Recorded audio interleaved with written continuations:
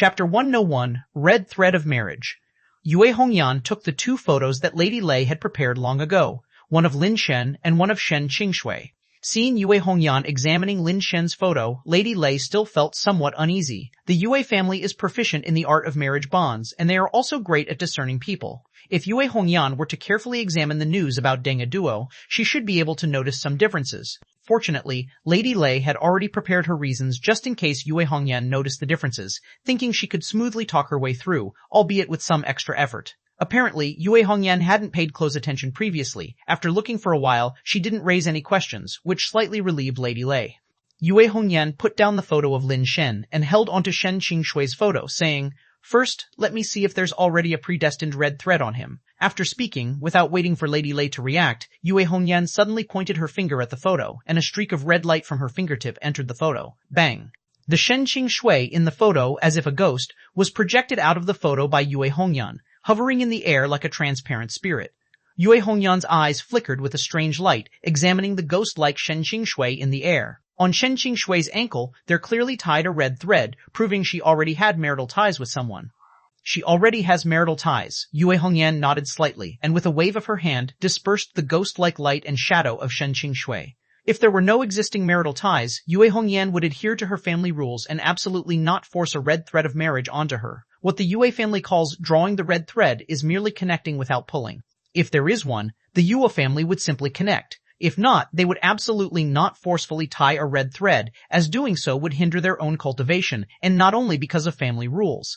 After checking Shen Qingshui's red thread, Yue Hongyan put down her photo and picked up Lin Shen's, replicating the process by pointing a finger at it. The transparent ghost-like shadow of Lin Shen was also projected out, hovering in front of Yue Hongyan. Lady Lei didn't say anything aloud, but she felt somewhat nervous. In her previous conversation with Yue Hongyan, she heard about the matters of tying marital bonds. She knew that if Lin Shen did not have a red thread, Yue Hongyan could not tie one for him. However, according to Lady Lei's own calculation, Lin Shen, being as old as he is, how could he not possibly have any marital ties? Even if it's not a marital tie with Shen Qingshui, there should at least be ties with someone else. The first-tier sky of the Yue family is fearsome because it can change and easily pull threads. The worry is if there are no red threads of ties, but as long as there are, no matter with whom, it doesn't matter. Lady Lei had also thought over it. If they were to foster the marital bond between Tian and Shen Qingshui, then logically, Tian should also have a marital tie with Shen Qingshui. Of course, having a marital tie doesn't necessarily mean they will end up together, as there are many types of red threads. Unfortunately, Lady Lei's cultivation is not in the law of marriage, so even if Lin Shen's projection stood in front of her, she could not see whether or not he had a red thread of marriage on him. Yue Hongyan's eyes, shimmering with an extraordinary gleam, inspected Lin Shen's ankle, trying to see if there was a red thread of marriage there, and if so, how many and what colors they were. Shen Qingshui's ankle has only one red thread, and it is a bright red one, indicating that Shen Qingshui is a dedicated and loyal girl. If Tian has several red threads on his body or the color of the red threads is not bright, Yue Hongyan will have to think twice about whether to connect them with this red thread. Of course, scumbags should actually be tied with red threads, and then all other threads should be severed. In cases like Shen Qingshui and Tian, they are bound to become husband and wife. Forcibly connecting them is actually a good thing. Since the Deng family is willing, Yue Hongyan naturally has no reservations about cutting off all the miscellaneous threads on Tian's body. Yue Hongyan just thought so. Maybe this Tian is also a pure and devoted person? If so, she wouldn't need to put in so much effort. Thinking this, Yue Hongyan's gaze turned towards Lin Shen's ankles in the shadows, and upon a glance, Yue Hongyan was stunned. Yue Hongyan had thought the worst case was that there would be many red threads on Lin Shen's ankles, but after looking, she couldn't even see one. Yue Hongyan couldn't believe it and rubbed her eyes, examining the shadows of both ankles carefully several times, but the result was the same, completely void of any marriage red thread. That's strange. How could there be none? Yue Hongyan thought suspiciously, wondering what was going on. Given that Tian and Shen Qingshui already have a marriage engagement, even if they don't have each other in their hearts, there should still be marriage red threads on their bodies. At most, the color might be light red or something. But now there is not a single red thread on Lin Shen's ankles, which is clearly very abnormal. Yue Hongyan lifted her head, planning to say something to Lady Lei. But as she lifted her head, her gaze swept over Lin Shen's figure, and she was stunned again. Yue Hongyan, who has cultivated the law of marriage for many years and has read countless people from a young age, has only seen marriage red threads on ankles. Today was the first time she saw a marriage red thread on someone's hand. She had only heard of people blessed by heaven with a marriage red thread appearing on the wrist, but it was only legend, and she had never seen it. The problem is, the person in front of her truly has the marriage red threads on their hands, not wrapped around the wrist as divinely fated. Indeed, she saw that Lin Shen was holding red threads in his hand, not threads tied around the wrist. Full of suspicion, Yue Hongyan looked carefully again and was shocked to discover that Lin Shen's hand was not only holding red threads, but also more than one. The reason she hadn't noticed so many threads earlier was that among them, one red thread shone brightly, that kind of bright glaring red, brilliant and dazzling, covering all the other light. Upon a careful look now, Yue Hongyan saw many colorful red threads underneath that dazzling bright red thread. Yue Hongyan was somewhat shocked. This was no ordinary scumbag. Others at most would have 2 or 3 red threads, but this guy had various colored threads in his hand, making it dizzying to look at. Bright red, peach red, pink, orange red, and most outrageous was Yue Hongyan actually saw a blue thread in Lin Shen's hand. This discovery made Yue Hongyan's face turn extremely ugly. A blue marriage thread, she had seen it before. This kind of thread only appears when there is some special marital bond between men. It could possibly appear then. What kind of scumbag is this? Not just a philandering guy, but he also likes men. Yue Hongyan felt that if she were to connect Lin Shen's red thread with Shen Qingshui's, it would be harming Shen Shui. With such trash, how could he deserve such an unblemished girl? Chapter 1002, Walking the Dog Leash. Yue Hongyan carefully counted. Aside from the strikingly beautiful crimson thread, Lin Shen's hand was also holding around 15 to 20 marriage threads of various different colors. Among them, a few were rather dim, merely ordinary shades of pink and peach red. What puzzled Yue Hongyan was that Tian's crimson thread was dazzlingly bright. Besides that, there were 8 purplish-red marriage threads, bewitchingly bright and eerily charming. Their brightness was too overwhelming. The usual crimson marriage threads of ordinary people couldn't compare to these in luminosity. This was something Yue Hongyan had never seen before. If one looked carefully, that blue thread was actually also tinged with purple, similarly exhibiting an extreme brightness. How could this scumbag's marriage threads be so bizarre? The crimson thread is already unbelievably bright. Why are there 9 threads that shine so intensely? Yue Hongyan had never seen such bright marriage threads, let alone one that was blue. Including that crimson thread, Lin Shen was holding a total of 10 marriage threads that shone extraordinarily. A sense of foreboding struck Yue Hongyan, and she hastily followed the thread with her eyes, only to see the marriage thread extending in her direction. No, it can't be. Definitely not. Yue Hongyan's complexion became increasingly uneasy as the marriage thread she was eyeing drew closer. Finally, Yue Hongyan stood there, still, head bowed, with a barely noticeable tremble in her body. She couldn't accept everything she was seeing, nor could she believe that such a thing could happen to her. That purplish red thread in Lin Shen's hand continued to extend to her, but it was not tied to her ankle nor wrapped around her wrist. Yue Hongyan couldn't accept that the purplish red thread was actually tied around her neck. Asshole! Yue Hongyan's heart was nearly driven to madness. What sense does it make for a marriage thread to be tied around the neck?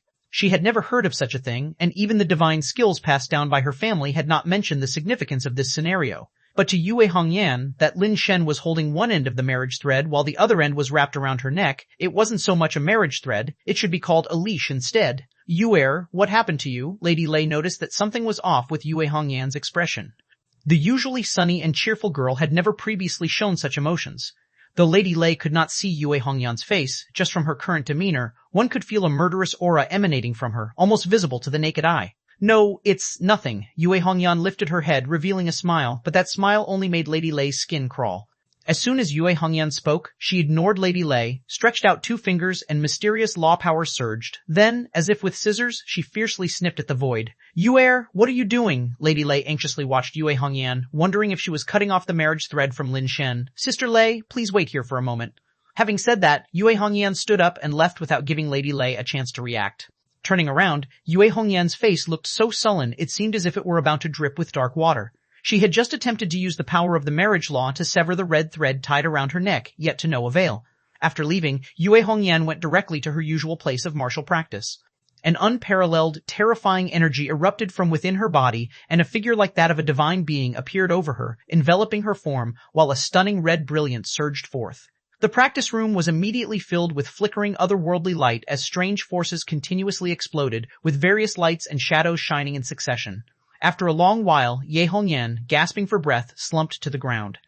What on earth is going on? Yue Hongyan, unable to sever the red thread around her neck, couldn't understand how such a thing was possible. With her status as an upper divine being and her control over the marriage law, she had never imagined there would be a red thread in this world she couldn't cut through. Yet such a thing had happened, and it had happened to her no less. Yue Hongyan knew the red thread was uncuttable.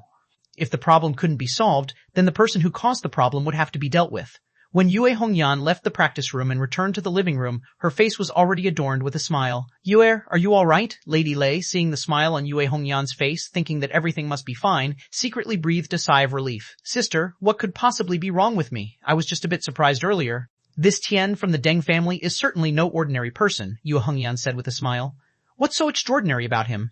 Lady Lei thought Yue Hongyan had discovered something and felt somewhat worried, yet she maintained her composure with a smile. If we're talking about being extraordinary, it's his brothers who are, not him. He falls somewhat short. Yue Hongyan looked at Lady Lei and curled her lip. This man has not just one, but multiple red threads. His heart is quite fickle. I thought there was some serious matter. Young people, well, who doesn't have some wild oats to sow? When I was young, I also fancied quite a few handsome lads, Lady Lei laughed. Didn't you just help him cut them off? Once they're married, naturally there won't be so many issues. We really owe you a debt of gratitude for helping us out. Otherwise, if something went wrong at the critical moment of alliance, it would look bad for both the Deng and Shen families. The problem isn't completely resolved. To thoroughly put an end to it, I need to meet him in person. Yu Hongyan took the opportunity to state her condition. She must meet Lin Shen in person. If the red thread around her neck couldn't be resolved, dealing with the person at the other end might be an option. She pretended as if nothing was amiss purely to make Lady Lei bring Lin Shen to her, or it was the same for her to see Lin Shen and see if the problem could be resolved. Unfortunately, Lady Lei hadn't even seen Lin Shen herself, let alone be able to bring Yue Hongyan to see him. Sister, these are trivial matters. Right now, during this crucial moment of alliance, he can't possibly be in two places at once, right? Lady Lei wanted to say that it would suffice for her to just reconnect the threads and not to worry about the rest, but before the words could leave her mouth, Yu Hongyan interrupted her. I can go with you. If we don't solve this problem, the alliance between the Deng and Shen families may hardly continue, Yu Hongyan said with a serious face. This, sister, with your status, going now, if people found out it might not look good, we are upright and honest, but could the Shen family perhaps think too much? Lady Lei was inwardly conflicted and had to find an excuse to decline. She hadn't expected things to turn out this way. Chapter 103, The Inheritance Fan takes off. Lin Shen once again entered the Great Void isolated island, and he saw the furious evil goddess again, which filled Lin Shen with ecstatic joy. If the furious evil goddess would appear consistently, wouldn't that mean he could continuously reap benefits from her? Originally planning to kill her just like before, he had a second thought. It seemed somewhat too cruel to grind her to death while she was still alive. Hesitating for a moment, Lin Shen took out his sniper rifle, activated his super base divine shot talent, and took a shot at her head. With a loud bang, the head that was originally reinforced with solidification laws, which would have taken Lin Shen a long time to even slightly damage with the scrap sword, was now blown apart by a single shot. Super base divine shot is incredibly powerful, Lin Shen rejoiced internally. The sniper rifle combined with his super base divine shot was so effective even immortals would have to shake their heads in disbelief. After the furious evil goddess was shot dead, the immortal crown separated from her body, and the reinforcement from the solidification laws disappeared, making it much easier to dissect her. Lin Shen was surprised to find that inside the body of the furious evil goddess, there was always an aberrant source that could transform into divine artifacts, and there had never been an exception. With 3 immortal divine artifacts in hand, when activating the immortal guardian, the image of the furious evil goddess became even clearer, and his defense got a significant boost. I wonder how many pieces there really are. Lin Shen actually began to look forward to it, curious about the effects of owning a full set of immortal divine artifacts. With nothing else to do, Lin Shen spent his days studying the items in the Great Void trading market, which made it easier to understand Celestial Court. Little Jade spent every day copying inheritance cultivation methods and selling a copy each day. Unbeknownst to Lin Shen, almost everyone in the ancient realm now had a copy of Lin Shen's Peerless Divine Skill, an introduction, that he wrote. Because it only cost 1 Commerce Star coin and was available every day, so the booklet was quickly hoarded by savvy people, who then replicated it to resell. Soon it became ubiquitous. Almost everyone had a copy of the Peerless Divine Skill, an introduction in their hands. Everyone wanted to see what exactly Lin Shen had written, which is why the pirated version sold just as well. Although it was just an introductory text and certainly couldn't compare with the complete version bought by DEC, it was still better than nothing at all. After some study, many were astounded to discover that the introduction to the Peerless Divine Skill bore a striking resemblance to the peculiar cultivation technique that once appeared with the cosmic rainbow light, even sharing identical portions with barely any differences. Just that the introductory part was more complete and some areas were slightly different, also including extra annotation on cultivation methods and some visualization techniques. This led many to question whether the introductory booklet was real or fake, and whether it had been written by the same person who penned Lin Shen's Peerless Divine Skill. After all, handwriting is easy to counterfeit and may not always be 100% verifiable. Moreover, the handwriting of the subsequently appearing introductory booklets did indeed seem to have some discrepancies. Could it be that Lin Shen really practiced the cultivation technique transformed from the cosmic rainbow light and thus mastered the peerless divine skill? Is this thing really that amazing? Could it be a scam? I think it's very likely to be that strong. After all, that cultivation technique is transformed from the cosmic rainbow light. How many techniques in the world could possibly be connected to the cosmic rainbow light? Has anyone who started practicing it shared their thoughts on the technique? Is it effective or not? People remained skeptical about the beginner's chapter, but the major families had already started to find people who had not practiced it before to begin experimental cultivation of the beginner's chapter of the peerless divine skill. Upon this trial, the cultivation speed was found to be unexpectedly good, with astonishingly rapid progress, even faster than the top evolution skills. What's scarier is that the beginner's chapter of the peerless divine skill can suit various different laws and talents, and can even be mixed with one's original evolution skills. Not only did people who had just started practicing experience good effects, but even those who had already made progress in other evolution skills noticed obvious improvements after practicing the beginner's chapter of the peerless divine skill. They even broke through realms that had always been impossible to break before, making their original evolution skills stronger. Little did they know, the beginner's chapter is a fusion of inheritance cultivation methods and Celestial Court's ghost god visualization technique that Lin Shen had written. The reason why they felt their cultivation speed skyrocketed after practicing it was not just because of the effectiveness of the inheritance methods, but mainly because they had never encountered the ghost god visualization technique before. Now, starting to visualize the ghost god, they are essentially dual cultivating the law and ghost god factions, so of course progress is exceptionally rapid. The inheritance cultivation methods also played a huge role in this, as it's generally impossible for someone with ordinary aptitude to cultivate both law and ghost god factions concurrently.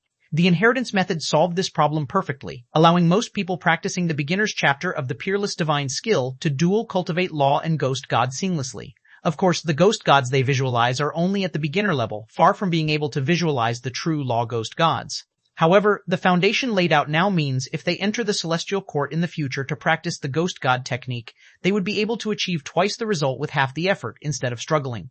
After many discovered the wondrous use of the beginner's chapter of the peerless divine skill, it quickly became universally popular across the cosmos, first among individual cultivators and small families practicing the beginner's chapter of the peerless divine skill. The major families were initially afraid of being schemed against and dared not let their clansmen practice the beginner's chapter of the peerless divine skill on a large scale.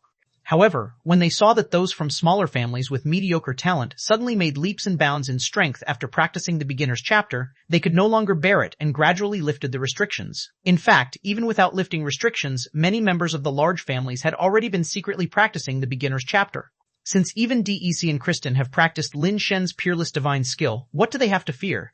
Now, their only worry is that they have only obtained the beginner's chapter and lack subsequent content, wondering whether Lin Shen will ever release the rest. If Lin Shen could sell the main chapter of the peerless divine skill 1 book a day, there would be no problems at all. Unfortunately, they have no idea that the peerless divine skill DEC and Kristen saw is entirely different from what they have seen. Moreover, DEC and Kristen have not actually practiced the peerless divine skill that Lin Shen wrote, they just borrowed the methods from it and walked their own paths. In recent days, Lin Shen has discovered that the attributes of the inheritance fan have been continuously increasing and the speed is getting faster. The inheritance talent is enhancing the inheritance fan more and more, and in just a few days, the additional attributes of the inheritance fan have broken through 5,000 points and are still rising. Chapter 1004, Suit Formation. It seems that the introductory chapter I wrote has had an effect, Lin Shen said, both surprised and delighted. He knew that after the introductory chapter was released, it might be useful, but he didn't expect the effect to be so striking. In just a few days, it had added so many attributes to the inheritance fan. Although the speed of gaining additional attributes had slowed down, given the current pace, it was only a matter of time before the additional attributes broke through the 10,000 mark.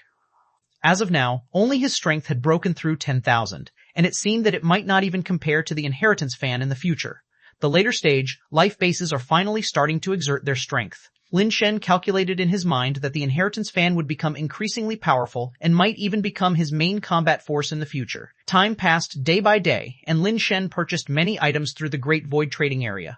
He also fought numerous furious evil goddesses and obtained many other parts of the furious evil goddess. The only pity was that Lin Shen had not yet thought of a perfect solution that would allow him to return to the ancient realm and also freely visit the Celestial Court. Lin Shen now possessed several parts of the immortal suit, including the shield, helmet, armor, skirt guard, gauntlets, and boots. Over the past 2 months, he was able to fight the furious evil goddess at intervals. The death powder indulged to its heart's content, each time gnawing off some fragments of the immortal crown and swallowing the body of the furious evil goddess. The Deng family was having a difficult time during this period. The date of their marriage alliance had long passed, but the Deng family could not present anyone to be wed to the Shen family, so they were forced to make excuses and delay. Now, they were nearly at the point where they could delay no longer. Lady Lei and Deng Yongxin were speechless. They had originally planned to have Yue Hongyan bring Tian and Shen Qingshui together, only to find that the match was not made and Yue Hongyan kept insisting on seeing Lin Shen, which caused them great headaches. With internal and external troubles, the Deng family was in a state of turmoil, and Deng Yongxin, as the family head, was so stressed that he could not sleep at all. Meanwhile, as the family head, Deng Xian appeared as if nothing had happened, enjoying his days leisurely with tea and fishing. After Lin Shen once again defeated the furious evil goddess, he obtained another piece of the immortal suit, a necklace. The moment Lin Shen wore the immortal necklace, he was astonished to find that the originally gray immortal suit had turned into a magnificent black and red color, radiating an intense light. It looked like a crystal armor with a black base and red edges, emitting a black and red flame.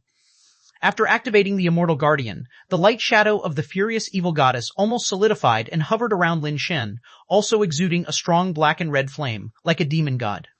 Lin Shen found that the text information of the immortal suit had turned black and red, as if it had been activated by some strange energy. Could it be that the immortal set has been completed? Lin Shen guessed secretly in his heart. As he pondered on the previously calm and peaceful island, a wind suddenly started to blow, forming a huge tornado that enveloped the entire island in an instant. Lin Shen felt various laws stirring. This was not just wind, but rather a chaotic flow of laws. He had been on this island for 2 or 3 months, and he had never encountered such a thing. When trying to leave the Great Void World, he found it impossible to do so. Fortunately, he had heard that dying in the Great Void World doesn't lead to real death in reality, so there shouldn't be a big problem. Before Lin Shen could react, the chaotic flow of laws suddenly stopped, causing no harm to his body. What just happened? What's going on? Lin Shen wondered, instinctively looking around, his eyes suddenly widening in surprise. Originally, this was an isolated island, with nothing but the boundless ocean all around. Moreover, there were no creatures in the sea, not even microorganisms. The ocean was like one made of pure water. During his lengthy stay, Lin Shen had only encountered the mysteriously appearing furious evil goddess and had not seen any other life forms. But now, on the surface of the sea, Lin Shen saw fish leaping out. There are fish, there are actually fish. Lin Shen was amazed. With a wave of his hand, the suction generated in his palm drew the fish toward him. The fish struggled fiercely in mid-air, exerting a great force and easily breaking free from Lin Shen's suction, flipping back into the sea. Deformed species, Lin Shen's eyes lit up and he leapt up, attempting to fly into the sky. However, after jumping up, he didn't get very high before falling back down. He couldn't even jump very high, let alone fly. Gravity has changed, and it seems flying is prohibited too. Lin Shen immediately realized something, his gaze fixed on the distance. Although he still couldn't see anything beyond the sea, he saw waves forming on the still ocean surface. Could it be the virtual world of the great void I entered has returned to normal? Lin Shen stepped on one foot with the other and leaped into the sky. This place may prevent him from flying, but it couldn't suppress the power of his fire seed. Lin Shen's figure rose higher and higher until finally, in the distance, he saw the scenery of land and seemingly some structures. The island was no longer isolated, with several previously unseen islands appearing nearby. What exactly is going on? Lin Shen was momentarily puzzled, unsure whether this was the virtual world or if someone with the powers of a great god had transferred the entire isolated island to another sea area. No matter which possibility, Lin Shen was sure that he seemed to be able to enter the Great Void World normally now. Since the distance was too great, Lin Shen couldn't keep flying by stepping one leg over the other. He would probably have bruised his feet terribly. After landing, Lin Shen used the floating on water skill to move across the water surface, heading in the direction of the mainland to confirm whether he really had arrived in the normal Great Void World. But because the distance was too far and the gravity here was too strong, Lin Shen had walked on the sea surface for 3 days and 2 nights and still couldn't see the coastline of the mainland. Fortunately, his innate ability gave him a perennial energy supply, like a perpetual motion machine. After running over the water for more than 10 days, Lin Shen finally saw the coastline and a white city. As he got closer, Lin Shen could even see human activities on the sandy beaches by the sea. Finally, I can see people. Lin Shen was overjoyed. Although on the isolated island, he could access the trading zone between the ancient realm and Great Void where he could buy anything he needed, it was still too difficult for Lin Shen to truly understand the celestial court without interacting with divine beings. As Lin Shen was considering how to infiltrate among the divine beings to gather the information he wanted, he suddenly felt space shatter and a flash of light instantly arrived in front of him. Chapter 105, Mystic Armor. Turtle Ching Lunzi and Long Shuzi had just left Whitestone City not long ago and planned to try their luck along the coastline of the Forbidden Martial Sea to see if they could hunt some deformed species that had crawled out of the sea. The Forbidden Martial Sea is a rather unique maritime area in the Great Void World, where flying over the sea is prohibited and there are strong laws of gravity. Divine beings cannot fly above the sea, and those of a lower grade even struggle to maintain buoyancy while swimming in the sea, much less avoid sinking. Therefore, the Forbidden Martial Sea is essentially a forbidden zone for divine beings. Even two middle-ranking divine beings from prestigious backgrounds like Ching Lunzi and Long Shuzi did not dare to hunt deformed species in the sea. They could only pick up some easy spoils along the coastline. Their booty wasn't that great today. Having walked along the coastline for most of the day, they had not found a single decent deformed species, only sporadically encountering a few lower-grade deformed species without much quality. Feeling frustrated, Long Shuzi suddenly pointed to the sea and said, "Ching Lun, what is that over there?" Ching Lunzi hurriedly looked in the direction, only to see a creature resembling a demon god clad in full black and red armor walking atop the sea surface. The two exchanged glances, both discerning joy in each other's eyes. Given the no-fly restrictions and powerful gravity over the Forbidden Martial Sea, not to mention the absence of nearby islands, what else could be appearing on the sea surface at this time if it isn't a deformed species? The deformed species looked humanoid and seemed to be a species they had never discovered before. Without hesitation, Ching Lunzi took out a middle-ranking mutated divine artifact called Moonblade and flung it directly at the creature on the sea. The Forbidden Martial Sea only prohibits flying, not moving through the air. This middle-ranking mutated divine artifact, Moonblade, has the attribute of piercing the air, allowing it to cut through and rush faster and farther. At such a distance, other middle-ranking divine artifacts, affected by gravity, would likely fall before reaching the deformed species. But the Moonblade was flashing with light. Quickly charging towards the deformed species, it seemed like it was about to slice through the deformed species' neck and chop off its head.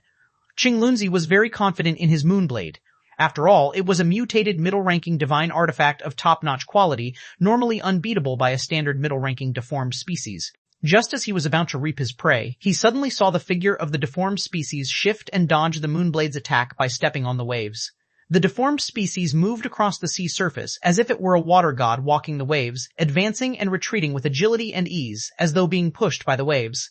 This convinced Ching Lunzi and Long Shuzi even more that it was definitely a deformed species, for how else could it be so familiar with the Forbidden Martial Sea? As they watched the Moonblade spiral and strike in the air, never touching the deformed species was getting closer and closer to the coastline. Long Shuzi took out a divine artifact and was about to throw it to assist Ching Lunzi in killing the enemy. "What grudge or grievance do I have with the two of you that you seek to put me to death?"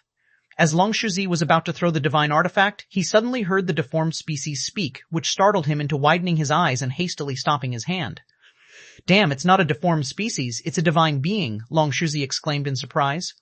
Ching Lunzi quickly retracted the Moonblade, and then watched the man they had mistaken for a deformed species come ashore before speaking. "Brother, sorry, we thought you were a deformed species just now. Are you all right?" "I'm fine." Lin Shen shook his head slightly. He thought the Great Void World was really chaotic, to have an encounter where they'd need to fight to the death upon first meeting.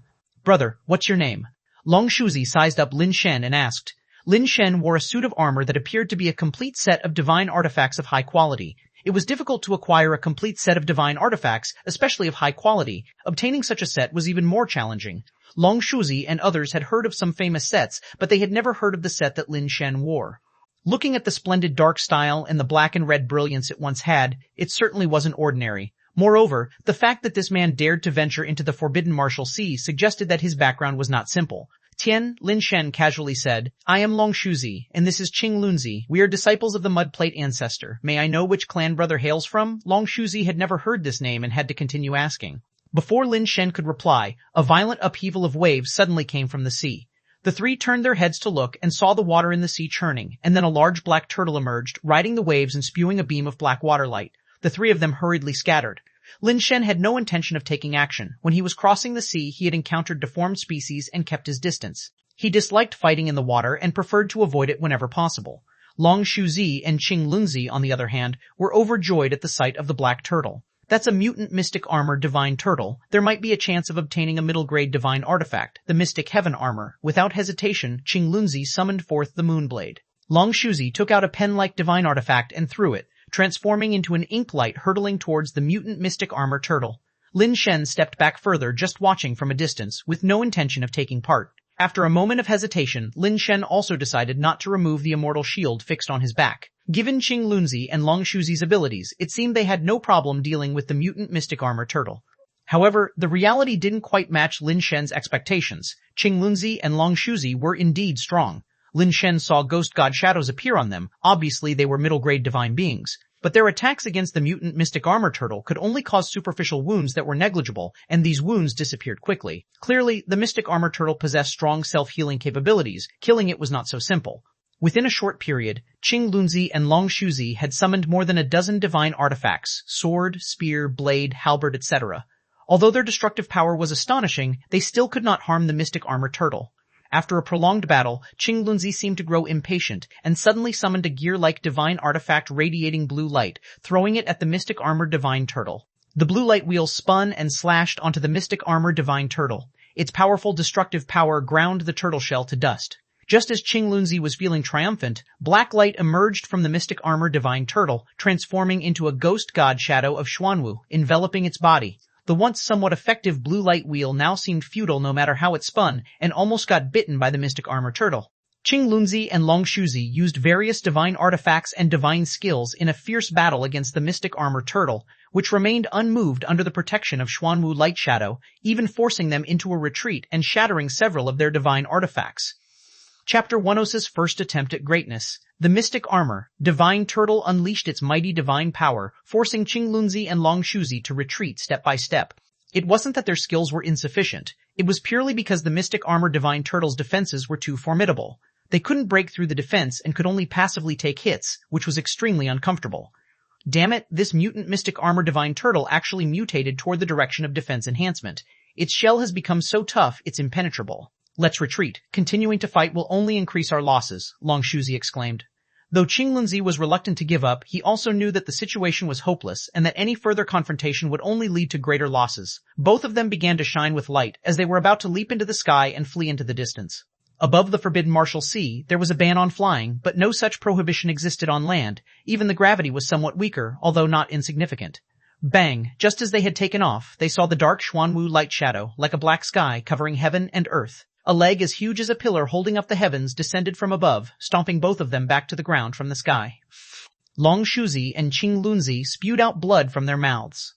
Under the immense stomp of the Xuanwu light shadow, their own mystical light shadows wavered unsteadily, as if they would shatter at any moment. Damn it, this is bad. This isn't just a mutant mystic armor divine turtle, it must be a divine beast level mystic armor divine turtle. Its Xuanwu light shadow is too powerful. We must quickly break through its confinement or we're likely to meet our deaths, Long Shuzi yelled with all his might, divine light surging from his body. The dragon light shadow around him turned as red as blood, desperately resisting the Xuanwu light shadow, trying to shatter the oppressive light shadow of the Xuanwu's leg. Qing Lunzi also knew that he had to fight with all his might or he would face certain death. His green flood dragon shadow also flashed with a brilliant green light, as both dragon and flood dragon furiously struck at Xuanwu's giant leg. But it was all in vain. The oppressive power of the Xuanwu's giant leg was unimaginable. It was as if it had boundless weight, pinning Qing Lunzi and Long Shuzi so they couldn't move an inch.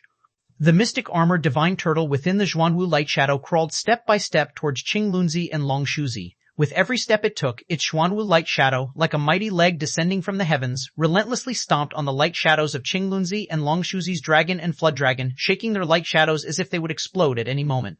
Qing Lunzi and Long Shuzi had already used many techniques, but they still couldn't escape the suppression of the Xuanwu light shadow. As their own dragon and flood dragon light shadows were about to shatter, they too were on the verge of being crushed to death by the giant leg of the Xuanwu. It's over. Long Shuzi, seeing the Xuanwu's giant leg descending once again to shatter their light shadows, knew their end was near. Though they were unwilling, they wielded their divine artifacts to mount a final resistance, but they also knew it was futile.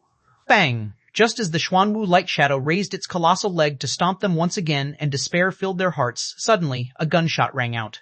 Following that gunshot, the giant leg pressed down by the Xuanwu light shadow abruptly stopped.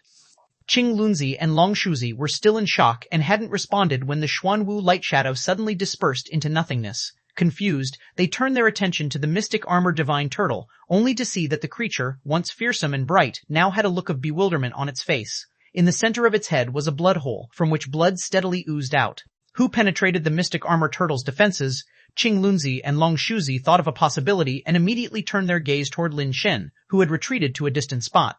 Indeed, they saw Lin Shen holding a sniper rifle in his hands. Brother Tian, thank you for your timely rescue. Long Shuzi hastily came forward to express his gratitude. Although one does not truly die in the great void world, each death still has some impact on the body and spirit. It could take 10 days to half a month to return to normal, and one cannot re-enter the great void world during this time. Qing Lunzi examined the sniper rifle in Lin Shen's hands with envy and said, Brother Tian, your sniper rifle artifact is actually capable of piercing through the defense of the mystic armor divine turtle. Its destructive power is astonishing indeed. I've also acquired a sniper rifle artifact that looked very similar to yours, but it was just a piece of rubbish, a lower tier artifact, merely a facade, its power incomparable to yours.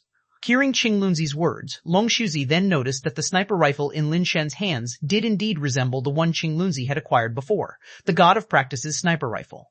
Your piece of junk, how can it compare to the artifact in Brother Tian's hands? Long Shuzi laughed. This can pierce through the Xuanwu light shadow. The two are worlds apart. The rifle was right in front of their eyes, looking exactly the same, yet they never thought it could be the same artifact. They assumed it was another top-quality middle-tier artifact merely resembling the other.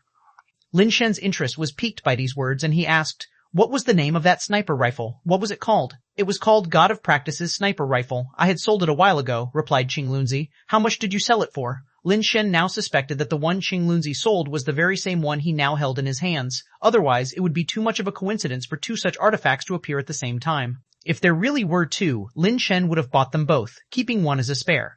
$10. A lower-tier artifact with such poor attributes, I thought I wouldn't even be able to sell it, but to my surprise, someone actually bought it. No idea who would be so rich and capricious, Qing Lunzi said with a laugh. Little did he know that the wealthy, capricious person he was talking about was standing right in front of him. It's truly a case of different strokes for different folks. We both had sniper rifle artifacts that looked similar, but Brother Tian, the one you hold, is much stronger. Shame I wasn't so lucky, only getting a piece of trash that's all bark and no bite. Qing Lunzi looked enviously at the sniper rifle in Lin Shen's hands, continuing to speak. What could Lin Shen say in such a situation? He certainly couldn't tell Qing Lunzi that this was the very one he sold. Brother Tian, you should go collect the aberrant liquid from the mystic armor turtle and see if there are any divine artifacts or divine souls, Long Shuzi said from the side. If there are any, they're definitely valuable. This is your prey, how could I take anything? Lin Shen was somewhat surprised. This seemed a bit different from the chaotic slaughter he had imagined in the great void world. He had always heard that due to the stringent rules of the celestial court, divine beings vented furiously in the great void world, treating slaughter as child's play. But now it seemed that was not quite the case. Long Shuzi said, if it weren't for Brother Tian, we would have lost our lives. What prey could there be to talk about? The mystic armor divine turtle was killed by you. Naturally, everything belongs to you, so please don't stand on ceremony with us. Brother Tian, if you keep being polite, wouldn't that mean we'd have to thank you again for saving our lives? Qing Lunzi also chimed in. Seeing that they sincerely wanted to cede the loot from the mystic armor divine turtle, Lin Shen did not persist in his refusal. Chapter 107, No Requirement. Divine artifact Lin Shen originally did not intend to acquire the mystic armor divine turtle, but instead planned to use the mystic armor turtle to get closer to Qing Lunzi and Long Shuzi. He hoped to make more connections with divine beings and spread his network within the celestial court. Only by doing so could he more easily accomplish what he wanted. Lin Shen wanted to figure out why the celestial court treated people from the ancient realm area this way, and where those people had gone. It has been some time since Emperor Tianshu ascended, but Lin Shen could not find any information about him on the network in the celestial court, nor did he know where he went.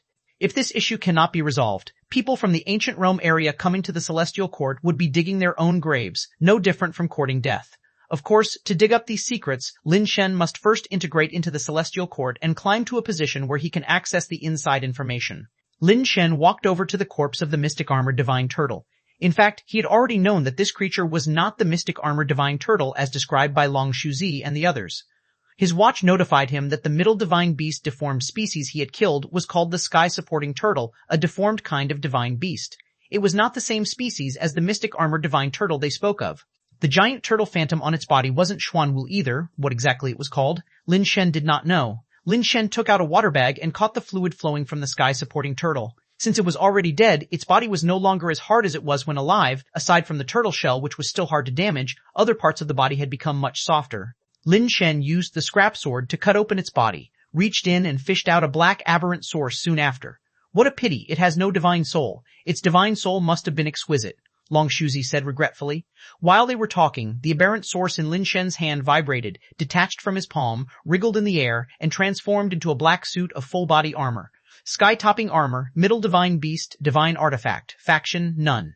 Usage requirements, no faction requirement, no grade requirement, strength attribute 4000. Hardness 4000, toughness 4000, aberration rate 99%, aberrant trait, immunity to all attributes. Lin Shen looked at the attributes of this armor and was somewhat astonished. As far as he knew, 40,000 attributes were already top tier for middle divine beasts.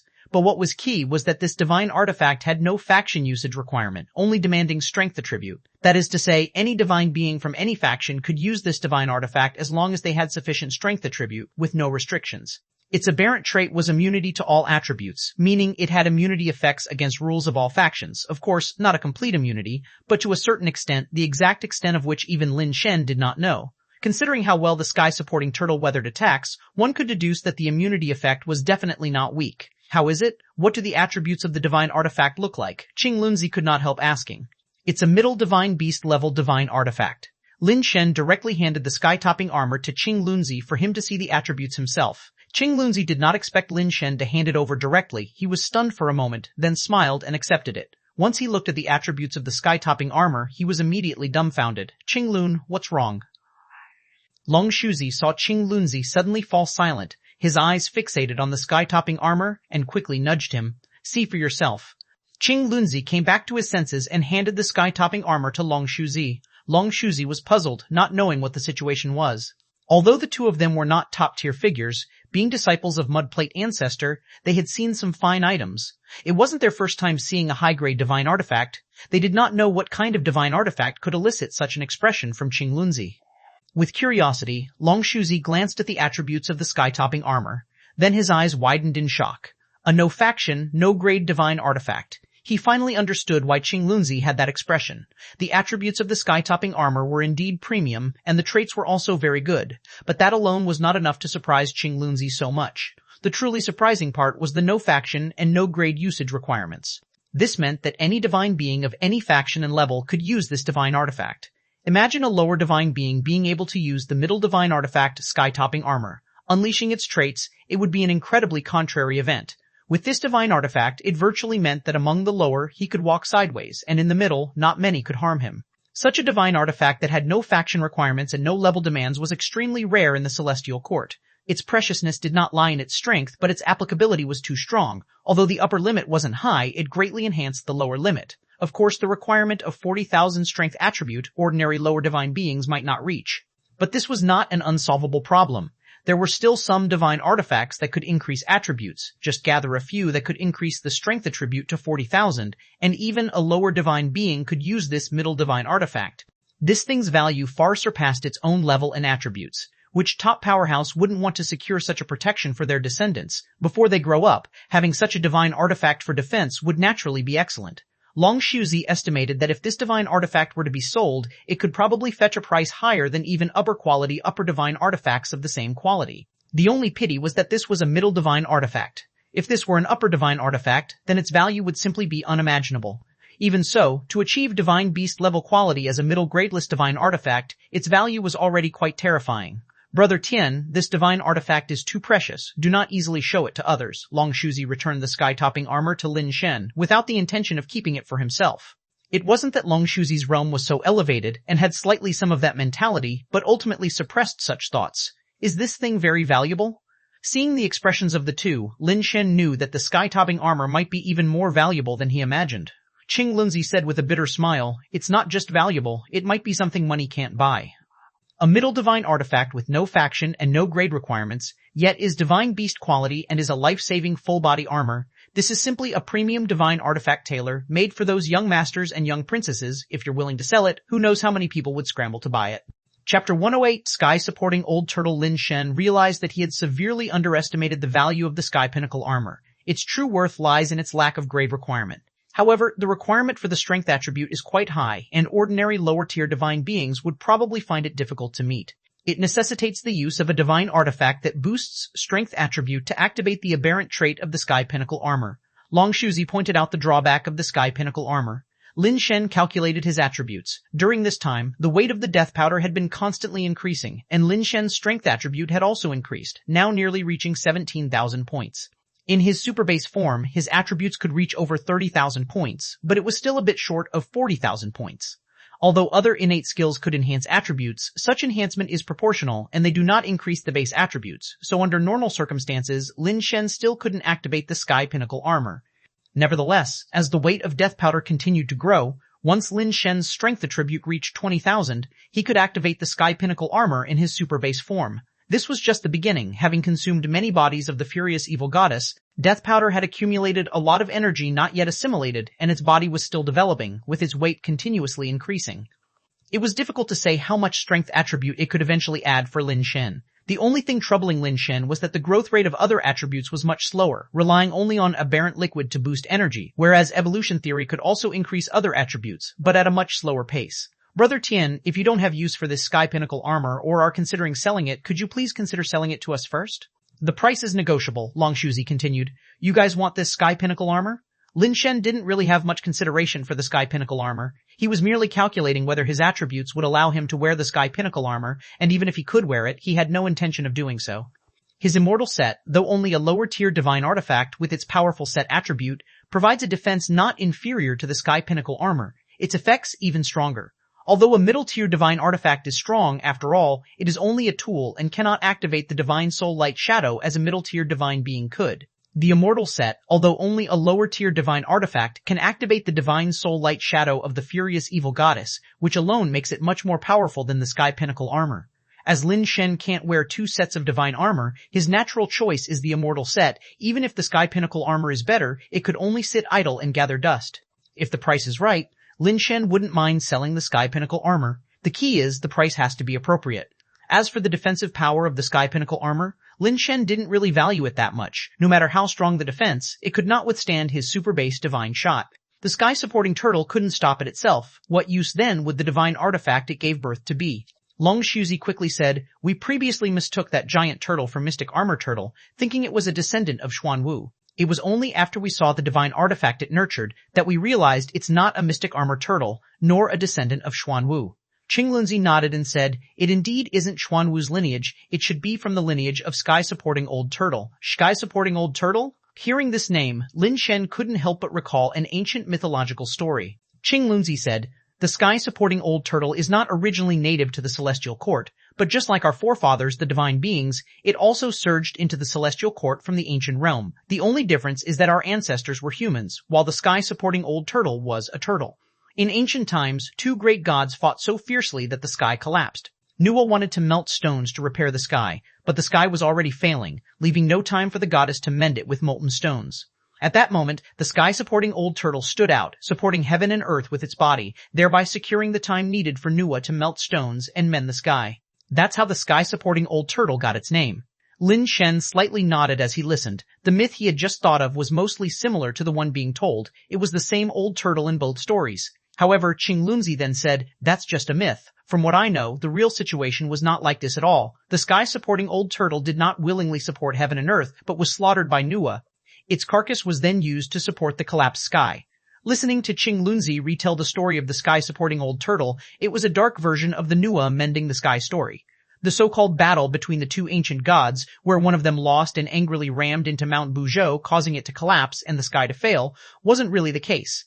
The so-called sky's collapse wasn't about the sky being punched through with a hole, but rather about a divine being with supreme power breaking the restrictive and confining earth law over humans. Nuwa's sky mending was not about literally restoring the sky, but about repairing the earth law, reasserting human restrictions under the earth law. After that divine being broke the earth law, causing breaches in heaven and earth, many powerful divine beings burst beyond the bounds of heaven and earth and ascended to the celestial court. Apart from those powerful divine beings, many people lacked the ability to break out of the confines of heaven and earth. The sky-supporting Old Turtle, which was continuously worshipped by humans, could not bear to see those people still trapped under the law. Therefore, it connected heaven and earth with its body, transforming its limbs into bridges reaching up to the skies, allowing those powerless individuals to surpass the restrictions of the earth law and roam freely above the 9 heavens. The actions of the sky-supporting Old Turtle angered Nuwa, one of the rulers of Celestial Court, who then slaughtered the turtle. Using its limbs' bones to support heaven and earth, and its shell to mend the breached earth law, she eternally nailed it within the fabric of the earth law. Of course, Qinglunzi also read about these from ancient records, which are not much different from the myths. No one has ever seen the real sky-supporting Old Turtle, nor has anyone seen Nuwa herself. At least in this era, Nuwa no longer exists. Although she is still said to be a sovereign presence compared to the present rulers of the 6 great star regions, she is in no way inferior. I've digressed a bit too far. The sky-supporting turtle is very likely a descendant of the sky-supporting old turtle. This sky pinnacle armor is a no-grade, unrestricted divine artifact. If it could be worn by a lower-ranked divine being, it would surely shine in the various competitions among lower-ranked divine beings. The resources earned from these competitions alone would be a significant wealth. Long Shuzi elaborated his plan in detail, and Lin Shen nodded frequently as he listened, feeling that the plan had great potential. To win in various ranking competitions in the Celestial Court and claim the vast resources distributed by the court, you need to stand out from others, having your own style. Ordinary people could at most win some consolation prizes, with the resources they obtain barely covering their routine cultivation needs. Chapter 109, Merge Long Shuzi roughly shared his plan with Lin Shen, noting that the Immortal Realm's ranking competitions were full of strange and varied events. Those competitions about who looks better or who has better talent and physique are uncontrollable and rely on natural gift. Only a few people can win rewards from these, which are not considered by Long Shuzi. What they plan to compete for are the more formal combat contests, specifically those that only lower divine beings can participate in. These contests are a major category with numerous stages and subcategories. Long Shuzi doesn't expect to take first place, as the Celestial Court has countless formidable competitors. To think that obtaining a no-grade divine artifact could secure first place is impossible. They are not the only ones who possess no-grade divine artifacts. Others can use them too, and there are many precedents of using various no-grade divine artifacts in competitions. However, as long as they can enter the top 10,000 rankings, the rewards will already be quite substantial, and it will be a long-term gain, with a batch of rewards obtainable in every subsequent competition. If they can enter the top 1,000 rankings, the rewards will indeed be extremely significant. As for entering the top 100 rankings, Long Shuzi never even considered it. It is not something that can be achieved with just a no-grade divine artifact. Of course, there is an unusual combat competition that might offer a chance to break into the top 100 rankings, or possibly even the top 100. For example, there is a ranking for the most indestructible divine being in the universe, which compares whose defense and strength are stronger. The rules of the contest are turn-based, where the two sides take turns to endure punches with their bodies until one side gives in and admits defeat or falls down. With the defense of the sky-topping armor, Long Shuzi believes there is a chance to aim for the top 100 rankings, and perhaps even advance into the top 100. Of course, this requires the wearer of the sky-topping armor to have a certain level of ability to knock down their opponent. Otherwise, it's not possible to make it into the top 100. Lin Shen had previously learned about the many bizarre competitions and rankings of the Celestial Court, and now he felt even more puzzled, wondering what the Celestial Court was trying to achieve with all these contests and what was the meaning behind them. Do divine beings also need a sporting spirit? Do they also need to train their bodies? Clearly, this is not the reason. Apart from wasting resources, Lin Shen could not think of any benefits that these competitions might provide. If among the top echelons of the Celestial Court there were a group of powerhouses with twisted hobbies who enjoyed watching these competitions, much like humans enjoy cockfighting or dogfighting, just to satisfy their need for entertainment and mental stimulation, or even the thrill of gambling. If that were the case, the divine beings participating in these competitions would be nothing but tools for others' entertainment. The more Lin Shen thought about it, the weirder he found the Celestial Court to be, but to truly understand what was going on, he would have to get closer to the high ranks of the Celestial Court. Those who can touch the masters of the 6 great star regions are divine beings who hold positions within the Celestial Court. Families like the Deng family, although they possess a lot of resources and status in the Immortal Realm, are not able to contact the masters of the star regions. Even the family head of the Deng family does not have the qualifications to meet with the star region master.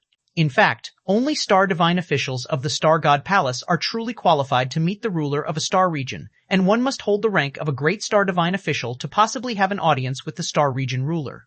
To become a star divine official in the Star God Palace is no easy feat. One must have ranked first in various competitions, a right reserved for divine beings, before qualifying to register for the Star God Palace. Only after an interview, and if the interview is passed, can one join the divine officials and become an ordinary 1-star divine official.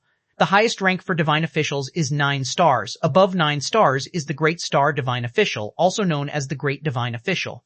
They are the chief official of a star region's divine officials, second only to the star region ruler in status. Only great divine officials may meet with the ruler of the star region. To truly understand the insider secrets of the Celestial Court, this is the only path. However, becoming a star divine official is dauntingly difficult, and ascending to the rank of Great Divine Official even more so. It requires not only strength but also a culmination of experience and meritorious deeds.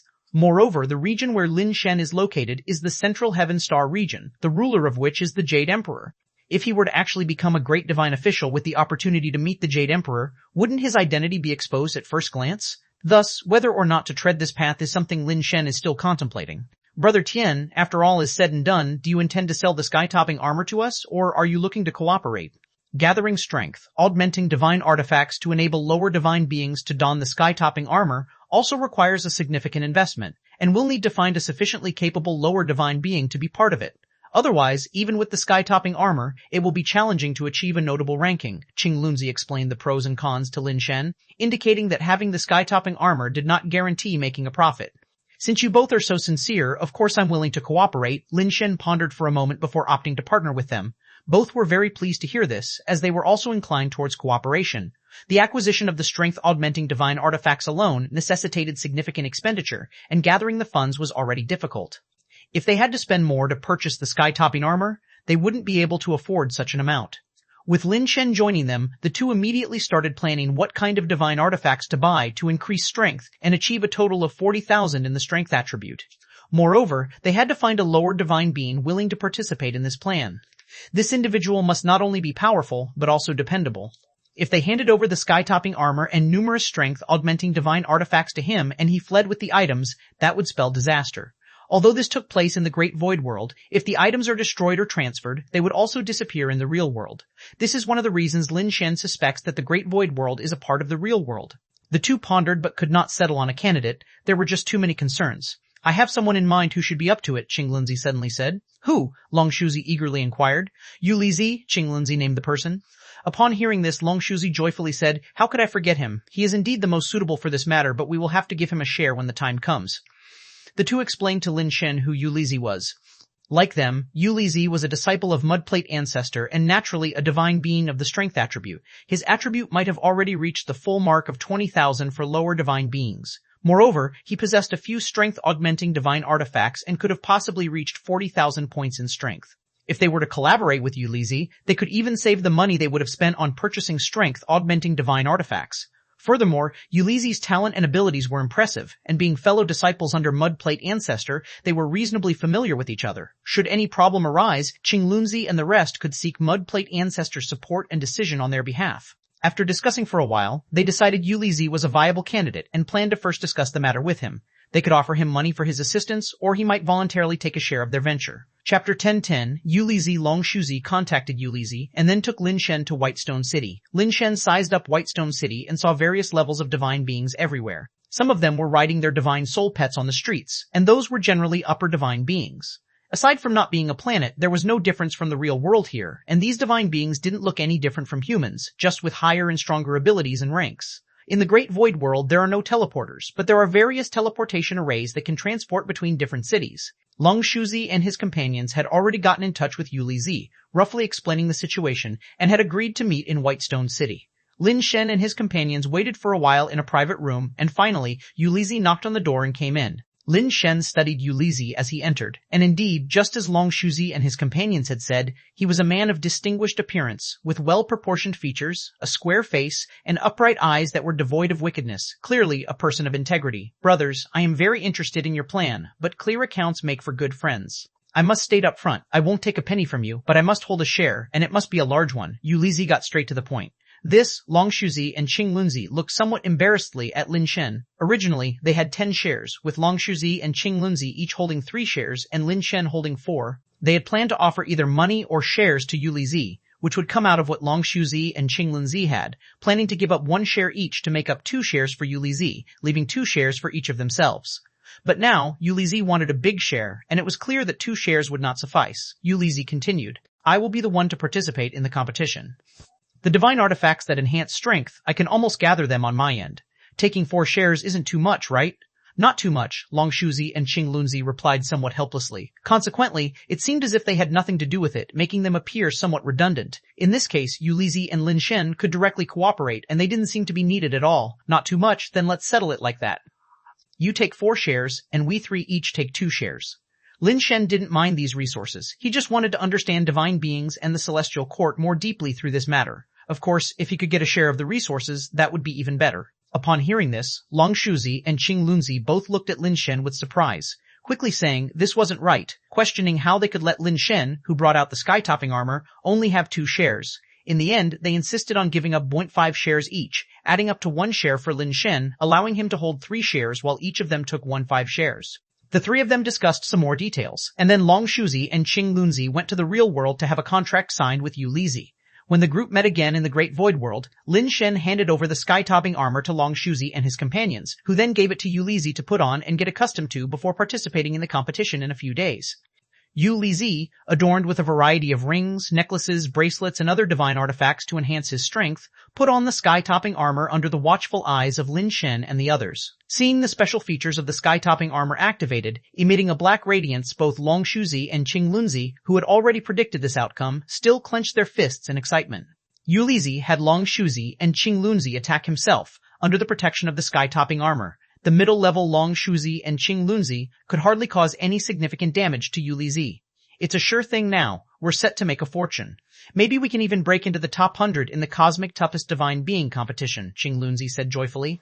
For several consecutive days, Yu Lizi practiced fighting with the sky-topping armor and basically had no issues adapting to it. They had also signed Yu Lizi up for some competitions, just waiting for them to start, and then they could make a large sum of rewards. However, Yu Lizi was nowhere to be seen on the day before the beginning of the Cosmic Toughest competition. At first, Long Shuzi and Qing Lunzi thought Yu Lizi was delayed by something, but after waiting for a while and still not seeing him, they couldn't help but feel that something was amiss. In a hurry, they tried to contact Yu Lizi with their communicators, but they couldn't get through at all. They soon realized they had been blocked by Yu Lizi. Tian, my brother, just wait a moment for us. We're going to solve this problem right away. Rest assured, we will definitely give you an explanation, Long Shuzi said with a very ugly expression on his face, then exited the Great Void World.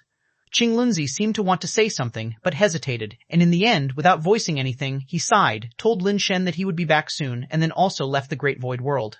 For a while, Lin Shen suspected whether Long Shuzi and Qing Lunzi had colluded with Yu Lizi to set up a scheme just to swindle his sky-topping armor. Lin Shen really didn't care about a sky-topping armor, but the feeling of being taken advantage of was something he definitely couldn't swallow, nor would he let them easily make money using the sky-topping armor. This sort of situation had actually been anticipated by Lin Shen. While he had no way to prevent it, he had some contingency plans to not only stem the losses, but also inflict damage on the enemy. Unexpectedly, after a period of time, Qing Lunzi and Long Shuzi actually returned. What puzzled Lin Shuzi seemed to be in bad shape, with a ghastly pale complexion, clearly troubled breathing, apparently injured, and quite seriously too. Tian, my brother, we truly let you down. We botched the job and the sky-topping armor can't be recovered. But rest assured, even if we have to sell the iron pot, we will definitely repay you the cost of the sky-topping armor. These are the things we can give you right now. Take these first. The rest we will give you after we sell our immovable properties. Long Shuzi's voice was somewhat feeble as he brought out many items for Lin Shen. There were direct transfers of Great Void coins, as well as divine artifacts, divine souls, and other items. Finally, Long Shuzi took out a sealed divine soul, stroked it twice with a look of reluctance, but ultimately placed it before Lin Shen. Qing Lunzi did much the same, transferring Great Void coins first, and then brought out various items for Lin Shen. Didn't you sign a contract with Yu Lizi? Lin Shen did not take their things, but looked at them and asked. That bastard Yu Lizi tricked us during the contract signing. When we took the contract to the Patriarch for Justice, Yu Lizi's signature had disappeared from the contract and there was no trace linking the contract to him. Moreover, that guy played the victim first, accusing us of trying to rob him of the sky-topping armor, which he had obtained through desperate fights with deformed species, suppressing his fellow disciple. As a result, Long Shuzi was severely punished by the Patriarch. The more Qing Lunzi spoke, the more outraged he became, his face contorting with emotion and his cheeks twitching intermittently. Seeing the expression on Long Shuzi's face, Lin Shen asked with a frown, "There's more to it than that, isn't there?" Long Shuzi sighed and replied, "Tian, my brother, let's not talk about it. We will do our utmost to compensate for your loss." Chapter 1011, What's Wrong with a Little Sacrifice? Whoever incurred the debt should repay it. It's best to make things clear. Lin Shen said calmly, "How to repay it? It's unrepayable." Long Shuzi shook his head with a wry smile. "As the concerned party, I deserve to know the truth, don't I?" Lin Shen continued. "The truth? What truth? What truth?"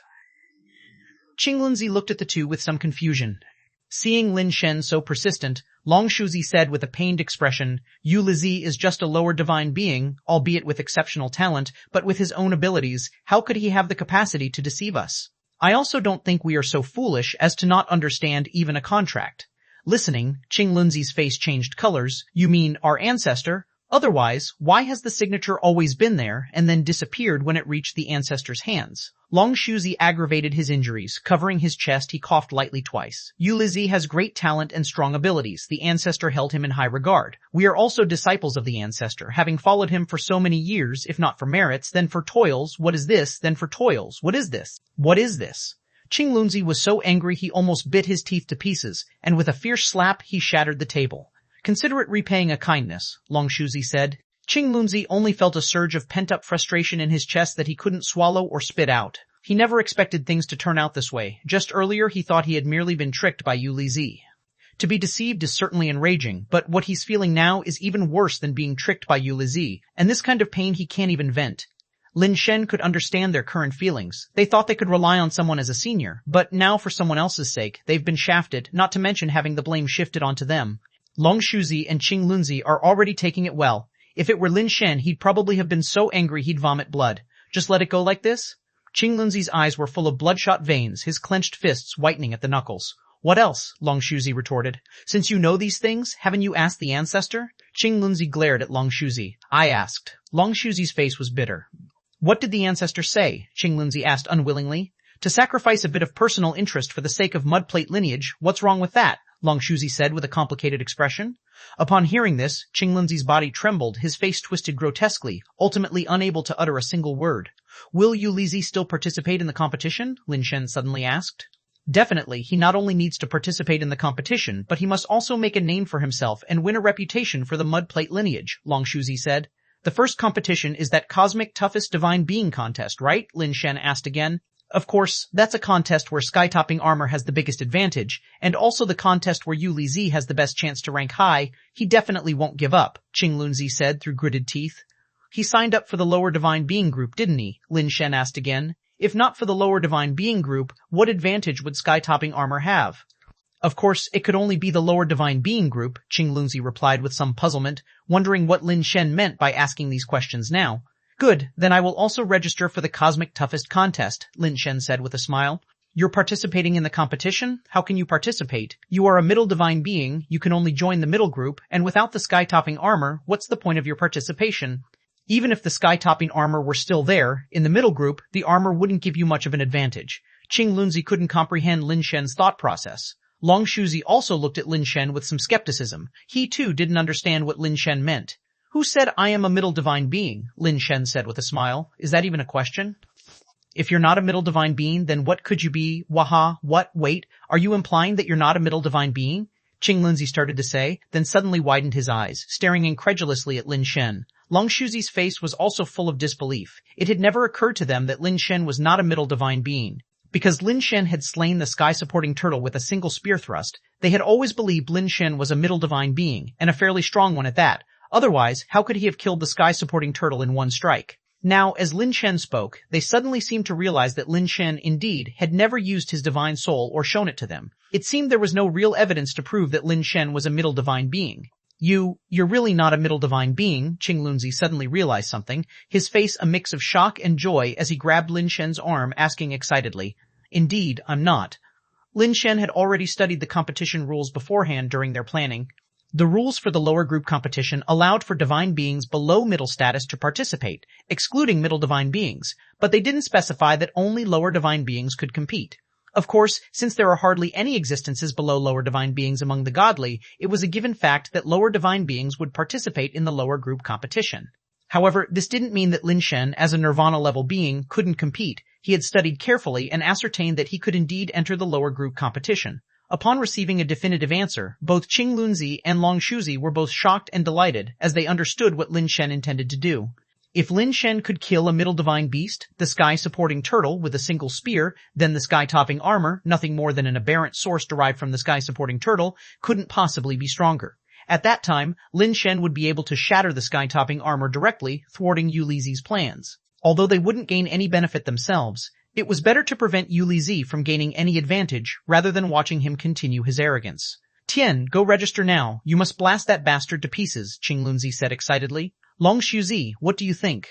Lin Shen turned to Long Shuzi and asked. Long Shuzi hesitated for a moment, and Qing Lunzi, standing beside him, pulled him aside and said, What's there to hesitate about?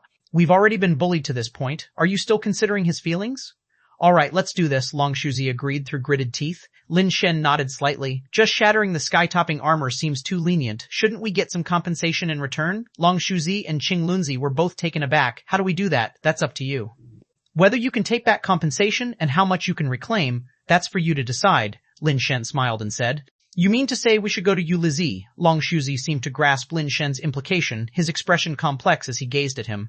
It doesn't matter to me. Whether to proceed or not is your decision, Lin Shen stated nonchalantly. Seeing Lin Shen and Qing Lunzi both looking at him, Long Shuzi clenched his teeth. Let's do it. Chapter 10-12, The Virtuous Dwell. Here Yu Lizi is full of ambition and satisfaction. With a divine artifact like the sky-topping armor in his hands, there are few among the lower divine beings who can match his strength now. With this divine artifact, plus the top-grade lower divine artifact, the Heavenly Nine Sword bestowed upon him by Mudplate Ancestor, and the mysterious artifact he already possesses, he will inevitably stand out on the leaderboard, acquiring a large number of resources, and upgrading his level will become all too easy. Tomorrow will be his first competition, and it's the one that best showcases the advantages of the sky-topping armor. Cosmic's toughest divine being competition. He will definitely stand out in the competition, easily entering the top 100 or even higher rankings. Fame and fortune are within easy reach, and he might even catch the eye of those top-tier families, taking his status one step further. Although Mudplate Ancestor is a significant figure in the cosmic, he still pales in comparison to those top-tier families, and the resources he can secure are far too scant. Yulizi's achievements must not end here. What's the big deal about being in the top 100? His goal is to break into the top 10 or even to become the leader of the board.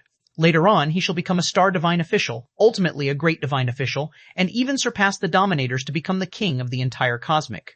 Yulizi was basking in his pride when the corners of his mouth involuntarily broke into a smug smile. Yulizi, if you have any conscience left, return our sky-topping armor. Yulizi's daydream was abruptly interrupted by a voice. Yulizi frowned slightly, looking down to see Qing Lunzi and Long Shuzi standing below.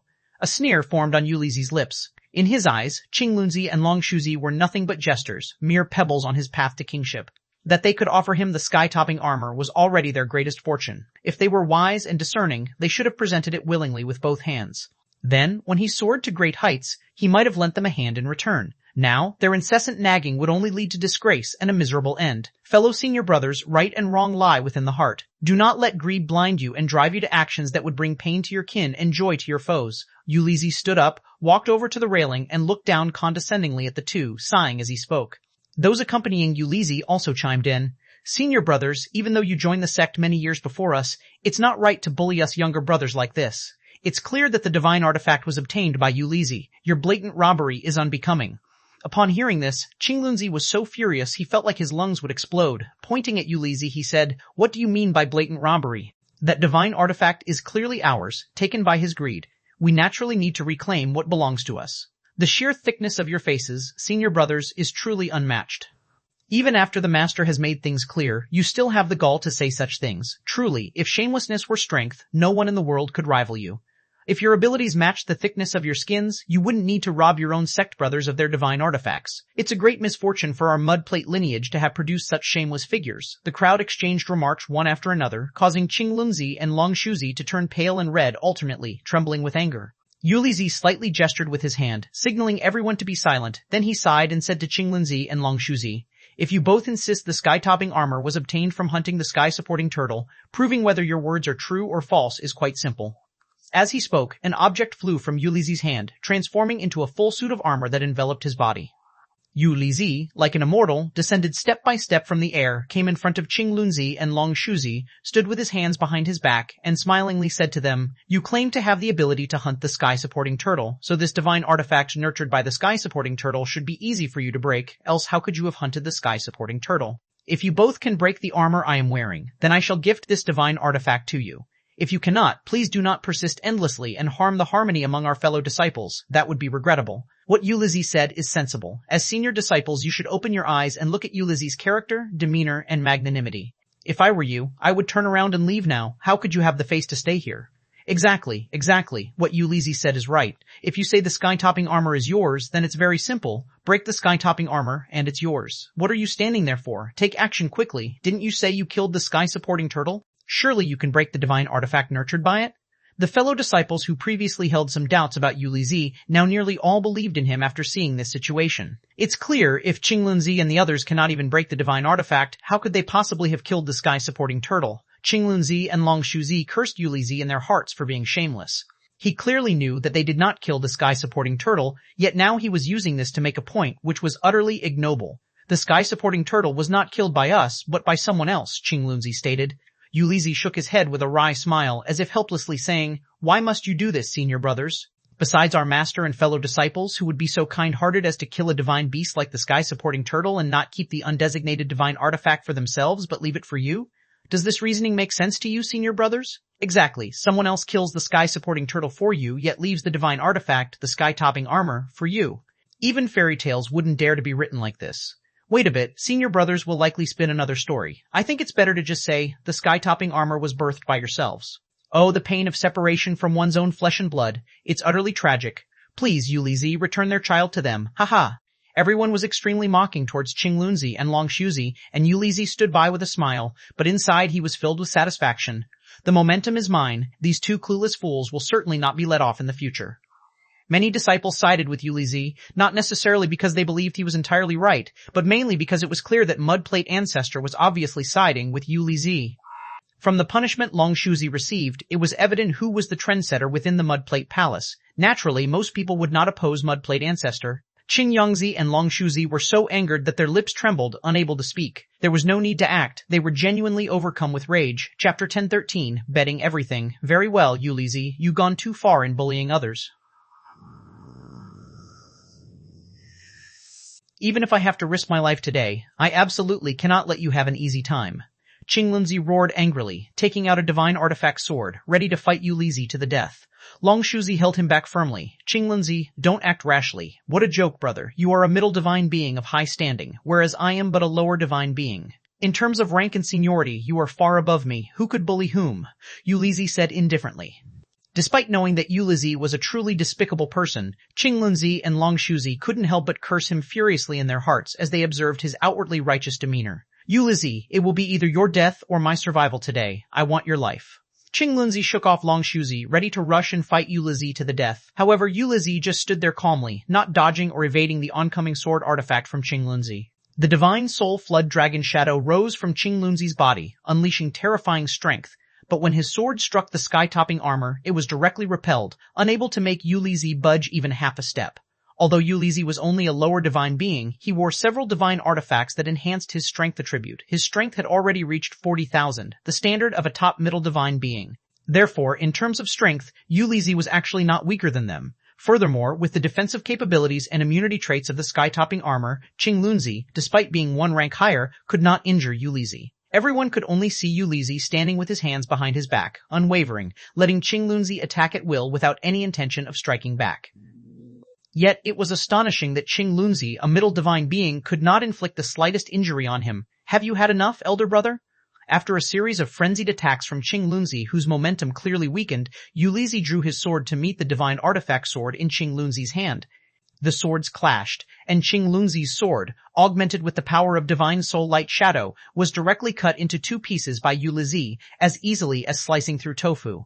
Everyone was shocked, including Qing Lunzi and Long Shuzi. Yu Lizi was merely a lower divine being, yet the divine artifact in his hand was capable of cutting through Qing Lunzi's middle divine artifact sword. This was truly incredible. Everyone was shocked by Yu Lizi's strength. For a lower group being, such combat ability was indeed extraordinary.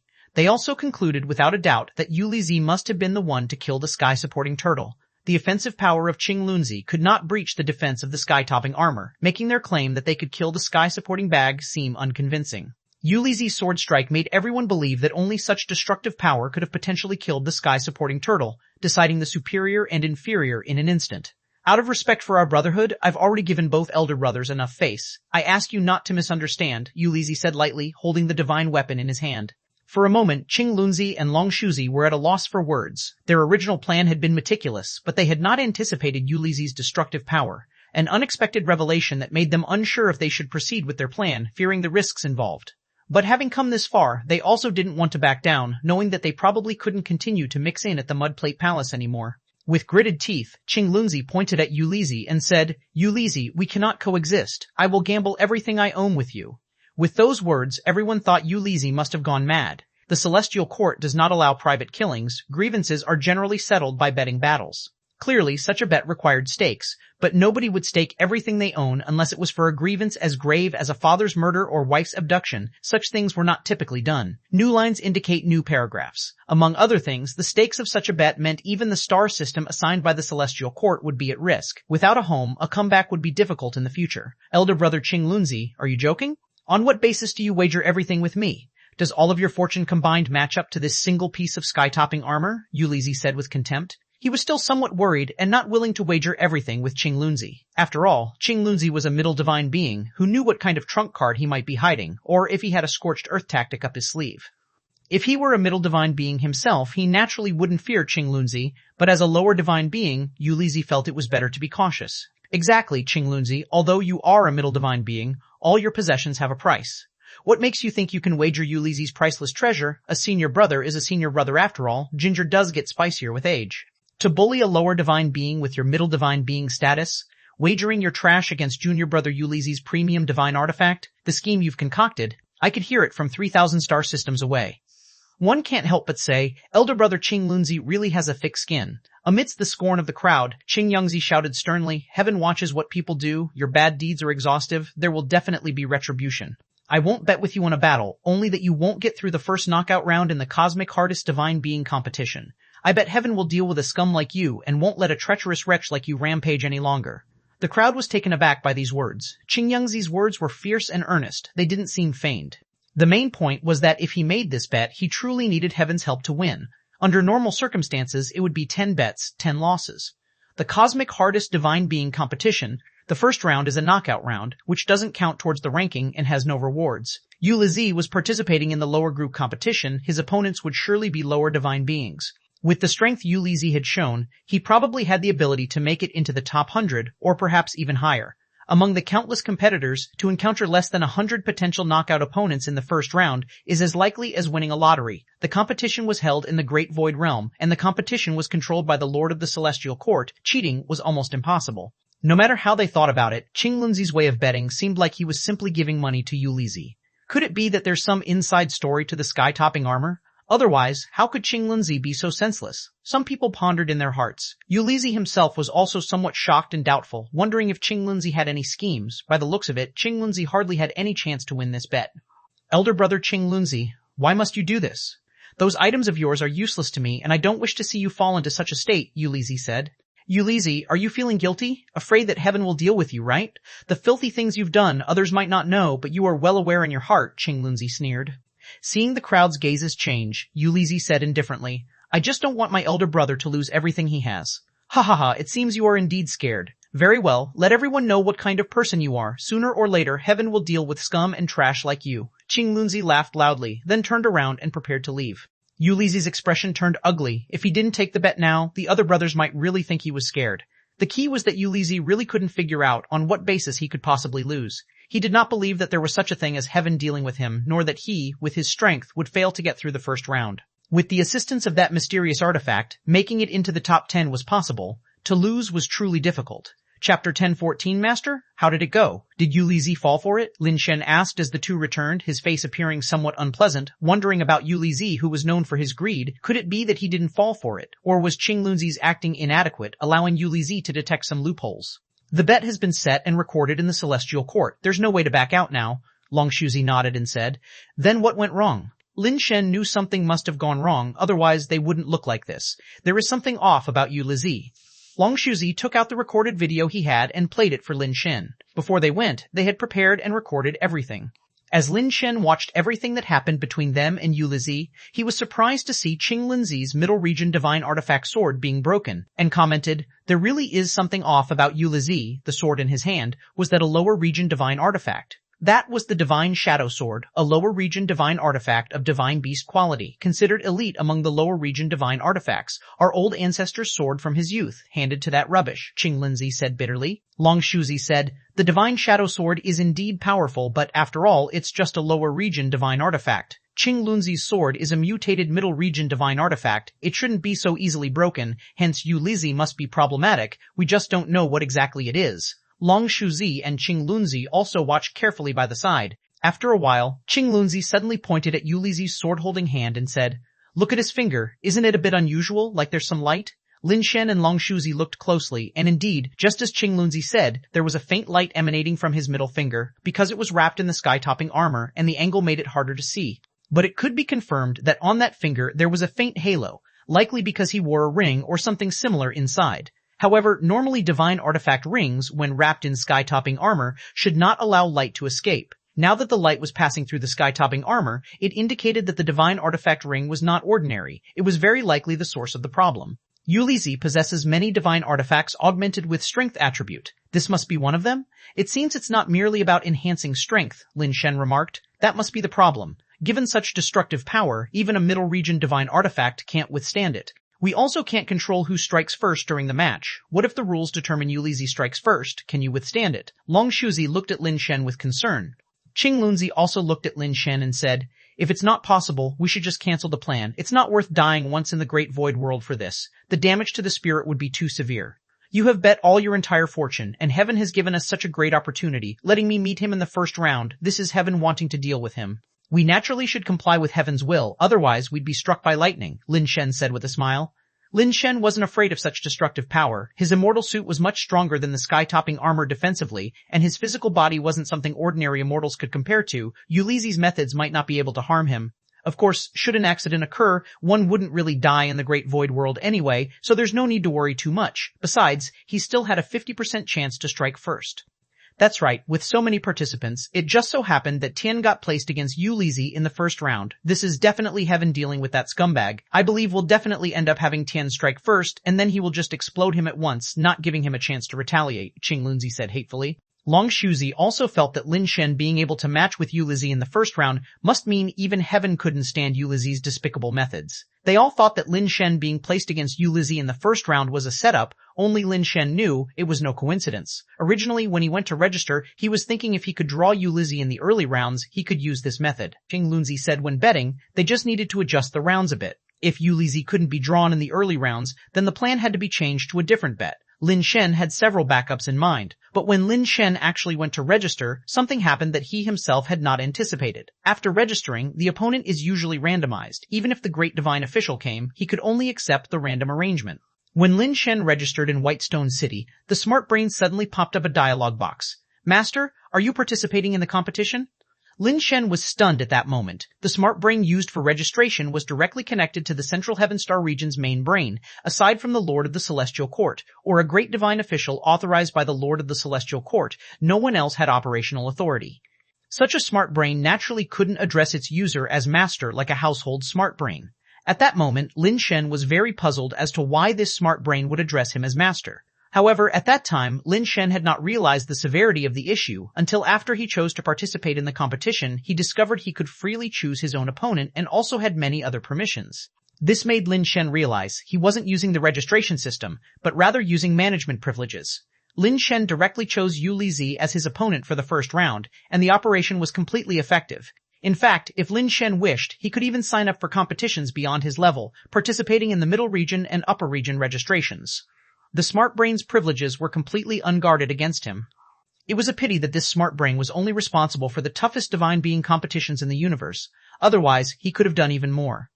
This smart brain is connected to the main brain of the Central Heaven Star region, and only the Central Heaven Great Emperor, Jade Emperor, has all the privileges, which means it should consider Jade Emperor its master. Could it be? It mistook me for the Jade Emperor. Lin Shen connected to many things. Though he couldn't summon the Jade Emperor, the fact that the Jade Emperor had once been his guardian spirit was very real. Lin Shen initially thought that the guardian spirit, Jade Emperor, was useless and of no help at all, but now it seemed not to be the case. Possessing the authority over the smart brain might have been because he had the Jade Emperor as his guardian spirit, causing the smart brain to misjudge and grant him the permissions. Haha, that old guy, the Jade Emperor, would never have imagined it would end up benefiting me, right? Lin Shen felt immensely pleased in his heart. The Jade Emperor, that old guy, who had stood him up several times and nearly gotten him killed, finally proved to be useful. Chapter 115, The Toughest Divine Being Competition. Betting one's entire fortune in a gambling battle arbitrated by the Celestial Court means that as soon as the bet's outcome is determined, it will be executed immediately without the individual's consent. In truth, there are ways to minimize losses, as the Celestial Court defaults all possessions to the planets assigned by the court and everything on those planets. That includes everything on the person who takes part in the bet. If one were to move their possessions, as well as the items from their home planet, to another location in advance, it's possible to avoid some of the losses should they lose the bet. However, the planets assigned by the Celestial Court themselves are very important resources. The assigned planets can be good or bad, and the resources produced are not necessarily advanced. But these planets have one advantage that other planets do not have. No one can teleport to these planets without the owner's permission. What seems like a normal rule actually turns the planets assigned by the Celestial Court into a stable shelter, a function that any other planet lacks. From the moment one stakes their entire fortune, it means this shelter might be lost.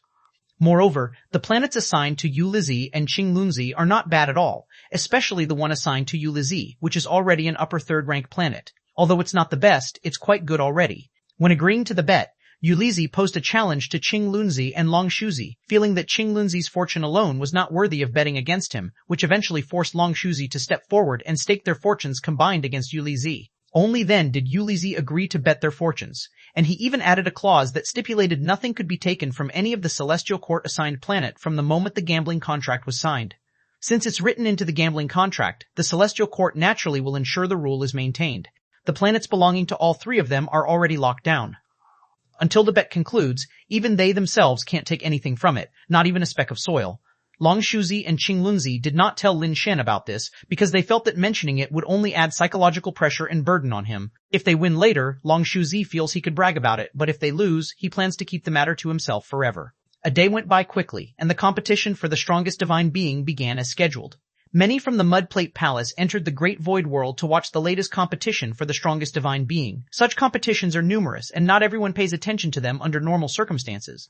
But due to the gambling fight between Qinglunzi and Yulizi, many people from the Mudplate Palace are paying attention to this competition, with many upper gods among them entering the Great Void World to watch Yulizi's first round. The number of spectators in the stands has grown to the tens of thousands. The bet proposed by Qinglunzi and Longshuzi seems like a suicide mission to anyone, practically like handing money to Yulizi. What kind of situation could have led them to offer such a bet? If not for suffering great injustice, who would be driven to prove themselves with such a self-destructive method? Therefore, even though most people still believe in Yulizi, a small number have begun to harbor some doubt.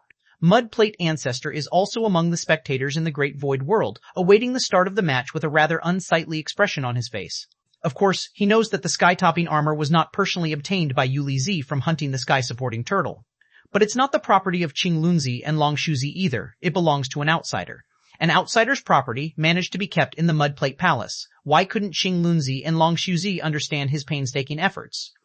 They made a commotion over a little face, which, in Mudplate Ancestor's view, is a very selfish act showing no consideration for the bigger picture. They did not think for the sake of the Mudplate Palace at all. Mudplate Ancestor thinks he has been too lenient with them. If he had beaten them until they were bedridden, there wouldn't have been so much trouble. Mudplate Ancestor has already decided that once the bet is over, he will deal with Qinglunzi and Longshuzi, teaching these two rebels the consequences of being selfish and neglecting the bigger picture. He doesn't think Yulizi will be eliminated in the first round. Based on past experiences, though the opponents in competitions organized by the Celestial Court seem random, there likely is some special pattern or algorithm at play. It's almost impossible to encounter particularly strong competitors in the early rounds of elimination. Therefore, Mudplate Ancestor never considered the possibility of Qinglunzi and the others winning, it's just giving more resources to Yulizi. This is good too. Once Yulizi advances to a middle divine being, their resources will be perfect for his use, thought Mudplate Ancestor as he looked at the list on the holographic projection. As there were too many names, he directly used the Great Void system to check who Yulizi's opponent was. Tien, seeing this name, Mudplate Ancestor's last bit of worry dissipated. Among the famous lower divine beings, there wasn't such a person at all, so Yulizi was definitely safe. Yulizi himself saw the name Tien and felt somewhat startled and uncertain. When Qinglunzi introduced Lin Shen, the name he was given was Tien. But Tien was supposedly a middle divine being. How could he participate in the lower divine beings competition? Could it be someone else with the same name? What a coincidence. Although he knew Lin Shen couldn't possibly take part in the lower divine beings competition, he still felt somewhat uneasy. But the match had already been set, and if he were to back out now, it would be the same as admitting defeat, and the bet would be ruled as a loss. Therefore, despite his discomfort, he could only wait for the competition to begin. Most of the others from the Mudplate Palace had also searched for Yulizi's opponent by then, and seeing it was a nameless person, felt that there shouldn't be a problem in this match. Qinglunzi and Longshuzi's fortunes were likely to be lost. Qinglunzi and Longshuzi were also very anxious. They knew Yu Lizi possessed unknown formidable means, and were somewhat concerned that the Great Void system might randomly select Yu Lizi to go first, which could put Lin Shen in danger. Apart from those from the Mud Plate Palace, there are two special individuals paying attention to this competition. Pan Xiaoning of the Heaven Opening clan and Wen Bujun of the Kang clan are both watching this match. Pan Xiaoning and Wen Bujun are the champions of the strongest divine being competition from recent years. In the lower group, the titles of champion and runner-up have been exclusively theirs. Over 5 years of competition, Pan Xiaoning has won 3 championships and 2 runner-ups, while Wen Bujun has won 2 championships and 3 runner-ups. The two of them are jointly known as the Unrivaled Duo by the Celestial Court. It's only because they have not yet advanced to middle divine beings, or else the titles would still be theirs. Chapter 1016, Unparalleled Duo, Pan Xiaoning and Wen Bujun were interested in the match between Yu Lizi and Lin Shen, not because they knew how formidable Yu Lizi and Lin Shen were. It was even less likely for them to know about the grudges between Yu Lizi and Lin Shen.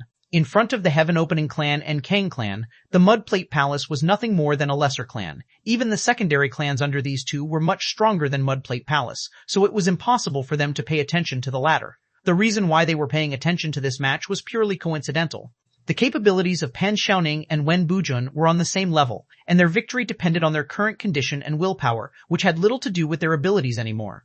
Other contestants at the same level had a significant gap with them and posed no threat at all. They themselves had difficulty determining the victor, and considering they were really good friends privately and often practiced cultivation together, there was no need to compete on the stage to the point of life and death. If they were to die in the Great Void World, it would be a mental damage to them. Thus, the two made a pact. They randomly chose a pair of contestants to watch and each bet on one side. If the person they chose won, when they encountered each other, the other person would voluntarily forfeit and admit defeat, to avoid having a battle to the death in the end where neither could determine the victor and might both end up dead. Ironically, they randomly picked the match between Lin Shen and Yu Lizi. As the champion and runner-up of the previous session, they, as the seed players of this time, did not need to participate in the knockout rounds and were directly teleported to the stands of this match, planning to wait for the result. Haven't heard of either person's names. Must be an uninteresting match. Hope it ends quickly, Pan Xiaoning said as he walked, eager only for the results and not really interested in watching the match. However, upon being teleported into the stands, Pan Xiaoning was taken aback. For a match involving not-so-famous contestants, there wouldn't be too many people in the stands. At most, some relatives and friends would come to watch. But after they entered this tournament area, they found surprisingly that several 100,000 people were sitting in the stands. Glancing around, they noticed that although most of them were lower divine beings, there were also quite a few middle and upper divine beings. What's going on? Are these players famous? Why haven't I heard of them before? Pan Xiaoning checked the system again, confirming he had really never heard their names. Wen Bujun quickly found a place to sit with Pan Xiaoning to avoid drawing too much attention. Luckily, they were both wearing sunglasses and hats, so no one could recognize them. Look at this atmosphere, something seems off. These audiences, each one doesn't seem like they are watching a match, more like they are watching a life and death confrontation. This is the Great Void World. They won't really die. It can't be this serious, can it? Wen Bujun whispered to Pan Xiaoning. Could it be these two clans are using the contest for gambling? The atmosphere feels tense. The stakes must be high, Pan Xiaoning whispered back. Wen Bujun nodded and felt that Pan Xiaoning's rationale made sense. While they were talking, they heard someone nearby whispering, so they quickly shut up and listened attentively and soon caught the gist. So that's the situation? Qing Lunzi and Long Shuji actually bet that Yu Lizi won't make it past the first round. That's really reckless. Don't they know the system allocation isn't truly random? Strong contenders usually don't meet during the knockouts. They must really count on heaven to bless them to win, Pan Xiaoning, after understanding the whole story, said to Wen Bujun on the side. Let's wait and see. These people are just boasting about how powerful Yu Lizi is. Perhaps he can enter the top 100. Maybe they are just hyping him up. He might not be so powerful. Just a weakling who gets eliminated upon facing a strong opponent, Wen Bujun commented.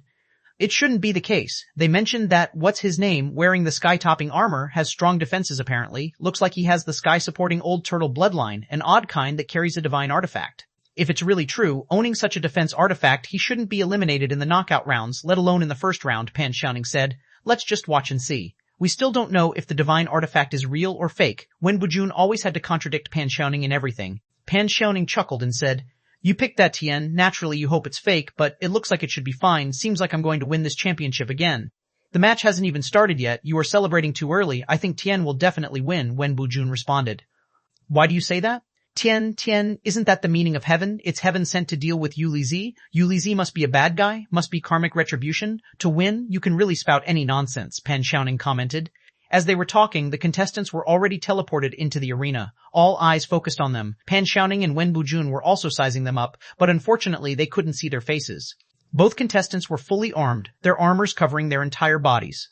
Look at that armor on Yu Lizi. The patterns on it are unique to the sky-supporting old turtle's bloodline. If it really is such an artifact, it looks like I'm certainly going to win. Sorry about that, Pan Xiaoning said after carefully examining Yu Lizi's armor, and then he cheerfully spoke. It's too early to declare victory, Wen Bujun said, but upon seeing the armor worn by Tian, his heart suddenly felt half as cold. The armor looked shabby, like it was made of raw iron. Although one shouldn't judge a divine artifact by its appearance, such a dull and powerful artifact was indeed rare. What made Wen Bujun more depressed was that Tian was also carrying a shield on his back. In the toughest divine being contests, there's a saying, first light, second armor, third helmet, anyone holding a shield is a fool. If you meet a contestant who didn't wear any equipment, you should be careful. These types of contestants are often very powerful. Those wearing armor are also difficult to deal with. Among these types of contestants, there are hidden dragons and crouching tigers. The levels vary widely, and it's easy to trip up. One should also be cautious encountering those only wearing a helmet. But this helmet restricts only one person. That one person represents this series, very famous, and these three helmets basically refer just to him. As for those holding a shield, well, they are generally weak. Truly powerful contestants in famous toughest divine being contests hardly carry those things. So seeing the shield on Lin Shen's back, Wen Bujun felt a chill rushing from his head to his feet. Chapter 1017, Protection of the Gods. Yu Lizi's expression changed abruptly when he saw Lin Shen standing opposite him. How is this possible? Isn't he a middle divine being? Yu Lizi recognized Lin Shen at a glance as he was wearing his usual armor. But according to Ch1001 and others, the sky-supporting turtle was slain by Lin Shen, which means Lin Shen must possess the strength of a middle divine being to have possibly killed the sky-supporting turtle. If he is not a middle divine being, how could he possibly have killed the sky-supporting turtle, a creature that even Ch1001 and Long Shuzi couldn't handle together? If Tian is not a middle divine being, but a lower divine being, Yu Lizi's inner turmoil grew. The possibility of Tian being a lower divine being was not completely out of the question. What really unsettled Yu Lizi was why he would be matched with Tian in the first round, which completely defied logic. After signing up, who one might encounter is entirely random. How could Ch1001 and Long Shuzi know they would face Tian in the first round and place such heavy bets? Could it be that there are loopholes to exploit even in the competitions organized by the Celestial Court? Yu Lizi's eyes gradually hardened. Even if Tian can slay a middle divine beast, even if he has some method to face him in the first round, so what? Strength determines everything. Yu Lizi touched the middle finger of his left hand. Under his gauntlet, there lay a divine artifact ring. With this divine artifact ring, Yu Lizi had nothing to fear. If it really comes to it, I can only use you. Yu Lizi's fingers caressed the faintly glowing spot. This divine artifact ring was something Yu Lizi found on a dead man when he was young. At that time, he did not realize how precious the ring was until he started his cultivation and activated it. Only then did he understand how aberrant this divine artifact ring was. Middle ultimate aberrant divine artifact, protection of the gods, growth potential, bifaction, mini-saction, mini-saction, mini-saction, mini-saction, mini-saction, 100%. Hardness 40,000, 40,000, finis, minis, mini-sax, mini-saction. An ultimate divine artifact with no required faction and no usage requirements which can grow is Yu Lizi's biggest asset on his journey thus far. Of course, the protection of the gods that he initially acquired was just a lower divine artifact. It was only through the use of a great amount of resources that he managed to grow the protection of the gods to the level of a middle divine artifact. Now, using the trait Miracle Descent, its effect is equivalent to the apex of a middle divine artifact. Moreover, the effect of Miracle Descent is not singular. It can enhance destructive power, boost defensive power, be applied simultaneously or separately, making it extremely versatile. He was able to use a lower divine artifact to sever Ch1001's middle divine artifact, all thanks to the empowerment of Miracle Descent. Unfortunately, Yu Lizi couldn't get his hands on enough resources. Otherwise, if he could upgrade Protection of the Gods to an upper divine artifact, he would truly be invincible. With Yu Lizi's scheming nature, he would not have revealed Protection of the Gods until his own strength had grown to a certain extent. But this time was different. He had wagered all he had with Ch1001 and Long Shuzi. To ensure his victory, he had no choice but to carry Protection of the Gods with him. So this time, even if he had to reveal the might of the Protection of the Gods, he was determined to win this competition. With such a divine artifact on his person, he had absolute confidence that he could win this duel. Even if you are capable of slaying the lower divine being that is the sky-supporting turtle, what of it? As long as I have the Protection of the Gods, it's impossible for me to lose, Yu Lizi said with a dark gaze, coldly staring at Lin Shen across from him. Lin Shen, however, did not harbor much thought. Winning this match meant that he could take everything that belonged to Yu Lizi. In between the two was a massive wheel, one half of which bore the name Yu Lizi, while the other half displayed the words Tian.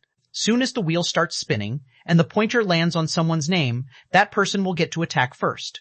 Including Yu Lizi, everyone was watching the wheel, wanting to know who would get the opportunity to attack first. Yu Lizi naturally hoped to attack first. That way, he wouldn't give Lin Shen any chance, and he also wouldn't have to reveal too much of the power granted by the protection of the gods. He just needed to bestow miracle descent upon his sword, a tactic he often employed. Master, the match is about to begin. Please choose whether to go first or not. The voice of the smart brain suddenly rang in Lin Shen's mind. Oh? This is possible. Lin Shen looked somewhat peculiarly at Yu Lizi opposite him. Judging by his expression, he should not have heard the voice. Of course, Master, you have such authority, replied the smart brain. Things were going more smoothly than Lin Shen imagined. Being able to even choose who went first, not allowing Yu Lizi to lose, would be out of the question. Besides choosing the right to go first, do I have any other authorities? Lin Shen asked in a low voice. Certainly, if you wish, you can directly declare your opponent to have lost, the smart brain immediately replied. Lin Shen was ecstatic. The benefits supplied to him by the immortal spirit protection from the Jade Emperor were greater than he had imagined. He could directly declare his opponent had lost, putting him in an invincible position. Of course, Lin Shen would not choose to do that in front of so many people. It's certain that I'll win, but still, the process has to be performed. Is there any way I could win easily without anyone noticing any flaws? Lin Shen continued to probe the limits of the smart brain. My authority is solely applicable to controlling the rules of the competition. Beyond that, I am powerless. If you wish, Master, I can change the rules so that whether you lose or win, the outcome will be in your favor, the smart brain replied. Lin Shen thought to himself, it seems there are limitations, and it's not as omnipotent as I'd fantasized. I wonder if I could obtain the authority of the central smart brain. Presumably, the central smart brain could grant even more significant privileges. Master, would you like to go first? The smart brain urged Lin Shen to make a choice once more. I choose to go first. With such an advantage available, Lin Shen naturally wouldn't let it slip by. After Lin Shen made his choice, the wheel only then began to spin. Under the gaze of the crowd, the pointer landed on Tian's name. The wheel disappeared, and in its place came a 10-second countdown. During these 10 seconds, Yu Lizi could accurately brace for Lin Shen's attack. After the 10 seconds passed, when Lin Shen began his attack, Yu Lizi would no longer be able to move his body. Yu Lizi felt a bit unlucky, not having the 50% chance turn in his favor. Both Long Shuzi and Qing Lunzi were excited, feeling as if heaven itself was on their side, allowing Lin Shen to randomly obtain the first move. Yu Lizi got ready for Lin Shen's attack, posing defensively, and also quietly initiated Divine Change Descent.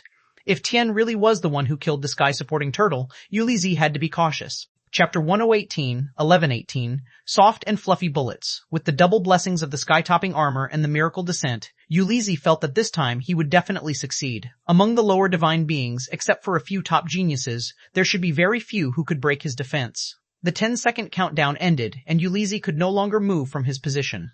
The screen displayed another 10-second countdown, but this time the countdown was for Lin Shen to complete an attack before it ended, after which the offensive and defensive roles would switch. Everyone's gaze turned to Lin Shen. Apart from Long Shuzi and Qing Lunzi, not many people knew about Lin Shen, so they had no idea what abilities he possessed or what kind of weapons he was good at. Lin Shen didn't waste words and directly took out his sniper rifle. The crowd was somewhat surprised to see that the weapon Lin Shen used turned out to be a sniper rifle. It was not that sniper rifles were inadequate, but most firearms weren't very effective, as the speed and strength of the bullets fired depended on the energy of the firearm itself, and were not as closely related to the divine being's own power as other weapons are.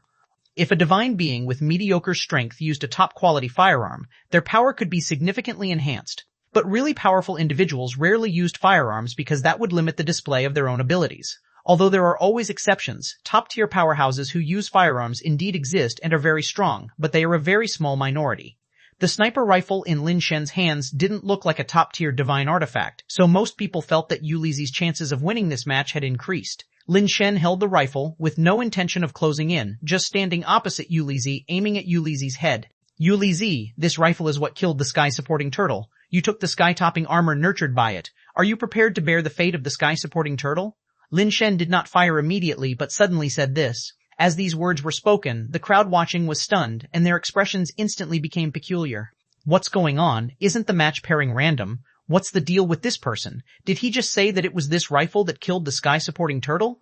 Damn, could it be true what Qing Lunzi and the others said, that it wasn't Yu Lizi who killed the sky-supporting turtle, but someone else? Could Qing Lunzi and Long Shuzi really have been wronged? Otherwise, what's the deal with this guy? How did he become Yu Lizi's opponent in the first round? Damn, this is a bit fishy. Could it be that heaven couldn't stand to watch any longer, actually arranging for Yulizi to randomly face this person in the first round? Everyone was extremely surprised, yet the mudplate ancestor's face looked somewhat unsightly. He did not believe in karmic retribution, but the fact that this person could be matched against Yulizi in the first round seemed to him like there was indeed a predestined arrangement. But the competition could not be manipulated unless the one manipulating it was the Jade Emperor. Switching to any other dominions wouldn't work.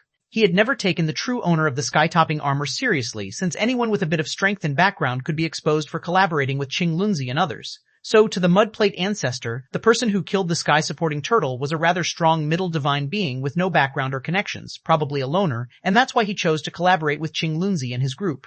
He had never imagined that the killer of the sky-supporting turtle would be a lower divine being. Had he known this, he would have investigated Lin Shen's background first. Being able to slay the sky-supporting turtle as a lower divine being was not something that a divine being of an ordinary origin could do. Mudplate Ancestor felt that something was amiss, yet he was powerless to influence the outcome of the competition, let alone bring the bet to an end.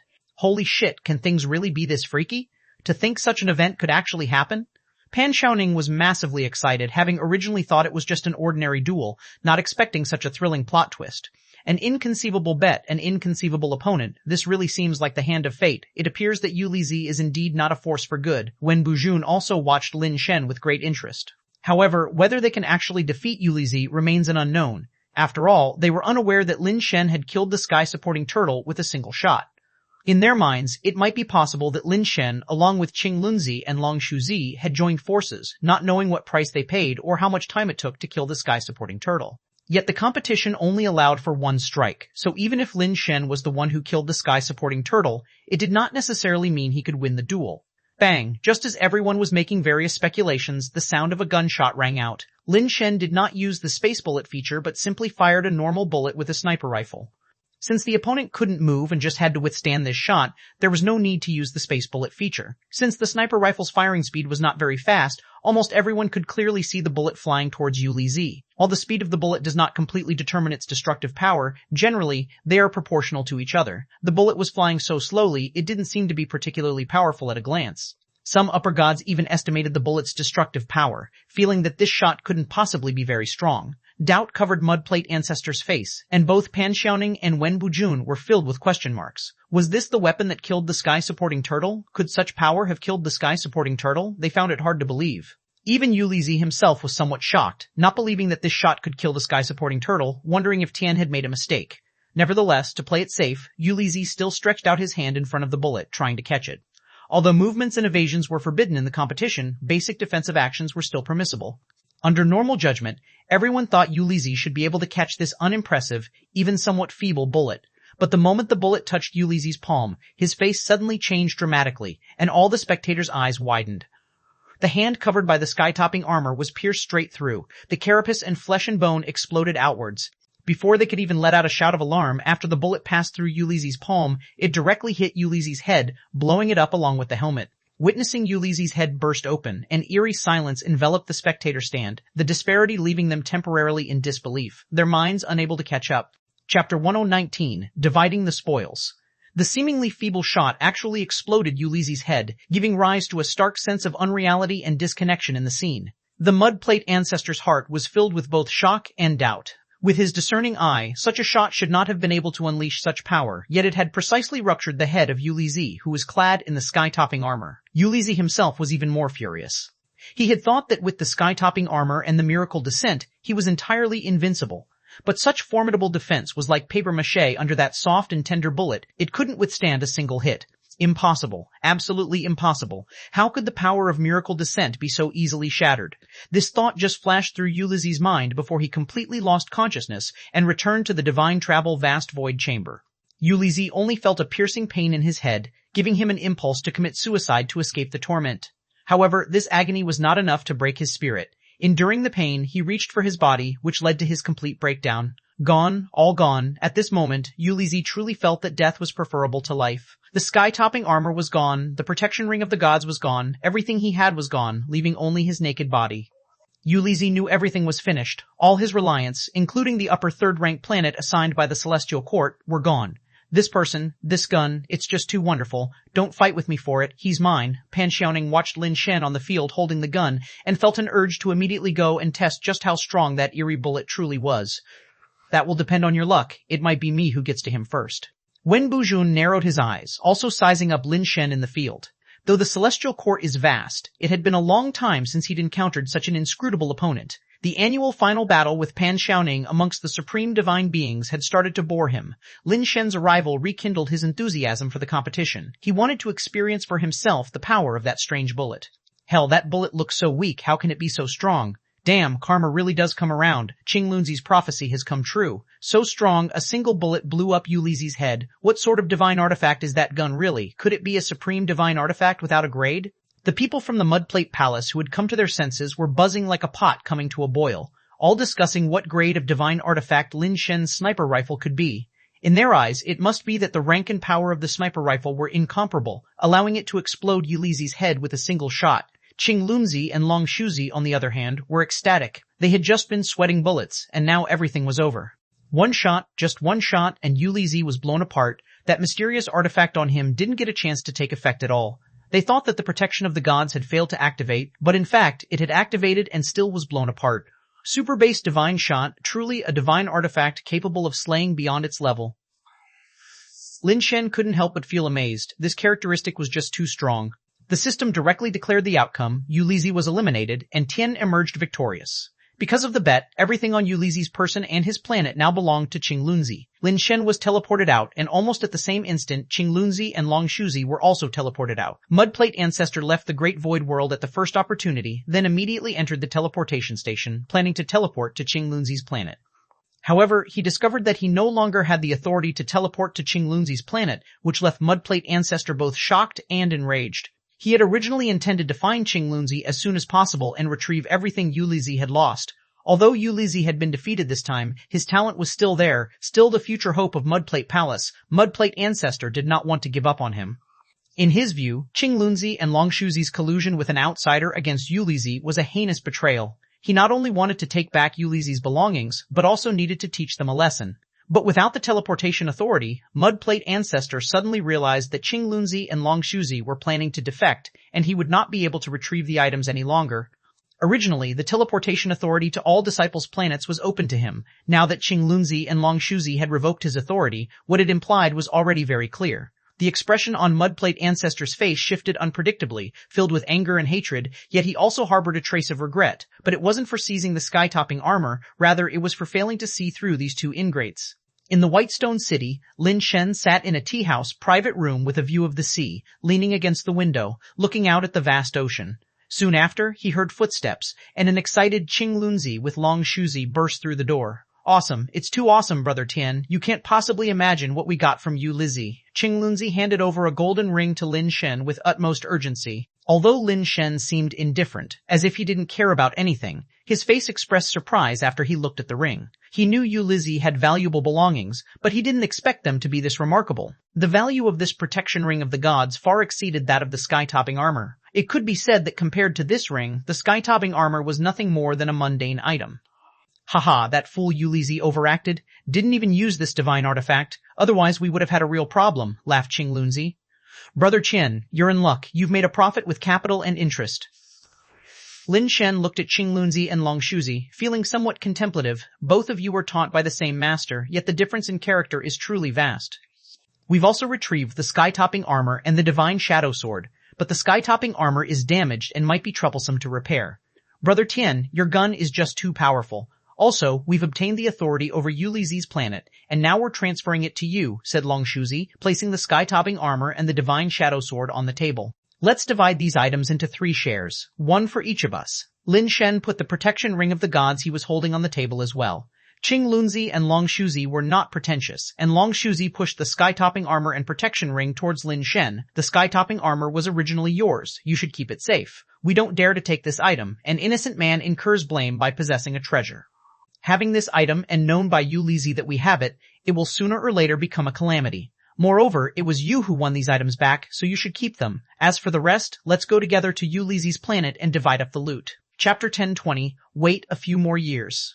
Qing Lunzi and Long Shuzi insisted on distributing the items this way, and Lin Shen did not press them. In the end, he only kept the protection of the gods, leaving the sky-topping armor, divine shadow sword, and plant pact on the table. You are leaving the Mudplate Palace, and the path ahead is not easy. These items are of little use to me anyway, so just take them. All I ask for is the privilege to access the star. Lin Shen knew that the sacrifices the two had made were also tremendous. While they were in Mudplate, most disciples in Mudplate Palace had the stars open to them, allowing them to acquire resources not available on their own stars. Now that they could not return to the Mudplate Palace, the Mudplate ancestor would surely order their execution. Even if they were not executed, they would not dare to return. In the future, they could only develop their own stars, and one could imagine how difficult this would be. Since they had boarded Lin Shen's ship, Lin Shen naturally could not stand by and watch them drown. Even though their original intention was to get revenge for themselves, in fact, they truly helped Lin Shen. The value of a single protection of the gods was already much greater than all the rest. If it were not for them, even if Lin Shen won, he would not have obtained this treasure. Brother Tian, we won't stand on ceremony for the others, but you should keep the sky-topping armor. We are both middle divine beings, and this item is not as helpful to us as it might seem. You are a lower divine being, and this item would be of great benefit to you. Long Shuzi pushed the sky-topping armor and a few divine artifacts that increased strength back in front of Lin Shen. Lin Shen smiled and did not reach for them. Although the sky-topping armor is good, it is of no use to me. If you do not need it, then sell it to get something useful for yourselves. Qing Lunzi and Long Shuzi were slightly taken aback and said with disbelief, how could such a top divine artifact be useless? Brother Qian, you really don't have to be polite. The value of Yulizi's star is not less than the sky-topping armor. In fact, it's even higher. Getting that star is already enough for us. Seeing their insistence, Lin Shen took out a sniper rifle and, to their astonishment, aimed and fired at himself. Qing Lunzi and Long Shuzi saw the bullet hit Lin Shen's armor and burst apart while the armor remained unscathed, which greatly surprised them. My own armor is a little stronger than the sky-topping armor, so keeping it would be a waste. Just take it, Lin Shen said with a smile as he put the rifle away. Their expressions complex. They finally understood that Lin Shen had never put much value on the sky-topping armor. The two stopped declining and took both the sky-topping armor and the few divine artifacts that increased strength. Brother Tian, it seems your background must be extraordinary. We won't be polite anymore. Although our strength is modest, if there's ever anything we can do for you in the future, just let us know, Long Shuzi said earnestly. There is indeed one thing I'd like to ask for the two elder brothers' input on. Lin Shen pondered and said, if I continue to compete, do you think I have a chance of winning the grand competition? With such divine armor and divine spear, competitions for the toughest divine being greatly favor you. However, winning first place might still be difficult. But if you can make it into the top 10, the resources you'll gain are substantial, and you wouldn't need to worry about resources until you advance to a middle divine being, Qing Lunzi immediately said. Lin Shen was somewhat surprised. Qing Lunzi had seen how strong his rifle and armor were, and now he had the protection of the gods, yet he still thought Lin Shen could not take first place. Indeed. Lin Shen nodded slightly, appreciating that Long Shuzi was much more attentive than Qing Lunzi. To tell you the truth, Brother Qian, with your strength plus the divine spear, divine mail, and protection of the gods, making it into the top 10 shouldn't be a problem, and aiming for the top 3 is very likely. But striving for first place might be difficult. Long Shuzi paused before continuing. If you wait a few more years, your chances of taking first place would be great, but in these recent years, the lower group has 2 insurmountable peaks that are nearly impossible to surpass. I'm afraid you might encounter them prematurely. Which 2 peaks? Lin Shen inquired.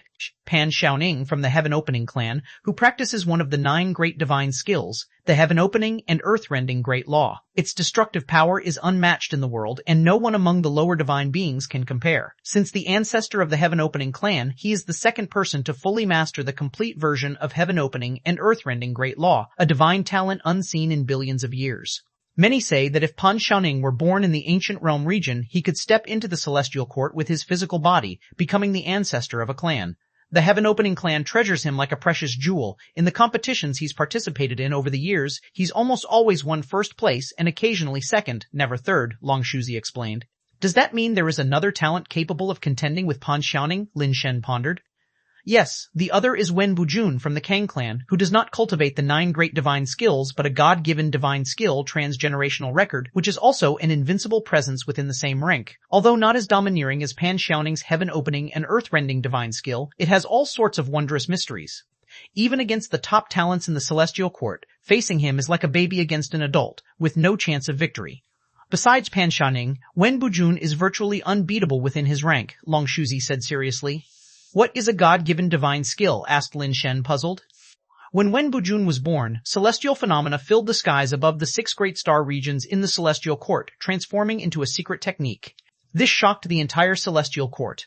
Many have studied this God-given divine skill and benefited differently, but no one has been able to master it completely except for Wen Bujun. With his natural gift, he completely mastered the transgenerational record, and his strength is unfathomable. Other than Pan Xiaoning, Wen Bujun is almost invincible within his rank, explained Long Shuzi. Qing Lunzi also said, Pan Xiaoning and Wen Bujun entered the scene one after the other. In any competition they participate in, others can at most compete for second place, and that's if they meet each other early on. In recent years, they have always faced each other in the finals, winning the top 2 spots for nearly 5 years, with others only able to compete for third. These 2 individuals are incredibly talented gods, and not only are they strong in their own right, they also come from noble families, wearing countless top divine artifacts.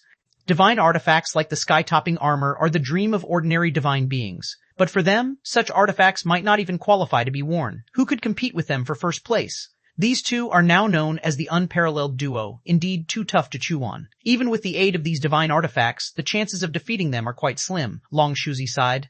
Brother Tian, wait a few more years. Once they advance to middle divine beings, with the help of these artifacts, your chances of reaching the top are great. Chapter 1021, Misunderstanding. Lin Shen slightly nodded. Long Shuzi and Qing Yunzi made a good point. Divine beings typically have rather long lifespans. It's unlikely for Pan Xiaoning and Wen Bujun to remain at the lower tier indefinitely. Rather than fighting desperately against them, it would be better to wait a few years, which is not an issue for divine beings. Unfortunately, Lin Shen is not a true divine being, nor can he live leisurely here. He needs to figure out as soon as possible what Celestial Court is really about. On that mysterious planet, Lin Shen had also ascended the stairway to heaven and entered the Celestial Court, but that place's Celestial Court was completely different from this one. On both sides of the Celestial Court's jade bridge, an innumerable number of divine statues hang. The dilapidation and desolation there forms a stark contrast to the bustle here. In such a bustling place, why do people from the ancient realm disappear after entering? Where did they actually go? Were they really captured to be used as lab rats or to mine coal? Lin Shen didn't know, so he wanted to figure it out. If Ouyang were here, with his looks, he probably could have won the beauty contest and effortlessly earned an opportunity to enter the Star God Palace. Why must I struggle like this? Lin Shen examined the various bizarre competitions and found that, without any special talents like his, he could only rely on brute force to win. Other competitions seemed even more challenging for him. With the indomitable trait of the super base divine shot, I should have a chance to claim first place, no matter how strong those 2 are. Lin Shen still decided to continue participating in the competition, as this event was incredibly favorable for him. Of course, Lin Shen could also let Smart Brain directly declare him the winner, but doing so would probably lead everyone in the Celestial Court to investigate him, which could worsen his situation. Qing Lunzi and Long Shuzi granted Lin Shen access to their planet, along with access to Yu Lizi's planet, inviting Lin Shen to accompany them to take a look at Yu Lizi's planet. Lin Shen did not grant them access to his own planet, not because he distrusted them, but because his planet was too dangerous. It was better not to let them come over. The 3 of them teleported to Yu Lizi's planet and discovered that Yu Lizi was indeed incredibly fortunate. This planet had abundant resources, with numerous deformed species from lower to upper, and many mutation-deformed species, including those of divine beast quality.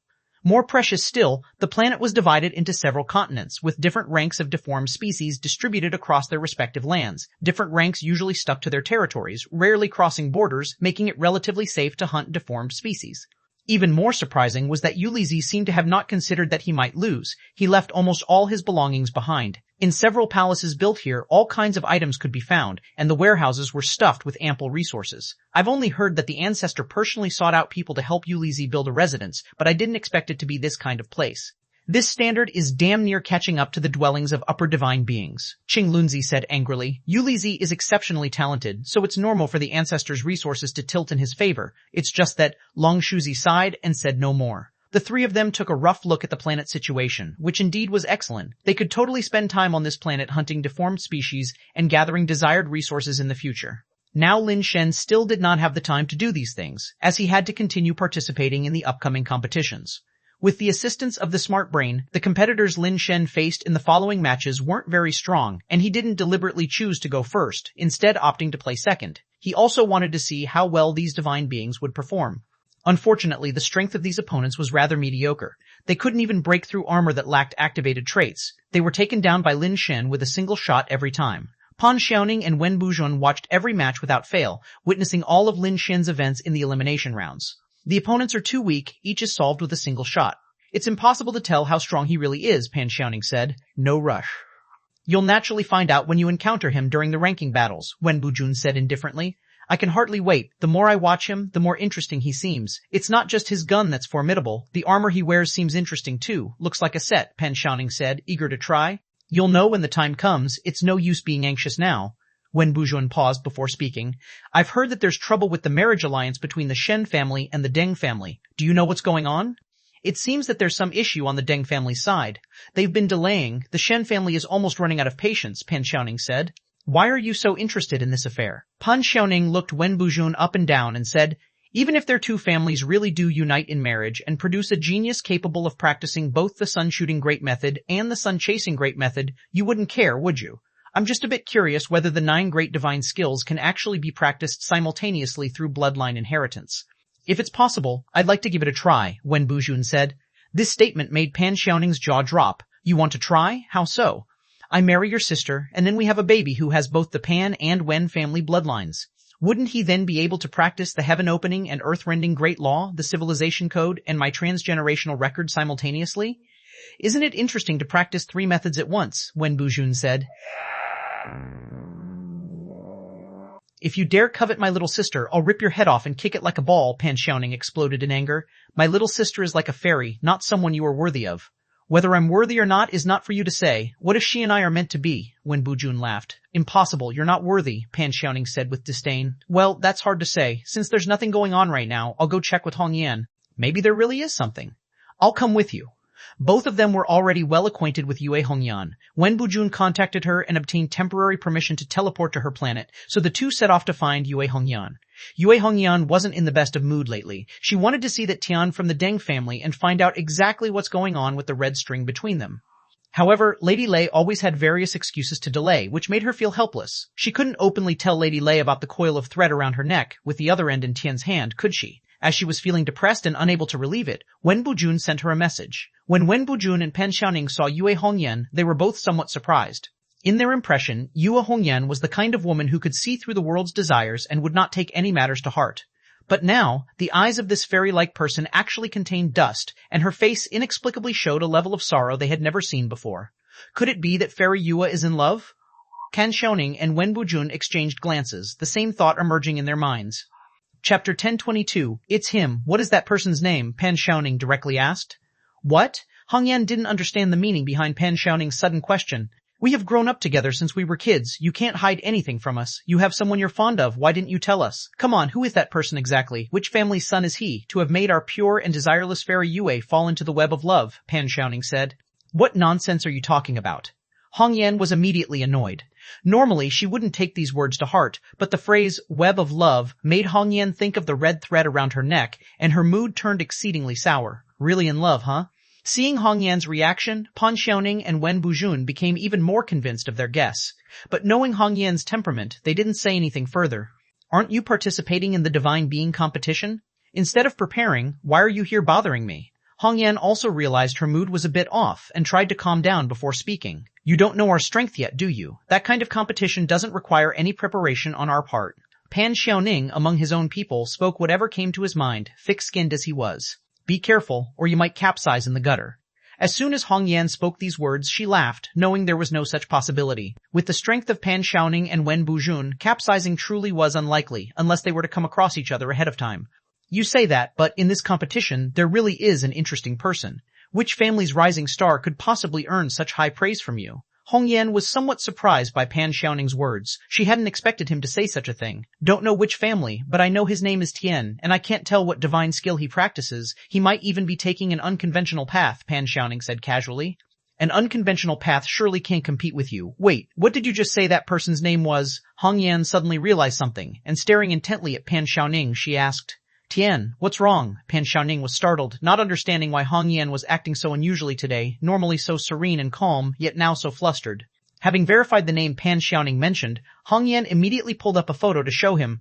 The Tian you mentioned? Is it this person? Pan Xiaoning and Wen Bujun both looked carefully and then shook their heads. Not sure, he was wearing full armor during the competition, couldn't see his face, but based on his build, it seems somewhat similar. Take me to see. Hong Yan immediately got up and headed towards the Divine Travel Vast Void Chamber Room. No way, could that Tian be the one Hong Yan has fallen for? Pan Xiaoning and Wen Bujun's expressions turned somewhat odd. In their view, for someone to cause Hong Yan to fall in love was akin to having the ability to make an iron tree bloom. There are many divine travel, vast void chambers here at Hong Yan's place. The three each used one to enter the great void realm. Lin Shen was competing at the moment. The trio entered the stadium's spectator stand, and Hong Yan identified him with just one glance. This was indeed the Tian she wanted to meet. Her eyes shimmered, clearly seeing the many red threads connected to Lin Shen's hand, one of which was a red, verging on purple thread connected to her neck. Looking at Lin Shen in the arena, flames nearly shot from Hong Yan's eyes. She couldn't believe that someone like her could be entangled in a marital thread with such a heartbreaker. Upon closer observation, the red threads appeared even brighter, redder, and purpler, almost dazzling to the eyes. Is it him? Pan Xiaoning asked. It is him. As Hong Yan was fuming, she replied instinctively. This sentence, when heard by Pan Xiaoning and Wen Bujun, carried a different implication than what Hong Yan meant to express. This Tian, he really is Hong Yan's lover. The two were amazed in their hearts. What is his background? Wen Bujun asked curiously. The Yue family is prestigious, and although not a part of the 9 great divine skills heritage families, their connections and influence are not to be underestimated. Hong Yan may even become the helmsperson of the Yue family in the future. The Yue family would likely not allow her to marry someone of ordinary background easily. With the Yue family's capabilities, even if Hong Yan and Tian are destined by the marriage thread, they could sever it. You don't know him? He is Deng Aduo from the Deng family. His nickname is Tian, said Hong Yan.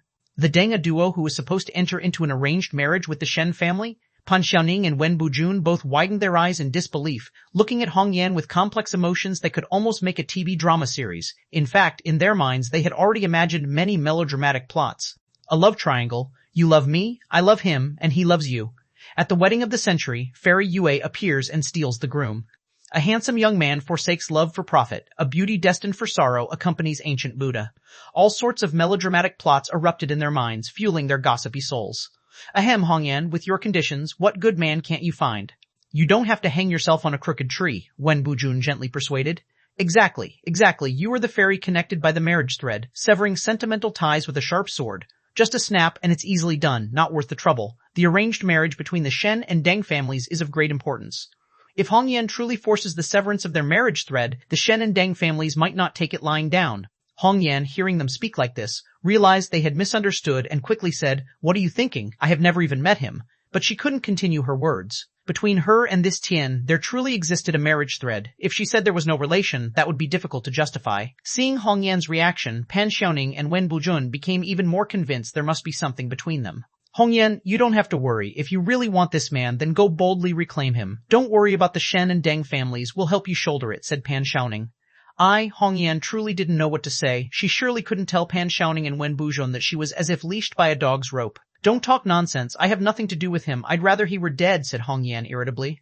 However, this statement only increased Pan Xiaoning's and Wen Bujun's misunderstanding. They had already fantasized a major drama, Hong Yan and Tian loving each other. But because of family interests, Tian helplessly sacrifices himself to marry into the Shen family, leaving Hong Yan alone and lamenting. If not so, how would Hong Yan know Tian as his nickname? She recognized him so quickly despite his heavily armored disguise. Surely they must be very familiar with each other. The two had seemingly confirmed that Tian was indeed Hong Yan's lover, yet due to the arranged marriage between the Shen and Deng families, they must live apart. Pan Xiaoning and Wen Bujun exchanged a look and saw the seriousness in each other's eyes. They needed to help Hong Yan confirm whether this Tian was indeed worthy of her trust. If he was, no matter what the Shen and Deng families did, they would help Hong Yan snatch him back. If he was not worthy of trust, then they should make that Tian get lost as far away as possible so that Hong Yan could swiftly sever her sentimental ties. Chapter 1223, Arrangement. While the three were talking, Lin Shen had already finished off his opponent with a single strike. With this victory, Lin Shen has won 97 matches in a row. The opponents have been getting stronger, but still, no one is able to withstand his spear. After nearly 100 consecutive wins, he smoothly entered the ranking battles, where any player who hadn't achieved 97 consecutive wins was directly eliminated. The elimination round didn't require each contestant to battle one another. It was purely an elimination mechanism until only a little over 1 million people were left to enter the ranking battles. Being able to enter the ranking battles meant already being eligible for some resources as a reward. However, such rewards were trivial to Lin Shen. A lower divine artifact of the most common quality wouldn't be worth his time to collect if the smart brain didn't deliver it directly to him. Suddenly, Lin Shen had a thought. Ying, do I have the authority to set the prizes? Ying was the name Lin Shen gave to the smart brain, as it was specifically responsible for the Cosmic Toughest Divine Being tournament. Aside from this, it had no other permissions, so Lin Shen casually named it Ying. Of course, you have the authority to change any setting of the competition. However, the current prize standards have been in place since the beginning. Are you sure you want to change the prize settings? Ying responded. Lin Shen reviewed the prize list and saw that the first place reward was directly a resource planet, second place could also receive a divine artifact of divine beast quality, but the level was random, third place could only receive a lower divine artifact reward of divine beast quality. In addition to this, there were fixed resource rewards, with those mentioned being extra rewards exclusive to the top 3. The ranking battles were still based on elimination, with any loss resulting in immediate elimination. Lin Shen made light use of his authority to directly pair Wen Wujun and Pan Xiaoning together, prompting them to battle it out fiercely against each other first. If by some chance they were both seriously injured and perished in the competition, having 2 powerful adversaries out of the way would secure his first place victory. Even if they didn't die, Lin Shen could still arrange a hellish schedule for the remaining opponents, facing them off against the toughest competitors, making it extremely difficult for them to win. He, on the other hand, would arrange weaker opponents for himself, advancing easily and leisurely, staying rested to deliver the final blow to his adversaries. Sorry to the both of you. Though we have no grudges, I have to take first place in this competition. Lin Shen paired the two up in the first round of the ranking battles, feeling a deep apology for both of these strangers he had never met. As for the opponent he arranged for himself, it was even simpler. He filtered out any contestants who had previously made it to the top 500 in the toughest competitions, then randomly picked one. Wu Xiaoming looks like a standard extra, let's go with him. Lin Shen glanced at a name and made his choice. This person had no battle record and seemed like a newbie Xiaobai. Coupled with the name, he appeared to be a candidate for one-round elimination. After setting things up, Lin Shen left the competition area and returned to his own planet to feed his 4 little white tigers. He named them White Wine, Lustful, Wealth, and Qi, echoing the Chinese words for wine, lust, wealth, and anger. It's not that Lin Shen was covetous of these things. As the saying goes, wine is poison for the gut, lust is a knife to the bone, wealth is a lurking tiger, and anger is a seed of disaster. Lin Shen simply wanted to use the names to remind himself. Whether he could resist these temptations was one thing, but maintaining the right attitude was a start. The special little white tiger was now named White Wine, and Lin Shen usually just called it wine. Xiao Yu was copying the introductory chapter of the Peerless Divine Skill next to him, casting annoyed and disdainful glances at Lin Shen, who was busy feeding the 4 little white tigers with a baby bottle. Both of them were following Lin Shen. Why should he alone be so hard-working and complaining yet get nothing in return? Xiao Yu felt an urge to slam down the pen in rebellion, angry enough to revolt. But the pen, lifted high, gently fell back down as he consoled himself inwardly. I am of a highly intelligent race, how can I stoop to the level of those ignorant beasts? White Wine was growing exceptionally fast. It's now almost a head taller than Lustful and the others, and it looks almost as big as a regular tiger. However, in front of Lin Shen, Wine still acted like a spoiled little kitten, constantly nuzzling its head against him. Lin Shen held White Wine's head, feeding it aberrant liquid. This guy's appetite was getting bigger and bigger, only a bit less than Death Powder's from before. Seeing that its size is not bad, I wonder what its combat strength is actually like. Lin Shen couldn't see their attributes, so he could only guess internally, contemplating whether to register them for the competition to test the waters. The Celestial Court held special pet competitions, where victory could also earn 1 decent resources. He just didn't know which events would be most suitable for them. While Lin Shen was feeding Wine and the others, the divine beings participating in the lower group competition were in an uproar. It was only the first round of the ranking battles, but Pan Xiaoning and Wen Bujun were unexpectedly matched against each other, an unprecedented event. In previous contests, the matchup seemed somewhat predictable. Top-seed players like them were unlikely to meet so early. This time, it exceeded everyone's expectations. This secretly filled many people with anticipation. If those two were to both end up in a mutually detrimental fight, others might seize the chance to aim for the top of the leaderboard. Neither Pan Xiaoning nor Wen Bujun expected to encounter each other so soon. Pan Xiaoning looked at Wen Bujun to find Wen Bujun was also looking at him. No way, the bet we made earlier doesn't count. We rely on our own skills now. Pan Xiaoning had lost a bet to Wen Bujun before and was supposed to forfeit voluntarily, but now he was reneging on it. It was only in front of Wen Bujun that he could act so shamelessly. Wen Bujun just smiled and said, "Okay, introduce your sister to me. Forget the previous bet, or I could let you win outright. Get lost." Pan Xiaoning squeezed out a word through clenched teeth. Seeing no advantage to be gained from Wen Bujun, Pan Xiaoning's eyes darted around. Then he said with a laugh, "Don't get too happy too soon. Maybe Tian won't even make it past the first round, and you won't have the chance to face him." Saying that, Pan Xiaoning searched for Tian's name, wanting to see who his opponent was. Although Wen Bujun didn't believe Tian would fail to pass the first round, he still turned his gaze to the matchup list. When the two of them saw the name of Lin Shen's opponent, they both paused in surprise. Wu Xiaoming, which Wu Xiaoming, it's not that guy, is it? Pan Xiaoning's expression changed slightly. Wait a minute, let me check. Wen Bujun dialed his communicator, connecting with several people, and his expression grew more serious. It's him, Wu Xiaoming. Wen Bujun put down the communicator and said to Pan Xiaoning with a serious face. What's going on? The matchups this time are so bizarre. We bumped into each other in the first round, and Tian happens to be up against Wu Xiaoming, that ghost-like guy. Pan Xiaoning suddenly laughed. This is good. Let's see to what extent that guy Wu Xiaoming has grown. As Tian's opponent, he should be forced to reveal some of his true ability. Chapter 1024, Gun God Nameless. The battle between Pan Xiaoning and Wen Bujun was the focus of everyone's attention. Even those who normally didn't care for the toughest divine being competitions would watch their showdown. After all, these two were incredibly famous, and they were not only participating in the toughest divine being competition, but also the strongest contenders in many other event categories. However, this particular duel left many feeling disappointed. The course of the match was not spectacular, and neither used any special skills or abilities, not even divine artifacts. Pan Xiaoning inexplicably lost. The audience, who had hoped for a stunning confrontation, was not truly satisfied with such a match. After the match, someone interviewed Wen Bujun. Mr. Wen, now that you have defeated your strongest opponent, winning the championship seems to be a foregone conclusion for you.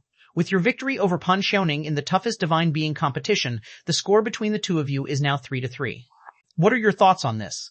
I have only defeated Pan Xiaoning. I haven't won the championship yet. It's too early to talk about that, said Wen Bujun indifferently. Mr. Wen is being too modest. You and Pan Xiaoning have absolute dominance in this event. Besides him, who else could compete with you for first place? It used to be like that, but this time it's different. The interviewer was shocked. Mr. Viewer was shocked. Mr. Wen Bujun indifferently. Wen, are you suggesting that in this edition of the toughest divine being competition, there is someone who could threaten your position? May I ask, who is it? Those watching the live interview also doubted if Wen Bujun was just being polite. In this competition, he and Pan Xiaoning were like godly figures. Who else could possibly threaten him? Many thought Wen Bujun was merely being courteous. Unexpectedly, Wen Bujun straightforwardly named specific individuals. Deng, a duo from the Deng family, and Wu Xiaoming both have strong competitive power. I am very much looking forward to encountering them in future competitions. Deng, a duo? Wu Xiaoming? Who are these people? Many were befuddled, unable at the moment to recall who these two were. Deng, a duo? Wu Xiaoming. The interviewer was initially perplexed, then quickly caught on. Is Deng, a duo, the one who married into the Shen family from the Deng family? Is he also participating in the toughest divine being competition? Is he strong? Very strong, Wen Bujun said with a smile. He competes under the name Tian, which is his nickname. Wen, you mean to say you've been paying close attention to him? The interviewer's eyes lit up as though they had stumbled upon something groundbreaking. Of course, I just said that he's a formidable opponent. Wen Bujun deliberately said this to cast Lin Shen into the limelight, believing that only when faced with adversity can one's true character be revealed. Since Tian is likely to come before him, he might as well stir up some trouble for Tian in advance. And what about Wu Xiaoming? Is he also a young master from a major family competing under an alias? Wen Bujun looked at her with an odd expression. You don't know the Gun God Nameless? Gun God Nameless, Wu Xiaoming. The woman's eyes gradually widened as her pupils contracted continuously. She was not unaware of this person, she simply hadn't expected him to participate in the toughest divine being competition. If the toughest divine being competition was about the rivalry of two greats, then in the Gun God Challenge, Wu Xiaoming was the true ruler, the synonym for that event, the man crowned with the title of Gun God. Wu Xiaoming started competing at the age of 7 and stayed in the lower group for over a decade. No one has ever fired a gun faster than him, nor has anyone ever been able to take the first place throne from his hands. An unprecedented 14 consecutive championships, truly deserving of the title of the fast gun divine being. He is commonly known by the nickname Gun God Nameless. When people mention him, they habitually call him Nameless, whereas his actual name, Wu Xiaoming, is rarely brought up. This completely blew up the scene. The Gun God Nameless, who usually only participates in Gun God duels, incredibly broke convention by entering the sturdiest divine being competition. This was huge news. Those who use firearms are relatively few, but there are many experts among them. The Gun God Nameless, able to dominate his peers, naturally possesses extraordinary strength. Such a legendary figure as the Gun God Nameless suddenly crossing categories to compete immediately caused a sensation. Many people immediately searched for Wu Xiaoming's name to see if he was really competing. Upon searching, they found out that not only was the Gun God Nameless truly competing, but his opponent this round was also the other strong contender mentioned by Wen Bujun, Deng, a duo. Originally, no one paid much attention to the battle between Lin Shen and Wu Xiaoming. But now, the heat of this battle skyrocketed, even attracting more attention than the battle between Pan Xiaoning and Wen Bujun. The Deng family were completely dumbfounded. The core leadership knew that Deng Aduo was currently in a vegetative state, so how could she possibly participate in the sturdiest divine being competition? Those who knew Tian were even more puzzled, since when had Tian become Deng Aduo? Lady Lei and Deng Yongxin, upon hearing this news, were also full of doubt, not understanding what went wrong and how everyone mistook Tian for Duo. Although this was the outcome they wanted, things seemed to have spiraled out of their control. They didn't know where the problem lay, how Tian was mistaken for Duo without their agreement. They just wanted to see what kind of skill level Tian had and to understand why the Deng family kept delaying. Shen Qingshui also took notice of this matter. She wanted to know what kind of person the man she would have to marry and have children with in the future truly was. Everyone was watching this duel with bated breath, with the majority believing Wu Xiaoming's chances of winning to be much higher. That's Gun God Nameless, the man with the fastest gun among the lower divine beings. Although in the sturdiest divine being matches, shooting quickly does not count for much, the skill of Gun God Nameless was recognized by all. It had long been said that Wu Xiaoming only refrains from participating in other categories of competition. If he did, there would no longer be a standoff between two champions, but a struggle for supremacy among three. Many believe that Wu Xiaoming's strength is not inferior to that of Wen Bujun and Pan Xiaoning. Although Deng Aduo is also from a prestigious family, she has yet to show any substantial record of victory or to prove herself, and only a minority believe she could win. Under the watchful eyes of the public, the battle between Wu Xiaoming and Lin Shen finally commenced. Lin Shen had no idea that his opponent was such a famously renowned figure, a divine being from another competition. He always thought he had chosen a nobody, someone he could just turn around and shoot down with a single bullet. After both competitors entered the field, Lin Shen did not pay much attention to what his opponent looked like, but simply allowed Ying to grant him the advantage of the first move. Chapter 1025, Gun God Gets Headshot to Lin Shen. This competition seemed like a perfunctory formality of little importance, so his mindset was very relaxed. Wu Xiaoming was also very relaxed. He joined the Ultimate Divine Being competition, aiming for Pan Xiaoning and Wen Bujun. Since Pan Xiaoning was already out, that left Wen Bujun as his only opponent. Who Tian was, he neither knew nor cared. He just wanted to quickly wrap up this match. The roulette spun, but the result was not what Wu Xiaoming wished for. He did not gain the initiative. Seems like this will take a bit more time. Wu Xiaoming could only patiently wait for his chance to strike, confident that he needed just one shot to take out his opponent. All the spectators watching the match focused on Lin Shen, awaiting the result of the 10-second countdown and his first shot. When people saw Lin Shen take out a sniper rifle, they were all slightly taken aback. Tian is actually a gun user too? Playing with guns in front of the gun god? This is going to be interesting. How fun. The gun god Nameless has his own BUF. In an ultimate divine being contest, his opponent is also using a gun. Seeing that Lin Shen's weapon was a gun, Wu Xiaoming could not help but mock himself. I enter another competition and yet again my opponent plays with guns. Is this world a little too small? Since when do the Deng family play with guns? Shen Qingshui was somewhat puzzled, as the Deng family's sun-chasing great method didn't seem to match well with firearms. Up in the stands, Yue Hongyan's expression was also a bit complicated. She wished for Lin Shen to be shot dead by the gun god. Once Lin Shen died, the red thread on her would naturally disappear. Unfortunately, this was the Great Void World. Even if Tian were shot dead, he wouldn't truly die. While people were wrapped up in their thoughts, they noticed that Wu Xiaoming's preparation time had ended, and it was Tian's turn to attack. Everyone thought that Tian's shot would be very cautious and careful, likely needing time to accumulate strength, then finding Wu Xiaoming's weak spot before launching his strongest attack. Before anyone was ready, a gunshot rang out. Almost immediately after Wu Xiaoming's countdown ended, Lin Shen pulled the trigger and a bullet flew out. The bullet did not seem very fast, but that slowness was only relative. In a blink of an eye, it hit Wu Xiaoming between the eyebrows. Then everyone saw Wu Xiaoming's helmet pierced by a bullet, blood spurting from the hole, and Wu Xiaoming fell straight down. It's over. Hardly anyone had time to react. Everyone had the illusion that it hadn't even started yet.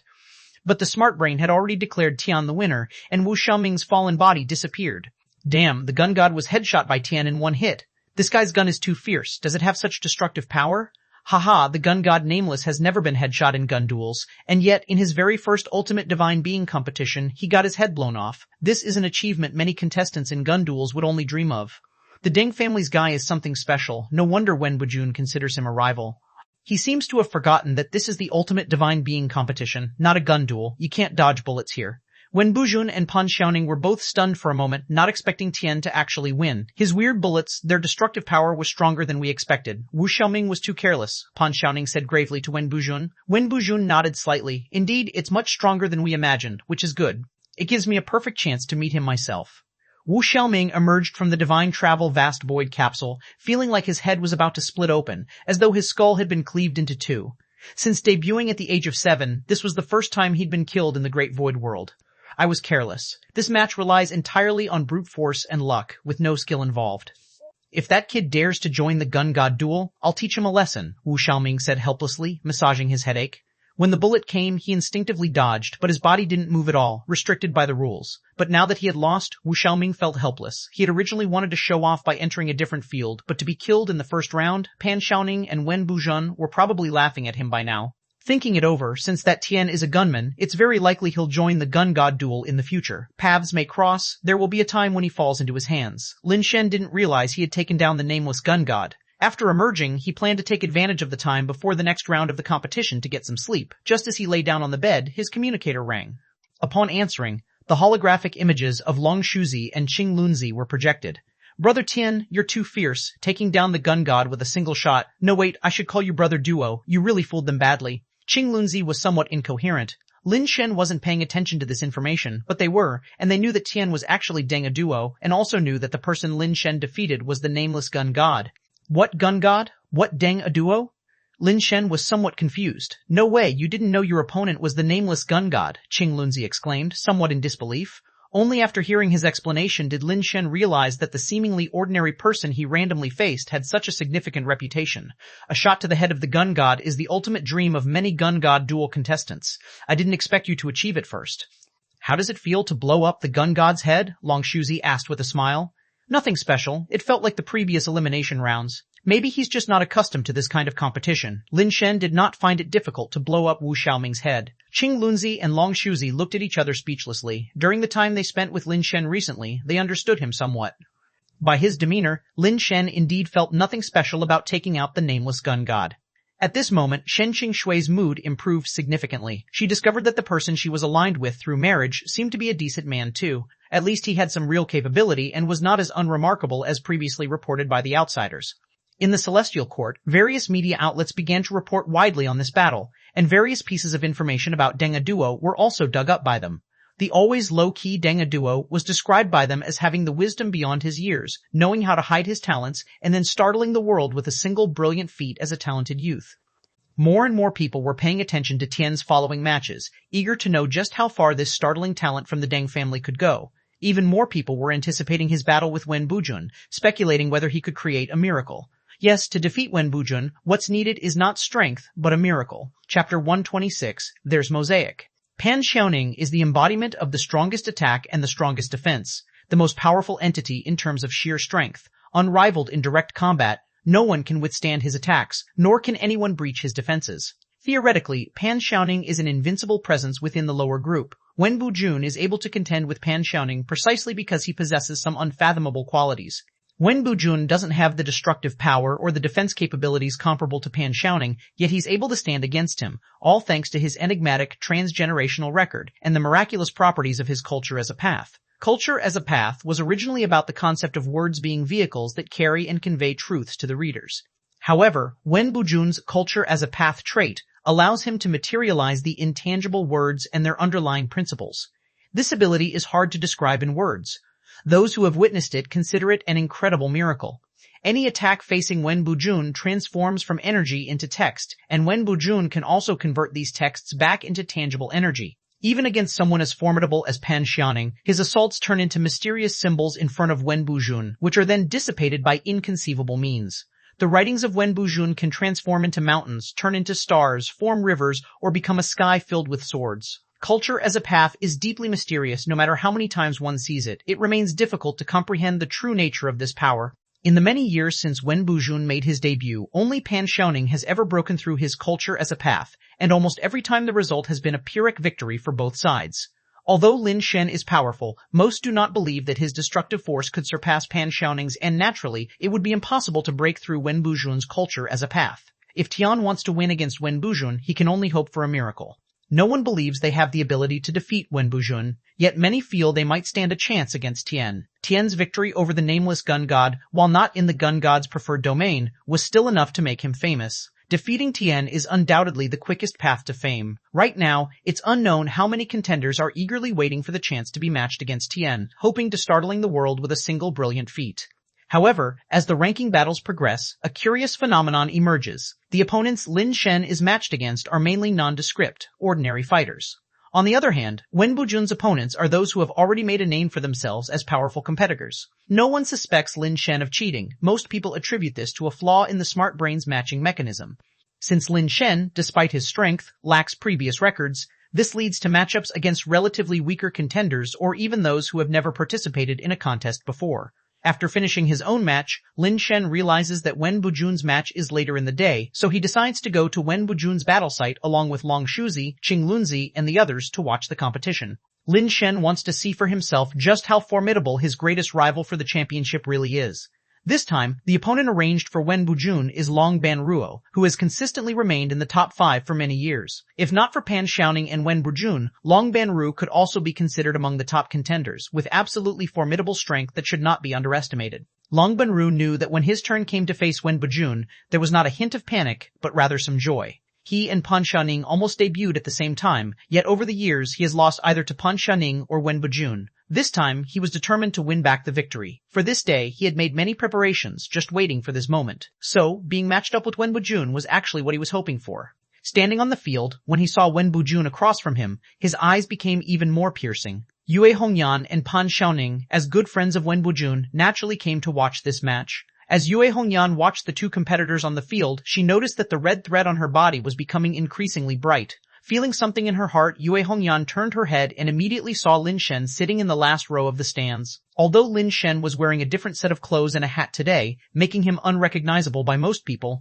Yue Hongyan recognized him instantly. After all, it's rare to see someone with a handful of red threads connected to the palm of their hand, not to mention that Yue Hongyan's thread was connected above on her neck. Moved, Yue Hongyan said to Pan Xiaoning that she had something to do and would leave for a while, then stood up and walked towards Lin Shen. Lin Shen was watching the match between Long Banru and Wen Bujun when suddenly he saw a moving mosaic in front of him, prompting him to look over. A mosaic? There's actually a mosaic. Lin Shen was stunned for a moment. He calculated that if Long Yue, Ouyang, and the woman in the recording all had the mosaic of heaven-defying bonefire seed, then the quantity of heaven-defying bone should already be sufficient. Seeing a mosaic on a living person now forced Lin Shen to overturn his previous conjecture. Could it be, among Ouyang and the woman in the recording, there's one whose mosaic isn't the heaven-defying bone? Lin Shen was previously unsure, and now even more hesitant to make a judgment. The likelihood that the mosaic on Long Yue's body is the heaven-defying bone is the highest. After all, she fits all the conditions of the heaven-defying bone.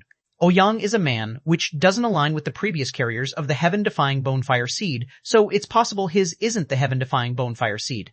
The woman in the recording might also be without a mosaic, since others have seen a mosaic on the body of the woman as well. For the time being, Lin Shen couldn't figure out which one wasn't the heaven-defying bonefire seed, or if both weren't. Lin Shen was pondering how to get to know this woman with a mosaic, when he saw that she was actually walking towards him. Is this seat taken? May I sit here? Suppressing the urge to strike Lin Shen dead, Yue Hongyan asked with a smile. She knew killing Lin Shen in the Great Void World would be pointless, and she also wanted to clear up why she was connected to Lin Shen and why the red thread on him was so special. Dragon, move over a bit, Lin Shen said with inward elation as the woman with the mosaic initiated a conversation with him. Yue Hongyan had asked Dragon if the seat next to him was available, but Lin Shen asked Dragon to shift over, freeing up the seat beside him for Yue Hongyan to sit next to him. Sure enough, no good thing, just a fickle womanizer. Yue Hongyan's impression of Lin Shen worsened. Being so interested in a woman he doesn't know, especially when she is wearing a veil and Lin Shen can't see her face. What kind of good person could he be? Yue Hongyan felt more and more that Lin Shen was just a lascivious and indiscriminate LSP. Chapter 1027, Dragon God Set Lin Shen wanted to inquire about the woman's origins, but the competition had already started and the woman was now intently watching the arena. On the arena, the wheel began to spin, and eventually, the pointer stopped on Long Banru's name. Lin Shen wasn't at all surprised by this because he had set it up for Long Banru to make the first move, which might create some trouble for Wen Bujun. With the decision of who would go first made, the 10-second countdown began. Wen Bujun appeared to have no intention of using any divine artifacts and, dressed in a green robe, was standing there casually. Wen Bujun, this time, you'd better defend with all your strength, or you'll never have the chance again, Long Banru suddenly spoke up.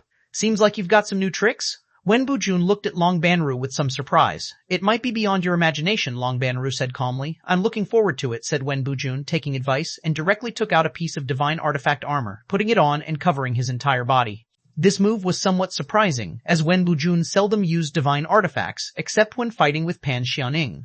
Putting on a set of divine artifact armor was a sign of great respect for Long Banruo. Long Banru nodded slightly. The 10-second countdown had ended, and it was now time for Long Banru to attack. Without any hesitation, Long Banru summoned one divine artifact after another. A helmet, a breastplate, a protective skirt, a pair of arm guards, a pair of boots, and a pair of gauntlets. 9 divine artifacts were put on one by one, and each time a divine artifact was placed on him, a dragon-shaped light shadow would emerge. After all 9 divine artifacts were on him, 9 dragon-shaped light shadows intertwined together, enshrouding his body and exuding an extremely terrifying oppression. Is that a set?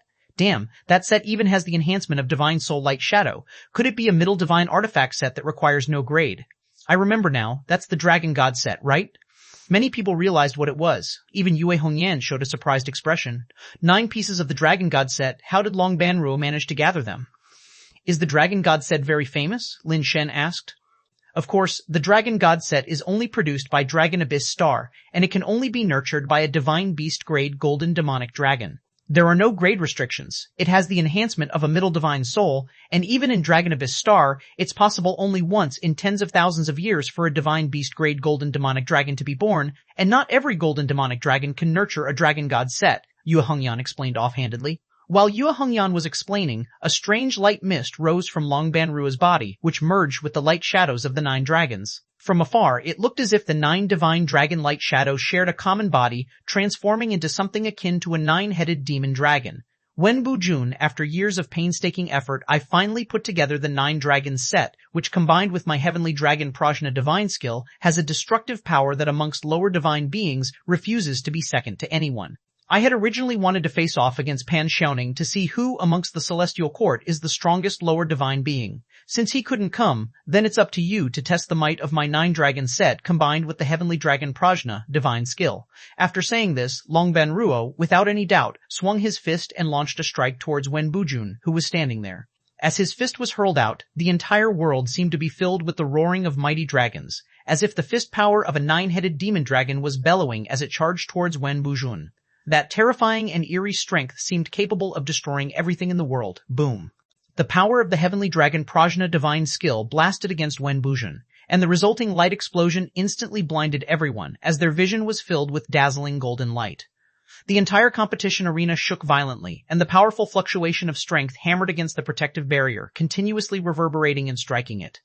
Everyone showed an expression of shock, and even Yue Hongyan started to worry for Wen Bujun. Such destructive power had far surpassed the limit that a lower divine being could endure.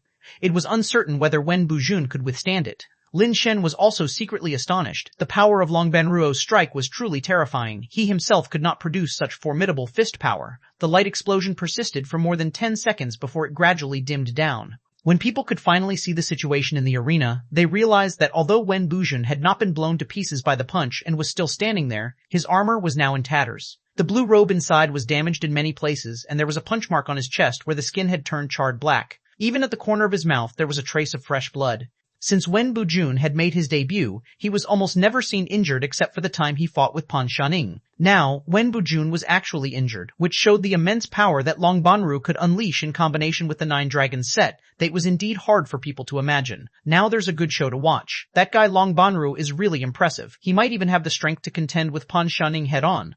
It won't be easy for Wen Bujun to win, many competitors thought with awe. They had originally thought that with Pan Xiaoning gone, they could move up in the ranking in this competition, but unexpectedly, so many terrifying individuals had emerged this time. Long Banruo, you really are full of surprises, somewhat reminiscent of Pan Xiaoning. Wen Bujun wiped away the blood from the corner of his mouth, a hint of joy on his face. You are also full of surprises, being able to withstand my heavenly dragon Prajna divine skill. Now it's your turn, said Long Banru in a deep voice. It was Long Banru's preparation time. The 9 dragons' light shadow around him contracted, firmly protecting his body within. Good. Let's see if your defense is just as strong. Wen Bujun threw a punch directly, with thousands of rays of light blooming on his fist, bombarding Long Banruo's body like a meteor shower. Boom, boom, boom, boom. Explosions caused light. Explosions to flicker incessantly, and though it was just one punch, it seemed to unleash countless punches, like a series of hydrogen bomb explosions. Yet, even with such strong fist power, it could not shake the 9-headed demon dragon light shadow protecting Long Banruo. Until Wen Bujun's turn ended, Long Banru was still unharmed. I originally thought that after Pan Xiaoning's defeat, Wen Bujun's champion position was secured. Unexpectedly, Long Banru emerged, making this competition of the toughest divine beings interesting, someone remarked. The Dragon God set is too powerful. Long Banru is soaring to the sky. Everyone was amazed, as Long Banru's demonstrated ability seemed to qualify him to compete against Wen Bujun. It's my turn now. Let's change to a different divine artifact set. Long Banru signaled Wen Bujun to change his tattered armor. No need, I've already tested the power of the 9 dragon set combined with the heavenly dragon Prajna divine skill. It's somewhat interesting, but not much, said Wen Bujun indifferently. Long Banru's expression slightly changed, as Wen Bujun's words seemed to imply that what he had shown before was just a casual effort, and now he was going to get serious. Without saying anything further and waiting for Wen Bujun's preparation time to end, Long Banru exploded with terrifying power once again, and strands of dragon-shaped light shadows converged on his fist. Mist also followed, condensing into a solid dragon ball on his fist, with clouds roiling inside and dragons faintly visible. Chapter 1028, Culture as a Path. Anyone could feel that the power contained within the Dragon Ball was terrifyingly many times greater than that of the 9-headed demon dragon just now. The first strike of Long Banru was actually just a small test of his skill, not using all his strength. Wen Bujun is a bit too arrogant. Now it's probably too late for regrets. Long Banru has a chance. The power within that Dragon Ball is a bit frightening. It seems already on par with Pan Xiaoning. Wen Bujun underestimated his opponent too much. He might just capsize in the gutter. While everyone was discussing fervently, the resolute Long Banru unleashed his most powerful strike. The Dragon Ball with earth-shattering power bombarded towards Wen Bujun. The mere passage of the Dragon Ball through space caused severe spatial disruptions, making the protective barrier of the competition arena tremble and buzz. What immense power! Lin Shen couldn't help but exclaim in admiration, admitting to himself that he couldn't produce such powerful strength and was far behind. Everyone awaited the result of this strike, watching the Dragon Ball tear through space to reach in front of Wen Bujun, who simply extended a finger and lightly tapped it. It was not a tap of acupoint ceiling, but rather like controlling a touchscreen. The index finger gently tapped on the surface of the Dragon Ball. The next second, something surprising happened to Lin Shen. The Dragon Ball, which was carrying an immensely terrifying force, was tapped by Wen Bujun and in full view of everyone, transformed from a 3-dimensional Dragon Ball into a flat character. A glowing dragon character, as if written on white paper in the void, was casually lifted by Wen Bujun, simply picked up in his hand. It seemed as if that extremely terrifying strike was nothing but a piece of calligraphy. This person is really quite strong. Lin Shen was somewhat astonished. Wen Bujun was stronger than he anticipated, and this ability was a bit incomprehensible. Until Long Banruo's turn ended, that dragon character was still being held in Wen Bujun's hand. Long Banruo's expression became particularly strange. He had not expected that his strongest strike was still unable to break Wen Bujun's culture as a path. Could it be that in this world only Pan Xiaoning is truly capable of breaking Wen Bujun's culture as a path? Long Banru refused to admit defeat just like that, once again activating the power of the 9-dragon set, as dragon-shaped lights wrapped around him. When it was Wen Bujun's turn to make a move, he simply shook his hand, and the dragon character he held flew towards Long Banru. In midair, it transformed back into the Dragon Ball containing terrifying might, and struck Long Banruo. Bang! A fearsome light explosion rose on the battlefield, persisting for a long time without dissipating. When the light finally faded, all that could be seen was Long Banru still stubbornly standing upright, but his chest armor had shattered, revealing a bloody hole from which blood was steadily streaming. You're already very strong, just a little bit behind Pan Xiaoning, Wen Bujun said indifferently looking at Long Banruo. How much is a little bit? Long Banru asked with a hoarse voice. 10,800 li, answered Wen Bujun. Long Banru spurted out a mouthful of old blood, fell backwards and collapsed on the spot. The match also came to an end, with Wen Bujun progressing to the next round without any suspense. This guy is going to be tough.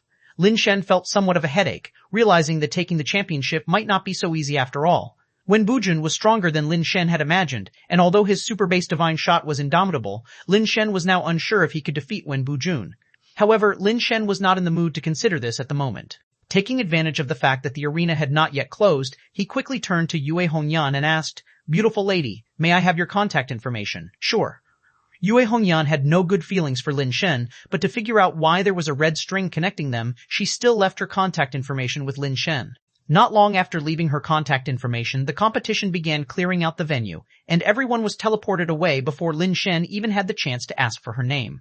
Could the mosaic on this woman be the heaven-defying bone? Lin Shen wondered to himself, but could not come up with an explanation. Wen Bujun is still too strong. Even Long Banru, with his 9-piece Dragon God set, was defeated so miserably, and that's a middle-grade, no-grade suit. If that doesn't work, it really defies reason. Qing Linzi sighed. Wen Bujun is indeed unreasonably strong. Tian brother, how about you? Do you think you can beat him? Long Shuzi asked Lin Shen beside him. No, I'll just give it a try, Lin Shen shrugged. If he could win, naturally it would be the best outcome. If he really couldn't win, then he could only look for another opportunity next time. After all, this wasn't the only competition. If this one wasn't the right fit, he would find another competition. Regardless, he needed to become a Star Divine official as soon as possible. After adding Lin Shen's contact information, Yue Hongyan had been thinking about how to inquire some useful information from Lin Shen. Lin Shen did want to contact Yue Hongyan, but he didn't know what to say to a strange woman, so he had not sent any messages. The competition continued, and Lin Shen and Wen Bujun were now the hottest contenders in the lower group. Of course, no one thought that Lin Shen could win, but they did believe that Lin Shen's performance was indeed powerful, finishing off each match with a single shot. The bullets, which didn't look very strong, possessed a terrifying destructive power that did not match their speed. However, after witnessing the battle between Wen Bujun and Long Banruo, almost no one believed that Lin Shen's bullets could break Wen Bujun's culture as a path. If even Long Banru with the 9 Dragon set couldn't break through, could Lin Shen's bullet possibly have more destructive power than Long Banru's strength? Under Lin Shen's arrangement, neither of them encountered each other early on, and they were sure to meet only in the final showdown. The hellish series of matches Lin Shen had arranged for Wen Bujun didn't cause him any trouble. That man was just too strong. In the ancient realms Dimon Star. Ever since Kristen's last promotion to Dharma King, he had become a god of war within the Dimon tribe. Now everyone calls Kristen the Pink Sword Saint, and together with his master Sophia, they're hailed as the 2 saints of the Dimon tribe. With the support of Kristen and Sophia, the little emperor of the Diman tribe finally got some real imperial power. And the direction of the Diman tribe's development has also changed, but the internal strife has become more severe. One day, an unexpected visitor arrived outside Kristen's residence. The gatekeeper looked at the robust human male in front of him with an unkind expression, but was shocked to see that Kristen himself came out to welcome the human male inside. "Did you come here to retrieve the book that belongs to Lin Shen?" Kristen asked the robust man. He knew this man and was aware that his name was Wei Wufu, who had an extraordinary relationship with Lin Shen. "Looking for you," Wei Wufu shook his head. "Looking for me? Is there something you need?" Kristen was somewhat surprised as this was different from what he had expected. Chapter 1029, The Pathfinder Dai Isi, Go, You, Stay, Wei Wufu said to Kristen. Ordinary people find it hard to understand Wei Wufu's words, but Kristen did understand. He looked at Wei Wufu and slowly said, "Understanding differs. He chose one path, I chose another, thus he left first, and I still have unfinished business. Now is not the time for me to leave." After speaking, Kristen took out the book, Lin Shen's Peerless Divine Skill, and handed it to Wei Wuwei. After reading it, perhaps you will understand. Wei Wufu didn't say anything, just took the book and silently flipped through it page by page. Kristen watched Wei Wufu with interest, not speaking to interrupt him, just watching like that. In fact, Kristen never thought of keeping this book for himself. DEC had given this book to him, and he too wanted to pass the book on or return it to Lin Shen's relatives. He just hadn't expected that the person who would come would be Wei Wufu. In fact, he thought it would be Ouyang Yudu. Kristen didn't know much about Wei Wufu, so he wanted to see if Wei Wufu could understand this book. If he could understand it, Kristen would allow him to take the book away, but if he couldn't understand, Kristen would continue to keep this book for himself. Even though this book was written by Lin Shen, it does not mean that people close to Lin Shen have the right to inherit it. This book is no longer a possession of a single person, but relates to the future of the entire cosmic. Wei Wufu flipped through the pages one by one, and to Kristen's disappointment, he showed no changes whatsoever. Before Kristen could speak, Wei Wufu handed the book back to him and then got up to leave. "Just leaving like this?" Kristen asked. "Yes," Wei Wufu nodded in reply. "How much did you understand?" Kristen became curious about this strange man. "A bit. And then, find someone. If you want to find Lin Shen, you have to understand this book first. He, later, now, not looking, then who are you looking for? Bad people." Kristen paused, somewhat unable to understand Wei Wufu's thought process, wondering what this guy really meant. Kristen didn't know how to continue asking, yet Wei Wufu turned around, looked at him and asked, "In the cosmic, who is the worst?" Kristen paused again, then mused, "Speaking of bad people, there are many in the cosmic, and bad people have various definitions. To speak of the universally recognized worst person I can think of would be the evil Dharma King Roger. Are you looking for him? How bad?" Wei Wufu didn't answer, only continued to ask. "Because of the evil law, he only commits evil, never does good deeds, destroys families, kills and usurps, steals and deceives, anything evil, he does it all. But because his strength is too mighty, even though everyone knows of his evils, no one can do anything about him. Does that count as bad?" "Bad enough." Wei Wufu nodded. "You're looking for him?" Kristen was really curious, wondering what exactly Wei Wufu wanted to do. "Is it you help me?" Wei Wufu said, phrasing it as a question. "I can, but I want to know what you want him for," Kristen asked. To find a way, Kristen didn't understand, but his interest was piqued, so he decided to take Wei Wufu to meet the infamous Roger of the Evil Law. The Pergamoon star system might be the most desolate one, but long ago it was a bustling star system with hundreds of inhabitable planets, home to thousands of intelligent species. Until Roger settled here, and since then, no living beings have survived in the Pergamoon star system, not even bacteria. On the lonely ghost star akin to a land of death, Kristen and Wei Wufu met Roger. Like a statue, the man sat on a rock as if he were an unchanging boulder from the ages. Kristen, have you come to seek revenge for the trash of the D-Man tribe? Roger lifted his head, shaking off the thick dust that had accumulated over countless years, dust that had settled on him so he appeared more like a stone statue, even the wrinkles on his face filled with dust. Seeing Kristen, Roger's frown unfurled like a chrysanthemum, revealing a disturbingly sinister smile. He had killed too many geniuses, which gave him immense pleasure. No, he is the one looking for you. Kristen pointed to Wei Wufu standing beside him. You're looking for me? Roger turned his head to look at Wei Wufu, sizing him up with initial impatience. But as he watched, a terrifying gleam sparked in his eyes, and he stood up, the dust falling from his body like smoke and clouds. You? A bad person? Wei Wufu asked earnestly. Haha, yes, I am bad. The worst person in the world. What about it? Roger laughed wickedly. Tall and thin like a skeleton climbed out from hell. Fight. Wei Wufu was straightforward, donning a white robe, his body starting to emit a purple glow. Kristen stared at Wei Wufu, incredulous that a Nirvana being would dare to challenge Roger the evil Dharma King. It was no different from seeking death. As the evil law intertwined wildly, as if to devour the entire planet along with Wei Wufu. Kristen witnessed an unbelievable scene. The void exploded, with an order light chain winding around a crown emerging from nothingness, descending onto Wei Wufu's head. Kristen could feel the power of the crown, seeming to complement and counter Roger's evil law, as if they represented two sides of the world, one good and one evil, one light and one dark, one yin and one yang. The law of justice? Kristen realized the hint, also understanding why Wei Wufu had come to find the worst person in the world. Only in the presence of evil can justice be manifested. Without evil, there would be no justice, and under absolute fairness, both evil and justice would lose their meaning. Wei Wufu was looking to ascend to the righteous Dharma King by leveraging Roger's evil law. But in the next second, Kristen's face turned to disbelief, as Wei Wufu did not accept the coronation of the crown. He threw a punch. The purple aura soared up, striking the crown of justice back and causing the connected order light chain to clink. The purple aura around Wei Wufu grew more intense, rising to the sky, turning into a divine series of light and shadow, infinite law power transforming into chains continuously entwining around him, making his energy increasingly terrifying. Justice resides in the heart, cannot fail. Wei Wufu threw a punch, the furious fist power penetrating the Star River, shattering the evil law enveloping the planet, also piercing through the void. A mysterious gate emerged from the void. Chapter 1030, The Decisive Battle with Wen Bujun. Wei Wufu's physical body ascended the stairway to heaven, using his flesh and blood to confront the Thunderfire heavenly tribulation. He abandoned the path of becoming a Dharma King, and chose a path similar to DEC, the Ghost God faction's route. Through his own convictions, he transformed into a Law Ghost God and ascended as an immortal, or rather, a lower divine being.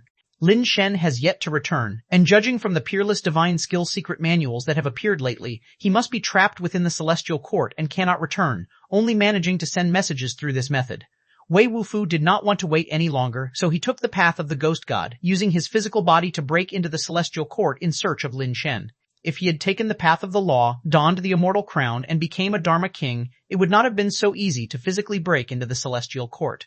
Watching Wei Wufu forcefully push open the grand doors of the celestial court with his bare hands and head inside without looking back, Kristen's expression turned somewhat strange. This guy's talent is probably not much less than DEC's. Unbeknownst to Lin Shen, individuals from the ancient realm have already been making their way into the celestial court. He is still constantly engaged in competition. The daily abundance of matches has made Lin Shen feel somewhat bored. If not for the chance to enter the Star God Palace and gain resources, he wouldn't bother participating in these competitions at all. He also does not understand why these divine beings of the celestial court are so keen on participating in various competitions. Lin Shen's performance greatly pleased the Shen family, who mistook him for Deng Aduo. Originally, the Shen family thought Deng Aduo was just a member of the Deng family with the bloodline to practice the sun-chasing great method, that his bloodline was exceptional, but he himself was not too outstanding. Otherwise, how could he have remained obscure for so many years? If his abilities were strong, even if not as famous as Deng Quang, he should have had some reputation. However, this time in the toughest divine being competition, the Shen family discovered that Deng Aduo seemed to be better than they had imagined. Even though he lost to Wen Borjun in the end, he is already considered top-tier talent. Shen Qingshu's mindset also started to change gradually. The more she watched Tian's matches, the more she felt familiar with him, as if they were slowly getting to know each other.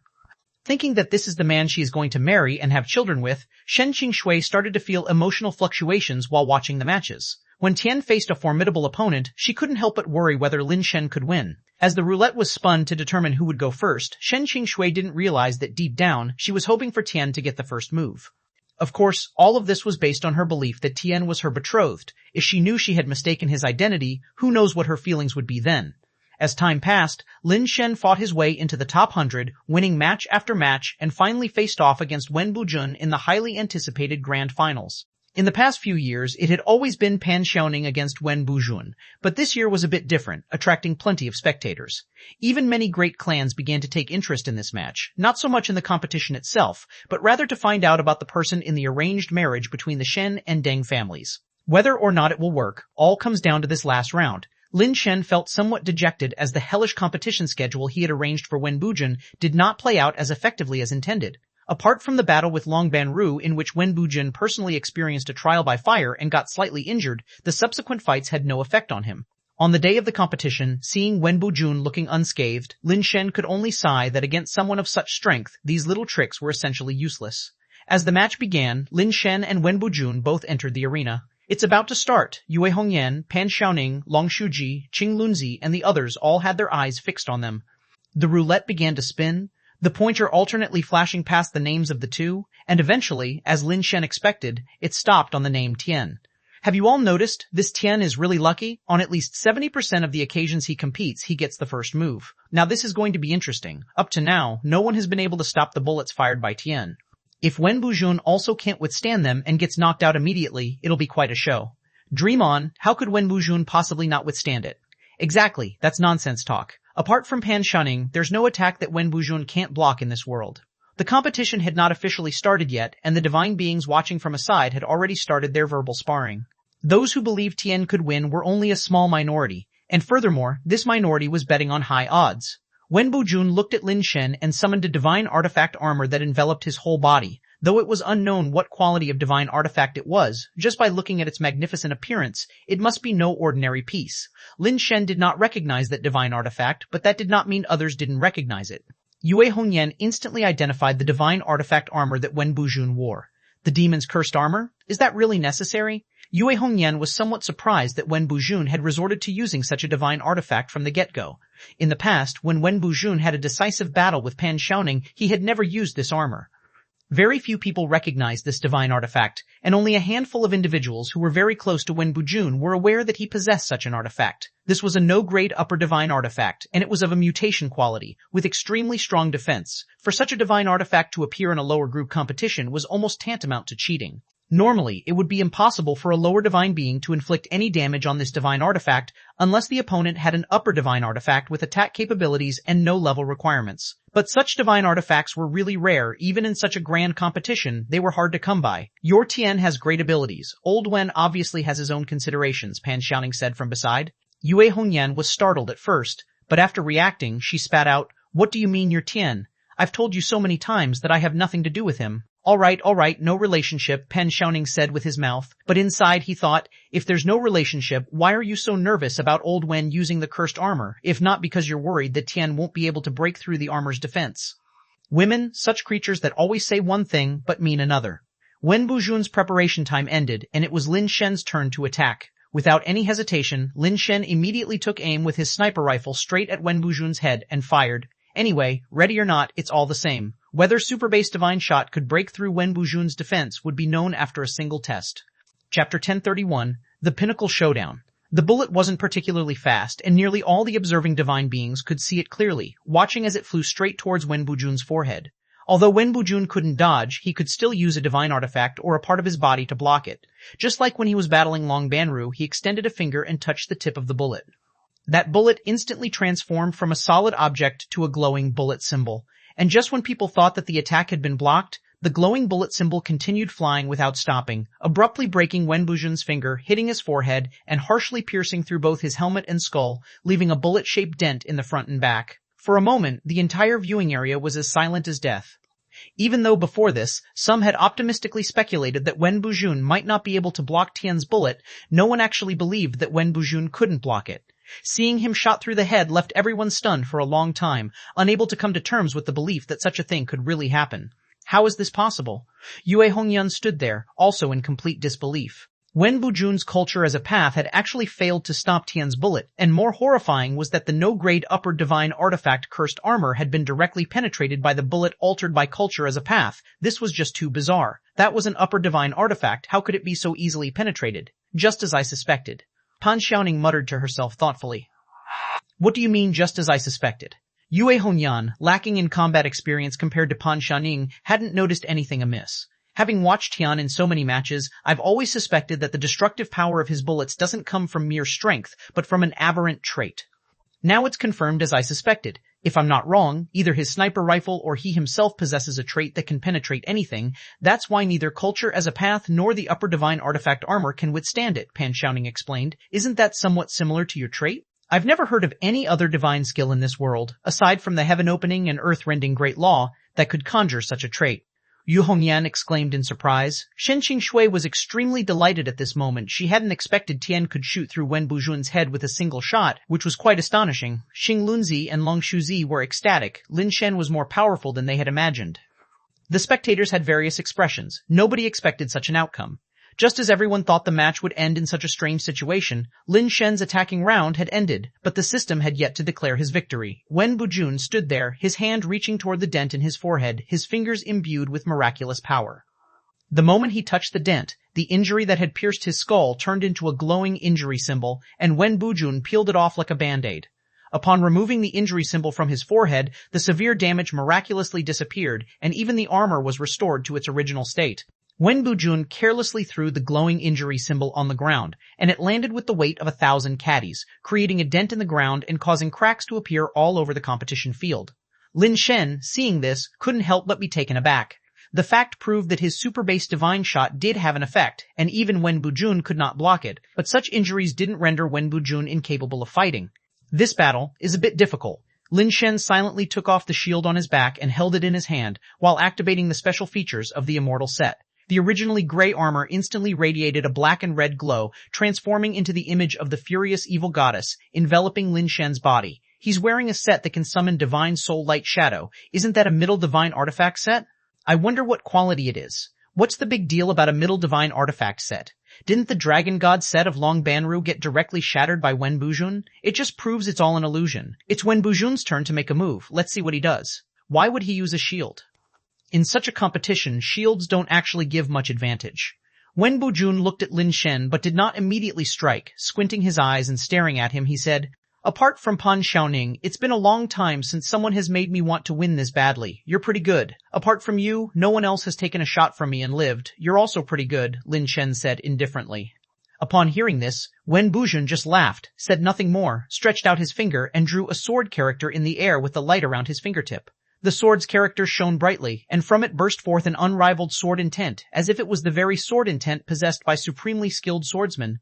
The next second, terrifying beams of sword light flew out of the sword character, sweeping towards Lin Shen like the Milky Way pouring down. Bang, bang, bang, bang! The continuous sword light kept hitting the light shadow of the furious evil goddess. The ones in front were shattered by the goddess's phantom, and the ones behind immediately filled in. The endless sword light, wave after wave, overwhelmed the light shadow of the furious evil goddess, piercing through it with relentless force. Ding ding ding dang! The flood of sword light bypassed the immortal shield and directly struck Lin Shen's body. Although they didn't pierce through, they left tiny white marks on the surface.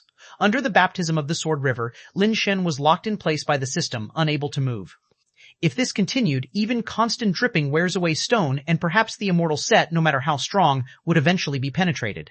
Unfortunately for the attacker, the duration of the attack was only 10 seconds, and once the time was up, the sword's character drawn by Wen Buzhun immediately vanished, with all the sword light dissipating along with it. Thanks to the immortal set, Lin Shen successfully withstood Wen Buzhun's first attack. He actually held on. Tian's armor is a bit impressive.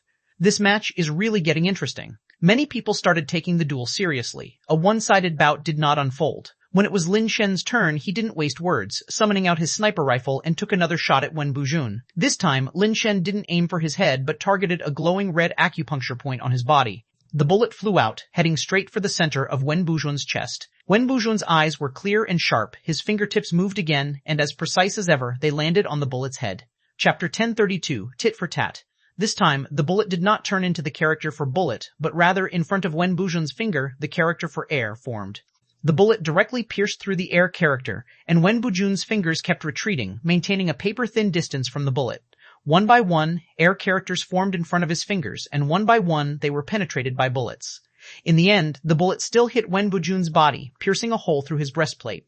Wen Bujun frowned, looked down at the hole in his chest, and with a swipe of his hand, the wound turned into the character for wound, which he then peeled off.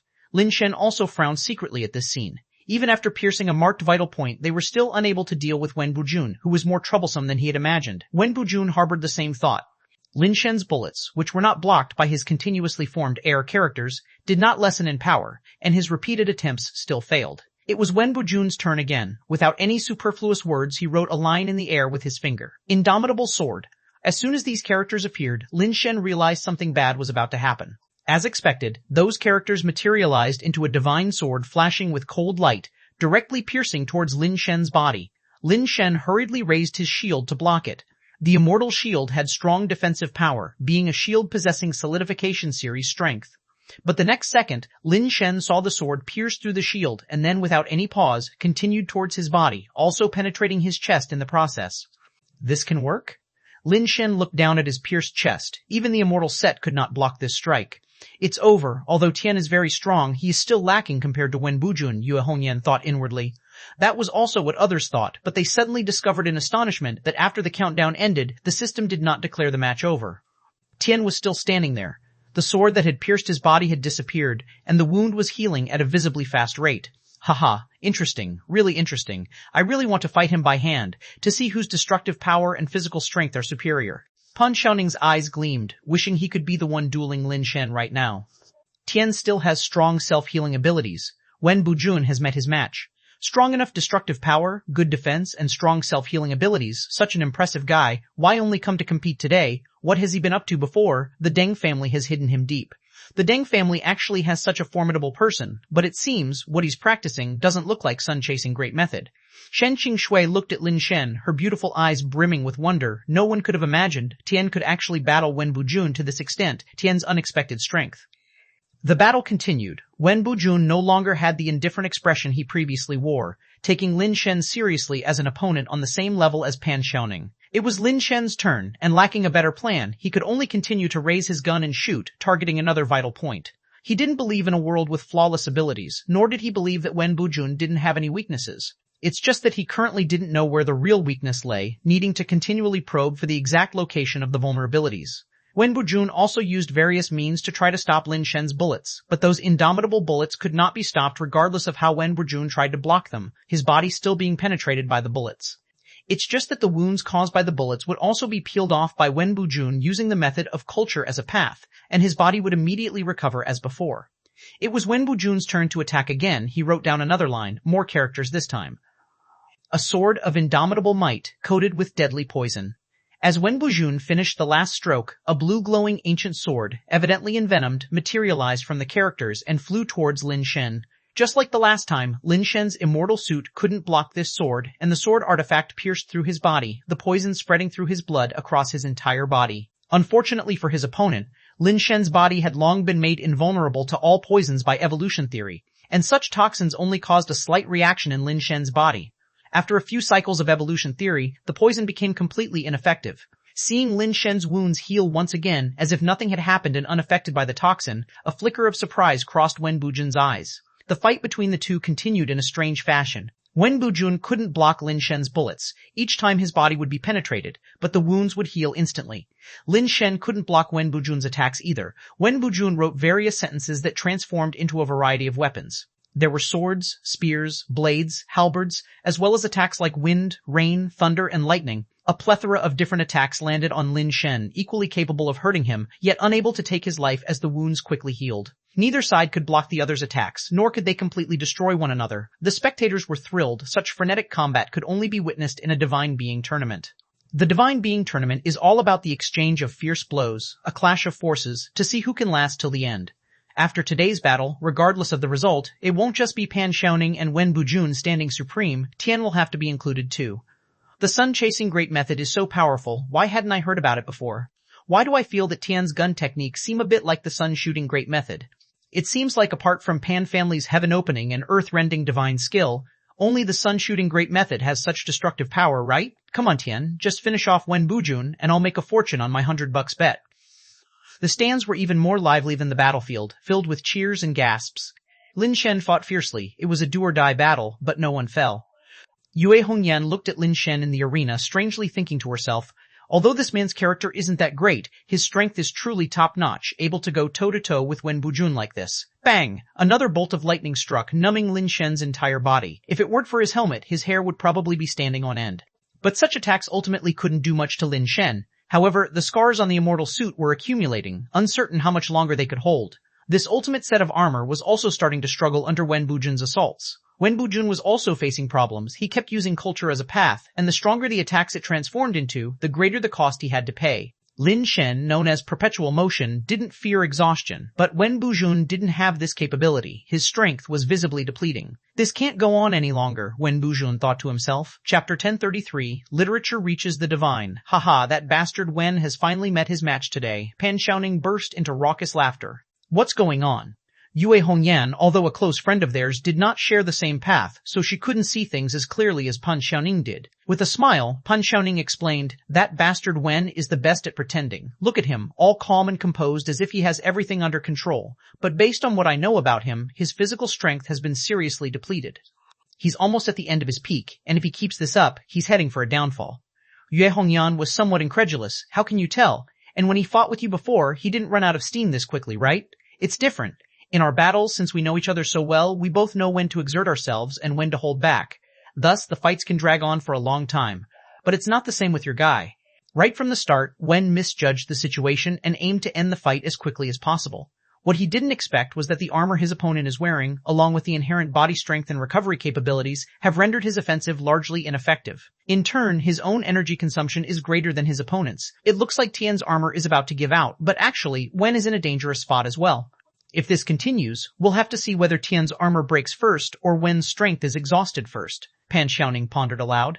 Too lazy to argue with Pan Xiaoning, Yue Hongyan simply furrowed her brows and said, "So you're saying Wen Bujun is in danger?" "Not necessarily. Knowing him, he should be about to use that move," Pan Xiaoning said calmly. "Which move?" Yue Hongyan tried to recall the battles she had seen involving Wen Bujun, but couldn't think of any move that would allow him to escape his current predicament.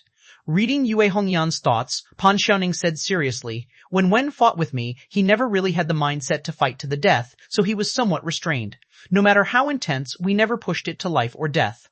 So his most powerful move has actually never been used in a match, and you've never seen it. So you guys were just faking it before?" Yue Hongyan was somewhat taken aback. Pan Xiaoning immediately shook his head and said, "There was no faking it, we were giving it our all, it's just that we didn't use the most powerful, decisive strike from the start. By the time it got to that point, it was no longer possible to use such techniques because they consumed too much energy. One strike would determine the winner, and we just didn't go all out from the start." "With such a huge energy cost, can he still pull off that move in his current state?" Yue Hongyan questioned. "Theoretically, now is not the optimal time to use that move, but knowing Wen's character, even if it means pushing his body past its limits, he will use it to settle the outcome. He's not the type to leave the result to fate, so he definitely won't bet on Tian's armor breaking first. He can only use that move," said Pan Xiaoning with confidence. Indeed, as soon as Pan Xiaoning finished speaking, it was Wen Bujun's turn to launch an attack. But this time, Wen Bujun didn't immediately reveal his characters. "Tian, having a battle with you truly is a joy to both mind and body. But today, I want to win this battle, so, my apologies." In the midst of speaking, mysterious glowing characters started to rise from Wen Bujun's body. One by one, the glowing mysterious characters ascended from his body like cells, joining together in midair to form a grand silhouette of a godly demon. Everyone who saw this was astounded. A divine soul is supposed to be something that only a middle divine being can condense, a symbol of their status. Wen Bujun, clearly a lower divine being, was actually able to condense a divine soul without the help of a rankless divine artifact, a situation previously unheard of. It wasn't uncommon to see divine souls at the arena, but those were usually associated with divine artifacts, entirely different from Wen Bujun's situation.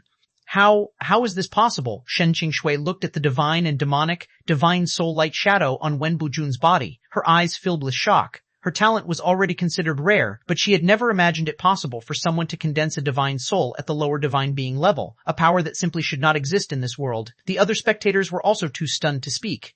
With such a scion, the Wen family can remain prosperous for hundreds of millions of years. The higher-ups of the Deng and Shen families also sighed in admiration upon seeing this. Under everyone's gaze, Wen Bujun stretched out his finger, began to write and draw in the air. As he moved, the divine soul-like shadow enveloping him also extended a finger, one large and one small, the tips meeting to write out a divine text radiating endless might, illuminating the entire heaven and earth. That was no longer mere text, but many characters combined to form a talisman. Through the sequence of strokes and the connection of the characters, one could vaguely make out that Wen Bujun had written, Haoshan Golden Imperial Supreme Exalted Naturally Wonderful Profound Genuine Jade Emperor. As the final stroke was laid down, the light on the talisman converged, yet it seemed as if countless law powers from heaven and earth were converging upon the talisman, as if that single talisman was connected to all things in the universe, controlling all the laws of this world. Swift as the law command, following Wen Bujun's voice, that talisman, carrying the might of the heavens and the earth as though it occupied the entire world, pressed down towards Lin Shen. Wen Bujun's law power of writing has actually become divine.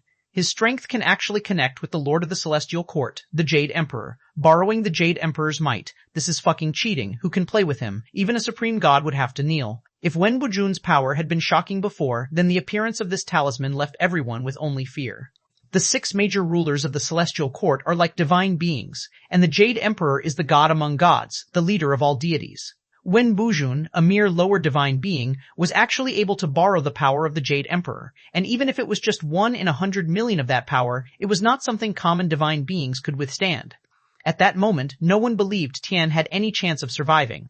This was no longer a question of winning or losing. Under the might of the Jade Emperor, surviving was probably impossible. That talisman, that seemed to suppress the heavens and earth, slowly pressed towards Lin Shen, and the bystanders who were merely watching were so intimidated that their spirits trembled, like candles in the wind, seemingly about to be snuffed out at any moment. Divine beings with slightly weaker spirits could no longer withstand such spiritual pressure, spitting out blood as if struck by lightning, their spirits listless. The mysterious talisman, containing infinite power of heaven and earth, landed on Lin Shen's forehead. Chapter 1034. Unlock the password. Everyone thought that Tian would perish under that talisman, immediately dissolving into nothingness. No one believed Tian could survive this hit, as it was a force no lower-ranking divine being could withstand. Even Wen Bujun, who had drawn the talisman, fell to the ground uncontrollably after using it. His divine soul-light shadow shattered, blood flowed from his 7 orifices, his body seemed drained, his previously handsome and vibrant face turned gaunt and withered, his hair turned gray and dry, as if he was about to be laid in a coffin. Everyone was staring at the talisman on Tian's forehead, silently waiting for the imagined scene to occur. Such a terrifying strike was bound to annihilate Tian, and no amount of recovery power could possibly bring back a divine being who had evaporated from the human realm. 1 second, 2 seconds, 3 seconds, several seconds had passed, yet the scene they imagined did not happen, making the expressions on many immortal spirits' faces gradually turn subtle. Even Pan Xiaoning and Yue Hongyan changed their complexion, seemingly unable to believe the thought that popped into their minds. Until the 10 seconds duration of the attack ended, the anticipated scene still had not appeared. Free from the restrictions of the rules, it was Lin Shen's turn, and he extended a hand, pressing it against his forehead. In the disbelieving stares of everyone, he peeled the talisman off his forehead. Pan Xiaoning's eyes nearly popped out. Fuck, what the hell is going on? Yue Hongyan was already too shocked to speak. That was a talisman infused with the might of the Jade Emperor, yet it could not subdue Tian, who instead took it off. The sight was simply unbelievable. Wen Bujun looked at Lin Shen in shock, rendered numb. During his preparation time, he did nothing but stared blankly at Tian holding the talisman. In fact, given his current state, he couldn't do much anyway. Drawing a talisman containing the might of the Jade Emperor had significantly overtaxed his body, leaving him without the capacity to fight. Whether he defended himself or not made no substantial difference. Now if Lin Shen were to strike him again, he wouldn't even be able to use the power of culture as a path to lift the injuries off himself. He had no idea that if he hadn't written a talisman belonging to the Jade Emperor, but instead had written a weaker one, perhaps he would have already killed Lin Shen. But he had to write the strongest one belonging to the Jade Emperor, and this strongest Jade Emperor happened to be Lin Shen's guardian spirit. If the power of the Jade Emperor could harm Lin Shen, that would be truly bizarre. Lin Shen, holding the Jade Emperor's talisman, had an odd thought flash through his mind. Could it be that the summoning posture I used before was incorrect? Lin Shen had just seen Wen Bujun using the talisman, which was clearly formed by Wen Bujun's own strength, yet he seemed to have uttered hastily, as if by royal decree, at the end. Lin Shen recalled when he used the piece of paper given to him by Third Brother to summon the avatar of the Supreme Old Lord, he had also ended with the same phrase. This made Lin Shen suspect that the reason he could not summon the Jade Emperor might lie exactly there. Could that phrase be the final pound key to unlock the code, without which one could not confirm the summoning? The more Lin Shen thought about it, the more likely it seemed. If merely calling out for the Jade Emperor could summon him, it would cause chaos. Imagine accidentally summoning him just by mentioning his name. Such a mistake would be too low level. It was now Lin Shen's turn to attack. Clutching the talisman in his hand, he glanced at Wen Bujun, who was sitting on the ground, looking very much like a dead man already, and thought to himself, let's give it a try then. With a thought, Lin Shen enunciated each word, shouting, quick, quick, as the laws dictate. As the last word was spoken, Lin Shen also tossed the talisman in his hand towards Wen Bujun. In an instant, the talisman shone with blinding light, morphing into a force that pressed down on Wen Bujun as if heaven and earth were bearing down. The next second, the entire arena, along with Wen Bujun, turned to ash. The protective barrier of the arena shattered, and many of the divine beings in the front row of the stands were affected, instantly turning to ash on the spot. Many of the surviving audience members looked at the arena, now in ruins, with lingering fear, as only Lin Shen remained floating above the wreckage. Tian wins, the system's voice rang out, awakening the many divine beings as if from a dream. The battle between Lin Shen and Wen Bujun shocked the entire celestial court, attracting not just the lower divine beings, but also many middle and upper divine beings, all studying the recordings of the battle. Undoubtedly, Wen Bujun, capable of creating talismans infused with the power of the Jade Emperor, became an unbelievably mighty being. For many years, the Celestial Court had found few lower divine beings who could be compared to Wen Bujun. One could say that Wen Bujun's battle was his ascension to divinity, his abilities representing almost the pinnacle for lower divine beings, perhaps comparable to that of the ancestors of their clans. However, Lin Shen's performance was baffling. So many upper gods had analyzed it for a long time and still could not understand why Wen Bujun's talisman caused Lin Shen no harm. The facts proved that the talisman did possess formidable power, unmatched indeed. Yet, peculiarly, the talisman did not hurt Lin Shen. Instead, he turned it to his own advantage. That was truly inconceivable. Despite repeated examination of the recordings, none could discern what skills or abilities Lin Shen had used. It seemed he had casually plucked it from the air, and then simply used it for himself. Yue Hongyan also studied it for a long time, unable to comprehend what exactly had happened. Several times, Yue Hongyan nearly couldn't resist the urge to take out her communicator and message Lin Shen, but in the end, she still refrained from doing so.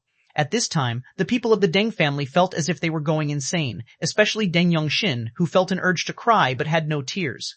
Everyone thought that Tian was actually Deng a duo, and many families were inquiring, both openly and in secret, about her actual situation. Old friends and high-ranking members of other families also made veiled inquiries to him about Tian's matters.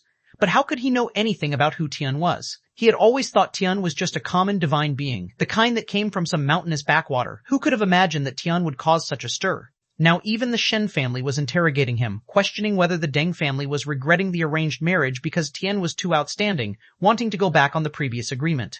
Deng Yongxin was truly at his wit's end, clueless about how to handle the current situation. Chapter 1035, 9 Lives and 9 Generations Will Commandment Seal Lin Shen can now be sure of one thing, that is, hasten as if by law, might indeed be the unlocking passphrase. At least when reciting the note given by Third Brother and the talisman drawn by Wen Bujun, this phrase is the key to unlocking their power. He tried using this passphrase to unlock Wen Bujun's talisman, and the effect was quite good. Now Lin Shen is wondering, if he recites the Jade Emperor's revered name along with this passphrase, would he be able to summon the Jade Emperor?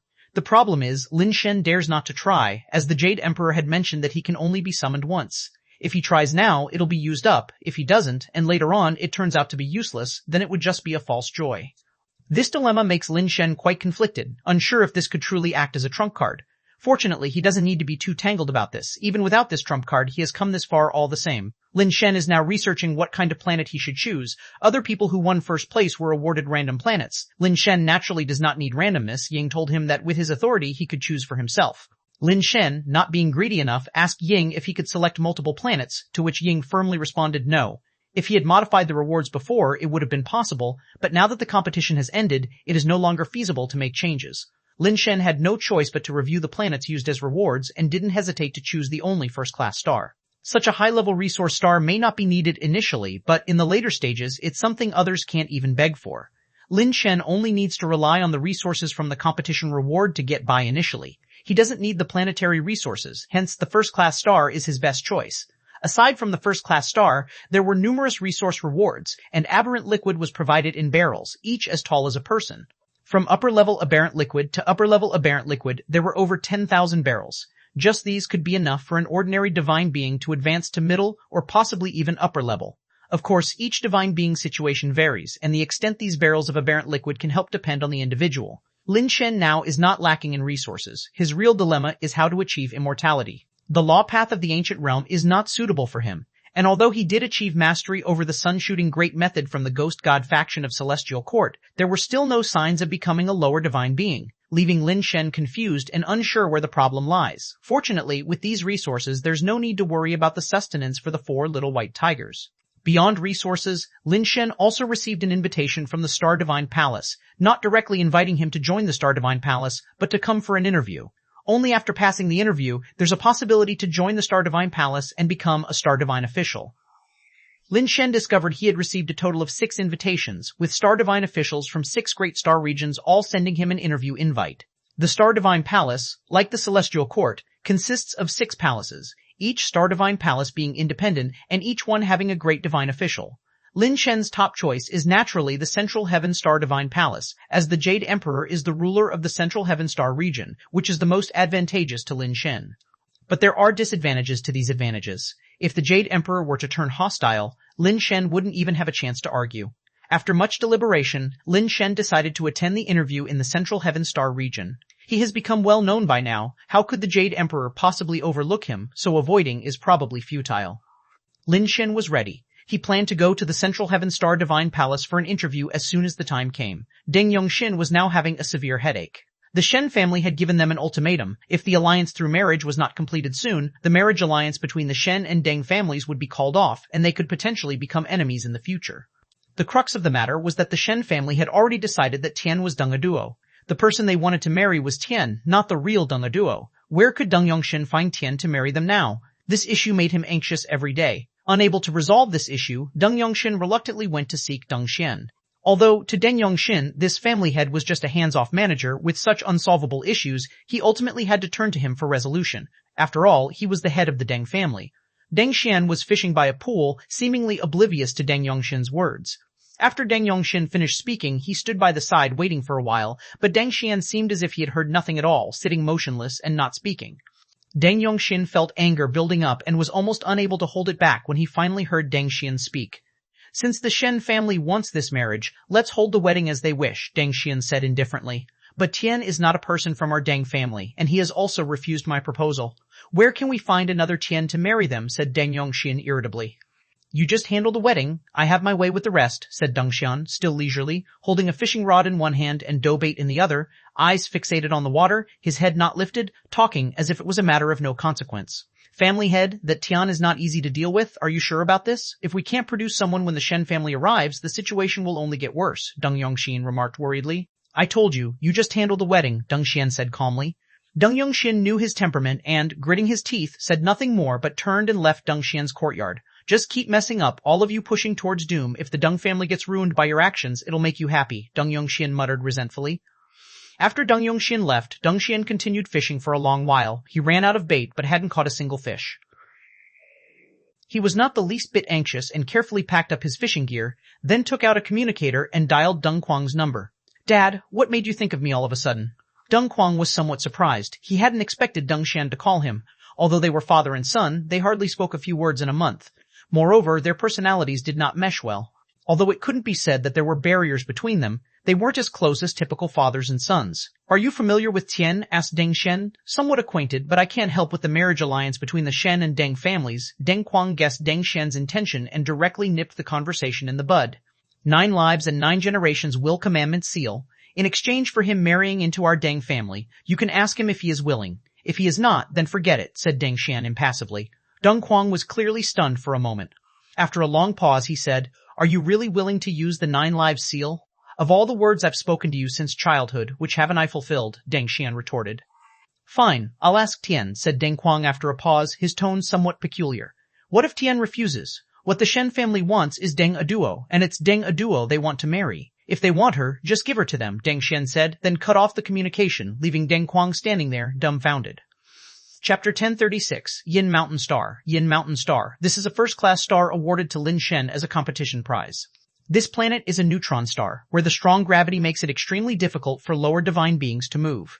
Strangely, under such intense gravitational forces, Yin Mountain Star is home to many continuous high mountains. There are no nearby constant light sources, only distant stars whose light sprinkles on the planet stabilizing poorly. Thus, Yin Mountain Star almost lacks daylight, possessing only a star-studded night sky. Due to gravity, many meteors and planets like guests from outer space are easily attracted and collide with the planet. However, due to the extremely hard nature of Yin Mountain Star itself, the damage from impacts is quite minimal. Lin Shen currently stands inside the transport station of Yin Mountain Star, observing the outside mountain ranges that look like an ink wash painting. On the cliffside of a black stone mountain closest to the transport station, Lin Shen saw some eerie reliefs. The reliefs, emerging from the cliffside and hundreds of meters tall, depict creatures with dragon heads and horse bodies, clad in scales, resembling the mythical Qilin. Yet these Qilin statues bear no marks of carving, appearing like natural oddities crafted by divine forces. Lin Shen knew these were not statues, but the deformed species unique to Yin Mountain Star known as Yin ghost beasts, that typically attach to the cliffs like reliefs. When someone approaches, they descend from the cliffs, transform into ferocious beasts, devouring flesh and blood. The Yin ghost beasts come in many types. Those that resembled Qilin on the opposite cliff are the upper-tier divine beasts known as Inkwater Cold-Eye beasts. Among Yin ghost beasts, Inkwater Cold-Eye beast is neither very weak nor particularly strong.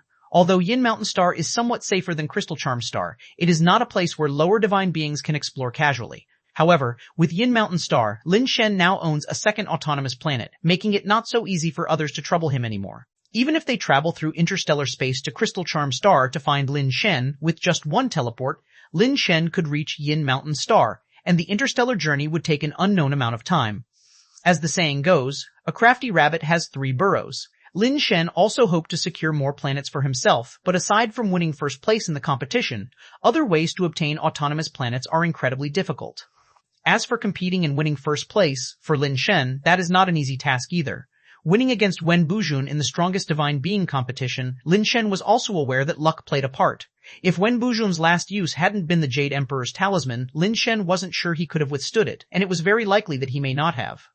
Lin Shen had also researched various competitions in the Celestial Court, most of which were not very suitable for him. Apart from the strongest divine being competition, there was another suitable one. That is the Gun God Confrontation. Gun God Confrontation involves opponents separated by a distance, then drawing and shooting at each other, with the first to be hit losing. This is obviously very advantageous for Lin Shen, as he possesses 7 steps of conflict, making it nearly impossible to hit him with bullets, unless he decides against it. Not even the Heavenly King could do it. The space bullets of the sniper rifle also make his attack speed fairly decent. Others would probably find it difficult to dodge space bullets. Lin Shen felt that this competition was well suited for him. The only downside was that most divine beings participating in the Gun God Showdown used lightweight pistols or submachine guns and other firearm-type divine artifacts.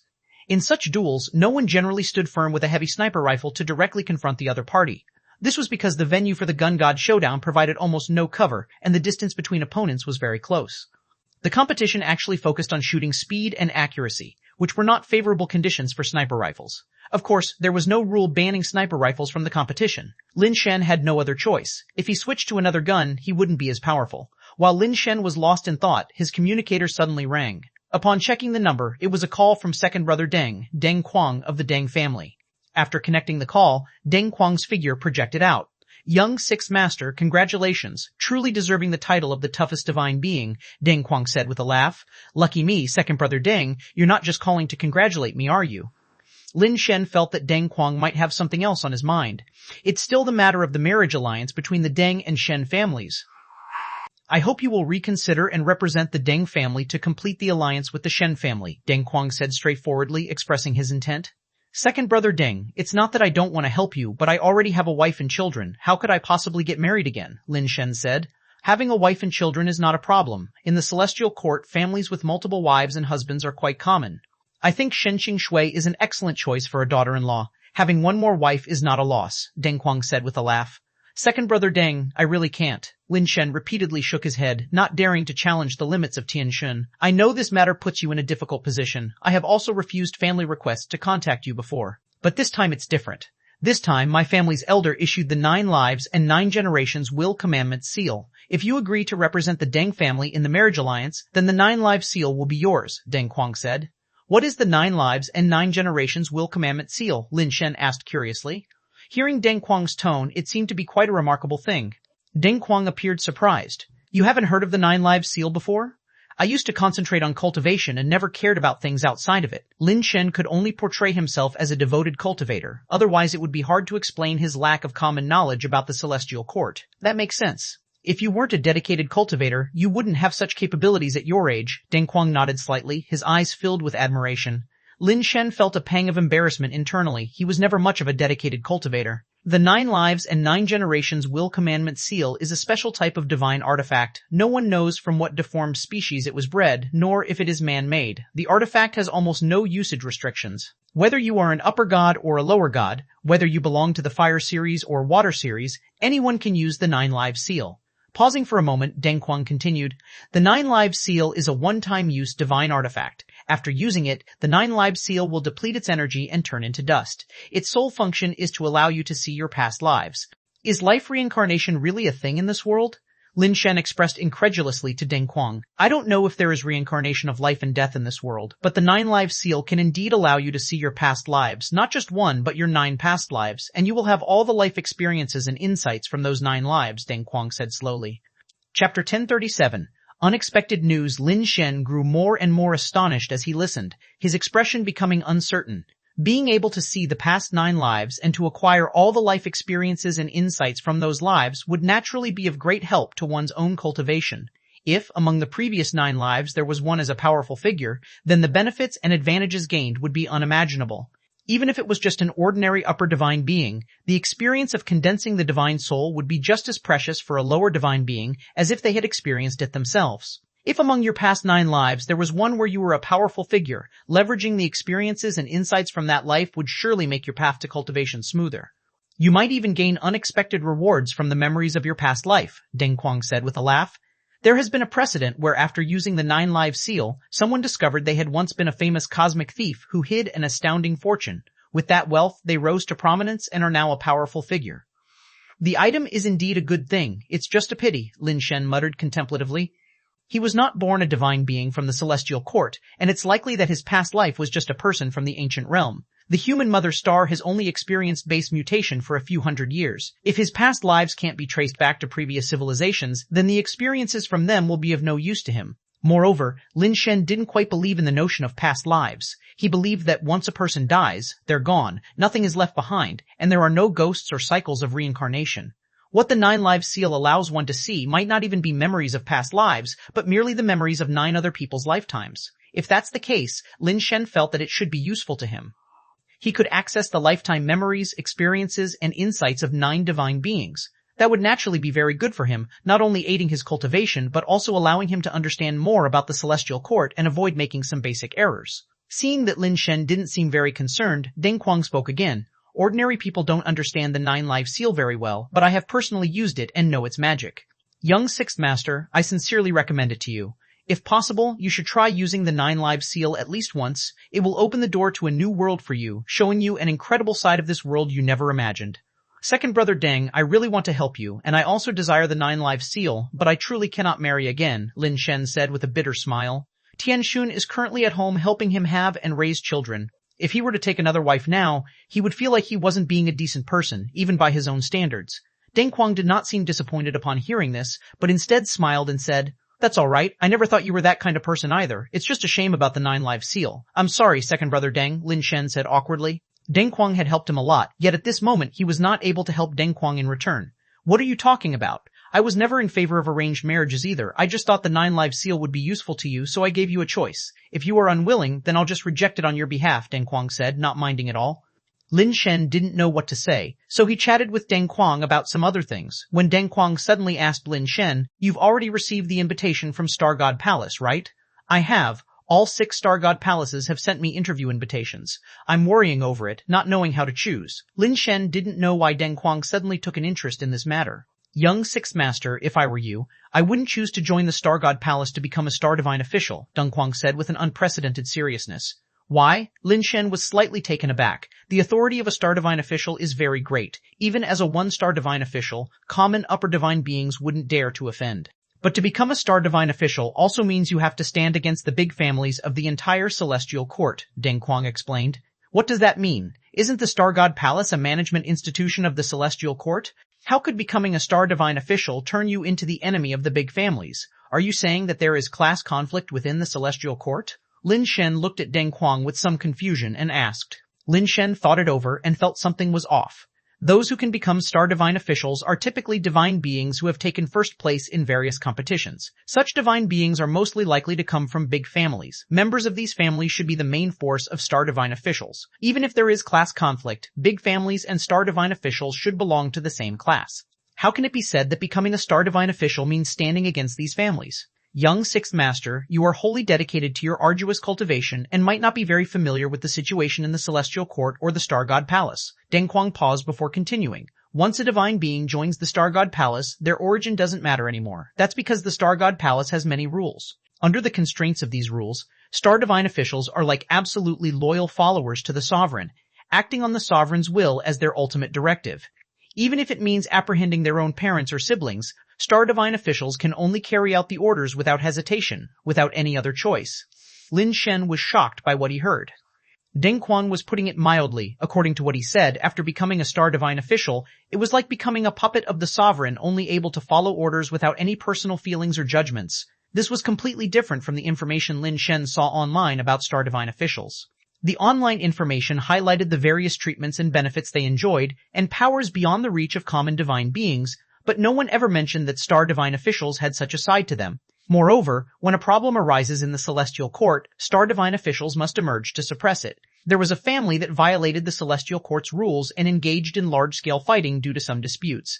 The Star Divine official dispatched to quell the violence was a genius from that very family. As a result, the Star Divine official personally killed many of the family members who violated the Celestial Court's rules and captured his own parents and many elders, delivering them to the Star God Palace for sentencing. In the end, none of them came out alive, Deng Quang continued. The more Lin Shen heard, the more he felt that Star Divine officials seemed to have lost their humanity. Star Divine officials may seem to have great benefits and authority, but they are also very dangerous, especially the low-level ones. Recently, someone from the ancient realm breached the Celestial Court, and I heard that in the pursuit to capture those two intruders, quite a few Star Divine officials died, Deng Quang said with a laugh. It's been a long time since I've seen someone from the ancient realm so powerful. In one-on-one situations, those low-level Star Divine officials actually stand no chance. Lin Shen was slightly startled as he listened. Star Divine officials are divine beings who have taken first place in various kinds of competitions. Even if they are just low-level, they were once the best of their tier. The fact that someone from the ancient realm could kill a Star Divine official suggested a terrifying level of strength. What kind of people come from the ancient realm? How are they so formidable? Lin Shen hurriedly asked. Who knows what kind of person they are? We don't know much about the business of the ancient realm and the Star God Palace. We just heard that quite a few Star Divine officials have died. And among those who came up from the ancient realm, there seems to be someone named Dec. When Lin Shen heard the name Dec, his heart skipped a beat. Chapter 1038, Everlasting Star Divine Palace. I've never heard of him. Who is the other person? Lin Shen asked again. He's someone who came up from the ancient realm. How could you have possibly heard of him? Deng Quang laughed. I only managed to hear some news. I didn't catch the other person's name, but I heard that this person from the ancient realm speaks with difficulty, as if he stutters. Upon hearing this, Lin Shen's heart sank immediately. After all, Deng Quang had only heard rumors. That person might not truly be a stutterer and might just have indistinct speech. Lin Shen thought of Wei, which gave him an unpleasant feeling. If it is truly Dec and Wei who have ascended, then it would mean that the peerless divine skill he sent back might have encountered problems, or perhaps his family misunderstood his intentions. His intention in sending back the peerless divine skill was to let them understand the situation within the Celestial Court and its power system, among other things. It might be that they misunderstood his need for assistance within the Celestial Court, which prompted them to break through the gates of the Celestial Court. No, I have to check it out, to see if the person with the unclear speech is indeed Wei. After chatting with Deng Quang for a while longer, Lin Shen did not manage to obtain any more useful information. After all, Deng Quang wasn't from Star God Palace, nor was he a Star Divine official. The information he could access was limited. To find out whether it was indeed Wei and Dec who had come up, and to learn of their current condition, the only way would be to join the Star God Palace. However, the place they ascended from was not the Central Heaven Star region, but rather the South Star District. Lin Shen had originally planned to audition for the Star God Palace in the Central Heaven Star region, but he now had to change his plans and instead prepare to audition for the Star God Palace in the South Star District. Young Sixth Master, think it over. The 9 Live Seal is truly a treasure. It won't disappoint you. Deng Quang tried persuading Lin Shen once more before hanging up. Lin Shen actually coveted the 9 Live Seal.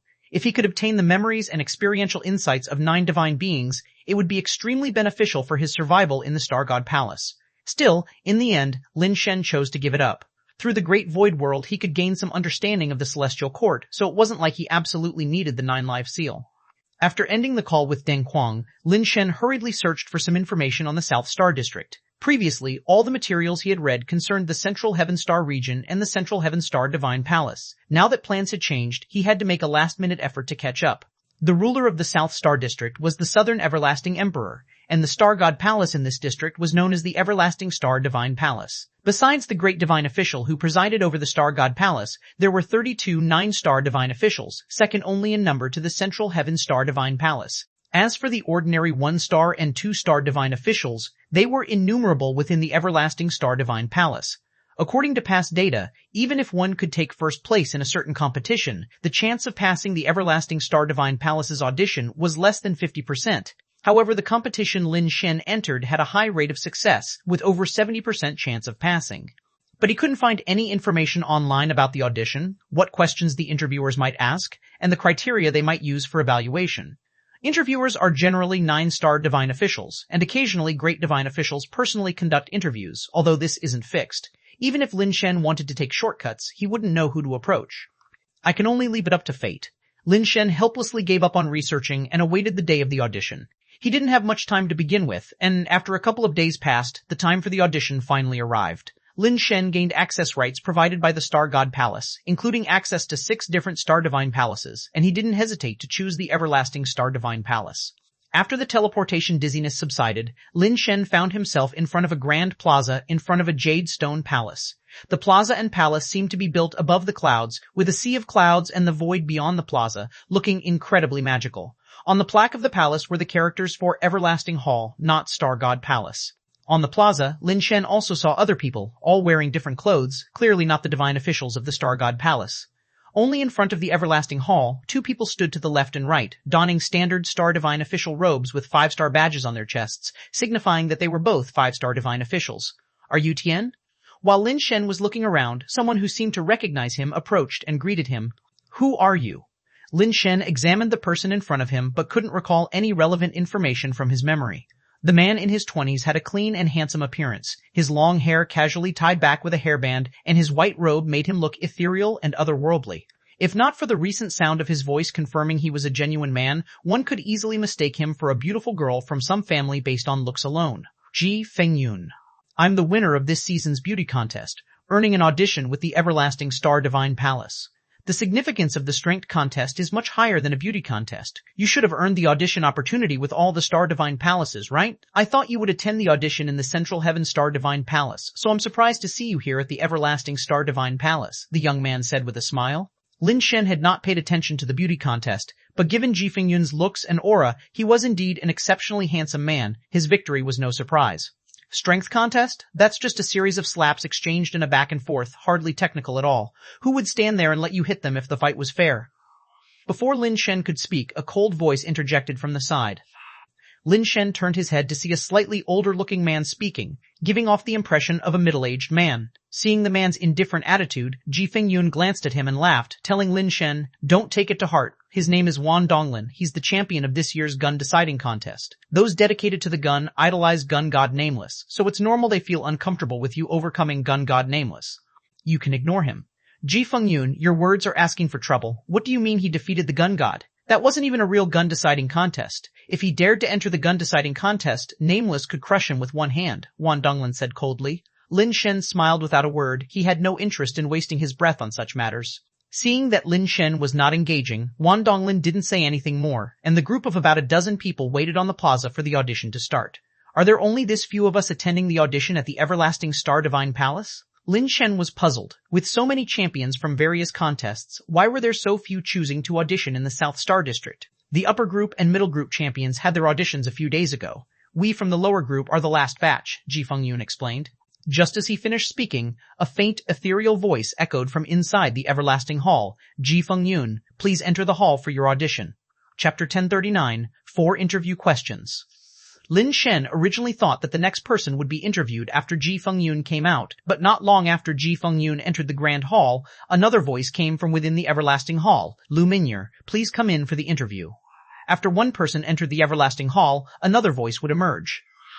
Everyone went into the hall one by one until the 8th person was called, and it was Tian's name. Lin Shen quickly made his way into the Everlasting Hall. Lin Shen had thought that the grand hall would surely have many smaller rooms and that each interviewee would go to different rooms. After all, it would not be appropriate for everyone to be interviewed together. But when Lin Shen entered the grand hall, he did not see any other rooms, only a very grand hall enshrining a divine statue that soared over 100 meters high, in front of which a person seemed as insignificant as an ant. Without a doubt, the one enshrined within the everlasting hall should be the Southern Everlasting Emperor. In front of the divine statue, there was a table that looked like an offering table. However, behind that table there was a chair, with a divine being seated on it. This divine being wore the uniform of the Star Divine Palace, and on his chest was a 9-star badge. Naturally, he was a 9-star divine official, without a doubt.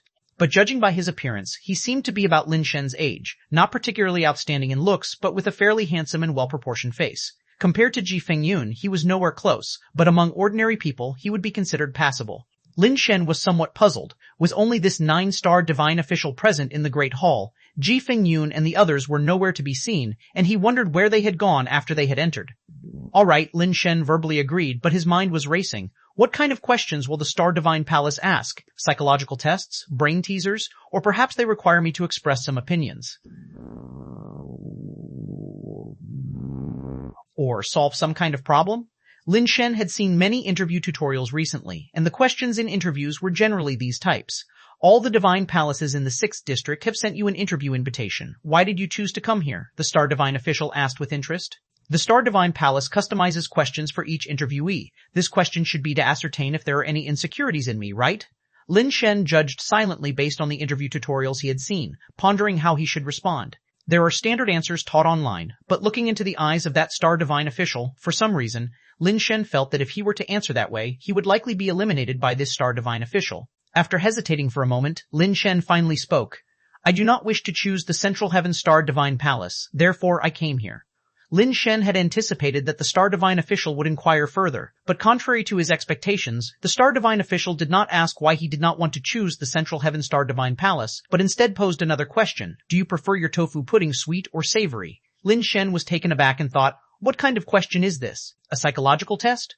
Suddenly, Lin Shen realized this question was definitely not as simple as it seemed because he was unsure if tofu pudding even existed in the Celestial Court. If this was not a psychological test question, but rather a regional one, and the Celestial Court did not have tofu pudding at all, and it was only available in the ancient realm, then whether he answered sweet or savory, it would be the wrong answer.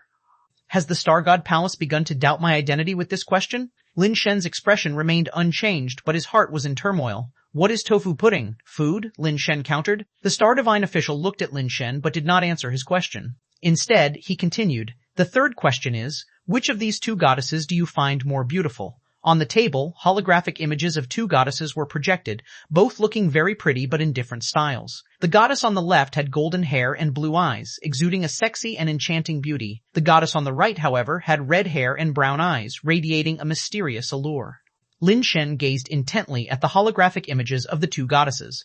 Speaking from personal preference, Lin Shen was fonder of the dazzling golden-haired beauty, but the redhead had her own unique and appealing charm. The appearances of these two goddesses are not the typical look for a goddess. What exactly is this test for? Lin Shen's thoughts raced, nearly making 18 turns without figuring out the purpose of this question. To say it was a test of Lin Shen's racial bias didn't make sense because the appearances of these two goddesses weren't typical, nor did they represent a minority race. Moreover, none of the divine statues of the various rulers had similar features, and Lin Shen could not deduce the point of the question. Even the clothing on both goddesses was identical, with only slight differences in accessories, but still, no discernible issue was apparent. Could it be that these two different goddesses hold some historical significance? I'm not very familiar with the history of the Celestial Court, so I do not know what they each represent. If that's the case, then it would be troublesome, Lin Shen thought, not liking to leave his choices to fate. He continued to scrutinize the two goddesses without being able to provide an answer. The Star Divine official did not rush him, nor did his expression reveal impatience. He just calmly watched Lin Shen, apparently in no hurry for an answer. After a long while, Lin Shen still could not see how to make the choice. All right, the fourth question. Finally, the Star Divine official spoke, interrupting Lin Shen's contemplation. Unexpectedly, he did not ask for Lin Shen's choice, but moved on to the next question instead. Can I choose not to answer? Lin Shen was slightly stunned, unsure if not answering would affect his interview. Not to answer is also an answer, said the Star Divine official with a smile. Hearing this, Lin Shen's expression changed. He suddenly realized that this might be a test of obedience. Perhaps which one he chose was not important, but it was crucial that he make a decision. Lin Shen felt a bit annoyed. If it was as he thought, then by not answering, his chances of a successful interview had already dropped significantly. The fourth and final question, I hope you will answer it well, the Star Divine official spoke slowly, looking at Lin Shen. If your closest and dearest one violates the laws of the Celestial Court, would you choose justice over family? The question immediately reminded Lin Shen of the words Deng Quang had once said to him. The Star Divine official seemed like a puppet, ready to do anything, including personally capturing or even executing his friends and family, in order to uphold the laws of the Celestial Court. Chapter 1040, Great Divine Official. When Lin Shen came out of the Everlasting Hall, he realized that many divine beings who entered before him had come out earlier, including Ji Fengyun. Tian, how did the interview go? Ji Fengyun casually came over to ask. It doesn't look promising. I'm afraid it might be difficult to pass the interview, Lin Shen sighed. The final question, although he felt he should answer that justice should override familial ties, he ultimately chose to deny it. Because he feared if he chose justice over familial ties, then after joining the Star Divine Palace, they would assign him tasks akin to executing judgments, which was not his initial reason for joining the Star Divine Palace. If that's the case, he would rather not join the Star Divine Palace now. After all, there are other opportunities in the future, and there's no need to rush at this moment. Ji Fengyun also sighed. I've heard that the interview at the Star Divine Palace is different from the usual ones, and I saw that today. I also didn't perform well and probably don't stand a chance of becoming a Star Divine official. The two exchanged their experiences and found that the questions asked by the Star Divine official were completely different for each of them, apparently tailor-made. Dozens of divine beings who attended the interview came out one by one, each with a rather unpleasant look on their faces, presumably because the interviews did not go well. This gave Lin Shen a glimmer of hope. If everyone's interview results were poor, perhaps he still had a chance. Everyone stood anxiously on the square waiting for the results. The Star Divine official's interview results would be given on the spot, without needing to go back and wait for news. Eventually, when all the divine beings who participated in the interview came out from the Star Divine Palace, a huge holographic image appeared on the square, showing a Star Divine official sitting behind a desk, the same one who interviewed Lin Shen before. Lin Shen was surprised to hear his own name. The Star Divine official had called out only 3 names, and one of them was his. I actually passed the interview. Lin Shen felt no joy from passing the interview. For him, this was just the first step. Moreover, he always felt that, given his performance in the interview, he shouldn't have passed. Could it be that the Star Divine Palace allowed him to pass the test because they harbored suspicions about him and wanted to keep him close to control him at any time? Let me introduce myself. My name is Wu Qing. I am the Great Divine Official of the Everlasting Star Divine Palace, and from now on you will be a part of the Everlasting Star Divine Palace, and we will be colleagues, the man said with a smile. He is the Great Divine Official? Lin Shen was somewhat surprised. He had always thought the man was just a 9-star divine official, but unexpectedly, he turned out to be the Great Divine Official of the Everlasting Star Divine Palace, a supreme being second only to God. I didn't expect to actually meet the Great Divine Official, and this Great Divine Official seems very approachable. Ji Fengyun was in great spirits at the moment. Like Lin Shen, he had not expected to pass the test. Wasn't it him who interviewed you? Lin Shen heard Ji Fengyun's words, as if it was the first time he'd seen Wu Qing. Certainly not. A great divine official generally would not conduct interviews personally, especially since we are only lower divine beings. Even if the great divine official did interview personally, he would usually only interview the upper divine beings, Ji Fengyun said. Lin Shen thought everyone was interviewed by Wu Qing. Perhaps Wu Qing in the hall was just some sort of projection or split entity hard to distinguish by the naked eye. Joining the Star Divine Palace was also exceptionally simple. There was no initiation ceremony, they were just given uniforms, badges, and a professional handbook for Star Divine officials, and then they were sent off on their own. They had 3 days to prepare before they could officially start the job. Your rights and duties, as well as the laws of the Star Divine Palace, are all clearly written in the professional handbook. You may or may not use your rights, but your duties must be fulfilled, and the laws must be adhered to. If a Star Divine official violates any law, they will face the severest punishment, Wu Qing said last, and then the holographic projection disappeared. After Lin Shen and others left the Star Divine Palace, Wu Qing and another Star Divine official were standing in front of a monitor, watching them leave through the teleportation array. Wu Qing, why did you admit Tian? His interview was supposed to fail, right? Another Star Divine official, Lu Siming, asked with some confusion. Not only did he fail, but there were also some problems, Wu Qing replied calmly. Problems? What problems? Lu Siming asked, puzzled. There is no such food as tofu brain in the Celestial Court. You and I know that because we've both been to the Ancient Realm, Wu Qing said. He said he didn't know what tofu brain was. What's the problem with that? Lu Siming still didn't understand. He hesitated. Normally, if he didn't know what tofu brain was, he should have shown a puzzled and confused expression immediately, but his initial reaction wasn't like that, Wu Qing said. Maybe he's just slow to react, Lu Siming thought for a moment and said. Later, when I asked him which goddess he liked, he immediately showed a confused expression. Lu Simeng was stunned and said with a wry smile, I wondered why you suddenly asked those weird questions. It turns out you suspected him all along? But isn't he Deng a duo from the Deng family, and also engaged to the Shen family? How could he not be a divine being? Surely both the Deng family and Shen family couldn't have made a mistake, right? Why couldn't they be mistaken?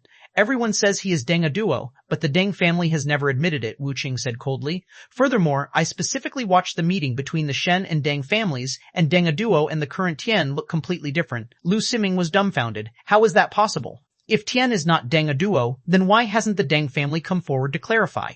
The specific reason is unknown, but what can be certain is, Tian is not a duo, so we need to figure out who he really is, Wu Qing said with a sharp look in his eyes.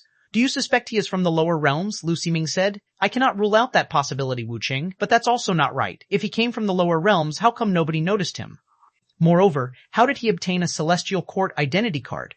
Without an identity card, he wouldn't be able to attend the interview at the Star Divine Palace, let alone secure a star or qualify for competitions. Him not being Deng a duo doesn't mean he is from the lower realms. Lu Siming thought it was impossible and looked at Wu Qing with a strange expression, saying, Wu Qing, you're not being biased against him because he defeated your nephew Wu Xiaoming, are you? You have to think carefully. You are still just acting as the great divine official. If there is any mistake during this period, or if you violate any laws, not only will it be difficult to officially become a great divine official, but you might also be punished. Don't act impulsively. It's simple to find out if he's from the lower realms. Wu Qing was not upset by Lu Siming's speculation and said calmly, We've caught 2 people from the lower realms before, just let them meet each other. Whether they know each other or not, we will see immediately. Chapter 1041, Guardians of the Southern Heaven Gate. As star divine officials of the same cohort, Lin Shen, Ji Fengyun, and Lu Ming'er have all exchanged communication numbers so that they can support each other as newcomers. Upon returning to his own planet, Qing Lunzi and Long Shuzi sent congratulations. They had seen the news of Lin Shen's employment at the everlasting Star Divine Palace on the official website of the Star God Palace. For them, becoming a Star Divine official is a very good path forward. It's like crossing a class barrier. Ding Quang also sent a message expressing confusion as to why he needs to join the Star Divine Palace. With his abilities, there is no need to rely on the Star Divine Palace, nor does he need the status of a Star Divine official to ensure his safety. Lin Shen patiently replied to each one of them. Now that there is no turning back for him, he must quickly clarify whether the 2 recent entrants into the Celestial Court are indeed Wei and Dec. The Shen family and Deng family had distinctly different reactions to Tian becoming a Star Divine official of the South Star District. Deng Yongxin and the members of the Deng family had grim expressions upon hearing this news. Once one becomes a Star Divine official, it becomes even harder for them to control Tian. Moreover, as Star Divine officials come under the jurisdiction of the Star God Palace, the connection with their family clans weakens, and they believe that the Shen family definitely would not accept the reality of allying with a Star Divine official through marriage. However, Deng Yongxin thinks this could be a good opportunity. If the Shen family learns about Tian becoming a Star Divine official, they might take the initiative to dissolve the interfamilial marriage alliance. But the reality was quite the opposite of what he thought. Upon learning about Tian becoming a Star Divine official of the South Star District, the Shen family, for some unknown reason, seemed even more eager to promote the marital alliance. Yue Hongyan reacted oddly after learning of this, seemingly unable to believe that Lin Shen would actually join the Star Divine Palace and become a Star Divine official. For an average divine being, becoming a Star Divine official is indeed a good route. But for someone of Lin Shen's background, who is also betrothed to the Shen family, it is rather strange for such a person to become a Star Divine official. Members of other families were also puzzled as to why Tian would become a Star Divine official. In their view, Lin Shen's action was akin to giving up being a good person to become a dog. No matter how incomprehensible it is to others, Lin Shen doesn't care, and even if he did know, it wouldn't bother him. Right now, he only wants to infiltrate the Star Divine Palace to clear up the things he wants to understand. 3 days passed quickly, and Lin Shen, donning the uniform of the Star Divine Palace, promptly reported for duty at the everlasting Star Divine Palace. Over these 3 days, he read the job manual multiple times, learning that upon becoming a divine official, one could enjoy many rights and benefits. The higher the star level, the more significant the rights. Even as a low-level 1-star divine official, he already enjoyed many rights. For example, he could directly teleport to any of the 9th-grade planets under the Star Divine Palace jurisdiction, hunt deformed species at will, and plunder the resources of the planets. Furthermore, whenever he needs assistance with his work, he can enlist any divine being for help. If he is attacked by a divine being outside the Star Divine Palace, he can contact any divine palace to receive support from a Star Divine official. Of course, within the Celestial Court, there are very few who would dare to act against the Star Divine Palace, even if it's just against a 1-star divine official. Lin Shen found that with the status of a Star Divine official, his dealings within the Celestial Court have become even more convenient. Even for someone like Mudplate Ancestor, whose power surpasses his, now standing in front of the Mudplate Ancestor, the Ancestor would not dare to treat him badly. Ji Fengyun and Lu Ming'er had arrived even earlier than Lin Shen and were waiting early to officially join the ranks. A 2-star divine official led them through all the procedures before guiding them to their respective departments. Lin Shen and Ji Fengyun were assigned to the Defense Department. In Lin Shen's view, it was essentially a security role. The Defense Department was in charge of security work. Ji Fengyun, due to his distinguished appearance and demeanor, was appointed to the gatekeeper duties at the Star God Palace. This was a position of prestige, and shabbily dressed individuals couldn't be allowed to stand guard. Lin Shen, not meeting the appearance and temperament standards, was unable to stay and stand guard with Ji Fengyun at the Star God Palace. Instead, he was given a watch duty at the Southern Heaven Gate. The Southern Heaven Gate is one of the 6 great gateways of the Celestial Court, through which countless people from various ancient realm districts enter the Celestial Court. Lin Shen's task was to guard the Southern Heaven Gate. If someone from the ancient realm district came through, he was to detain them immediately. If they complied, they would be taken to the Star God Palace. If not, force would be used to make them comply. The Star God Palace was fairly humane in its operation. The job was on a 3-shift rotation, with each shift containing 4 Star Divine officials. They only had to guard for 10 days in the Celestial Court before they could rest for 20 days until the next tenure of 10, and so on in a continuous cycle. The 3-star divine officials working with Lin Shen were all 1-star divine officials, all of whom had won championships in competitions within the last 2 or 3 years. In terms of talent and ability, they were top-notch among divine beings, and yet now they could only watch the gate for others. According to them, to become a divine official in the Star God Palace, one has to go through this step, which seems to be a tradition. However, when referring to new divine officials, that means these lower-ranking divine beings. Those of middle rank and upper rank do not need to go through this step when they join the Star God Palace. Someone with a good image and temperament like Ji Fengyun was lucky enough to skip this step. Lately, something must have happened in the ancient realm. A number of mighty strangers have appeared. Some of the people who arrive possess the ability to slay lower gods. 2 of them even physically broke into the Celestial Court and even mastered the visualization technique. The divine beings, having nothing better to do, started discussing recent events. Is everyone from the ancient realm that formidable? Lin Shen asked opportunely. I heard they were much stronger a long time ago, but in the past few 100 million years they've become weaker, and normally those who come up are at our mercy. But recently, for some reason, people coming from the ancient realm have been more ferocious than the next, and several colleagues on duty were killed. It would be much better if we don't encounter such individuals. Perhaps they were simply too idle. Normally, no one from the ancient realm could break through, and so they discussed the rumors they had heard at length.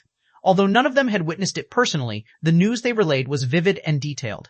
After listening for a while, Lin Shen could almost be certain that the 2 who had physically ascended were none other than Dec and Wei. The ability to cultivate the ghost god visualization technique in the ancient realm could likely be due to the peerless divine skill he had sent back. Now Lin Shen was considering how to communicate with the people of the ancient realm, warning them not to ascend the stairway to heaven to the Celestial Court. While he was deep in thought, suddenly sounds of chaos came from within the Celestial Court, and he faintly heard someone shouting, "Stop him! Don't let him break through the Southern Heaven Gate." The 4 of them immediately snapped to attention, promptly summoning their divine artifacts and looking towards the source of the commotion, only to see a person arriving amidst a sky full of starshine. Damn it, what the hell are the prison wardens doing, letting someone escape? They all exclaimed in alarm and frantically used their divine artifacts to try to stop the person. With a fixed gaze, Lin Shen realized that the person who had broken through from the inside was none other than Dec. Chapter 1042, Hearts and Sympathy. In an instant, Lin Shen's thoughts were like a roller coaster ride, twisting and turning sharply one curve after another. To think that Dec had actually escaped from the Star God Palace, it all felt so implausible. Dec was powerful, absurdly so, and even among the divine beings, he should be a top-level genius. But after all, he was only equivalent to a lower divine being, and the idea of him escaping from the Star God Palace's prison was quite unimaginable. As far as Lin Shen knew, the prison in the Star God Palace could even detain upper divine beings. If even they couldn't escape, how could he have done so with ease? Countless thoughts flashed through Lin Shen's mind in an instant. Dec was now nearing the Southern Heaven Gate, and once he broke through, there would be a chance to leave the Celestial Court and return to the ancient realm. It seemed like an opportunity. Lin Shen could take this chance and rush back to the ancient realm with Dec. But in just an instant, Lin Shen dismissed the thought. Now, the issue wasn't about whether they could return or not, but whether it was even possible to go back. He suspected that this might be another test for him. Right outside the Southern Heaven Gate, within arm's reach, might lie a trap more terrifying than the gates of hell. If he dared to join forces with Dec to storm the Southern Heaven Gate, they might be captured or even killed in the next instant. No, something's off about this. It's too coincidental. I get assigned to the Southern Heaven Gate, and Dec happens to escape from prison and makes his way here? Something's definitely wrong. Lin Shen now feared that DEC would see him and directly address him as Lin Shen. Even a look of eye contact between them might reveal the problem to others.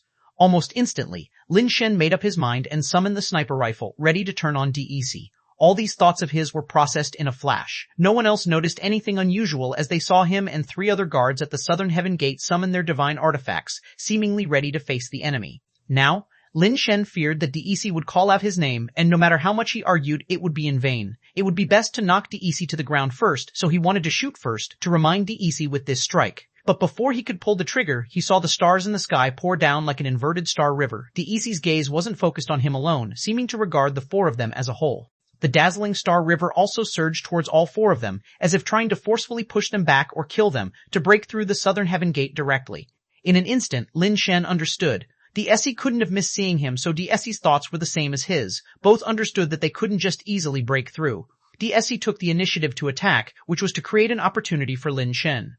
Lin Shen grasped DEC's intention and suddenly felt a sense of tacit understanding. Without any hesitation, he pulled the trigger at DEC.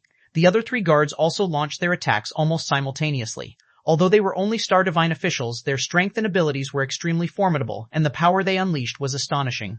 However, faced with the growing snowball-like force of DEC's Star River, which had turned into a torrential flow in the blink of an eye, the 3 guards' attacks were directly destroyed, and the divine artifacts they released were shattered. Only the bullet fired by Lin Shen, as if disappearing into thin air, reappeared in front of DEC's chest the next moment. The responsiveness of DEC was just too fast. The bullet that suddenly appeared at close range still allowed him to react, twisting his body to avoid the central area of his heart while a burst of divine light erupted from him. Bang! The bullet pierced through the starlight and his carapace, brutally blasting a hole through DEC's chest as blood spurted out of the wound, and DEC's forward-rushing body fell from the air. Without hesitation, Lin Shen raised his gun and fired a second shot at DEC's head. The space bullet disappeared instantly, about to shatter DEC's skull. The injured DEC was clearly slower to react. As the bullet skipped through space and appeared right in front of his head, he did not react at all, and it looked certain to blow his head apart. Bang! But the bullet failed to explode DEC's head, an invisible force shielded him from the bullet. The bullet, imbued with indomitable strength, actually penetrated through that invisible force. Lu Simeng, who had taken the shot, was startled by this, but fortunately his reaction was quick enough. With a flick of force with first turn, he pushed DEC's body to the side. The bullet grazed DEC's cheek, leaving a deep score on the carapace covering his face, flesh bloodily carved into a furrow. Were it not for Lu Simeng's push, DEC's head would have been blown apart. Lin Shen inwardly breathed a sigh of relief. At that instant, he had already broken out in a cold sweat, fearing that DEC would really be killed by his gunfire. Fortunately, his judgment was not wrong. Capture him alive. Seeing that Lin Shen was about to fire a 3rd shot, Lu Simeng spoke sharply, already closing in, with divine light radiating from his body, binding DEC within it like countless threads of silk.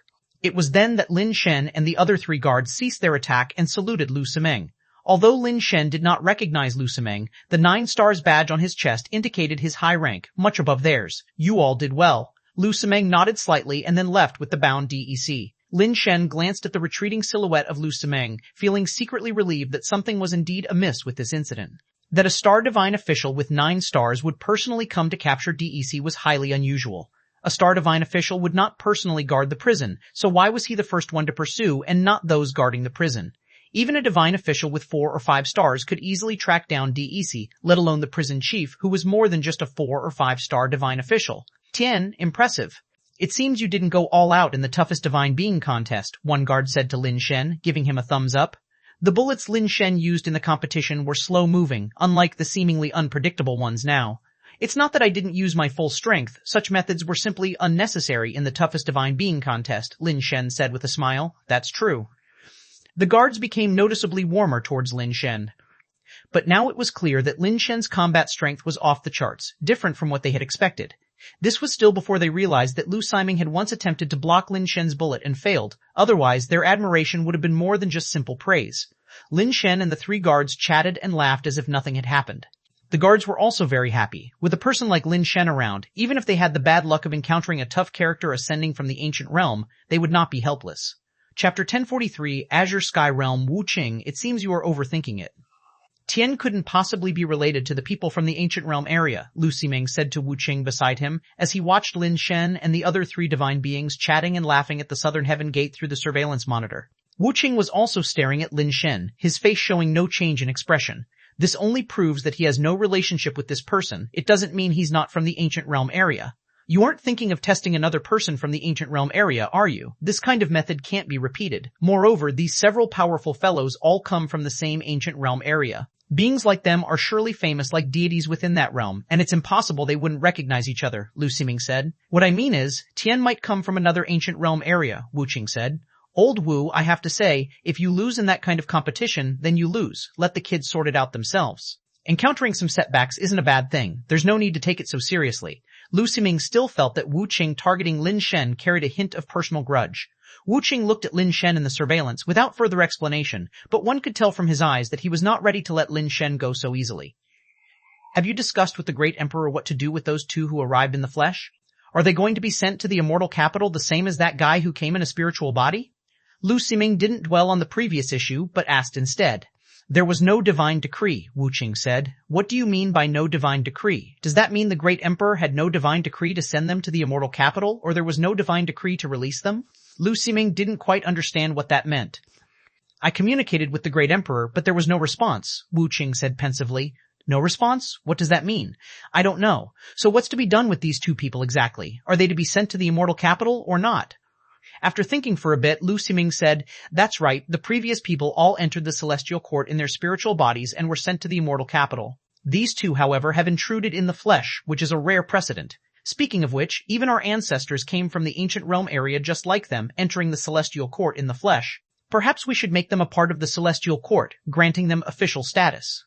Setting aside the fact that they killed the divine officials guarding the gate, which is already a violation of the celestial court's laws, even without these incidents, have you forgotten the lesson from that previous man? They come from the same ancient realm area, Wu Qing said with a cold face. These guys from the ancient realm area, one by one, have too heavy a killer instinct and too little regard for rules, which indeed makes things difficult. Lu Ximing's expression also changed as he was reminded by Wu Qing of that man, and looking at Wu Qing, he asked, What do you plan to do with them? According to the laws of the Celestial Court, send them to the Absolute Dominion Star Abyss to serve their sentence, Wu Qing said. Sent to a place like that, I'm afraid they would hardly be able to make it out alive. In recent years, the star crystals produced by the Absolute Dominion Star Abyss have been becoming fewer and are hardly unearthed now. Sending such two individuals over there, isn't it a bit of a waste? Lu Ximing said. What are you planning? Wu Qing sensed that Lu Ximing might have some plans for those two. Lu Ximing chuckled and said, I've been short on manpower recently. Why not give them to me as my test subjects? That's fine, Wu Qing thought about it and nodded. But you have to be careful not to let them escape. Old Wu, you underestimate me. If I let these two youngsters slip away right under my nose, then I've lived these years for nothing, Lu Ximing laughed. Wu Qing had made his comment casually. He didn't really believe that DEC and the others could escape from Lu Ximing's grasp. Originally about to leave, Wu Qing seemed to recall something, turned his head back to Lu Ximing and said, Tian has also made a contribution this time. He deserves some reward. No need to leave him guarding the southern heaven gate. Aren't you short of manpower? Let him go and be a guard at your place. Do you still suspect him? Lu Ximing was somewhat speechless. Observing a bit more can't hurt. Keep an eye on him for me, Wu Qing said before turning and walking away. Understood, Lu Ximing replied somewhat helplessly. He knew what Wu Qing meant. By transferring Tian to his post as a guard, allowing Tian to see those two as test subjects would reveal any connection to them in time. Although Lu Ximing thought Wu Qing's arrangements were somewhat superfluous, if Lin Shen really knew them, he wouldn't have been so ruthless at the southern heaven gate just now. If it weren't for his own intervention, DAC would have had his head blown off by Lin Shen a long time ago. How could such a person possibly know them? Lin Shen had only been guarding the southern heaven gate for a few days when he received the transfer order, commanding him to become a guard in the Azure Sky Realm. His fellow colleagues, upon seeing Lin Shen's transfer order, all congratulated him with some envy. What's there to congratulate about simply being a guard? Lin Shen said nonchalantly. That's where you're unaware. Being a guard is definitely not all the same. Just like with gatekeeping, could you stand at the gates of the Everlasting Hall without being at least a 5-star divine official? Though the Azure Sky Realm's gatekeeping requirements aren't as high, it's still not a place just anyone can go to. You'd need to be at least a 3-star divine official to have the opportunity. The reason you're being transferred to the Azure Sky Realm is probably due to your merit during that last capture. Otherwise, how could it be your turn? Whether I guard one gate or another, it's all the same. The Azure Sky Realm isn't mine, Lin Shen replied, still unmoved. It's actually quite different. Not to mention the higher welfare at Azure Sky Realm, there's a special privilege. A guard squinted his eyes and said, That's where the immortal pills are researched. Immortal pills? Lin Shen looked puzzled. Simply using aberrant liquid is not very effective, and higher-level divines cannot use low-quality aberrant liquid without harming their bodies, or worse, causing mutations. The Azure Sky Realm is where they study how to synthesize and utilize aberrant liquid. The immortal pills they create may even allow a lower divine being to directly ascend to middle or even upper status in a short period. The folks spoke of the immortal pills as if they were magical. Of course, such immortal pills have nothing to do with a mere guard, but the Azure Sky Realm often distributes some ordinary pills as welfare, which greatly benefits cultivation. Quite a few advanced Star Divine officials were keen to work in the Azure Sky Realm. It truly is considered a good posting. Lin Shen felt something fishy about this. While he did perform well, stopping those who barged through the Southern Heaven Gate was just fulfilling his duty. Was it enough to warrant such a great reward? Chapter 1044, Medicine Person. But once he actually arrived at the Azure Sky Realm, Lin Shen found it to be completely different from what he had imagined. Gigantic buildings arranged neatly like metal boxes, each of them unimaginably large. Inside were all kinds of machines and instruments, fully automated workshops without a single person present, the entire process controlled and operated by Smart Brain. Under the guidance of Ch1001, the deputy captain of the Azure Sky Realm security team, the two of them patrolled the entire realm. Lin Shen saw how the machines produced capsules and how those capsules were packaged. The capsules produced in each workshop were different, and the transportation process was also fully automated, without any need for human involvement. In the vast Azure Sky Realm, aside from the guards of the security department, one could scarcely see any other divine beings. Our task is to patrol and see if there are any anomalies occurring. We need not concern ourselves with anything else. Ch1001 pointed to an area ahead as they walked and said that over there is the new drug development department. Unlike the production workshops here, you need to be more cautious there. Many areas there are off limits to us. If you trespass, the Smart Brain will automatically activate the erasure system. Even an upper god would struggle to escape the fate of being erased. So, you'd better remember clearly, or you might not even know how you died. As she spoke, Ch1001 led Lin Shen into the research department area, where the buildings were clearly not as regular and varied in appearance. Ch1001 pointed out the functions of various buildings, as well as which areas were restricted. In truth, it was not necessary for her to point out the boundaries of the restricted areas, as all the buildings here had warning signs forbidding entry. Virtually every visible building was off limits. Actually, it's easy to remember. Aside from the few buildings over there, all other buildings are restricted areas. Ch1001 pointed at a few buildings to the left and said, "What is that place over there?" Lin Shen asked curiously. "The deformed breed breeding garden, drug testing rooms, testing fields, and the like. We need to patrol and check whether there are any issues with the deformed species inside. If a situation arises, we also need to report it promptly or assist in resolving the issue."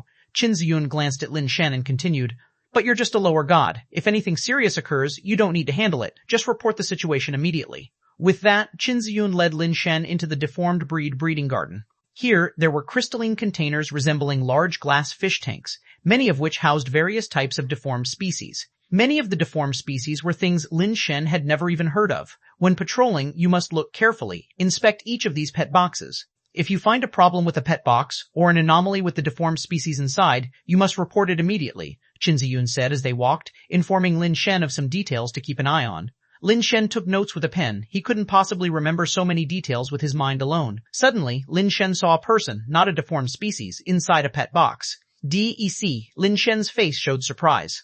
The person imprisoned in the pet box was actually DEC. DEC sat inside the pet box, which resembled a glass fish tank, and upon sensing someone looking, he opened his eyes and looked back at Lin Shen and Ch1001, expressionless. "You recognize him, right? This is the man from the ancient realm whom you stopped and failed to run away. He's been brought over here for drug trials at the request of Lord Lu Siming." Ch1001 knew about Lin Shen's situation and thought it was the reason he was transferred here. Human testing for drugs? Lin Shen feigned surprise. What's so strange about that? Not to mention those from the ancient realm. Even within our celestial court, some divine beings who have violated the laws are sometimes dragged here to undergo medicinal trials. Among them are no lack of upper gods.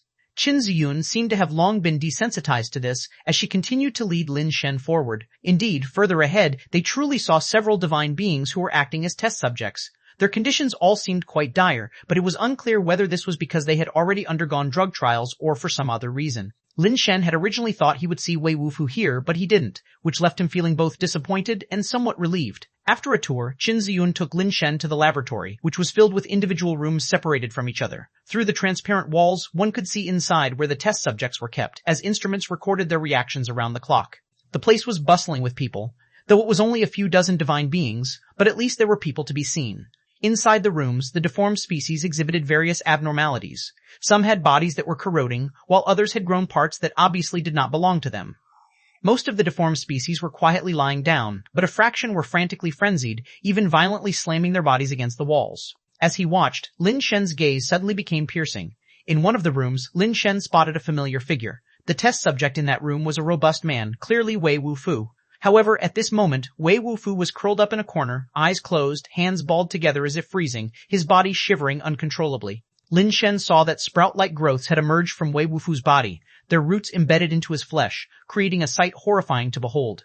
Lin Shen had to forcibly suppress the urge to rush forward and smash open the laboratory, helplessly watching Wei, feeling as if his heart was being shredded piece by piece. Without Wei, Lin Shen would have long been dead. Without Wei, there would be no today for him. Even Wei's entry into the Celestial Court might well have been because of Lin Shen. Seeing Wei in this state, Lin Shen's desire to kill was nearly uncontrollable. Is this a divine being or someone from the ancient realm? Lin Shen asked, feigning curiosity. Someone from the ancient realm. They're quite resilient. After consuming the ginseng pill, he's managed to hold on for so long, which really is quite rare. The lower and middle divine beings who were previously used for ginseng pill trials didn't last as long as he has, Ch1001 said offhandedly. What is a ginseng pill? Lin Shen asked, a smile on his face, as if he found the whole matter amusing. Making pills is too much trouble, so our researchers came up with a method of naturally producing pills, cultivating plants that can grow medicinal fruits.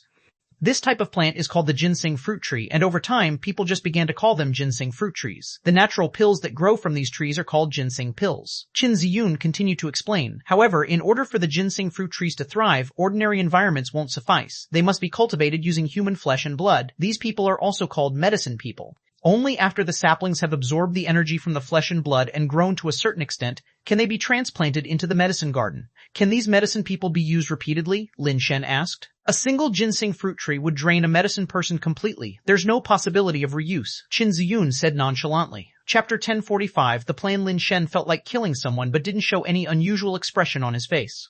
Instead, he asked with a smile, to need one medicine person per ginseng fruit tree, if a large production is desired, where can so many medicine persons be found?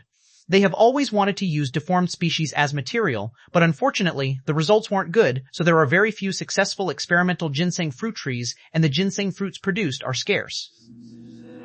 Only a part of the competition champions can possibly get ginseng fruit rewards. There are almost no other channels, Ch1001 said. She seemed to think of something and looked at Lin Shen.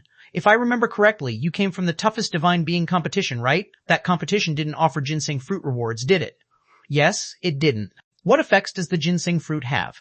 Lin Shen followed Ch1001 as they moved forward, not giving Wei Wufu another glance. It's hard to say. The current ginseng fruits are still in the experimental stage. The effects of the finished products are not very stable. Some can enhance attributes, some can strengthen traits, and some can even directly help divine beings congeal their divine soul, or even divine essence, Ch1001 said casually. Ch1001 took Lin Shen through the patrol route, telling him that in the future at specified times, he must take this route and inspect carefully. Any negligence could lead to punishment. You don't have to worry too much. A patrol team consists of 4 guards, and the guards in your group are veterans who have worked in the Azure Sky Realm for many years. By following them, you won't make any mistakes. Just focus on learning, and soon you will be up to speed. Ch1001 comforted Lin Shen with a few more words. In a room, Lu Ximing observed Lin Shen's every move through the monitor. Even his gaze was crystal clear. Especially when Lin Shen saw DEC and Wei Wufu, Lu Ximing watched him even more intently without blinking. Fortunately, Lin Shen did not show any abnormalities. Watching Lin Shen return to the security department, Lu Ximing stood up from his chair. Old Wu is really overly concerned. How could this kid, who can deliver such a ruthless blow, be related to the people from the ancient realm? Lu Ximing was still thinking when his communicator rang. Wu Qing was calling. Old Wu really wants to kill that kid. Lu Ximing always believed that Wu Qing was targeting Lin Shen as a form of retaliation. Sure enough, after the communication was connected, Wu Qing inquired about Lin Shen's situation. Lu Ximing reported on Lin Shen's performance here in brief and didn't say much more. Wu Qing, after listening, did not make any statement, but just instructed Lu Ximing to find someone to monitor Lin Shen 24 hours a day. Although Lu Ximing didn't agree, Wu Qing was after all the acting-grade divine official and they had a good relationship. It wasn't a big deal, so naturally there was no need to snub Wu Qing over such a trivial matter. After hanging up the communicator, Lu Ximing called over a 5-star divine official, Shi Yuqing, and assigned him the task of monitoring Lin Shen. Although Shi Yuqing was only a 5-star divine official and his strength was just barely at the middle level, he was meticulous and careful, making him most suitable for this kind of responsibility. Having made the arrangements, Lu Simeng stopped paying attention to Lin Shen's matters. A 9-star divine official, he was usually very busy with official duties, without the time or mood to pay attention to a minor divine official every day. It wasn't until the workday ended and he teleported back to Crystal Charm Star that Lin Shen's expression instantly darkened. He didn't know how long Old Wei could hold on, so he had to think of a way to rescue him quickly. But with his current strength, even if he could forcibly break into the laboratory and save Old Wei, it would be impossible to get him out of the Azure Sky Realm. Not to mention the people in charge of the experiment. Just in the security department alone, there were many upper divine beings. These upper divine beings were different from ordinary upper gods. They were all individuals who had won first place in some competition. None of them were to be underestimated. Lin Shen didn't believe that with his own strength he could rescue Old Wei and DAC from their predicament. What should I do? Lin Shen sat motionless, silent for a long while, repeatedly pondering over various possibilities. The Star God Palace had an independent system and structure. External forces simply had no way to influence the Star God Palace. Even if he sought to use the influence of the Deng family, it would be impossible for them to help him demand people from the Star God Palace. As the saying goes, ordinary folk do not contend with officials. After all, the major family clans are but commoners, whereas the Star God Palace is the authority. Despite the major family clans not taking Star Divine officials seriously, no one truly dares to disregard them outright. Of course, the Celestial Court has strict systems and laws. Star Divine officials cannot willfully oppress common divine beings, and they too must adhere to the laws. In this, the major family clans cannot be said to fear them. Lin Shen thought long and hard. To rescue Wei and DSE, it seemed there was only one feasible path, attempting to summon the Jade Emperor. However, Lin Shen did not know whether he himself could summon the Jade Emperor, nor did he know if the Jade Emperor, once summoned, would be willing to assist him. After all, this was the Celestial Court, the very Star God Palace. Would the Jade Emperor confront his own people for a stranger like him? Lin Shen did not know, but he now had no other choice. He had to take a gamble, otherwise Wei would lose his life. However, before taking action, Lin Shen needed to first understand the situation within the Azure Sky Realm and choose an appropriate moment to make his move. Xiao Yu, add a few words at the end of the book. Lin Shen rose and said to Xiao Yu, who was copying a book. What words? Xiao Yu looked up at Lin Shen, asking in surprise. The Celestial Court is like a prison. Do not enter, must not enter. Lin Shen had to remind those below not to come up again. Xiao Yu nodded and added these words to the end of the book she was copying. Lin Shen felt that this was not conspicuous enough, so he himself wrote these words in large characters on the last page of the book. I hope they can find out soon and stop rushing into the Celestial Court. Lin Shen took the book to the Commerce Star trading area and put it up for sale. Every other day, early in the morning, Lin Shen arrived at the Azure Sky Realm to clock in for work. At the designated time, he patrolled the Azure Sky Realm with the other 3 members of the patrol team. Lin Shen took a rough look and estimated that there were at least more than 20 patrol teams, a figure deduced from the number of storage lockers. Different teams had different patrol time slots and routes, which also changed periodically. As a lower divine being like him, he was the lowest in the patrol team's hierarchy. Most guards were middle divine beings, and the leaders of each team were generally upper divine beings. Lin Shen calculated that if he chose a poor time slot for his action, he would at least face the siege and interception of dozens of middle divine beings and more than a dozen upper divine beings.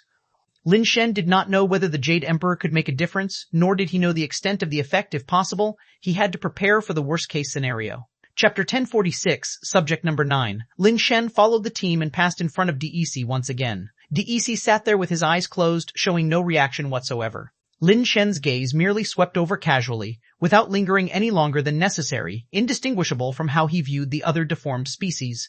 When passing by Wei, he noticed there were no significant changes with Wei, who remained curled up in a corner, except that the ginseng fruit tree sapling on him seemed to have grown a bit taller. I heard this guy came from the ancient realm and even killed several guards at the Southern Heaven Gate. It's been a long time since we've heard of someone so formidable from the ancient realm, a guard named Wei Zitao said with a smile. It's very rare for someone from the ancient realm to physically enter the Celestial Court. Since he can do so, he is no ordinary individual, Luo Yun, the team leader, said indifferently. If it were in the past, this person would have been regarded as an ancestor-level existence. What a pity. I was transferred from the Southern Heaven Gate years ago. Otherwise, I could have had the chance to fight him myself, to see what's special about these individuals who physically broke into the Celestial Court, another team member, Yuan Jie, said with a hint of disappointment. Luo Yun chuckled upon hearing this.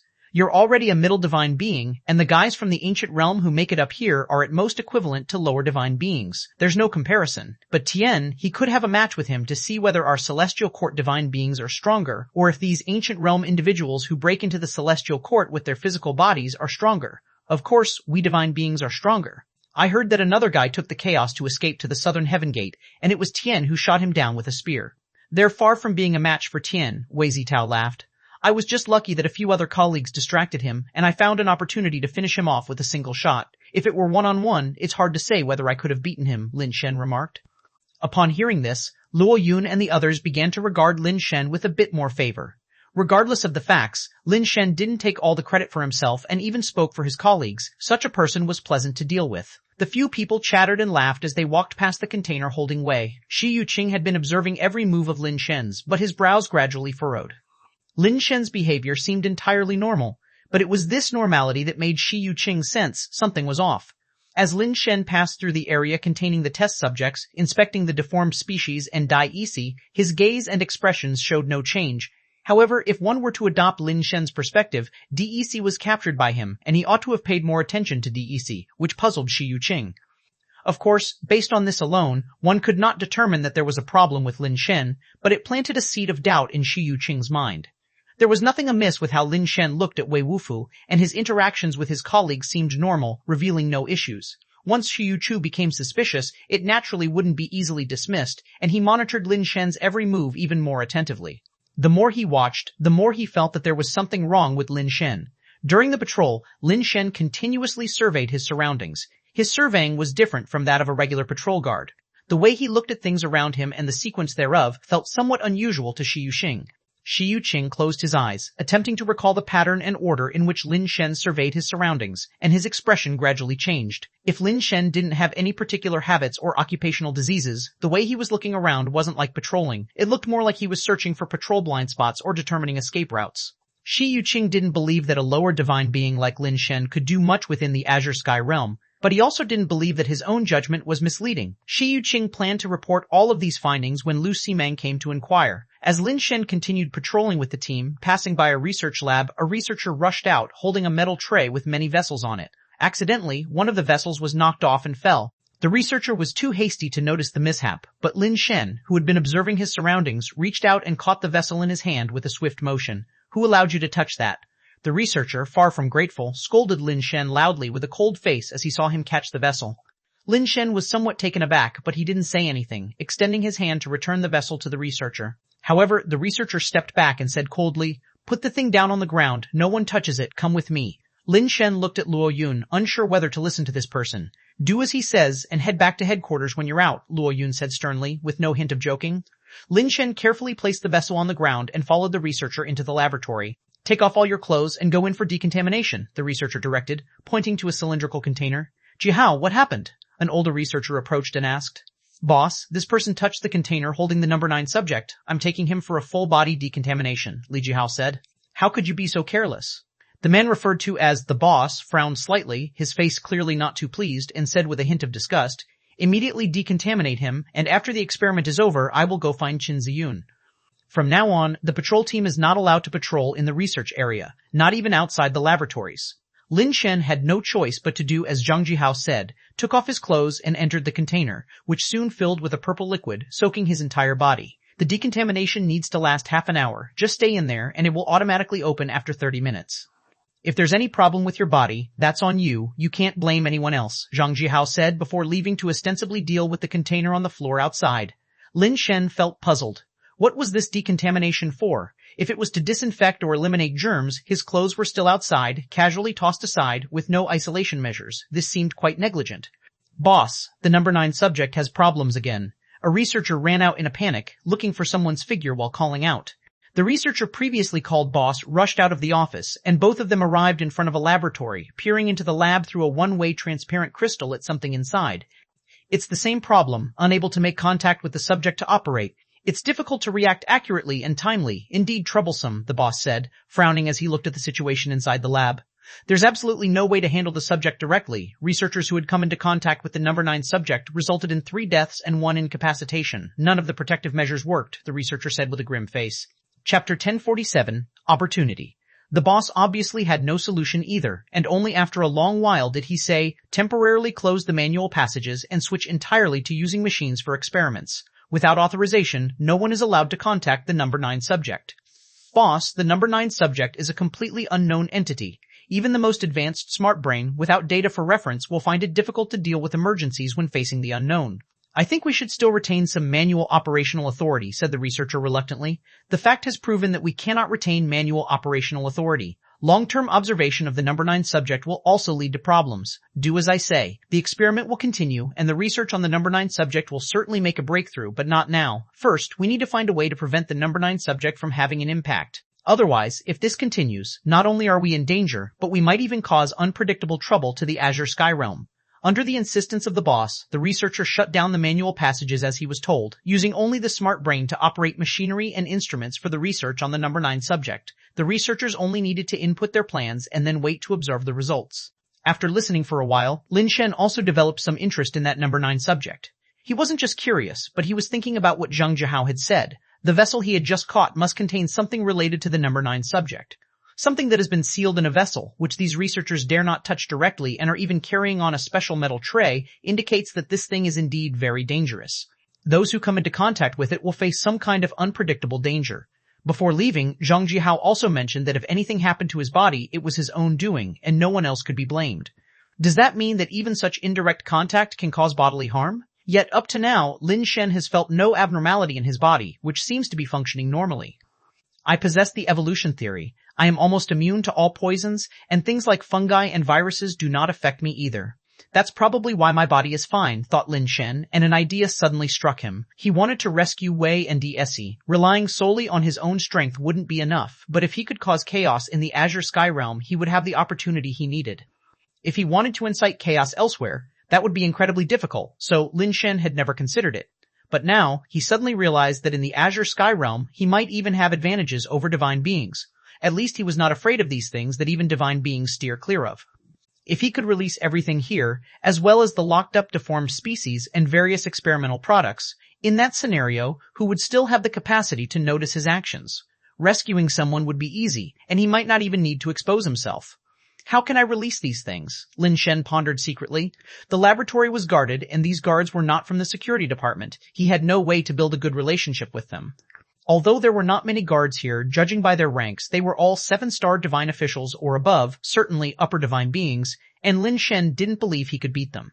After the battle with Wen Buzhen, Lin Shen knew that the super base divine shot wasn't invincible, and it might not necessarily kill powerful divine beings.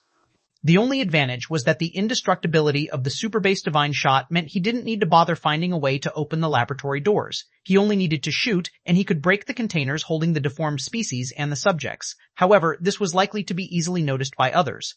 As Lin Shen was contemplating, time had passed, and the purple liquid inside the jar had been extracted. The strong winds and high temperatures dried his body along with the inner wall of the jar, leaving no trace of liquid.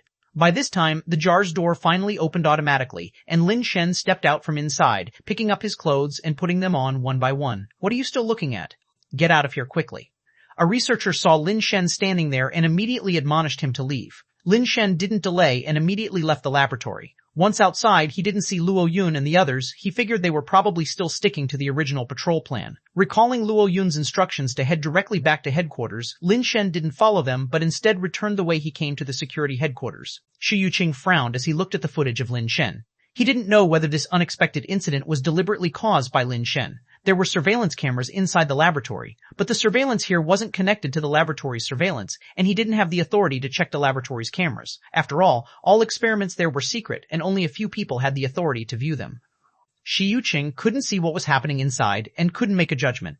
Still, such coincidences made him increasingly suspicious of Lin Shen. For several days in a row, Lin Shen was secretly trying to figure out how to sneak the objects out undetected. If he were to sabotage the laboratory openly, that obviously wouldn't be a good plan and wouldn't achieve the effect he desired. Lin Shen pondered and meditated but couldn't think of a way that would give him enough time to rescue Wei and the others. Qin Ziyun and her squad were quite satisfied with Lin Shen's performance. Although Lin Shen was only a lower divine being, he was amiable and diligent, responsible, and not one to quibble over minor issues. Whenever something was entrusted to Lin Shen, he would accept it cheerfully and not do it perfunctorily, completing it quite well, clearly putting his heart into the work. This allowed Lin Shen to quickly integrate into the security department, and he hit it off especially well with members of the squad like Luo Yun. How is it going? Have you discovered anything? Lu Ximing finally returned to the surveillance room. Shi Yuqing had waited several days before seeing Lu Ximing, and he hurriedly got up to salute and said, "Lord, there's a problem with Tian." Oh, what problem? Lu Ximing was somewhat surprised. He didn't think that Tian would have any issues. If it wasn't for Wu Qing coming to ask him again, he would have almost forgotten about Tian. His behavior is somewhat abnormal. Shi Yuqing reported his findings to Lu Ximing one by one. Lu Ximing originally thought Shi Yuqing had some significant discovery, but after listening he realized they were all speculative inferences. What you've said is all speculation and lacks concrete evidence. Continue surveillance to prevent any problems from arising on Tian's end, and at the same time, look for evidence. Lu Ximing didn't want to dampen Shi Yuqing's enthusiasm, but he personally felt that Shi Yuqing's speculations were quite far-fetched. Lord, Tian's actions and behavior are indeed somewhat abnormal. I feel like he might be plotting something, and it's better to take precautions, Shi Yuqing said. Then find out what's wrong with him. Lu Ximing was dismissive. A lower divine being, even if he really had connections with the ancient realm, what could he possibly stir up here? Chapter 1048, Experiment Log Book. Shi Yuqing was also clear in his mind that it would be very difficult to persuade others based solely on those speculations, nor could he deal with a divine official because of this, even if he was only a one-star divine official. Such a cautious and careful person would not easily reveal any flaws, nor would he commit obvious mistakes in a public setting. The best method is still to draw the snake out of its hole. On one hand, we can pull him out before he causes too much damage to our Star God Palace. On the other hand, we can also keep the losses within a manageable range, Shi Yuqing suggested. What plan do you have? Lu Ximing asked thoughtfully. Although he didn't believe Lin Shen could pose any problem, since there were doubts, it wouldn't hurt to test him. Shi Yuqing quickly expressed his thoughts, and after Lu Ximing heard them, he felt that this method was indeed better, more stringent than previous probes, and more unexpected. If Tian really had any issues, it would probably be very difficult for him to keep hiding. Then we'll do as you say, but this matter must only be known between you and me, not to be heard by a third party, Lu Ximing said. This subordinate understands. Shi Yuqing's eyes flashed with a cold light. After observing the research facility for several days, Lin Shen found no good method to enter, finally deciding to use himself as the entry point.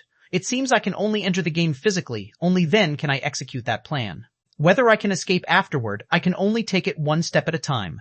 Lin Shen knew he couldn't delay any longer because today DEC had also been sent into the laboratory and Wei's condition was getting worse and worse, so he must make a move now. Luckily, during these days, he had also observed many things and had some plans in mind. Although not 100% certain, in this world, where can one find so many perfect plans? The risks that ought to be taken still needed to be taken. When it was Lin Shen's team's turn to patrol again, as they patrolled near the laboratory and saw the researchers, Lin Shen was just about to do something when one of the researchers said to them, "You guys, come over and help. What can we help you with?" Luo Yun asked the researcher. Although the researcher's star level was lower than his, the researcher's status was very high, and so Luo Yun spoke to him very politely. Some items need to be stored in the warehouse. Help with sorting and moving them, the researcher said as he walked into the laboratory. Luo Yun led Lin Shen and the others to quickly follow. Arriving inside the laboratory, they saw many scattered items in disarray, including a lot of damaged equipment that appeared to have been twisted apart by force, and there were also many bloodstains. What happened here? Luo Yun asked in surprise. An experiment failed, destroying a lot of equipment, but these items cannot be leaked out.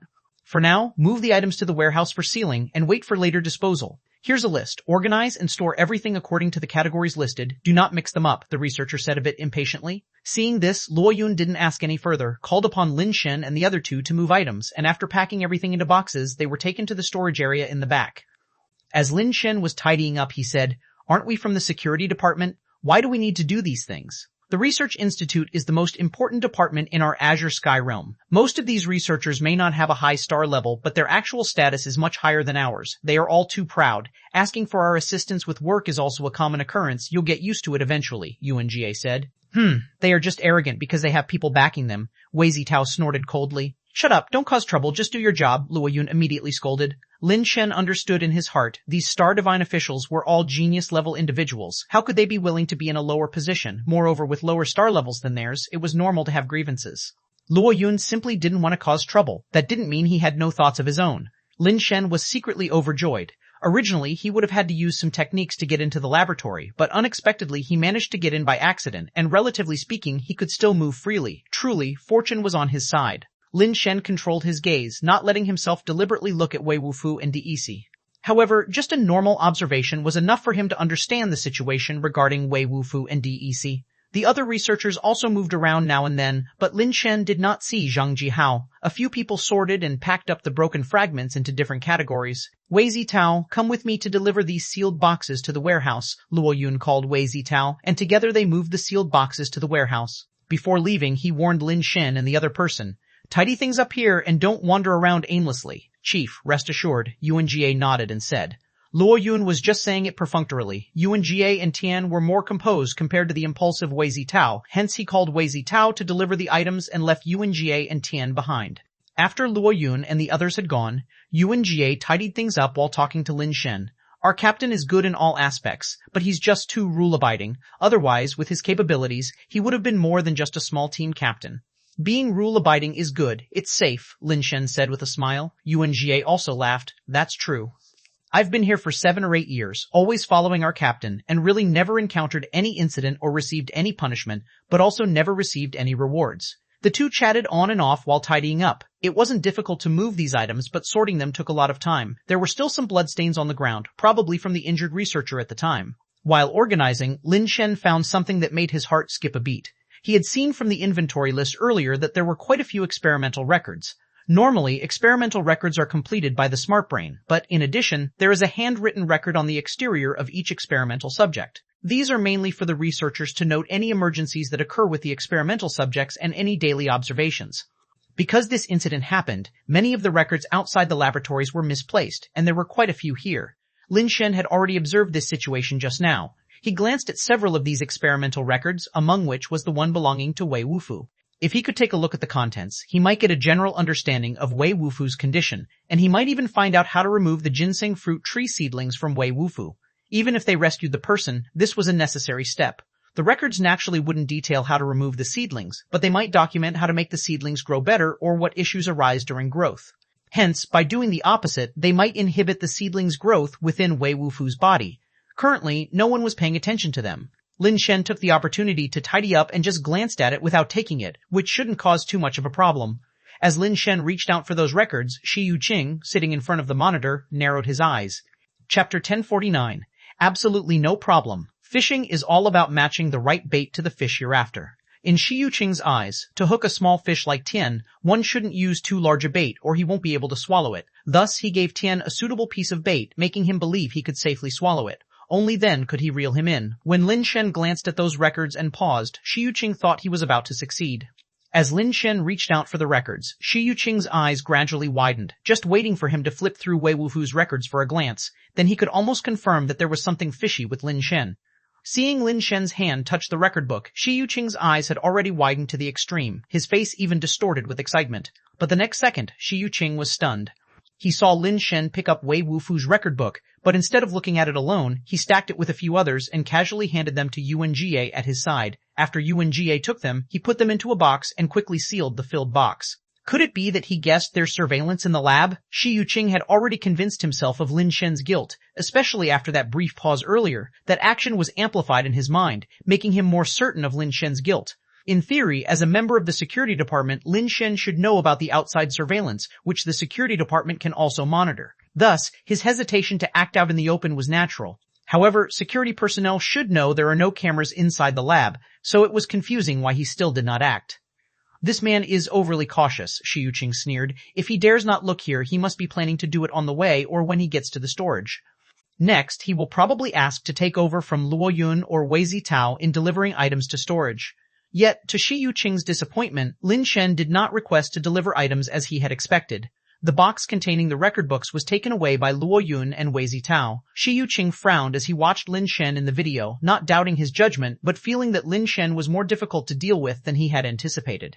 While packing up his things, Lin Shen suddenly stood up and greeted a passing researcher. "Researcher, thanks for last time," Lin Shen said. The researcher halted by Lin Shen turned out to be Zhang Jihao. Looking somewhat startled, he glanced at Lin Shen as if remembering, "It's you? You recovered so quickly? If it weren't for your timely disinfection, I would have been in trouble. I've heard that the stuff is extremely dangerous. Had you not disinfected in time, I could have lost my life." "I'm really grateful to you," Lin Shen said with an appreciative look. Zhang Jihao was about to say something but suddenly paused, examining Lin Shen carefully, then abruptly grabbed Lin Shen's hand, turning it over and over as if confirming something. "Is there any problem with you?" After a while, Zhang Jihao finally let go of Lin Shen's hand and asked. "You don't need to worry. The disinfection you did for me was so timely, I'm perfectly fine now," Lin Shen gratefully responded. "Come here, let me do another physical checkup for you," Zhang Jihao thought to himself. "Who the hell is worried about you?" "Really, there's no need. I'm all better now. It's not worth the trouble," Lin Shen said with a humble expression, not wanting to bother others. "It's necessary, otherwise, if any sequelae were left, it'd be troublesome." Zhang Jihao directly intimidated Lin Shen. Upon hearing this, Lin Shen's complexion visibly changed, and without further reluctance, he uttered some words of gratitude and followed Zhang Jihao to another lab for a checkup.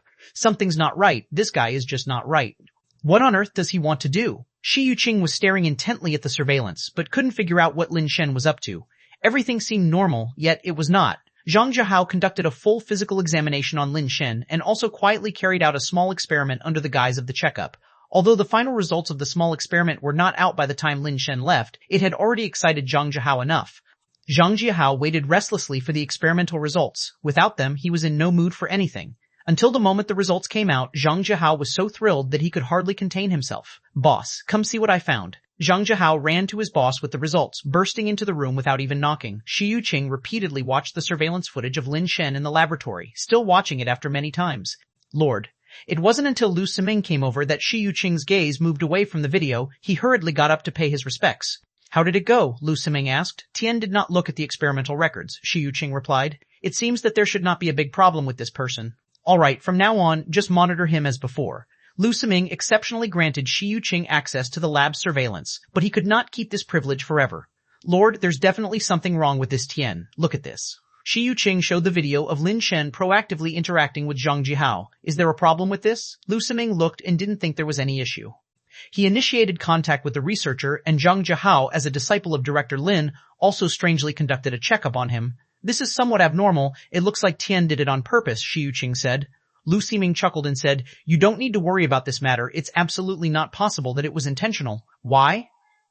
Shi Yuqing was taken aback, not understanding why Lu Siming would say this. "Director Lin has already spoken to me about it. The checkup Zhang Jihao performed on Tian was actually a test.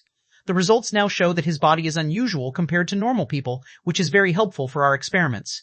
Therefore, he requested personnel to make him a subject for experimentation," Lu Siming said with a smile. "If Tian really had any plotting in mind, do you think he would design himself to become a test subject?" Upon hearing this, Shi Yuqing froze. He had never expected such an outcome. Indeed, no one would scheme to become a test subject. He knew all too well what the fate of being a test subject was. If Shi Yuqing had to choose between two paths, one leading to death and the other to becoming a test subject, he would choose the former without hesitation.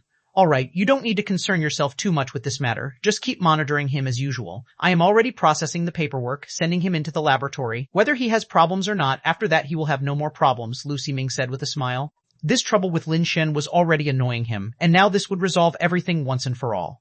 Once Tian enters the lab, he's as good as dead. There was no longer any need for Wu Qing to keep bothering him daily, and it could be considered doing Wu Qing a favor. This means less trouble for himself too. It's a win-win situation. Chapter 1050, Subject Number 9.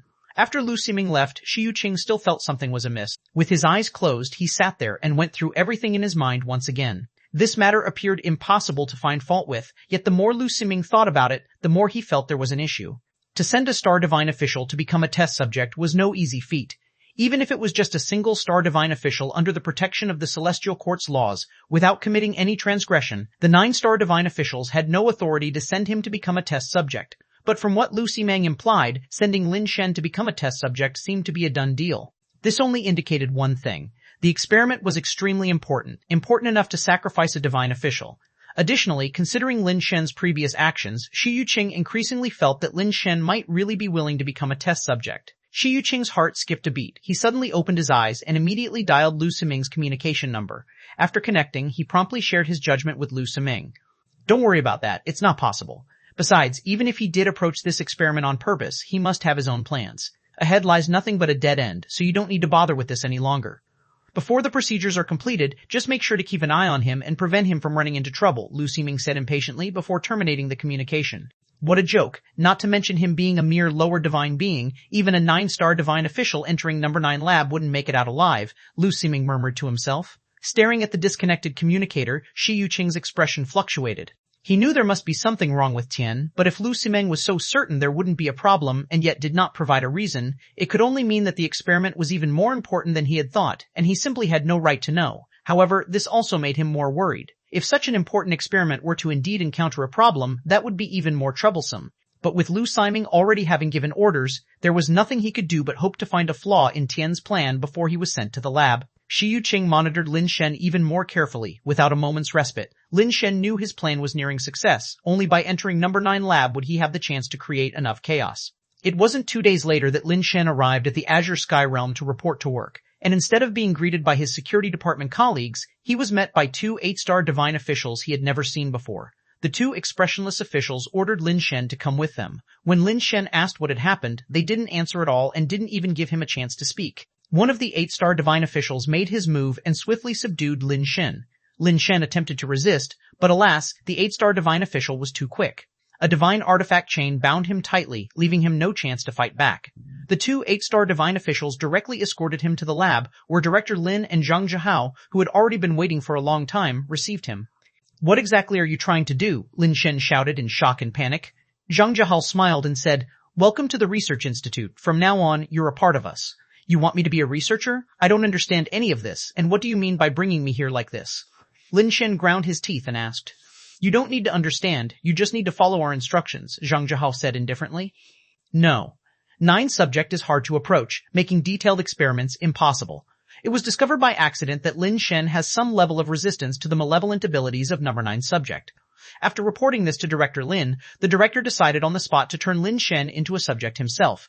Yes, a subject, not a researcher. Even if Lin Shen has some resistance, it does not guarantee complete immunity. If he were to come into contact with number 9 subject and carry something bad, spreading it to others, that would be troublesome. So what they planned to do was to confine Lin Shen and number 9 subject together. Lin Shen was to be responsible for completing their experiments inside, but at the same time, he would also be a subject under observation. Regardless of whether the experiment succeeded or failed, Lin Shen as a subject was bound to be destroyed. Lin Shen wanted to say something, but he had already been stripped of all his devices and clothes, then dressed in a specially designed protective suit used by researchers and sent into number 9 lab. The entire laboratory was constructed of special materials. Materials that were sold by Carrot outside were actually used here to build the laboratory's sealed doors, which were more than a meter thick and probably weighed several tons. Inside the lab, Lin Shen heard a deep breathing sound. Each breath was long and heavy, as if a whale or an ox was drinking water, taking a long time before it was exhaled with a strong gust of wind. "Tian, this experiment is very important. If you assist us in completing it, your efforts will naturally not go unnoticed. At the very least, you could jump directly from 1 star to 4 stars. Zhang Zhihao tried to cajole Lin Shen. But in such a situation, only a fool would believe him. "Do you think I'm a fool? Let me out now, or I won't cooperate with any of your experiments." Lin Shen wanted to understand first what exactly number 9 subject was and why it made them so afraid. Only by knowing what number 9 subject truly was could he create better chaos. Director Lin was not as hypocritical as Zhang Zhihao and bluntly said, "If you want to live, do as I say. At least you have to tell me first, what exactly is in here?" Lin Shen gritted his teeth and asked. "Even if I told you what it is, I'm afraid you wouldn't understand," Zhang Zhihao said with a sneer. "Even if I die, I want to die knowing why. Otherwise, don't expect me to do anything." Lin Shen simply sat down. They seemed indifferent to Lin Shen's threat, with Director Lin saying calmly, "You will do it, voluntarily or not. It's no harm telling you, have you ever heard of ultimate creatures? You're not trying to tell me that number 9 subject is an ultimate creature similar to a ruler, are you?" Lin Shen's expression changed slightly. "You are too ignorant. The so-called ultimate creatures are not only beings that rank above the upper divine being. In fact, ultimate creatures have different levels too. They have their lower, middle, and upper classes. However, ultimate creatures have greater potential than the usual divine beings. They can break through the upper level and reach another higher plane," Zhang Zhihao said blandly. "No, 9 subject is one of the ultimate creatures. Its level is still just upper, and it has not taken that step yet." As Zhang Jihao's words fell, the deep breathing suddenly stopped. Then footsteps could be heard, and a figure gradually emerged from within. Chapter 1051, Coordination Experiment. All of Lin Shen's belongings had been confiscated. He was left wearing only an isolation suit, carrying nothing on him. Facing this ultimate creature, Lin Shen could only barely muster his own strength, but it had already been a draining task to kill a lower ultimate creature, the furious evil goddess. Taking on an upper ultimate creature was probably beyond his capability. Lin Shen stared at the interior of the laboratory as the figure gradually emerged. When its form fully revealed itself, Lin Shen couldn't help but be taken aback. The creature in front of him was not even as big as an adult cat, just slightly larger than a fist, resembling a yellow weasel with a golden body, surprisingly composed of flesh and blood. It had a pair of lively golden eyes, within which it seemed as if there were concentric golden rings. Looking at this miniature being, Lin Shen found it hard to associate it with upper ultimate creatures. If he hadn't seen it here, he would have taken it for an ordinary little animal. The animal's golden eyes fixated on Lin Shen, with rings upon rings in its pupils flickering in and out of visibility, scrutinizing Lin Shen's body. Zhang Jiahao's voice entered the number 9 lab. "Don't be fooled by its cute appearance. This is one of the most venomous creatures in the world. It has a plague-like power in its body. Direct contact with it or even indirect contact with objects it has touched can result in infection by this power, with minor cases resulting in death and severe cases in a fate worse than death. Something in your body, or more precisely something within you, has immunity to this power, so as long as you help us complete the experiment, there will be no loss to you. In addition, you'll gain a lot of benefits. Your star level will be directly promoted to 4 stars or above, Zhang Jihao said, seeing Tian standing still without any signs of abnormality, and a look of joy flashed across his face. Director Lin's eyes also sparkled with a tinge of surprise. Indeed, as they had thought, Tian was unaffected by the ultimate creature. Although it might be temporary, it was enough for now. Lin Shen ignored Zhang Jihao and just kept staring at the little creature.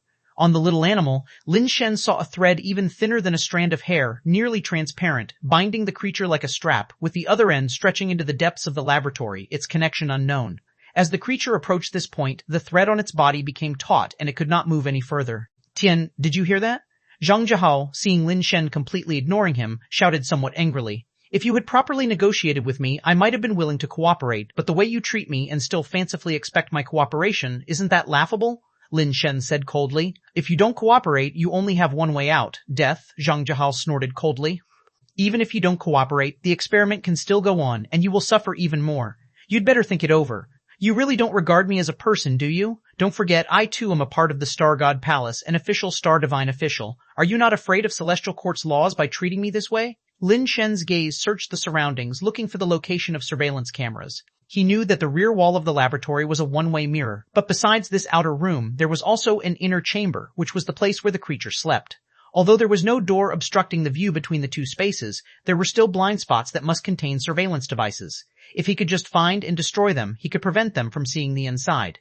If the laws could protect you, you wouldn't be here, Zhang Jihao said coldly. Lord Liu has already applied for you to assist with the experiment. Now, even if you die in the lab, you won't be protected by any law, and your life and death depend on our whims. You'd better think carefully about whether to cooperate with us or not.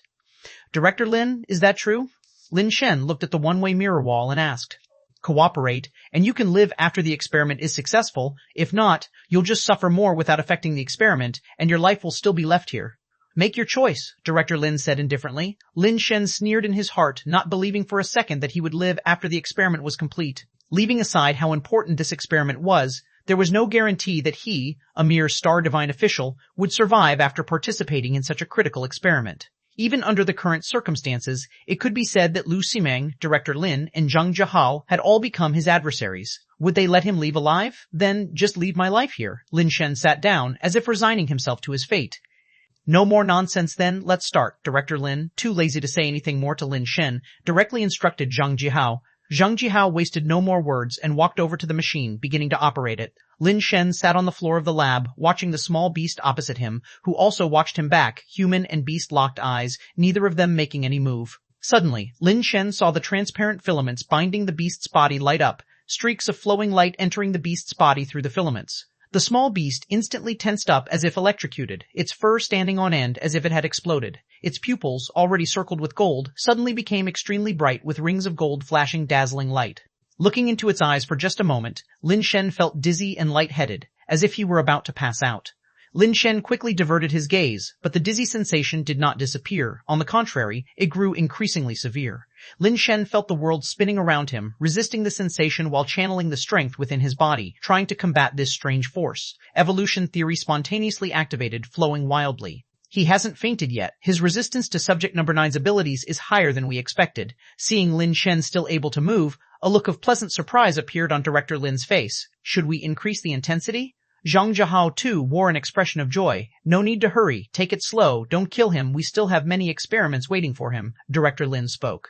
They were not at all worried about Lin Shen resisting. They had already searched him, and no divine artifact was left on him. Especially his divine artifact sniper rifle, which had been confiscated along with other items and locked in a storage cabinet. Without a divine artifact in hand, he, a lower divine being, regardless of his strength, could not do anything. The materials of Number 9 Lab, even upper divine beings would find hard to break through, let alone lower divine beings. Bang. As the two were watching the situation through the monitor, the screen suddenly went black. Why did the monitor break? Director Lin frowned. Zhang Jihao brought out the smart brain, which diagnosed the monitor as damaged. Stop the experiment for now, Director Lin said as he walked over to the one-way transparent wall to look inside. Chapter 1052, I'll go out myself. In the laboratory, Lin Shen was leaning against the wall sitting down, only his back visible, but it seemed like his body was heaving dramatically, still under the influence of number 9 subject. And number 9 subject stood there, staring intently at Lin Shen. Because the experiment had stopped, the fine fibers on number 9 subject were no longer glowing, and its bristled fur gradually smoothed down. Strange, how could the surveillance break? There's an isolation shield outside for protection. The power of number 9 subject shouldn't be able to destroy it. Zhang Jiahao came over, viewing the situation through the one-way mirror, and noticed that the monitor was shattered. He hadn't considered Lin Shen to be the issue at all. A lower divine being simply couldn't damage the material of the shield. Suddenly, Lin Shen, who had been sitting with his back to them, stood up abruptly, turned around, and pressed his hands against the one-way mirror, his eyes fixed on them outside. This startled Zhang Jiahao, who instinctively stepped back. After retreating half a step, he remembered that Lin Shen couldn't see them or possibly break out, and somewhat annoyed and embarrassed, he cursed quietly under his breath. Director Lin frowned as he observed Lin Shen, pondering what exactly had shattered the monitor's shielding. His initial suspicion didn't fall on Lin Shen. He mainly suspected that something might have gone wrong with number 9 subject during the stimulation, affecting the monitor's shield. Director Lin, let me out, Lin Shen demanded, pressing on the one-way barrier. Stop dreaming, just cooperate with the experiment and you'll suffer less, Zhang Jiahao interjected quickly. You really won't let me out? Lin Shen said, gradually retreating to a position between number 9 subject and the one-way barrier. How many more times do I need to tell you? To properly cooperate with the experiment, you have a slim chance of survival. It's your own fault if you die, Zhang Jiahao huffed. If you won't let me out, then I'll get out myself. Lin Shen slowly raised his hand, making a gun gesture aimed at the one-way barrier. Zhang Jiahao and Director Lin felt Lin Shen might have gone crazy from number 9 subject's power, using his hand as if it were a handgun aimed at the one-way barrier and even saying he would break out on his own. Only a madman could say such a thing. The material of the one-way barrier would be hard to break even for an upper divine being, let alone by him, an unarmed lower divine being. Without that sniper gun, what could a lower divine being like him possibly do? Both of them dismissed Lin Shen's words, merely thinking Lin Shen was influenced by the power of number 9 subject, which made them somewhat worried whether he could complete the upcoming experiments. It seemed that Lin Shen's immunity to the power of number 9 subject wasn't as strong as they had imagined. Zhang Jiahao, embarrassed by his earlier retreat, now stood in the direction pointed by Lin Shen's finger, yet had no intention of moving away. Holding the microphone, Zhang Jiahao disdainfully said, Tian, snap out of it, it's not time to dream. Cooperating with us in the experiment is your only way out. Lin Shen turned a deaf ear to Zhang Jiahao's words, made a gun with his hand, and used finger sand against the one-way barrier, his fingertips sharply flicking upwards as if really firing a gun.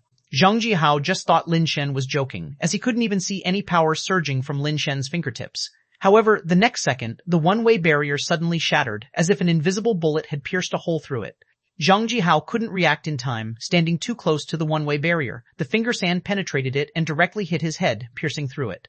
Zhang Jiahao's pupils constricted, his face filled with shock and disbelief, his thoughts frozen at that moment, his body falling backwards. Director Lin's eyes also widened. He simply could not believe that Lin Shen, a lower divine being, could break the one-way barrier bare-handed, an almost impossible feat. Director Lin suddenly realized that Lin Shen's performance in the Ultimate Divine Being competition wasn't because of the sniper gun, but because he possessed extremely terrifying abilities. Bang bang bang. In the moment Director Lin was stunned, Lin Shen raised both arms, one hand continuously firing at the one-way barrier, the other shooting at number 9 subject. Director Lin and his team had searched and taken everything from Lin Shen's body. Lin Shen had anticipated this, only keeping some trivial items on him, and then there was the divine artifact sniper rifle. Everyone thought it was the capability of the sniper rifle that could fire indomitable bullets, but it was actually the power of super base divine shot. Even without using the sniper rifle, just using his hands as guns, he could still trigger the ability of super base divine shot. The one-way barrier was shot with several bullet holes and began to crack, but it was too thick and not yet shattered. Meanwhile, the immortal silk binding number 9 subject was severed by Lin Shen's finger sand, and number 9 subject let out an excited, piercing scream like a baby crying. Its body swelled violently, bursting free from the immortal silk, eyes glaring through the holes made by Lin Shen, fixated on Director Lin outside. Panic appeared on Director Lin's face, and he turned to flee, regretting deeply in his heart. But who could have expected that a lower divine being could penetrate the number 9 lab and even sever the immortal silk binding an ultimate creature? Boom. Director Lin was fast, but not faster than the bizarre creature. The creature turned into a golden light and slammed into the perforated one-way barrier, bursting through and pouncing on the fleeing Director Lin. Director Lin emitted an aura like a demon god. But the creature was too fast, shattering the divine soul light shadow and latching onto Director Lin, biting off his extended right hand that was trying to block, then snapping his neck. An upper divine being, in the blink of an eye, was brutally mauled by the creature, with blood and limbs scattered everywhere. After killing Director Lin, the creature turned its head and looked back at Lin Shen still inside the number 9 lab, its blood-soaked face and exposed white sharp teeth making Lin Shen's heart skip a beat. He raised his finger towards the creature, and for a moment man and beast were in a standoff. The next second, the creature turned its head, its form turning into golden light and smashing through the wall, escaping from the isolated area, and disappeared in the blink of an eye. Lin Shen heard the screams of horror outside, followed by the sound of various things breaking and cries of agony. Lin Shen didn't hesitate any longer, crawling through the hole made by the creature, and upon arriving outside found everywhere littered with corpses and splattered blood, not a single survivor. Lin Shen rushed to the storage locker, smashed it open, took his belongings, and then headed outside. As he passed the rooms holding the experimental subjects, he shot open the locks of the labs, snapped the immortal silk binding the subjects, and quickly left. Almost no one in the research facility was left alive. The creature, having been tormented for so long, was filled with hatred for everyone in the institute and would not spare them. Lin Shen smashed the containers, rushed to the side of the semi-conscious Wei, and hoisted him. "Don't touch, dangerous," Wei mumbled hazily, yet even in this state he recognized Lin Shen and warned him of the danger of his moss. Lin Shen didn't care, carrying Wei outside, and as he reached the container holding DEC had already stood up and darted to one side. Once Lin Shen had breached the container, DEC also rushed out. "Follow me." Lin Shen continued shooting at containers on his way, piercing one after another. He didn't care whether the subjects inside could break free or not, he just aimed to destroy those containers as much as possible. Chapter 153, Eradicating the Seedlings. All sorts of experimental subjects burst into the Azure Sky Realm, causing tremendous destruction. In the midst of the chaos, Lu Siming immediately summoned a team to rush to the research facility, hoping to control the chaotic situation. If he were to report it, even if Wu Qing were willing to help him, his position and prestige would inevitably suffer serious impacts afterwards. Therefore, Lu Siming didn't plan to report at all, and was only focused on controlling the situation. "Lord, I fear this matter may be related to Tian. Otherwise, how could it be such a coincidence that such a big issue occurred at the research facility just a short while after he entered?" Shi Yuqing had been waiting outside for Lu Siming and, seeing him come out with a group of people, hurried over to say this. "The situation is urgent now. We must first resolve the research facility's issues and control those escaped experimental subjects as soon as possible. We'll discuss anything else later. You go with Lu Lan to the west to lock down the factory to prevent those subjects from destroying it," said Lu Siming, scoffing at Shi Yuqing's words, as a lower divine being like Tian couldn't possibly pull this off. Lu Siming had already made up his mind that it must be an issue with the number 9 subject that had caused this mess. He had to immediately lead his team to take control of number 9, or else the trouble would be significant. Without giving Shi Yuqing a chance to speak, Lu Siming left with his men. "Little Shi, don't think you're the smartest and everyone else is a fool. Those who can enter the Star Divine Palace are the elite of the elite. Don't hold yourself too high," Lu Lan said mockingly. Shi Yuqing was originally under his command and had been temporarily assigned by Lu Siming to be in charge of the task. Normally this wouldn't be an issue, but now Shi Yuqing bypassed him and reported directly to Lu Siming, which greatly displeased Lu Lan. "Factory manager, there's a problem with this accident at the research facility. It must be Tian causing trouble. Take some men with me to the facility. I believe he's still there." "Catching him would be a significant achievement," Shi Yuqing told Lu Lan. Lu Lan looked at Shi Yuqing as if looking at an idiot. "Shi Yuqing, the Lord assigns you a small task, and you take yourself too seriously. Now the experimental subjects have escaped, and instead of helping to control the situation, you want me to go with you to the research facility to catch what's his name, Tian? You must be out of your damn mind. What's Tian anyway? A mere lower divine being, a star divine official. Could he even survive in such a place? He's probably been torn apart by the subjects by now. What's there to catch? Tian is no ordinary man. His schemes run deep," Shi Yuqing tried to explain, but Lu Lan interrupted him. "Stop the nonsense. Controlling those experimental subjects is the priority," said Lu Lan as he led his men toward the west to initiate the defense works at the factory, to prevent the subjects from inadvertently entering and damaging the production workshops, which are a vital economic source for the Azure Sky Realm. "We must at least seal off the exits of the Azure Sky Realm to prevent those subjects from escaping. If people outside find out about such an incident, it won't be easy for the Lord either," Shi Yuqing said, failing to convince Lu Lan and thus seeking a secondary solution, hoping to seal off the exits of the Azure Sky Realm and prevent Tian from escaping. "That's already been done. No need for you to act smart here," Lu Lan snorted coldly. "I'm saying not to let any people out, not just the subjects," Shi Yuqing added. "Why the hell are you making such a fuss?" "Just do what you're told and stop wasting my time." Lu Lan, already impatient, cursed Shi Yuqing and led his men away. Shi Yuqing frowned as he watched Lu Lan and his men head towards the western factories and didn't follow. Looking around, Shi Yuqing set off in a different direction. Lin Shen, Wei Wuhu, and DEC had not left the research facility, but instead had hidden themselves in a warehouse. Lin Shen was flipping through Wei Wufu's experiment logbook, which recorded some of Wei Wufu's experimental reactions and emergency situations, along with some comments. Although it wasn't as detailed as looking at the actual experimental records, he could roughly infer what Wei Wufu's current situation was. The reason he didn't immediately escape was because starting to flee right away would be too conspicuous. He was waiting for the test subjects to scatter in all directions. Once the personnel from Azure Sky Realm were drawn away from their posts to pursue them, that would be their best opportunity to escape. DEC, is your body okay? What did they do to you? Lin Shen closed the logbook and looked at DEC to ask. There were no logs about DEC here. He didn't know DEC's situation and could only ask him directly. They give me 2 types of capsules each day, probably medicinal, one red and one blue, red in the morning and blue at night.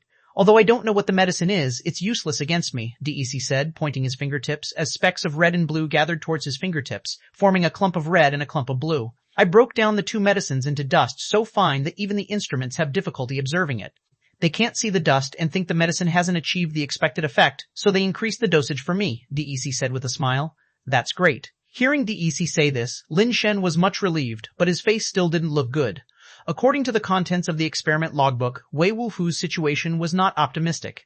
The ginseng sapling's roots had already spread throughout Wei Wufu's body, even reaching deep into his bone marrow and brain. To remove the ginseng sapling from Wei's body was exceedingly difficult. Wei, can you hear me talk? Lin Shen leaned close to Wei and whispered, I can. Wei's voice was very weak and his articulation was unclear, obviously severely affected in his brain. There's no other way now. I must clear the sapling from your body. You'll have to bear with it, Lin Shen said, as he had no other choice but to forcibly destroy the sapling. However, doing so would cause tremendous harm to Wei Wufu's body and might even be fatal. But if he doesn't act now, there might not even be a chance to act later. Proceed, Wei Wufu said. Lin Shen looked at DEC. I need your help. Your dust ability can control precisely. Try to protect Wei's flesh and blood as much as possible. I'll do my best. DEC nodded slightly, faint dots of light emanating from him, those lights going towards the sapling and wrapping around the flesh and blood near the sapling. Lin Shen made a gun with his fingers and fired at the connection between the sapling and the flesh. His super base divine shot's characteristics instantly broke the sapling apart. Just as Lin Shen was about to proceed to the next step, he suddenly heard a loud clang, the warehouse door was pushed open, and a divine being walked in. Lin Shen slightly frowned. At this time, the Star Divine officials should all have gone to hunt and kill those test subjects, so how could anyone come here? Tian, I know you're here, come out. Shi Yuqing stared coldly at the mountainous stacks of goods inside the warehouse, saying coldly. Chapter 1054, Difficult Characters to Deal with. Lin Shen does not believe that he can deceive everyone. 100% of the time, plotting is up to humans, the outcome is due to fate, and there is no such thing as a perfect plan in this world. In his heart, he also contemplated what he would do if he were discovered, and he has deduced many scenarios on paper. The current situation could be considered relatively favorable. Because he only saw one divine being arriving, the badge on the clothes showing 5 stars, normally, this level of divine official should be of the middle tier. And it's just this single person coming, which means that as of now, Lin Shen and his group probably have not been exposed. If they had truly been exposed, it wouldn't be just a single 5-star divine official arriving. There's no need for the divine officials to hide themselves to the extent of capturing Lin Shen and his few companions. If more people came, they should have directly arrested them outright without all this sneaking around. Lin Shen does not know why this person has discovered him, nor why he has come alone, whether he wants to claim all the credit for himself or others do not trust him. What's certain is that no one else is here to capture them now. All these thoughts flashed through Lin Shen's mind instantaneously, and then without any hesitation he pulled out the sniper rifle. Through the gaps between the cargo, he directly shot Shi Yuqing. This shot carried the traits of a space bullet. The bullet disappeared the moment it was fired, and when it reappeared, it had already struck Shi Yuqing's head, blowing a bloody hole through it. Seeing the bloody hole in Shi Yuqing's head, Lin Shen's expression became even more solemn. Such powerful strength, though it blew a hole through his head, Shi Yuqing's body did not move at all. His legs were as if nailed to the ground, his body erect, with only his head tilting back, seeming somewhat unusual. As expected, Shi Yuqing's head could still move. It slowly came back around, and during this process, the bloody hole in his head visibly healed at a rapid pace. Shi Yuqing had confirmed the direction where Lin Shen was. He looked in Lin Shen's direction and said indifferently, "You are indeed here, and just as I thought, the bullets fired from your guns certainly possess more than just a slow state, they also have powerful combat capability. It's just a pity that, like you, I also come from the Indomitable Divine Being competition, only I won the title several decades before you. During the years I participated in the competition, I too once reigned over an era, being called the Undying Demon King. Your kind of attack cannot kill me." Lin Shen gave DSE a look, and DSE instantly understood him, reaching out to support Wei Wufu. Lin Shen walked out from behind the piles of goods, sizing up Shi Yuqing and spoke. You're the one in charge of surveilling me, aren't you? Correct. You're very smart. Shi Yuqing was also sizing up Lin Shen, and in fact, this was only the first time the two had truly met face to face. He had seen Lin Shen countless times through surveillance, feeling extremely familiar, as if looking at an old friend of many years. But seeing the person in real life felt different. There was a sense of unfamiliarity amidst the familiarity, which was very peculiar. Originally I thought you wanted to take all the credit for yourself, but now I feel that you're not that kind of person. Probably no one believed you, right? Lin Shen sized up Shi Yuqing and continued to speak. Keep talking. Shi Yuqing did not argue nor deny Lin Shen's words. You didn't bring anyone with you, which shows that you're not valued in the Azure Sky realm, and you might even be ostracized. If that's the case, why bother working for them? Let us go, and I'll give you a first-class star. Lin Shen knew after failing to kill this person with one shot that he was a tough nut to crack, not so easy to dispose of. It's not about whether they could win in a fight or not, but even if they could, a battle too intense or prolonged would alert other divine officials in the Azure Sky realm, making their escape impossible. You can't give me what I want, Shi Yuqing said, his body gradually revealing the divine soul light shadow.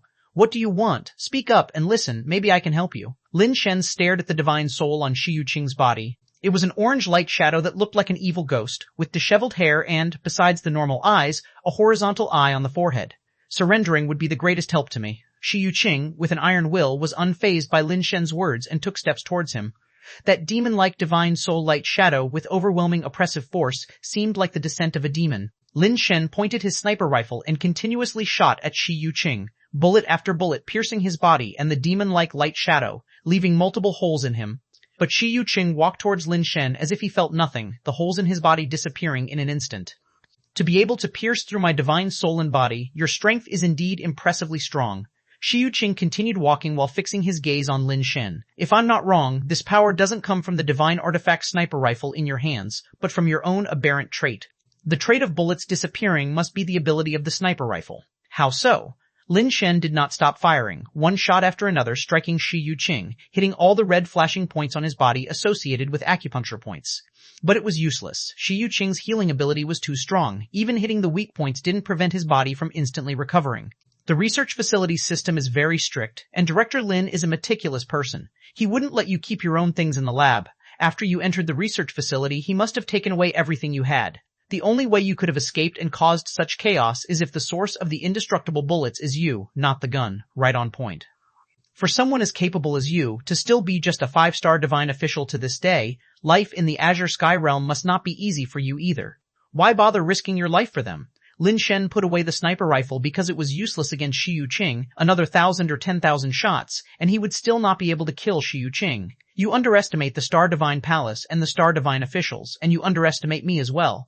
But I can't blame you for that. After all, you're not a true divine being, just an imposter from the ancient realm. It's normal you don't understand, but none of that matters now, Shi Yuqing said, throwing a punch directly at Lin Shen. Chapter 1055, The Advantage of People from the Ancient Realm. Lin Shen had already slipped back into his immortal suit, with light and shadow rising from his body, and the divine soul of the furious evil goddess shrouding him. Lin Shen unleashed his strength, and with all his skills activated, his strength attribute was actually no less than that of a middle divine being.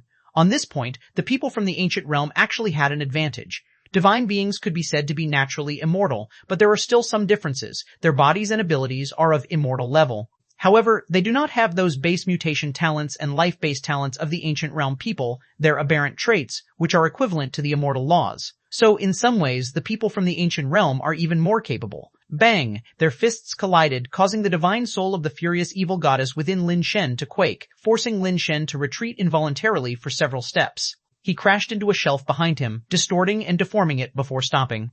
Middle divine beings truly cannot be underestimated. Lin Shen glanced at his fist, which now had cracks in the armor plates. With all skills activated and even boosted by the immortal suit, just one punch from this man cracked his armor, a display of strength indeed far beyond that of lower divine beings.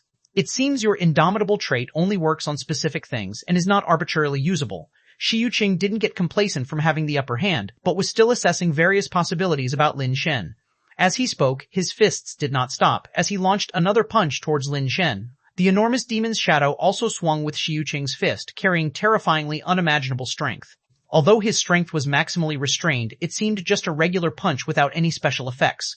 But the strength contained in this punch could easily burst ordinary planets. It's only because this place was in the Azure Sky realm, where everything is made of extraordinary materials. If it were just ordinary metal, even the turbulence caused by the fist might have scraped it raw. Bang!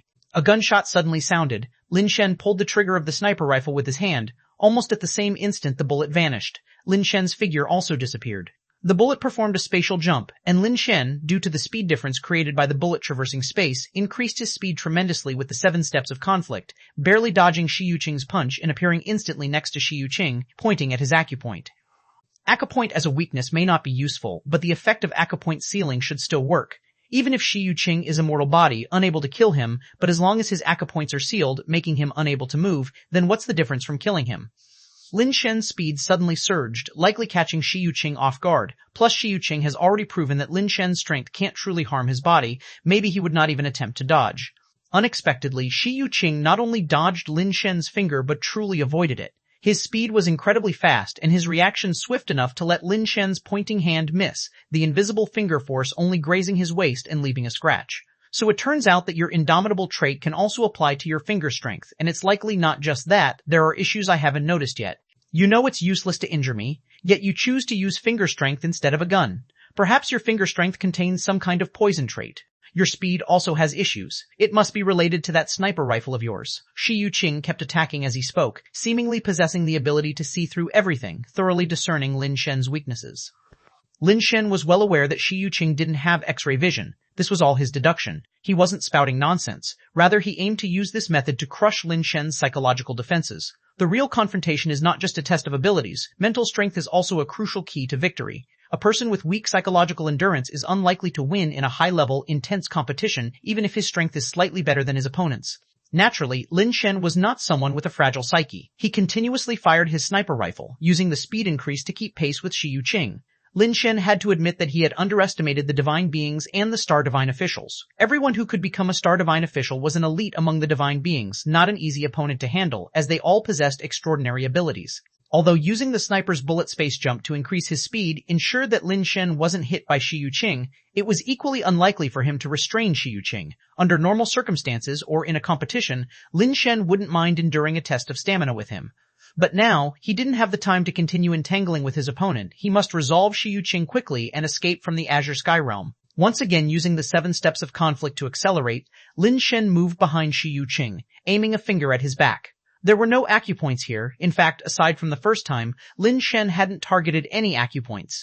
Because Lin Shen knew he couldn't possibly hit them, instead of letting Shi Yuqing know where Lin Shen intended to strike, it was better to keep him guessing about which part of his body Lin Shen wanted to attack. Shi Yuqing was too slow to dodge, but had already countered with his hand. No matter where Lin Shen's fingers attacked, he would not let Lin Shen succeed. Having such strong physical abilities, nearly possessing an immortal body yet being extremely cautious, this was a major headache for Lin Shen.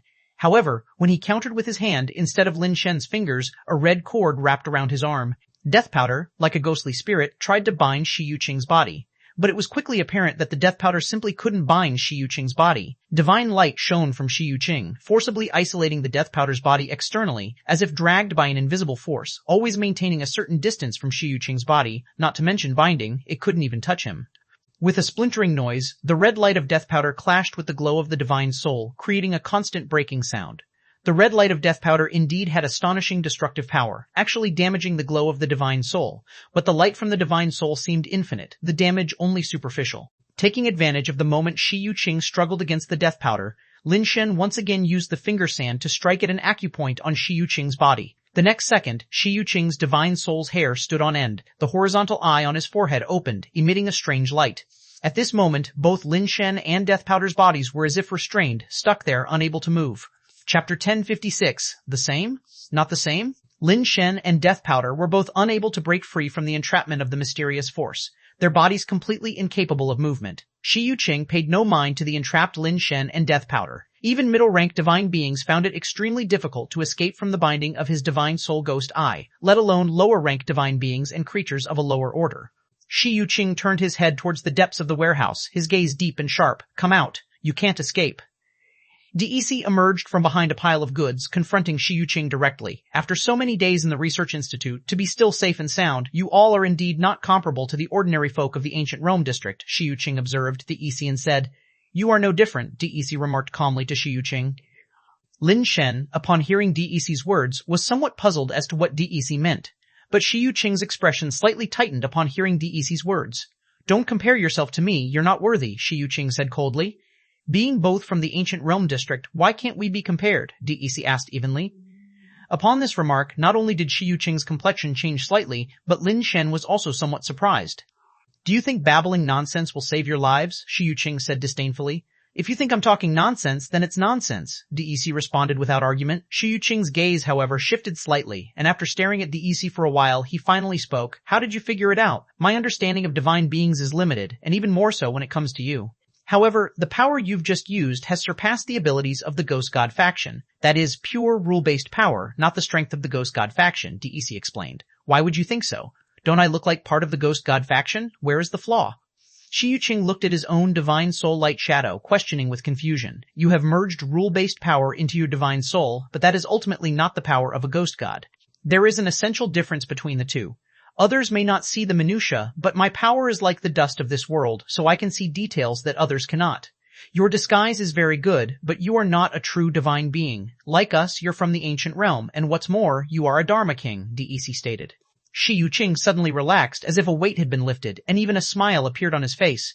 Someone who could physically breach the celestial court is indeed extraordinary. Even facing the great divine official all these years in the celestial court, my flaws were never exposed. I didn't expect that today you would see through me. However, there's one thing you got wrong. Which is? DEC inquired.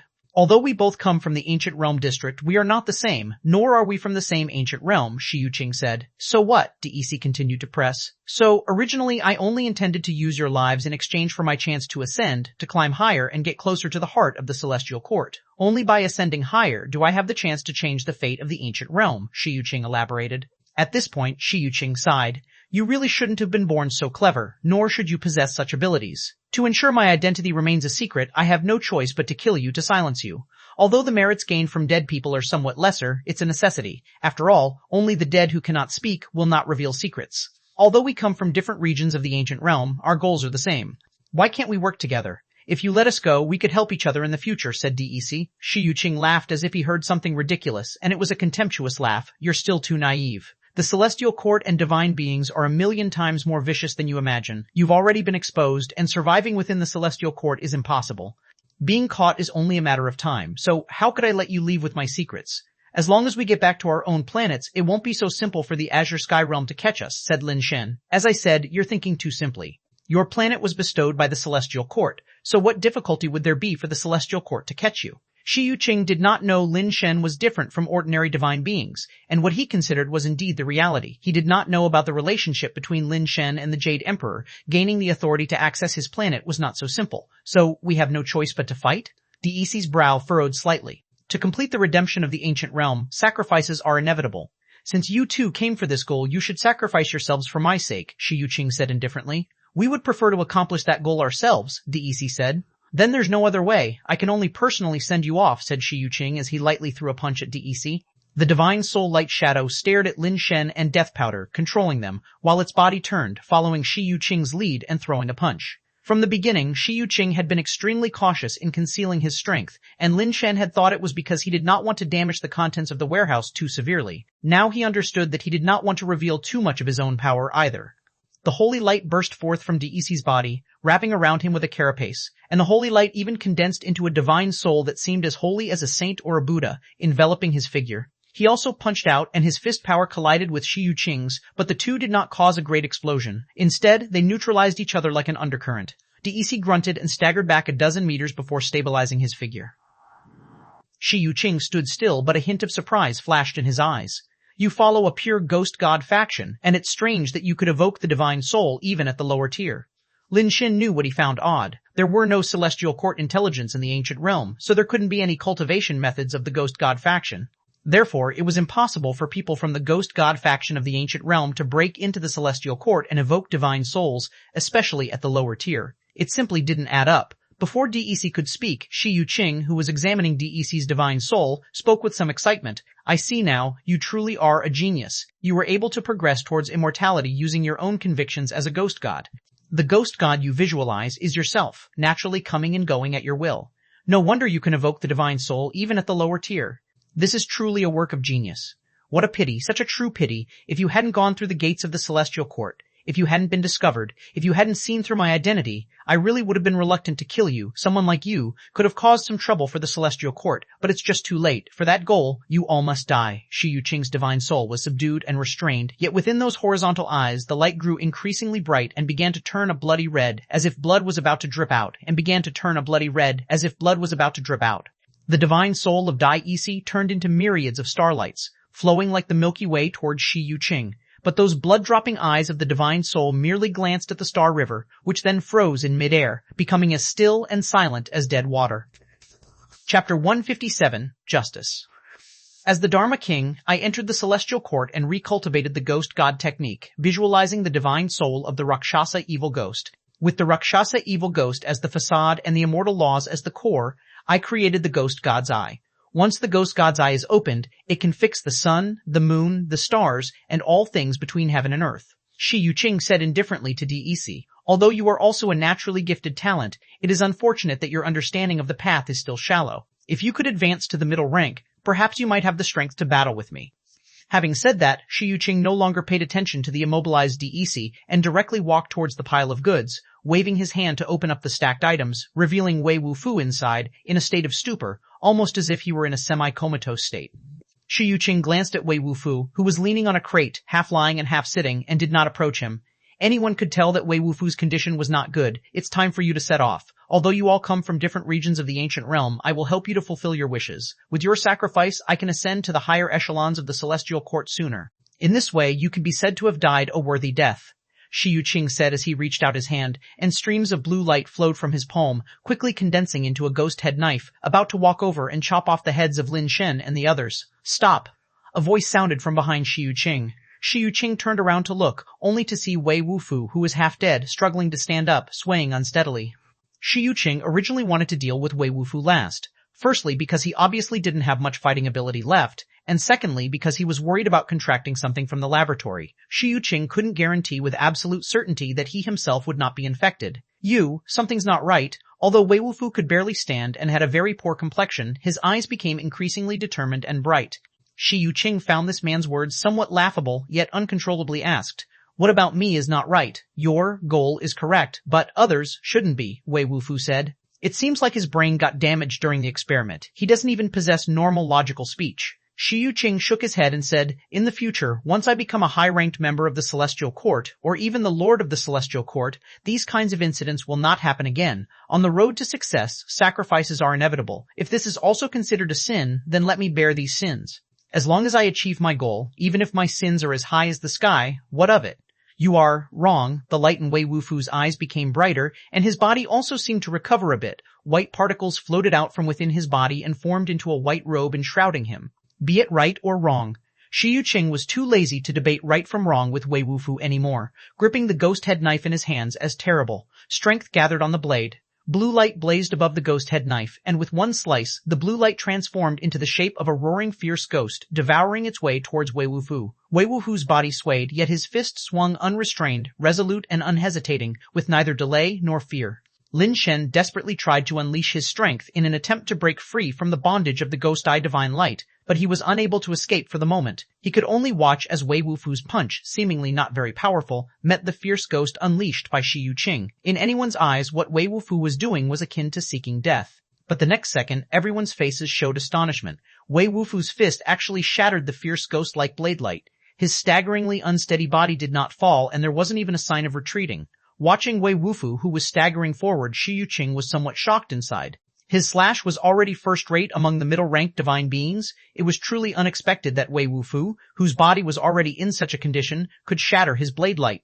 Shi Yuqing's expression was somewhat strange. In his region of the ancient realm, he was a once-in-a-billion-year genius, with almost no one able to match him. But the three people he saw today were no less formidable than himself in the past, and in some areas, even he was somewhat astonished. He did not know from which region of the ancient realm these many astonishing talents had emerged. "It is your fate, and not my fault." Shi Yuqing swung his blade once more, slashing towards the staggering Wei Wufu. Without any hesitation, Wei Wufu threw his punches, and his seemingly not-so-powerful fist power shattered Shi Yuqing's blade light yet again. The white robe on Wei Wufu fluttered as he stepped forward, continuously throwing punches, shattering the blade light from Shi Yuqing's slashes time after time. Lin Shen and DSE were both shocked and delighted, not expecting that Wei Wufu, despite being seriously injured, could still unleash such terrifying combat power. The purple aura around Wei Wufu grew stronger and eventually condensed into a purple mysterious light shadow that enveloped his body. Right is right, wrong is wrong, the world is inherently black and white, there is no so-called ambiguity, and justice tolerates no falsehood. DEC perceived something significant.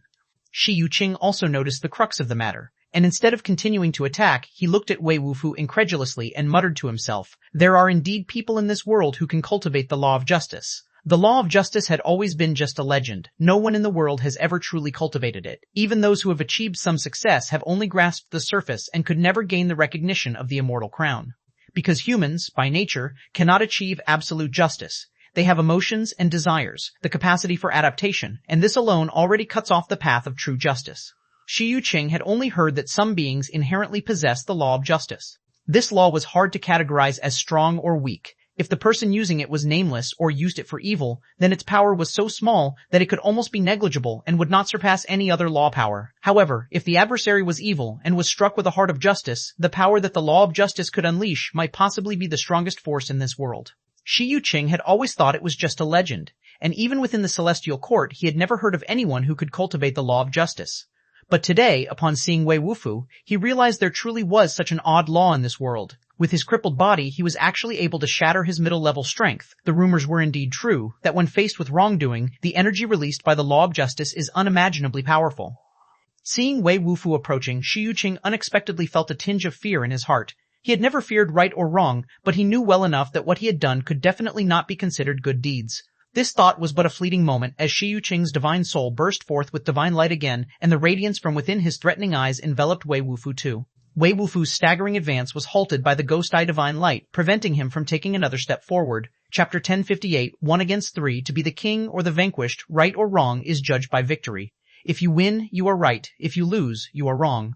I will keep on winning. Shi Yuqing raised the knife in his hand and was about to chop off Wei Wufu's head. Crack. Suddenly, Shi Yuqing heard a faint sound and his face drastically changed. Above the blood-red horizontal eye of the divine soul light shadow, a crack unexpectedly appeared. How was this possible? Shi Yuqing could hardly believe that the ghost god's eye, which he merged with the Rakshasa ghost god's law, could be cracked. That meant only one thing. The power of the ghost god's eye was exhausted. Shi Yuqing's gaze swept over the three people. He saw all of their bodies violently trembling, seemingly about to break free from the ghost eye divine light's restraint. The strength of these three people was such that even the ghost eye divine light could hardly suppress them. Shi Yuqing could hardly believe it since they were merely of the lower tier. Knowing he can't suppress these three sinister ancient realm dwellers simultaneously, Shi Yuqing didn't hesitate to swing his blade, aiming to decapitate Wei Wufu first. Wei Wufu's body had not yet managed to escape the binding of the ghost eye divine light, and he could only watch helplessly as the ghost head knife slashed towards his neck. However, in Wei Wufu's eyes, there was not a trace of fear or retreat. Those bright, pure eyes made Shi Yuqing extremely uncomfortable, pushing him to exert even more force, wanting to slay the owner of those eyes in one strike. Clang. Before the knife could touch Wei Wufu's neck, a bullet appeared out of nowhere, hitting onto the blade of the ghost head knife and piercing through it. The powerful force also diverted the trajectory of the blade, missing Wei Wufu. Shi Yuqing turned his head, only to see Lin Shen regaining some movement, holding a gun with one hand aimed at him, the muzzle still emitting white smoke. Shi Yuqing dared not delay any longer, swinging his blade to strike again, but suddenly countless stars appeared in front of him, engulfing him entirely. Shi Yuqing burst out with strength, slashing vehemently with the knife in his hand, the roaring blade light of the evil ghost cleaving through the starry river, aiming for Wei Wufu in front of him. Crack. The ghost god's eye completely shattered, and the ghost eye divine light binding the three people also dissolved, liberating all three of them. Wei Wufu punched towards the ghost head knife, the power of the law of justice erupting forth, clashing forcibly with the ghost head knife and deviating its path to the side. Almost simultaneously, Lin Shen and DEC also charged forth, the three forming a triangle around Shi Yuqing. Suddenly, a chaotic battle erupted in the warehouse, with Shi Yuqing facing three opponents on his own. Even without the effect of the ghost eye divine light, he was still not at a disadvantage. His speed and strength were above the three, and his combat skills and experience were no less remarkable, especially his strong self-healing ability, which made it difficult for the trio to pose any substantial threat to him. DEC's skills were naturally flawless, unpredictable, and omnipresent dust made Shi Yuqing quite troubled. Lin Shen sniped with one hand, while the other constantly emitted silent finger sand. The immortal suit combined with the surfing step made his movement technique increasingly quicker, and the divine soul light shadow of the furious evil goddess continuously strengthened him. Super base change, super base pattern, super base recast, and super base form, all powers fully unleashed in this chaotic battle, becoming more brave as the fight progressed. Shi Yuqing's movement technique and various skills and abilities were endless, yet he found that he simply didn't have a good handle on these three individuals. Their teamwork combined with peculiar abilities started making him feel somewhat incapable of securing a victory, even starting to feel a sense of powerlessness. Bang bang. Shi Yuqing flicked his right hand, drawing the myriad particles of DAC towards Wei Wufu as starlight collided with fist power, neutralizing both. With a reversed palm, he caught Lin Shen's incoming fingers, and his right foot kicked like a phantom towards Lin Shen's abdomen. A streak of red light flashed, wrapping around Shi Yuqing's right leg, with death powder climbing up along it. With one hand, Shi Yuqing twisted Lin Shen's fingers into a twist, while his other leg flew up, aiming to smash his head. Wei Wufu charged forward, smashing a punch onto his foot and blocking it from hitting Lin Shen's leg. As DEC's hand and finger phantoms enveloped the area like a mirage, Shi Yuqing swept his leg, casting the entangled death powder like a whip and clearing the phantom fingers.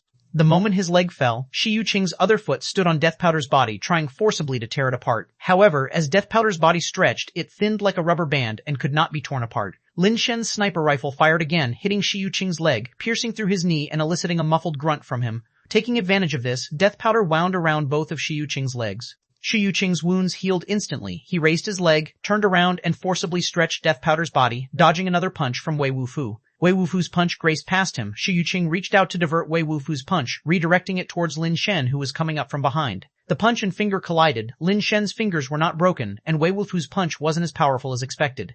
The law of justice is peculiar. Its strength is formidable against Shi Yuqing, but once the target changes, its power diminishes. This is solely determined by the nature of the law itself, not something Wei Wufu deliberately did. Shi Yuqing, facing three opponents, still made it very difficult for them. Fortunately, Death Powder's entanglement tightened, and although it didn't completely bind Shi Yuqing, it somewhat restricted his mobility. Shi Yuqing could no longer dodge every strike of Lin Shen's finger sand.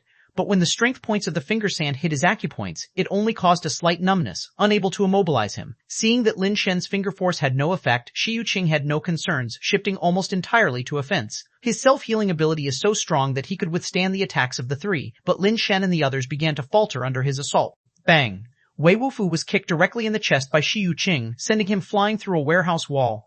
Lin Shen and DEC attacked from both sides, using fingers, palms, fists, and legs in a furious assault on Shi Yuqing. Shi Yuqing defended with both hands, neutralizing the two men's attacks while unleashing Divine Soul Light Shadow, sending them flying back as well.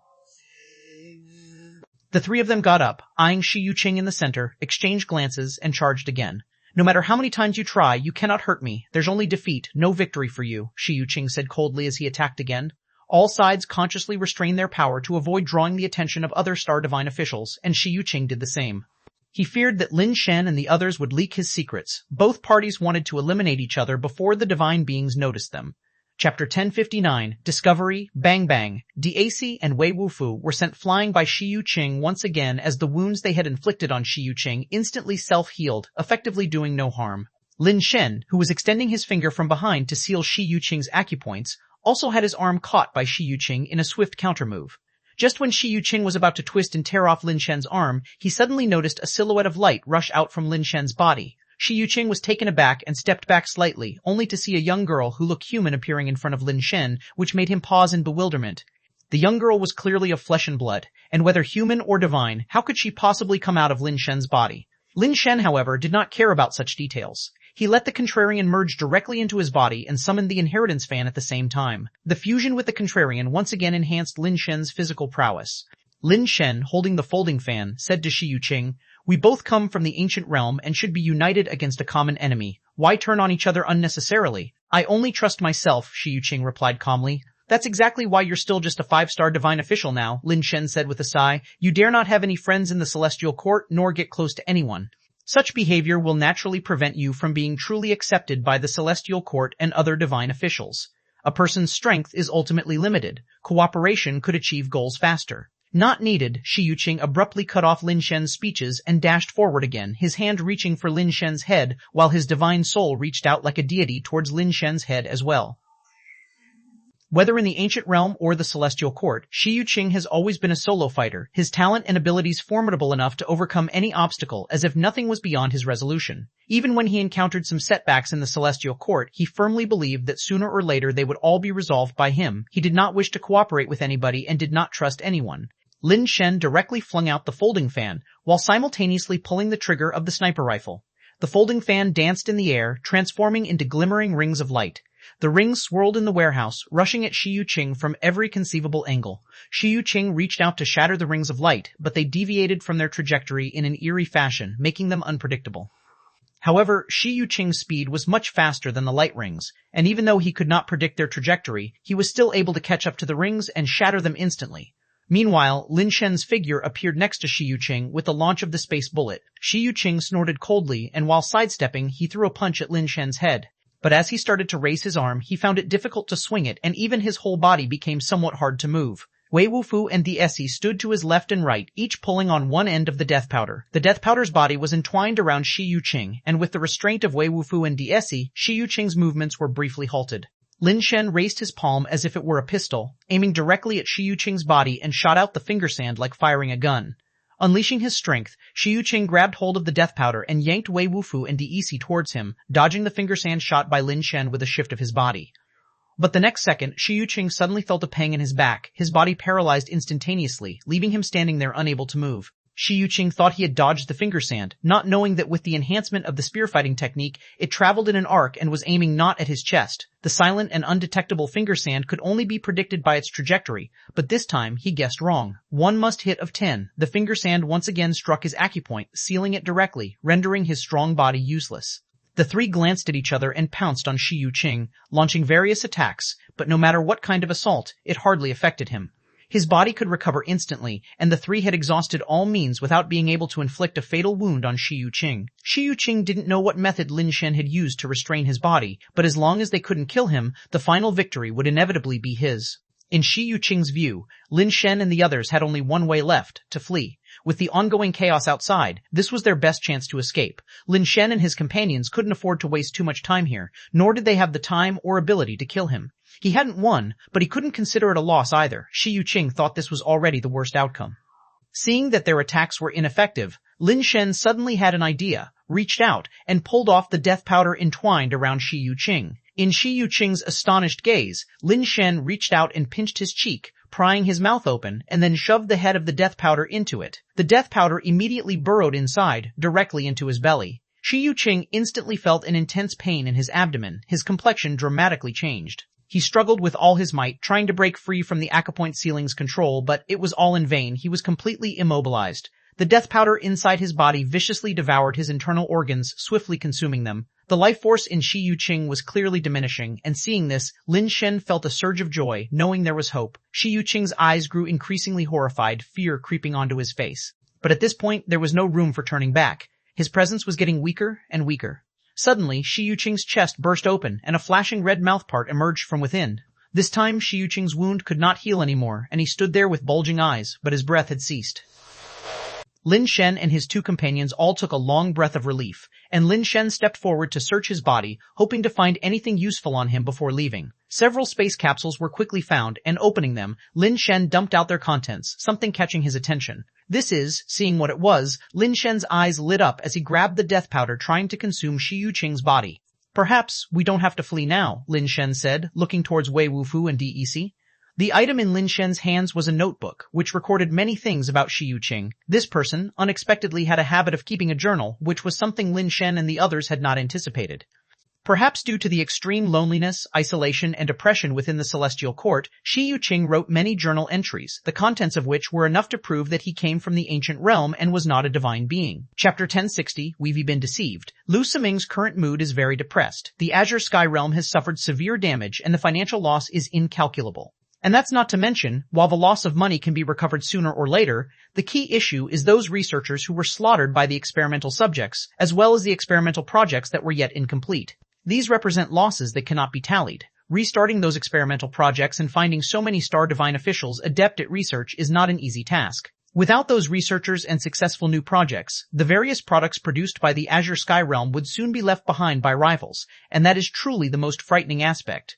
The critical thing is that this laboratory incident occurred, and he still can't find the person responsible. When the time comes, he may have to bear this black mark alone. What pains Lu Siming even more is that the number 9 subject has escaped. He was so anxious to rush there before to capture the number 9 subject, because it was one of the ultimate creatures, the most valuable entity in the Institute. Regrettably, despite his leading so many people to attack the number 9 subject, he still failed to retain it. The number 9 subject's body, having been tormented for so long, was already not as powerful as it once was and quite weakened to an extreme level.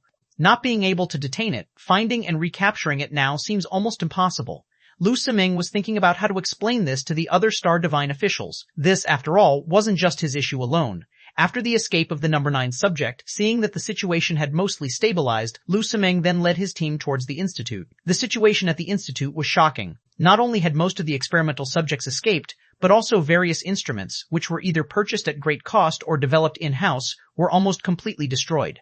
Looking at those instruments, which now resembled scrap metal, Lu Siming's heart bled. There was no hope for the laboratory, so Lu Siming led his team to the warehouse, hoping that the belongings stored there were still intact and undamaged. From a distance, seeing the warehouse caused Lu Siming's heart to wrench painfully. The main door of the warehouse was open, and one could see that the walls of the warehouse were damaged in many places, with several large holes visible. "It's over," Lu Siming wailed internally. If even these little belongings were destroyed, life would be even more difficult for him in the future. He rushed into the warehouse in just a few steps, but the scene inside caught Lu Siming slightly off guard. The goods inside the warehouse were indeed damaged, but unexpectedly there were 2 people inside. No, to be precise, 1 person and a corpse. Lu Siming of course recognized the person. It was Tian, whom Wu Qing had always asked him to keep a close watch on, and the corpse too he recognized as Shi Yuqing, whom he had assigned to monitor Tian. Lu Siming had assumed that Tian had been torn or eaten by the number 9 subject, especially since even Director Lin and Zhang Jiahao had died inside, their bodies bitten to pieces. How could Tian, an experimental subject from number 9 lab, possibly have escaped? He had never expected to find Tian here, and certainly not to encounter Shi Yuqing's body. The Star Divine officials who had followed Lu Siming had already surrounded them. "Tian, how come you are here?" Lu Siming didn't immediately order them to be apprehended, instead asking with a frown, "Lord Lu, please look at this." Lin Shen stretched out his hand and tossed Shi Yuqing's diary towards Lu Siming. Lu Siming caught the diary, his body radiating a strange brilliance. He flipped through it with some confusion, and his face immediately showed an expression of enraged shock. The diary, though unnamed, clearly belonged to a spy undercover in the Azure Sky realm from its entries. Most of the content mocked and ridiculed the divine beings, including many of his plans and reflections upon their successful execution. Previously, Lu Siming thought the numerous issues in the factories and research labs of the Azure Sky realm were accidents, but it turned out that they were the spies' doing. Reading the scornful remarks about him in the diary, Lu Siming's face burned with humiliation, and his mood turned extremely indignant. Lu Siming saw an entry describing an event, and further on he discovered plans targeting the research labs, intending to use subjects to destroy the labs. Looking at the date this plan was written, it was exactly when Shi Yuqing was monitoring Tian. Lu Siming figured out who wrote the diary, and even thought that Shi Yuqing's request for surveillance access to the research labs through Tian was preparation for this plan. Although he did not know exactly how Shi Yuqing did it, the actions matched his written plans perfectly. It couldn't have been anyone else. "Did you kill him?" Lu Siming asked Lin Shen with a complex expression. Being sent to number 9 lab must have been his meddling, right?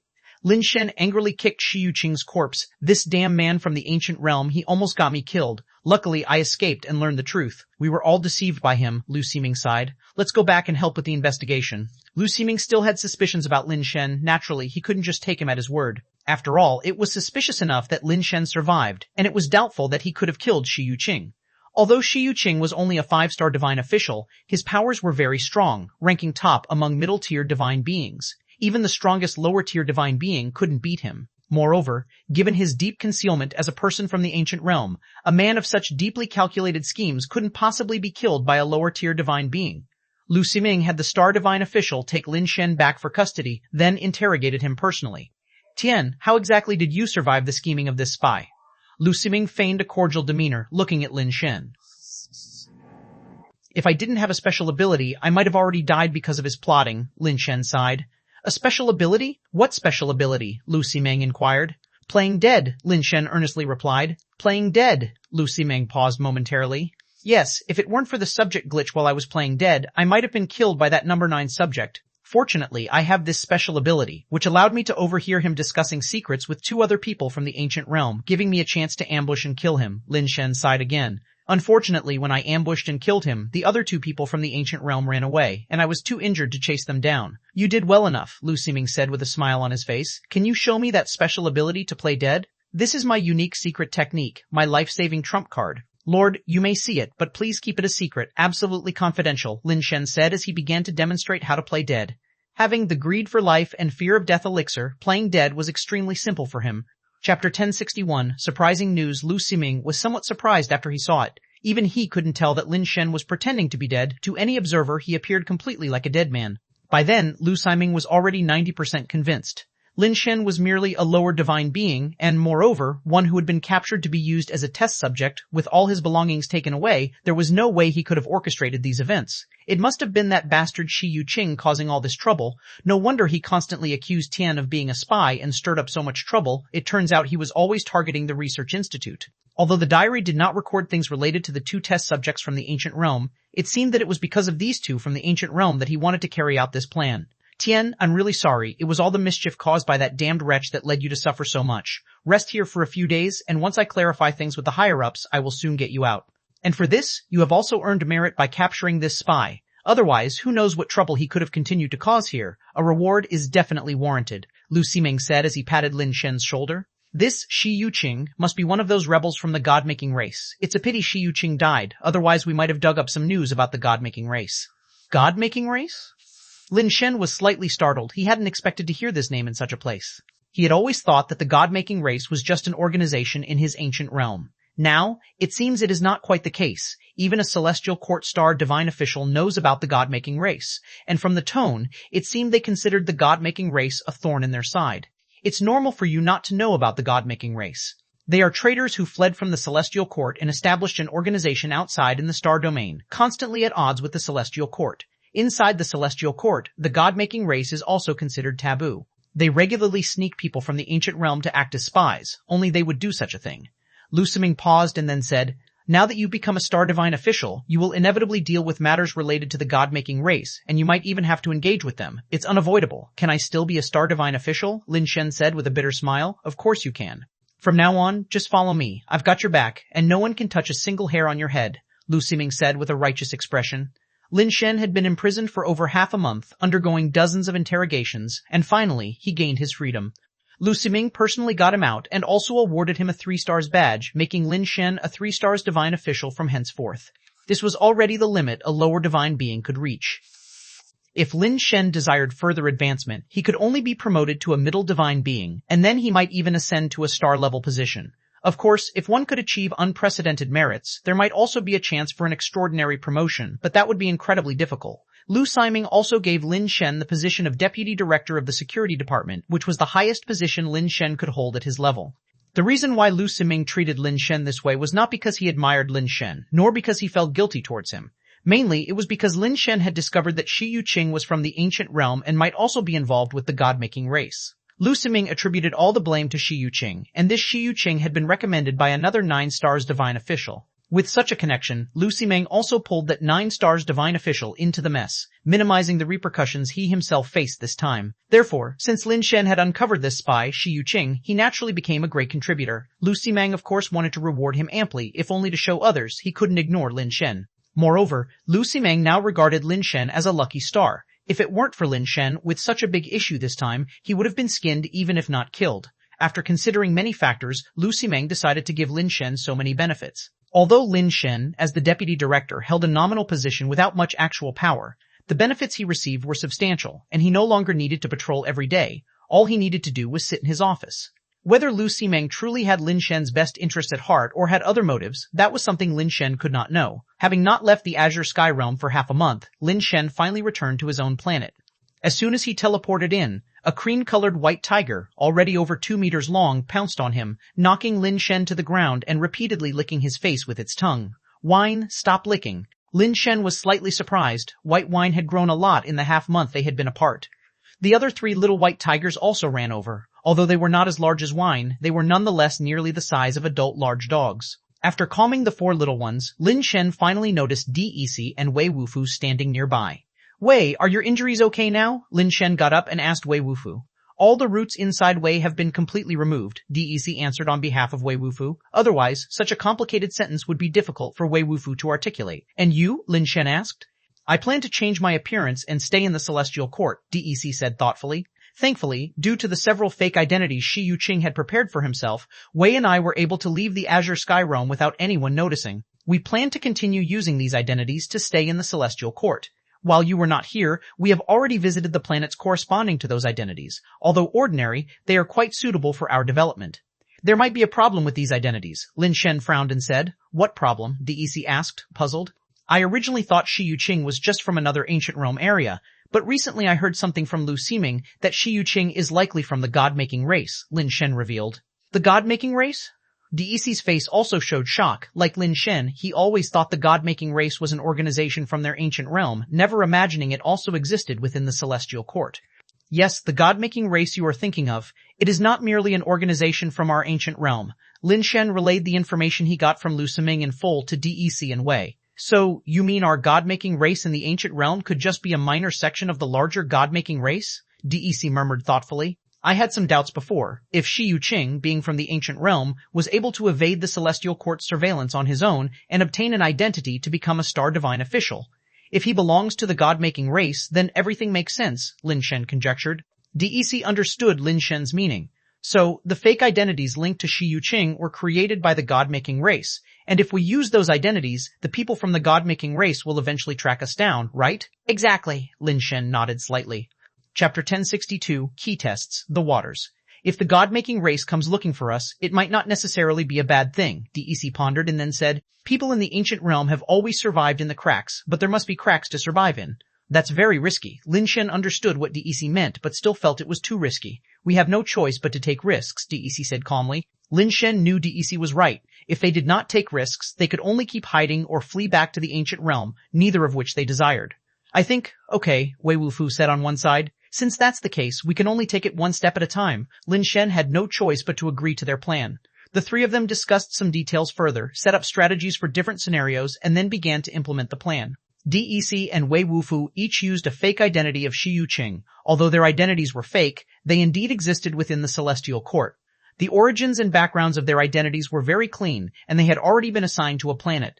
By implanting a certain chip in their bodies, they could also pass the Celestial Court's body verification system. It was easier for Wei Wufu to impersonate someone. After all, DEC was not a pure human being and encountered some minor difficulties. Fortunately, he did not have any obvious other characteristics. If a member of the celestial race had come, it would have been difficult to impersonate a divine being. With just a few tricks, they covered up their less obvious features, and since then, DEC and Wei had become one of the divine beings. Lin Shen gave them the transmission authority of his planet, so they could teleport over at any time if needed. Crystal Charm Star was too dangerous. Another planet, however, offered the opportunity to hunt deformed species. Wei and DEC clearly didn't plan to take this path. In the Celestial Court, hunting deformed species was clearly not the best strategy for acquiring resources. They also planned to participate in the competition, but they had not yet decided which one to join. Lin Shen himself had already decided which competition to join. The resources he currently had on hand were not bad, but raising wine, color, wealth, and qi seemed to be a bit difficult, so he planned to let them earn their own money. Lin Shen had Xiaobai sign up for the pet competition in the lower group, letting Xiaobai test the waters first to see what level of pet it was and whether it could earn some food for itself. The reason for choosing Xiaobai was that it was naturally timid. Although it was a tiger, it was exceptionally careful and cautious. Even when it was time to nurse, it allowed its 3 siblings to go first to test if the milk was safe before it would take its turn. The other 3 siblings were too aggressive and would fight to the death with others. In case they encountered a pet too strong to beat and got killed, that wouldn't be good. There had to be a buffer time to allow Lin Shen to forfeit on its behalf. Pets are not divine souls. One cannot see their attributes and can only judge their abilities and attributes based on daily experience. Working in the Azure Sky Realm was far too relaxing for Lin Shen, practically no work at all. As he was idle, he decided to participate in the competition with Xiaobai. Qi, take it easy. If we can win, we fight. If we can't, we run. Lin Shen imparted the art of survival to Xiaobai, uncertain if it could understand. The first trial of participating in the pet competition was not to fight against other pets, but to pass the system's test. Only those who passed the test would have a chance to qualify for the competition. Otherwise, they wouldn't even be eligible to participate. The majority of the contesting pets are eliminated at this stage, with generally only about 100,000 pets passing the test and gaining eligibility to compete. White Qi arrived at the testing ground, and simultaneously, a robot appeared and launched an attack on White Qi. White Chi had never seen such a thing before and was taken aback upon seeing it, quickly retreating backwards to avoid the robot's attack. Lin Shen and the spectators outside the venue were a bit dumbfounded, as the robot was clearly inferior to White Chi in every aspect, but White Chi simply refused to attack and was chased all over the place in disarray. White Chi's speed is really something. It must be the extreme top speed with a 200,000 attribute. Lin Shen hadn't paid much attention before, but now he roughly judged it to be undoubtedly a top speed attribute. White Chi was chased around the field by the robot, which couldn't do much to catch it, but as White Chi dared not fight back, it was forced to leap and dart around, making Lin Shen both laugh and cry at the absurdity. This was like a mouse chasing a big cat. White Chi was exaggeratedly timid to an excessive degree. Fortunately, over time, White Chi finally realized that this somewhat terrifying big fella didn't seem to be anything scary at all. Even so, it feigned many trial attempts before finally daring to make a real move, striking tentatively yet with a thunderous blow. With just one strike, White Chi's claws tore open the body of the robot. Wary White Chi watched beside for a while and, seeing that the robot had fallen to the ground without the capacity to resist, approached and tore the body into several pieces. Having passed the test, the system gave White Chi a rating of 8.7, which wasn't a low score at all. It was difficult for the average pet to reach a score of 8 points, and based on previous experience, a score above 8 should be enough to secure a place in the competition steadily. If it hadn't been for White Chi running around for so long at the start, the score might have been even higher. Lin Shen wasn't sure whether letting this critter test the waters was the right or wrong move, as it was overly cautious. To obtain resources for tiger food, one must at least enter the top 100 rankings to be about right, as their requirements for tiger food are too high, and ordinary resources won't fetch much tiger food. After White Chi came out, Lin Shen offered it some special treatment, which made little White Chi extremely happy, lying there and munching away heartily. By the end of the registration date, when Lin Shen checked again, White Chi had indeed made it onto the main list, its first-round opponent being a white crane with a ruby-like red crest on its head. The name of this pet was Red-Crowned Crane, clearly named by its owner. All that was known was that it was a lower deformed species, with unknown abilities. The rating was not very high either, just 9.1, a bit higher than White Chi, but compared to those top pets with ratings of 9.8 or 9.9, it was much lesser. Meeting a soft target in the first round is good. It'll let little Chi get familiar with the battle atmosphere, Lin Shen thought to himself.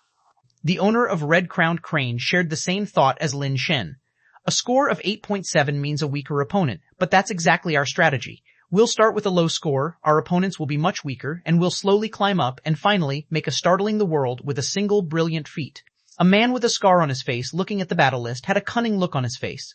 If Lin Shen could see this man, he would be extremely surprised because he was very familiar with him. This scar-faced man was none other than Ch1001, who had had several encounters with Lin Shen in the past.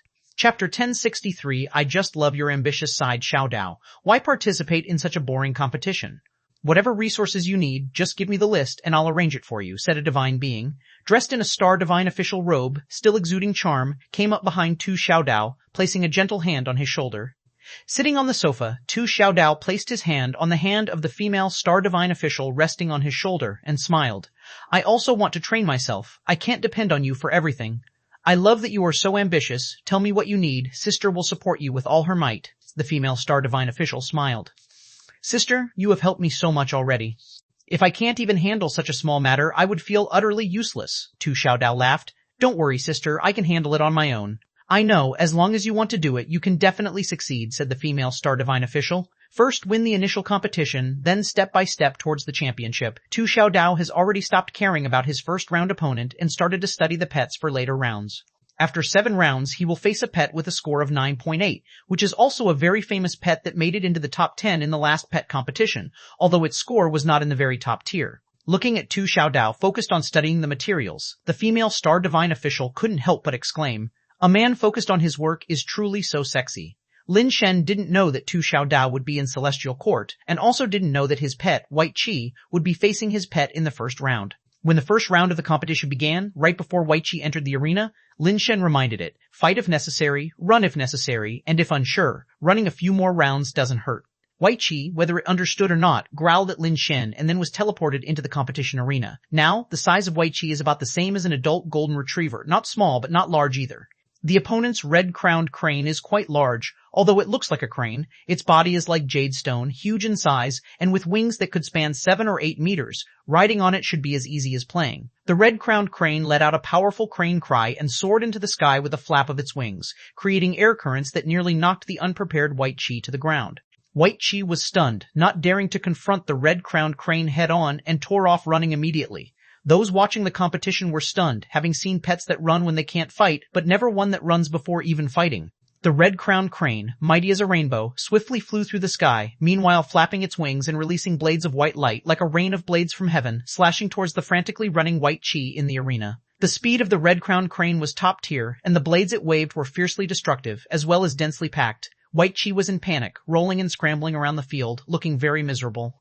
Miserable as it was, White Chi managed to dodge all the blades the red-crowned crane emitted. Its speed was indeed not slow. This one should be a tiger, not a cat, right? Why is it so timid? Tu Xiaodao laughed. Although the red-crowned crane is not the top tier among pets, it's still a divine beast-grade deformed species, and with the training of a top-tier beast tamer, its combat strength can be considered top-grade in the lower rank, hardly comparable to a regular pet. That tiger pet not being paralyzed by fright is already quite commendable, the female Star Divine official said with a smile. The two pets in the arena, one chasing and the other fleeing, created a scene of utter chaos, a style completely different from other pet competitions. It was naturally timid and made many mistakes while fleeing, but it still managed to dodge all of Red-Crowned Crane's attacks, surprising Lin Shen. After all, White Chi had the weakest combat ability among the brothers, Wine, Lustful, Wealth, and Chi. Not only compared to the freakish White Wine, but also lagging behind Lustful and Wealth. Lin Shen initially thought it lacked talent, especially since it was the smallest among the brothers, probably due to its innate deficiencies. However, as he watched, Lin Shen realized that White Chi wasn't deficient from birth. It just appeared weak purely because it was too timid.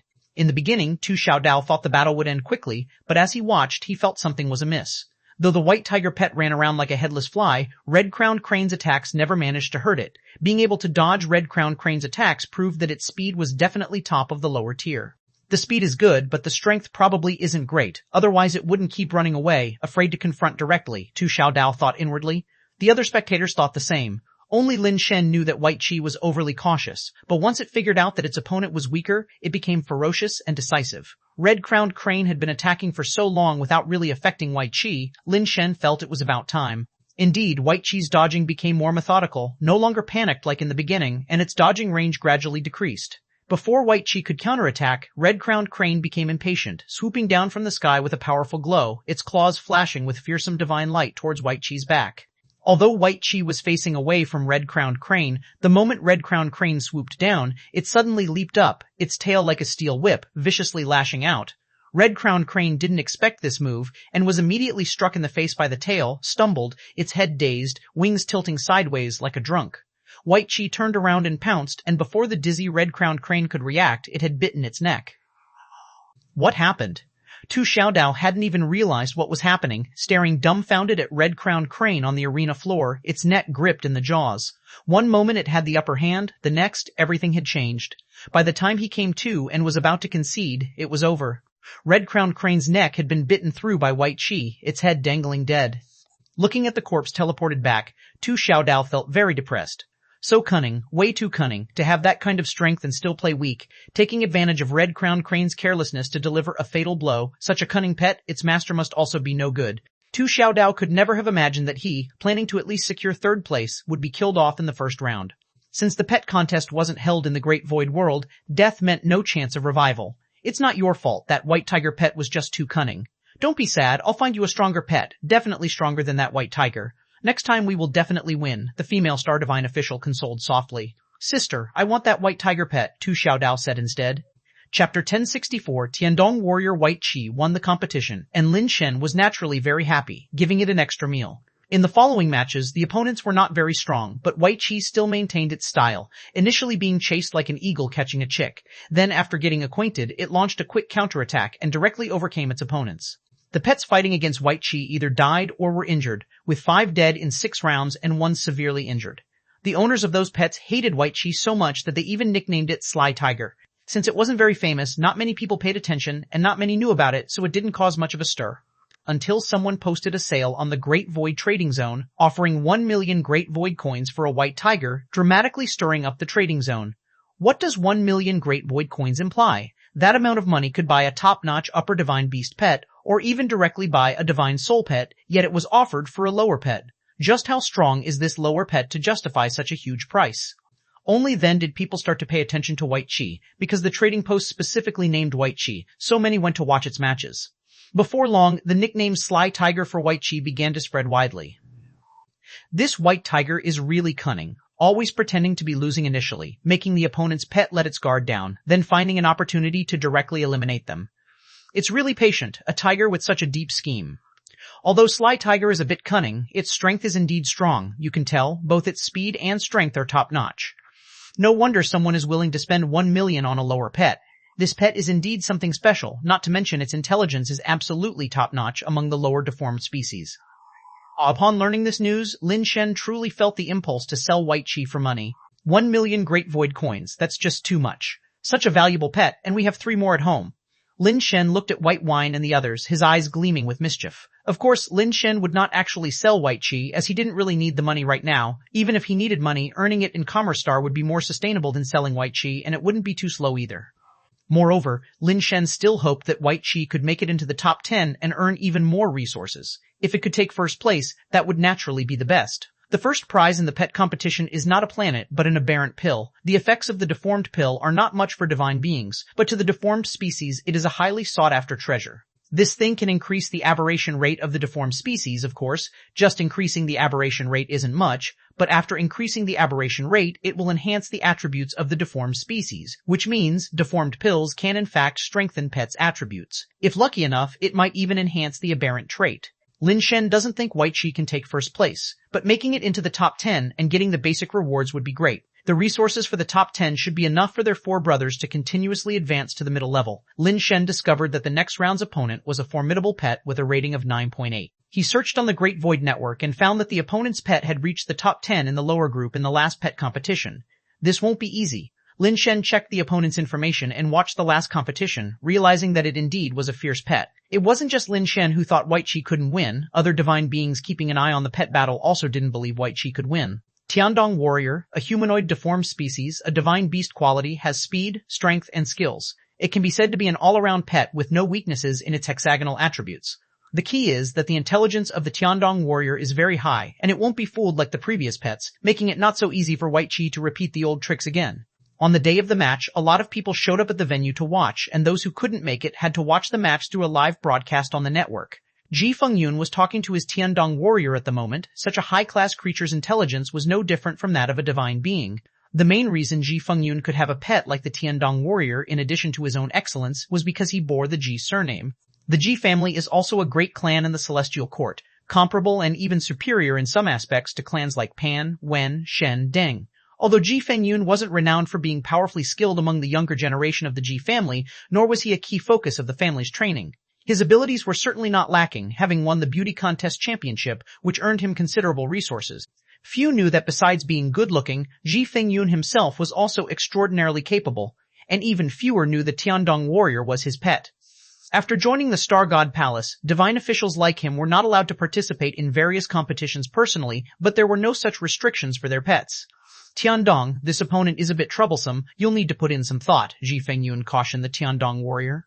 No matter how capable, it's just a beast after all. No matter how cunning it may be, it's futile in front of me. The Tiandong warrior, like a heavenly soldier, stood there, his eyes shimmering with blue light, expressionlessly saying, "Of course, it's no match for you, but that creature is very sly, always likes to feign weakness first, attacking with a fatal strike when the opponent is careless, and its abilities are peculiar. You still need to be cautious." Ji Fengyun slightly frowned. If the Tiandong warrior was not an ordinary pet but a divine soul pet, he would have already used methods to deal with it. With your high intelligence, you are still just a pet, daring to question the owner's command. That's courting death. Understood, I will not give it a chance. Within 3 seconds, I'll take its life, the Tiandong warrior said, still expressionless. Its speed is not bad. Are you confident? Asked Ji Fengyun. After entering the battle, I will use the thunder method, utilizing the full power of the Tiandong divine fist to strike it down. Hearing what Tiandong warrior said, Ji Fengyun was finally relieved. It seems the Tiandong warrior was not underestimating the enemy. The power of the Tiandong divine fist was well known to Ji Fengyun. As long as the Tiandong warrior fights with full force, that cunning white tiger probably won't even have the chance to dodge. Having confirmed that the Tiandong warrior was not underestimating the enemy, Ji Fengyun felt relieved and led him into the arena. When the Tiandong warrior and White Chi entered the arena, the atmosphere inside immediately reached a climax. No one expected that as soon as Tiandong warrior dared to make his appearance, he directly unleashed a punch, the divine light on the fist enveloping like tidal waves toward White Chi, giving White Chi no chance to dodge. Chapter 1065, Utterly Useless, coming out straight with the Tiandong Divine Fist, he's dead set on bursting the Sly Tiger. Those familiar with Tiandong warriors immediately got excited. As a pet that made it to the top 10 in the previous event, Tiandong warrior was well known. The lethality of the Tiandong Divine Fist may not be the strongest in its rank, but its destructive power is definitely in the top tier. What truly made Tiandong Divine Fist famous was its tracking effect when used in conjunction with Tiandong warrior's aberrant trait. Once the fist is launched, it never retracts until it hits its target. Basically, once Tiandong Divine Fist is deployed, the opponent can only choose to clash head-on. Otherwise, one blow after another, the fist power becomes endless, and soon there's no chance to even resist. To fight against the Tiandong Divine Fist, you have to blast it away with the very first punch. Yet White Chi, as usual, just ran away without a direct confrontation with Tiandong warrior. Seeing this scene, some who were still excited about this match felt it became somewhat uninteresting. Tiandong warrior starting with the Tiandong Divine Fist, and White Tiger choosing to evade, the outcome is decided, there's no need to watch to know what the result will be. After all, beasts are beasts, and even if they have some intelligence, it's limited. They are far inferior compared to these high-intelligence humanoid pets. If they don't intercept the first punch, there will be no more chances. Cutting corners for a petty advantage is not the way to go. Everybody thought White Chi was done for, and indeed, the situation unfolded as they had imagined. White Chi just dodged a few punches, but fist power surged throughout the arena like a flood, leaving hardly any room for White Chi to dodge. In just 2 or 3 seconds, the Tiandong warrior said he would settle White Chi within 3 seconds. It wasn't an empty boast, his capability was truly astonishing. Lin Shen also watched with surprise. This Tiandong Divine Fist indeed had some similarities to his own surfing fist. It's just that because the Tiandong Divine Fist lacks continuous control, it's difficult to create a momentum where each new wave boosts the preceding. Even so, its aura is already quite terrifying. The tidal fist power chased White Chi relentlessly, resolute to swallow it whole. Lin Shen, seeing this, was already considering throwing in the towel to recall White Chi back. White Chi is strong, but it has lost the initiative, and such a fight could easily lead to trouble. After all, it had just been born a few months ago and was still a little one. Lin Shen had no intention of exposing it to such brutal combat right now. But the next second, Lin Shen paused, his decision to admit defeat put on hold.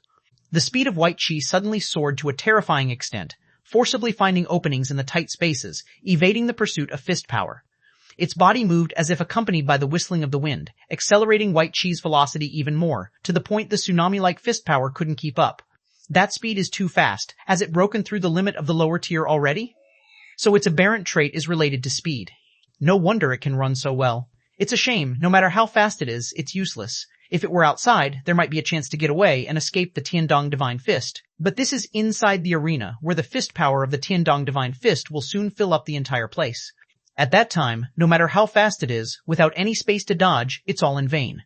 I must say, pets that make it into the top 10 all have something special, but White Chi is doomed. Although Tiandong warrior couldn't defeat White Chi within 3 seconds, his fist power was growing stronger, and, just as everyone expected, it wouldn't take much longer for the terrifying fist power to flood the entire arena like the sea, leaving no place for White Chi to hide. White Chi couldn't care less. It was terrified by the imposing fist power and sped up dodging in a frenzy, resembling a desperate stray dog running for its life. As the terrifying fist power closed in, the space left for White Chi was almost gone, giving off the feeling of cornering a dog in a dead-end alley. However, Lin Shen did not rush to concede, because seeing White Chi's burst of speed, he suddenly realized something. Among the 4 brothers of Wine, Lustful, Wealth, and Chi, White Chi, although the smallest and most timid, did not have low defensive capabilities. When the 4 brothers played and tussled previously, the other 3 little white tigers seemed normal, but White Chi's body often emitted a strange white light, which made its body particularly tough. It wasn't because Wine and the others were too harsh, triggering Chi's traits. It was because Chi was too timid and afraid of pain, so it was easily frightened into manifesting its trait. Initially, Lin Shen assumed that the white light was a defensive ability, the aberrant trait of White Chi. But now, seeing its acceleration, it was clearly not the same thing. Could it be that Chi, this little guy, has dual traits? Lin Shen thought to himself, wanting to observe a little longer. With a temperament like Chi's, one wouldn't see its true strength unless it was pushed to desperation. Since its acceleration is already so impressive, the defensive trait should not be too shabby either. Even if it can't contend with the Tiandong warrior, it shouldn't be killed by just a few punches. Lin Shen's fingers were on the concede button, ready to throw in the towel at a moment's notice. White Chi had been cornered with no way out, and on that tiger's face appeared an almost human-like expression of horror and panic. As the terrifying fist power struck like a giant wave, White Chi was so scared that it forgot to block or counter, and the wave-sky fist strength hit it directly. It's over, someone sighed in their heart. What was expected to be an exciting battle turned out to be nothing more than a farce. From beginning to end, it was just a chase, like children playing house. Boom! A fearsome explosion sounded, even rattling the energy shield. The relentless fist power, like ceaseless waves, pursued and bombarded White Chi without any sign of stopping, creating an explosive chain reaction. Much simpler than I thought. Ji Fengyun let out a sigh of relief, feeling he had been overly anxious before. The Tiandong warrior was formidable. How could he lose so easily? Almost everyone else also believed that White Chi had lost for sure, and it might even have been blown to death, likely without even a chance to concede. The Tiandong warrior seemed to think that White Chi must have been killed already and stopped hammering out the Tiandong divine fist. As the dust slowly cleared, everyone was shocked to discover a figure bathed in white light walking out slowly from the dust. It's unharmed. Recognizing the figure that emerged from the white light, someone exclaimed in surprise. After enduring so many terrifying blows, White Chi seemed completely fine, its fur emitting a white radiance, as if bathed in holy light. Not to mention being killed, not a single hair on its body had fallen off. No one could believe it. A Tiandong warrior who had made it into the top 10 in the previous competition, such a fierce offensive, and yet unable to injure White Chi. The Tiandong warrior himself couldn't believe it. He abruptly threw another punch at White Chi. This time, everyone saw it clearly. The terrifying Tiandong divine fist struck White Chi, but it merely brushed past like a gentle breeze, causing White Chi's fur to sway slightly, but was otherwise utterly ineffective. Chapter 1066, Championship Favorites, Unbreakable Defense.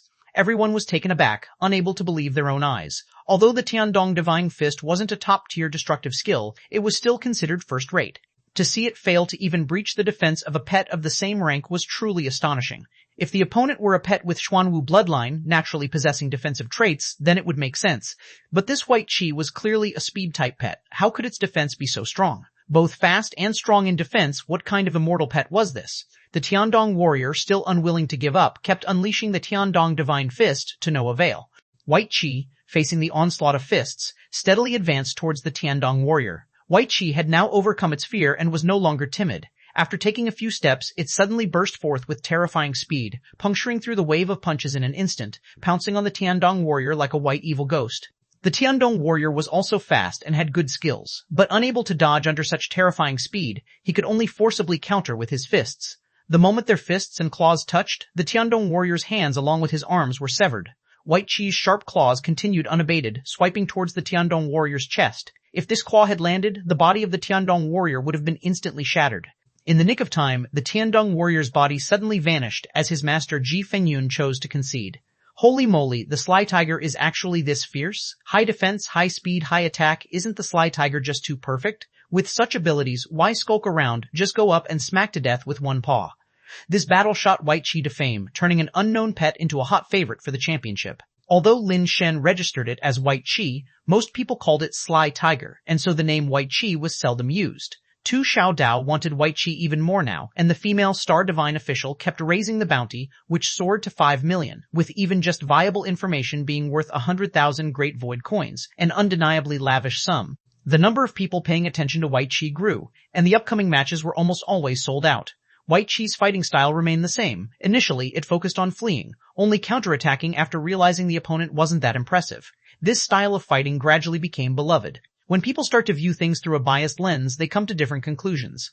Previously, spectators thought White Chi was sly, but knowing that White Chi, despite having absolute strength, didn't choose to take the initiative to attack, the winds of public opinion began to inexplicably shift. What Sly Tiger? It's clearly a gentleman tiger, letting opponents show off first before taking action. Otherwise, if my tiger struck immediately, the opponent wouldn't have had a chance to perform at all. Elegance, such elegance, that's observing courtesy before resorting to force. My tiger is just too adorable and well-mannered. White Chi is now so famous it's ridiculous, with who knows how many nicknames like Gentleman Tiger, Elegant Tiger, Polite Tiger, and the likes. More and more people are taking a liking to this kind of pet, all inquiring where they can catch such deformed species, but unfortunately no one knows. With White Chi continuing his winning streak, his fame is soaring higher and higher. When he faced the previous champion's pet, the 7-clawed divine bird, in the 11th round, White Chi once again erupted in divine light, resisting the bird's onslaught and knocked it from the sky. He won the battle without much effort. At that moment, White Chi had become the undeniable favorite for champion, with almost everyone convinced that White Chi would surely take the crown, with very little doubt remaining. Some people have even started calling White Chi the #1 divine pet of the lower rank, and many are speculating whether White Chi might be the white tiger among the 4 ultimate creatures. Qing Lunzi and Long Shuzi wore very odd expressions. They were hunting on that planet they had won together with Lin Shen. Lin Shen was accompanied by the four brothers Wine, Lust, Wealth, and Qi, while Qing Lunzi and Long Shuzi naturally recognized White Qi. Their thoughts now were, people outside are calling White Qi the #1 divine pet of the lower rank, but they don't know that there are 3 pets just as formidable as it with Tian, and within this group White Qi only ranks 4th. Lin Shen now realizes that these 4 white tigers are much stronger than he had first imagined, being a rather formidable fighting force, thus he has brought them out as laborers. Although the 4 animals had grown in size, Lin Shen still felt they looked like little milk tigers, so he had not let them join battles before. Now aware of their ferocity, there's no way he'd let them continue living for free at home. They'd got to work for their keep. Watching the 4 white tigers gleefully hunting all around, Lin Shen felt deeply curious. He had also seen the parents of this little guy. Although their combat capabilities were not weak, they didn't seem as strong as Wine, Lust, Wealth, and Qi. Otherwise, Deng Aduo wouldn't have looked down on these white tigers. Could it be that Wine and the others have undergone a genetic mutation? Lin Shen simply couldn't figure out how they became so strong. The area was filled with lower-tier creatures, so Lin Shen wasn't worried that they'd encounter any trouble. He let them hunt on their own, and before long, Wine and the others had brought back several aberrant sources. Lin Shen checked and realized that one of them was even of mutation quality. Tian, with these 4 divine pets, so long as you play your cards right, you could monopolize the pet competition and become champion for at least a few decades, and you'd never have to worry about resources again, commented Long Shuzi. Qing Lunzi concurred. Firstly, you could raise one to upper rank, then another to middle tier, monopolizing the championships of all 3 ranks. It's easier to win the championship at the lower tier. Most truly powerful pets won't linger in the lower tier for too long. Winning the middle and upper rank championships won't be that easy, Lin Shen remarked. Even if they don't become champions, given the potential of these white tigers, breaking into the top 10 shouldn't be difficult, and that alone is a substantial amount of resources. Besides, the championship of the lower tier is a given, and the aberrant pills are excellent resources. Boosting Wine with them, vying for middle and upper rank championships isn't out of the question, noted Qing Lunzi. They all knew that Wine was the fiercest among the 4 white tigers, almost twice the size of the other 3 and as sturdy as a bull.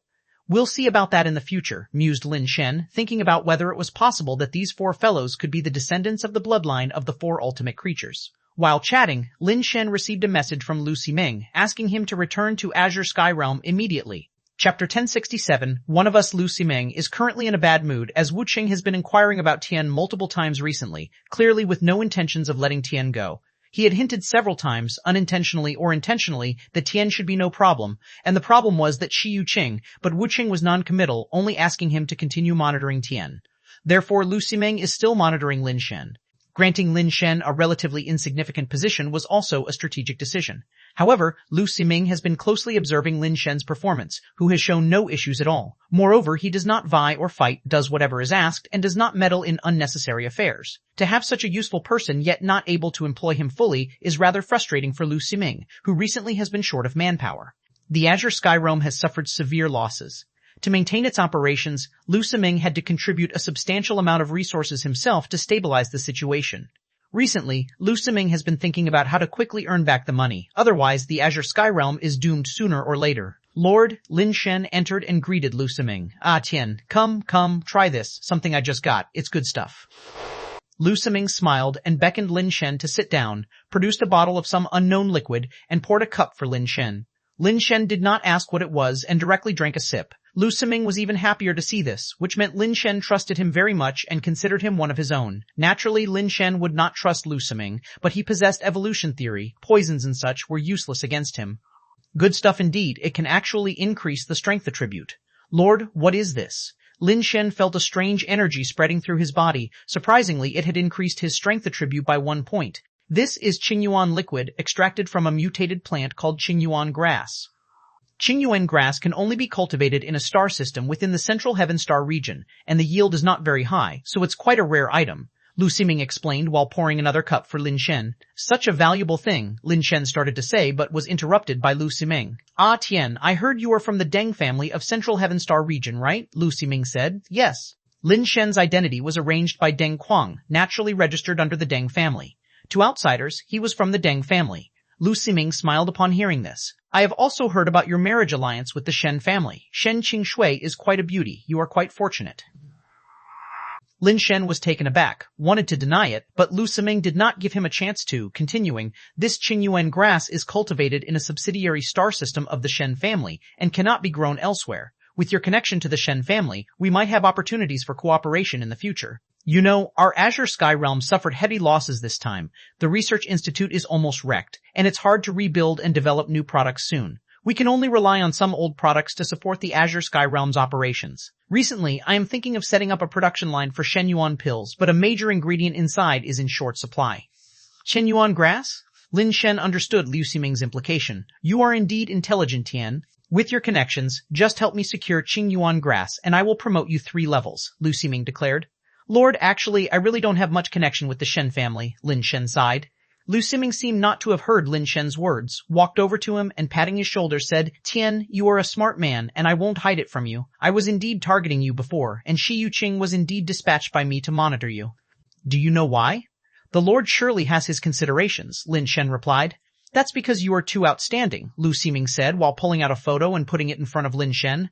Do you recognize this person? Seems like I've seen him in a competition before. Lin Shen looked carefully. Seems like he was one of his opponents in a competition he participated in. This man is Wu Xiaoming, very famous in the execution game. It was his first time participating in the toughest divine being competition where he met you and was eliminated. Does Wu Xiaoming have a relation with you, Lord? Lin Shen asked blankly. Liu Ximing spoke indifferently. He has no relation to me, but Divine Official Wu is his uncle. It turns out Divine Official Wu is targeting me, Lin Shen suddenly realized. So you should understand, I was also helpless. Although both of us are 9-star Divine Officials, Wu Qing is currently the acting Great Divine Official, and I have to obey his orders. Liu Ximing pushed all the blame to Wu Qing, seeming to have nothing to do with it. You are now a 3-star Divine Official for your age and experience. Becoming a 3-star Divine Official is already quite remarkable. But have you ever thought, if Wu Qing truly takes off the acting hat and becomes the real Great Divine Official, it'll be too easy for him if he wants to deal with a 3-star Divine Official, he can send you anywhere easily, Liu Ximing passionately spoke. But if you become a 7-star Divine Official, even if he is a Great Divine Official, it won't be so easy to move you, because to transfer a 7-star Divine Official, it requires discussion and approval from the 9-star Council, and more than half of the 9-star Divine Officials have to agree. I am currently a lower Divine Being, Lin Shen knew clearly. One needs to have the rank of an upper Divine Being to possibly get promoted to a 7-star Divine Official. Normally, it would take a long time for you to be promoted to a 7-star Divine Official. But now there's this opportunity. If you can manage the production of Ch1001 pills for the Azure Sky Realm, I will strongly recommend you to become a 6-star Divine Official. That's the limit of what I can do. Then I will secure you a researcher title, find some people to work on a few experimental projects. You don't have to do anything. All results will be credited to you. With these foundations, it's highly likely your application to become a 7-star Divine Official will be approved, Liu Ximing spinned an attractive prospect. Lord, about the Shen family, Lin Shen, aware that becoming a 7-star Divine Official would ensure much more security, but even Liu Ximing couldn't secure a large amount of Ch1001 grass, how could he possibly manage it? Let alone he is not Deng a Duo. Even if he was Deng a Duo, having married into the Shen family, it's doubtful the Shen family would give Liu Ximing a large amount of Ch1001 grass just for him. No need to rush, think it over. When you have decided, give me your answer. You are my man, now that I am protecting you. Even Great Divine Official Wu can't do much to you. Liu Ximing appeared very righteous. Lin Shen understood the hidden meaning in his words. Now Liu Ximing could protect him. But if he couldn't help Liu Ximing, then he would no longer be considered one of his own, and naturally, Liu Ximing would no longer protect him. Chapter 168, Lin Shen's Plan. After returning to his own planet from the Azure Sky Realm, Lin Shen's smile gradually faded from his face. Liu Ximing, Wu Qing, a shadow flickered across Lin Shen's eyes. He had never intended to help Liu Ximing obtain Ch1001 grass. Even if he succeeded, would a profit-seeking person like Liu Ximing offend Wu Qing, who was about to become the Great Divine Official, for his sake? Even without thinking, Lin Shen knew it was impossible. Now that he still had value, Liu Ximing could afford to speak kindly to him. But once Lin Shen lost his usefulness, Liu Ximing's speed in discarding him would be so fast that Lin wouldn't even see his taillights. Yet not accommodating Liu Ximing now would mean making an enemy of him, and it might not even require Wu Qing's intervention before Liu Ximing himself came to deal with Lin Shen, not stopping until he fully complied. From the moment he mentioned Ch1001 grass to Lin Shen, Liu Ximing had already made his plans. He did not want Lin Shen's compliance, but his lack of consideration. If Lin Shen refused, Liu Ximing would probably use every means at his disposal until Lin Shen gave in. Lin Shen knew the situation was troublesome. Previously, he wasn't of any use to Liu Ximing, who naturally didn't bother with him. But now that there was something to gain, Liu definitely wouldn't let him go. What worried him the most was not Lu Ximeng, but Wu Qing. He suspected that Wu Qing's targeting him was not just because of Wu Xiaoming. Ever since he joined the South Star Divine Palace, Wu Qing seemed to be testing him, suspicious of something. The fact that DEC had escaped from the heavenly prison always weighed on Lin Shen's mind. It was definitely a test for him. Hearing from Lu Ximeng that Wu Qing was targeting him intensified Lin Shen's suspicions that Wu Qing had guessed his true identity and was constantly seeking evidence. That was what really worried Lin Shen. It seems impossible to stay any longer in the South Star Divine Palace. I need to find a way to leave, Lin Shen pondered with a frown. According to the laws of the Celestial Court, once someone becomes a divine official, it's impossible to leave the Divine Palace. Resigning forcefully would be viewed as a violation of the Celestial Court statutes, punished lightly by imprisonment in the heavenly prison or in severe cases, execution on the spot. Once that happens, all the planets he owns will be stripped of their powers, leaving him nowhere to hide or easily trapped by the divine officials. Initially, Lin Shen had no choice but to opt for the South Star Divine Palace in order to save DEC and Wei. Leaving now, however, is not so simple. In fact, Lin Shen had previously studied the ways to leave the South Star Divine Palace, and there was only one way to do it, transfer to another divine palace. But this path is equally difficult. Although the 6 Great Star Palaces belong to the Celestial Court, each department operates independently, and it is extremely difficult for divine officials to switch allegiances. Even if other divine palaces want people, it depends if the South Star Divine Palace is willing to let them go. If the South Star Divine Palace is unwilling to release someone, Lin Shen cannot transfer to another divine palace. It seems there are no options left, but Lin Shen still harbors a glimmer of hope. Under normal circumstances, if the South Star Divine Palace doesn't release someone, Lin Shen could not transfer to another divine palace, but there is an exceptional case. Central Heaven Star region is the central core of the Celestial Court, with the Jade Emperor also being the supreme ruler of the Celestial Court and the leader among the 6 great emperors. If the Jade Emperor himself issues a direct order for personnel transfer, then even if the South Star Divine Palace is unwilling to release someone, they have no choice but to comply. Even though others might have influential connections, it's impossible for them to have the Jade Emperor himself assist with job transfers. But Lin Shen is different. The Jade Emperor is his guardian spirit, so there might indeed be a chance. Of course, Lin Shen didn't actually go to seek out the Jade Emperor, nor did he plan to try and summon him. Lin Shen planned to try his luck at the Star Divine Palace in Central Heaven Star region. He hadn't been working there all this time for nothing. He had already figured out that each Star Divine Palace has its independent smart brain system, and all orders within the palace are issued through this smart brain system. Even the orders from the emperors of each district are communicated through the smart brain system by the great divine official to obtain instructions. Unfortunately, this is the South District. Lin Shen had encountered the South Star Divine Palace's smart brain system, but couldn't influence it. Now, Lin Shen wanted to enter the Central Heaven Star Divine Palace and gain access to its smart brain system. Perhaps he could use that system to issue a transfer order under the name of the Jade Emperor to the South Star Divine Palace. Having previously controlled Ying, Lin Shen believed the feasibility of this plan was quite high. Even if it were not successful, he wouldn't lose anything. Lin Shen didn't reveal to Lu Ximeng that he wasn't Duo. Instead, he used that as an excuse to request leave from Lu Ximeng, saying he had to return to the Deng family to handle some matters. Lu Ximeng thought Lin Shen had come to his senses, wanting to go back and assist him with the Qingyuan grass matter, so he readily agreed and readily approved Lan Shen's leave.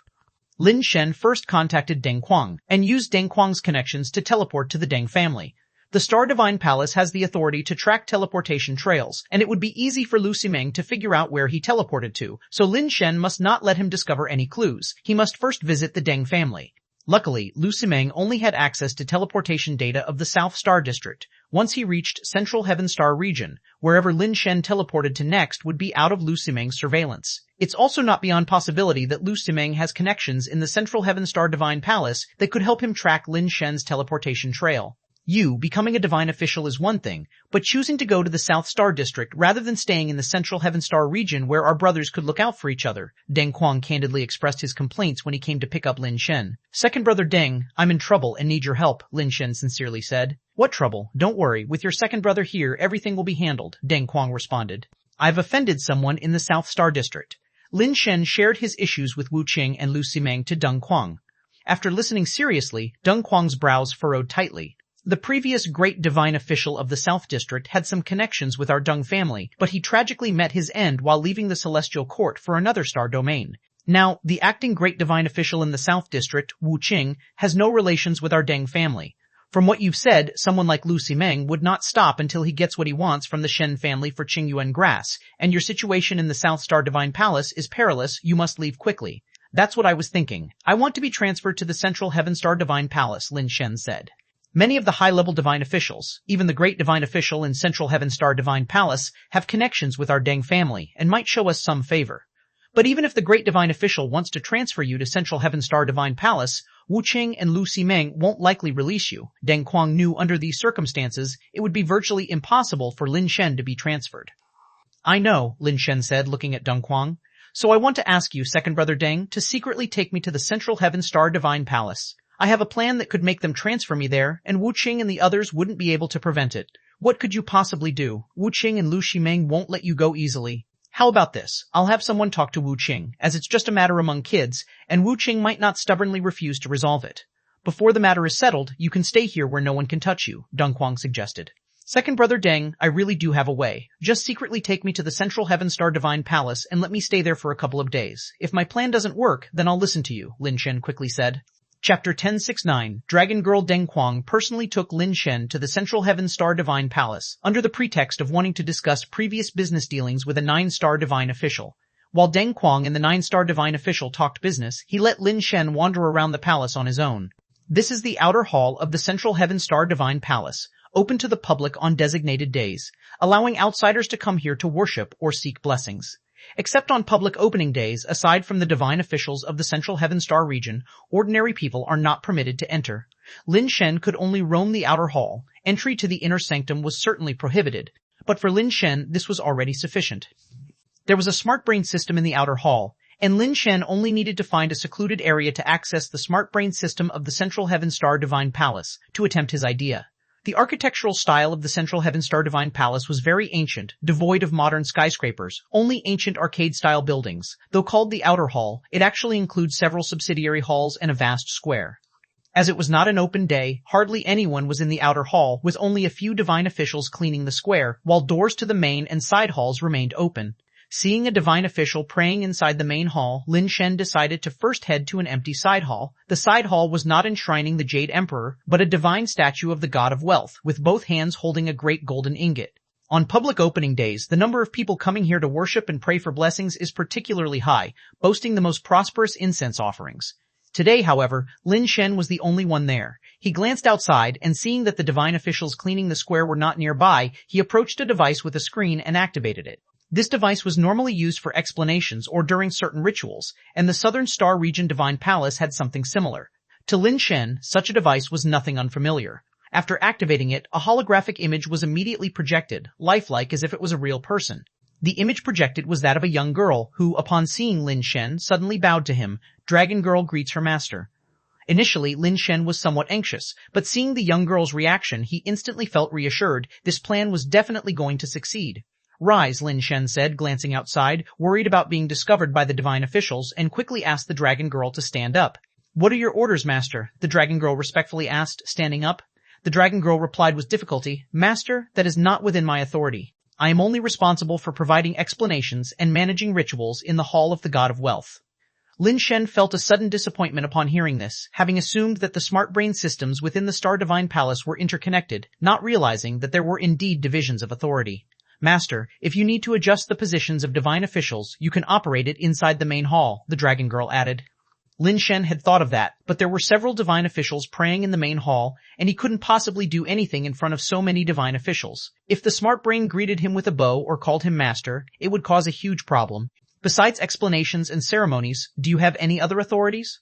Lin Shen looked out the door and, seeing no divine officials coming out from the main hall, he had to be patient and wait, choosing not to go out just yet. Master, I also have authority over financial fortune, the Dragon Girl said. What use is the authority over financial fortune? Lin Shen asked with some surprise, thinking, isn't this just an AI program? How could it actually bestow wealth on a person? The Dragon Girl immediately replied, I can randomly bestow financial fortune on those who come here seeking blessings. Fortune ranges from 1 to 10 coins. The more fortune received, the higher the probability of getting a better share of resources allocation. For instance, when buying lottery tickets, the lottery system will randomly provide certain winning probabilities. The higher the fortune, the greater the prize. Are you saying that lottery wins can also be controlled? A thought suddenly struck Lin Shen. The Celestial Court also had a lottery, but he had always assumed that the Central Smart Brain controlled it, and no one could tamper with it. Now it appears that lottery winning is not just by chance, but rather is allocated by humans.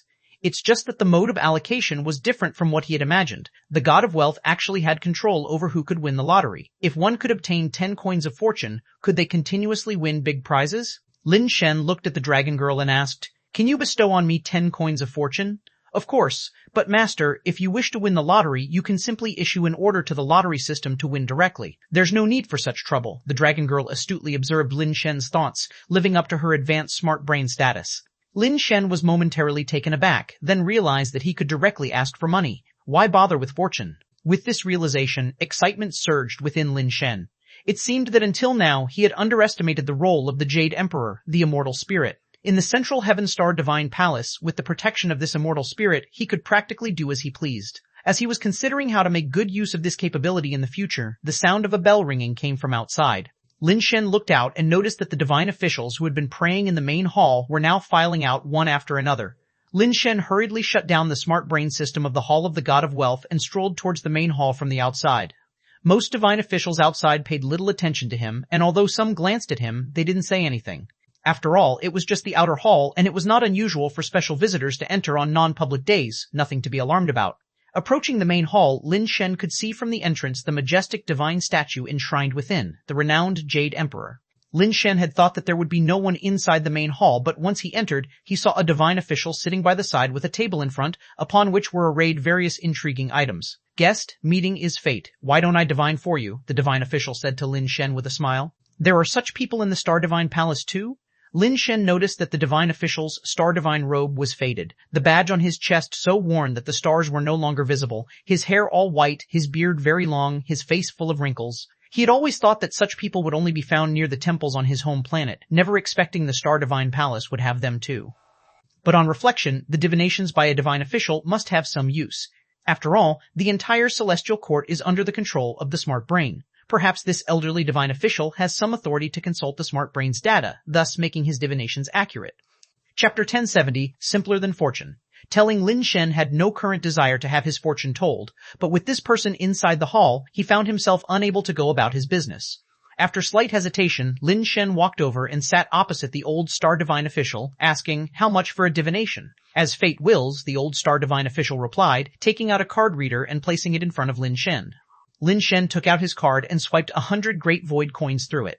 Money can communicate with the divine by directly paying 100 Great Void coins. Apart from hoping to hear some pleasant auspices to avoid the old Star Divine official from causing unnecessary worry with disordered words, he also wanted the Star Divine official to hurry up and leave after the divination. Seeing the 100 Great Void coins Lin Shen transferred, the old Star Divine official showed no reaction, simply smiling and asking, "Guest, what would you like to inquire about?"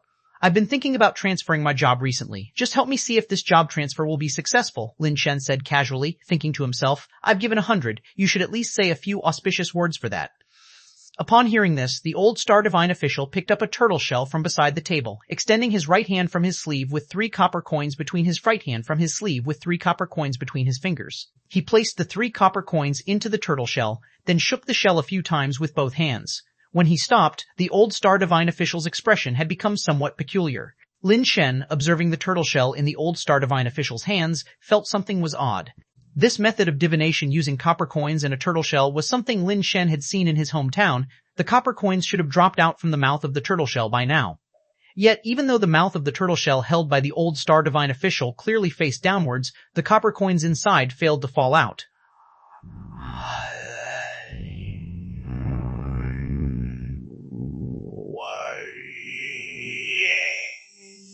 Lin Shen first thought that the practices of the Star God Palace might differ from those of his hometown, but then he saw the old Star Divine official shake the shell again, the sound of the copper coins tumbling and colliding inside audible, confirming they were indeed there.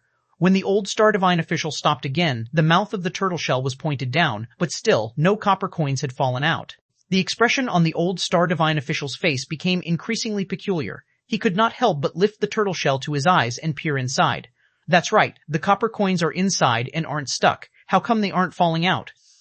Shi Zhongqing was filled with questions that he couldn't answer, having never encountered such an event in his lifetime. He shook it again, trying to pour the coins out, but no matter what, they wouldn't come out, as if the 3 copper coins were glued to the turtle shell. Shi Zhongqing set down the turtle shell and reached inside. Extracting the 3 copper coins was effortless, finding them neither stuck nor adhered to anything. "What's wrong?" Lin Shen realized something was off and inquired of Shi Zhongqing. Please wait a moment. Shi Zhongqing gave Lin Shen a deep look and once more placed the copper coins into the turtle shell, shaking it several times. When he tried to pour them out again, he found they still wouldn't come out. After several attempts, no matter how Shi Zhongqing shook it, the copper coins inside wouldn't fall out, yet he could easily remove them with his hand. Putting down the turtle shell, Shi Zhongqing regarded Lin Shen intently and asked, "Guest, may I have your esteemed surname?" Lin Shen immediately announced his name. "If the guest wishes to remain anonymous, that is all right." "I just want to know your true surname." Shi Zhongqing shook his head, looking at Lin Shen, and asked again, "Is your surname Zhang by any chance?" Lin Shen shook his head and replied, "I'm not surnamed Zhang, nor do I have any relation to the name." "That's strange then." Shi Zhongqing scrutinized Lin Shen with some disbelief, yet with his experience he could tell that Lin Shen was not lying. "Why would it be strange if my last name wasn't Zhang?" Lin Shen curiously asked. Shi Zhongqing did not answer Lin Shen's question, pondering before saying, "I cannot divine this divination, but since the money has been taken, there's absolutely no reason to return it, otherwise it would be terribly unlucky. How about this? Aren't you looking to transfer jobs? Let me help you with that." Lin Shen found it somewhat amusing to hear this. A fortune teller who couldn't even divine properly was offering to help him with job transfer. How could this sound reliable? Sharp and seasoned, Shi Zhongqing immediately saw through Lin Shen's distrust and said with a smile, "You are a Star Divine official, right? Which department do you want to transfer to?" "I've spent many years in the Star Divine Palace and have some connections. I am a Star Divine official from the Southern Star region." Lin Shen did not spell it out, but his implication was clear enough. "You want to transfer from the Everlasting Star Divine Palace to the Central Heaven Star Divine Palace?" Shi Zhongqing was slightly surprised but showed no sign of shock. "Correct." "Is that possible?" Lin Shen asked. "Of course, it's possible." "This is much easier than divination," Shi Zhongqing responded with a laugh. "Why do you want to transfer away from the Everlasting Star Divine Palace?" "I've offended someone. I want to transfer, but they probably won't let me go that easily," Lin Shen said half-truthfully. "Simple. I've taken your money. I must make sure this gets done for you. What is the name you registered at the Star Divine Palace?" Shi Zhongqing inquired. "Tian is my name," Lin Shen replied. Shi Zhongqing nodded and pulled out a device resembling a tablet computer, swiping across it as he asked, "Who have you offended?" "The acting Great Divine Official Wu Qing from the Southern region." Lin Shen was unsure if this old Star Divine official was just bluffing or truly had the capability, but there was no harm in trying. After all, he couldn't do anything to him. With this old Star Divine official here, there was no chance of using the smart brain. Shi Zhongqing's fingers, which were swiping on the tablet, suddenly stopped, and he looked up at Lin Shen, saying, "No wonder you're so eager to transfer, having offended a Great Divine official." "Can this still be done?" Lin Shen asked calmly. "Yes, I've taken your money, and I'll certainly get this done." Shi Zhongqing lowered his head and continued swiping on the tablet, leaving one to wonder what exactly he was doing. Lin Shen was anxious but had no other choice but to wait here. "I wonder how long Deng Quang can hold them off. If this old Star Divine official doesn't leave soon, there's really no chance of success today." Lin Shen didn't believe that this old Star Divine official could transfer him from the southern region and was pondering what to do next, uncertain if Deng Quang could bring him here again tomorrow. While he was thinking, he glanced outside the Divine Hall and saw Deng Quang and a 9-star Divine official walking his way. "It seems like it's really not going to happen today," Lin Shen sighed to himself. After the two entered the Divine Hall and Deng Quang saw Lin Shen, he was about to greet him, but his gaze then shifted to Shi Zhongqing behind the table. "Great Divine Official?" Deng Quang said with some surprise as he looked at Shi Zhongqing. The accompanying 9-star Divine official also paid his respects to Shi Zhongqing. Lin Shen looked at Shi Zhongqing with a hint of astonishment, as he had not expected this old Star Divine official to be Shi Zhongqing, the Great Divine Official from the Central Heaven Star region. Chapter 1071, The Great Divine Official's Decision. Deng Quang and Shui Jingyuan, upon seeing Lin Shen and Shi Zhongqing together, guessed what was going on. After greeting them, Deng Quang asked Lin Shen with a smile, "Has the Great Divine Official divined for you? What was the result?" "It's done, but I don't know the result," Lin Shen replied.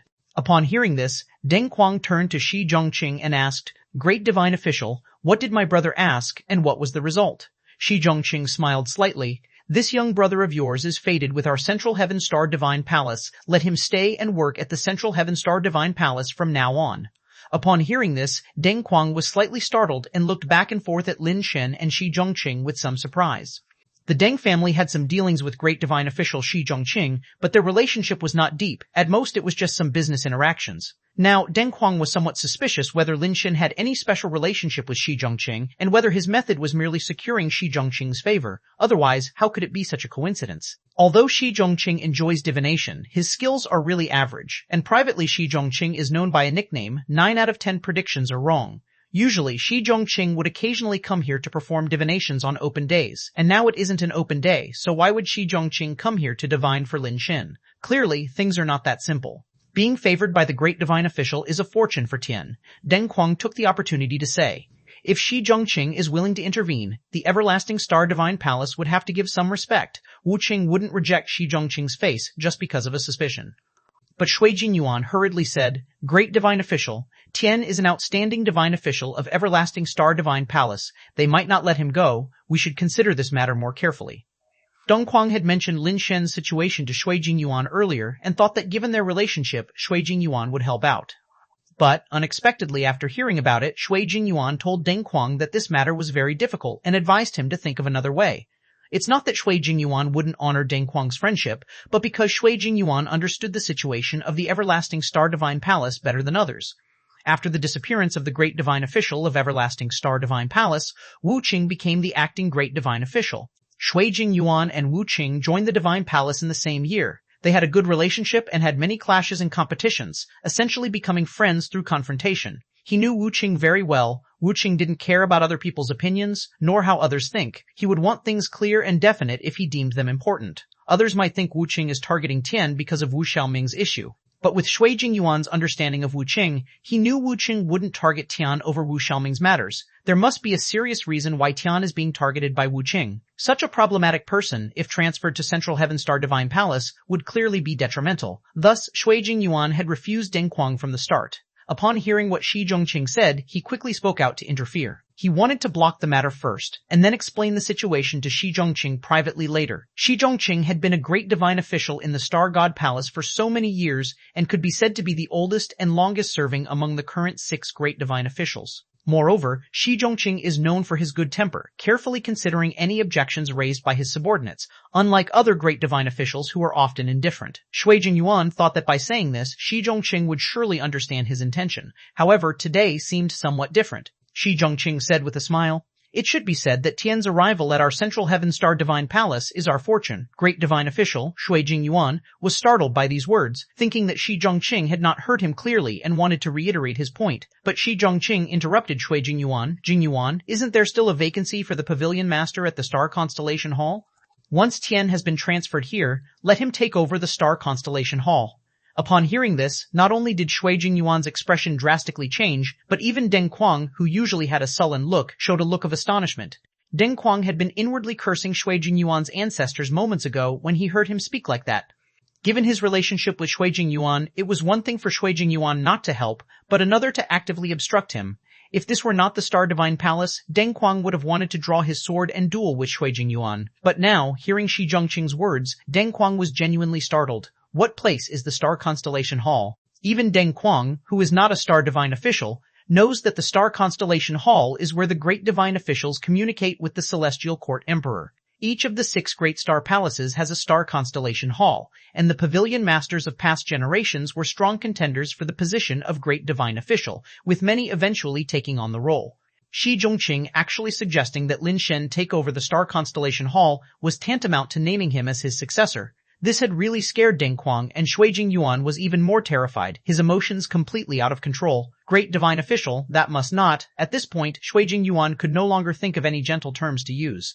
If a problematic Star Divine official became head of the Star Constellation Hall, any issues could turn Central Heaven Star Divine Palace into a laughingstock and might even lead to unimaginable disasters. Shi Zhongqing was very unusual today and did not let Shui Jingyuan continue speaking, waving his hand to interrupt him. I have already decided on this matter. There is no need for further discussion. Go and start the process now. Bring Tian over from the everlasting Star Divine Palace as soon as possible.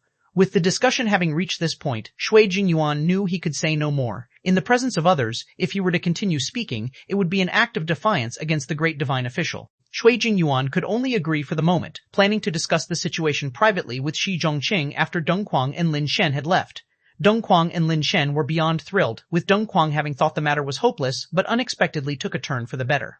With Shi Zhongqing's intervention, not only could Lin Shen be transferred, but he might even become the pavilion master of the Star Constellation Hall, the very cradle of great divine officials. Thinking of Lin Shen potentially becoming a great divine official in the future, Deng Quang was happy for him, and also somewhat surprised, wondering about the relationship between Lin Shen and Shi Zhongqing for him to treat Lin Shen in such a manner. Tian, you return first to the Everlasting Star Divine Palace and follow the normal procedures, otherwise it would be improper. Rest assured, whether the Everlasting Star Divine Palace agrees or not, I am determined to have you transferred, and no one can stop that. Shi Zhongqing's words stunned everyone who heard them. The usually gentle Shi Zhongqing promising so much to an outsider made Shui Jingyuan start to wonder if he hadn't fully woken up yet today. Chapter 172. Shi Zhongqing. Lin Shen felt very strange in his heart. Why would Shi Zhongqing, the great divine official, take such good care of him? Could it be that there was some scheme waiting for him? Lin Shen's experience told him that there are no free lunches in heaven, nor is there love without a reason.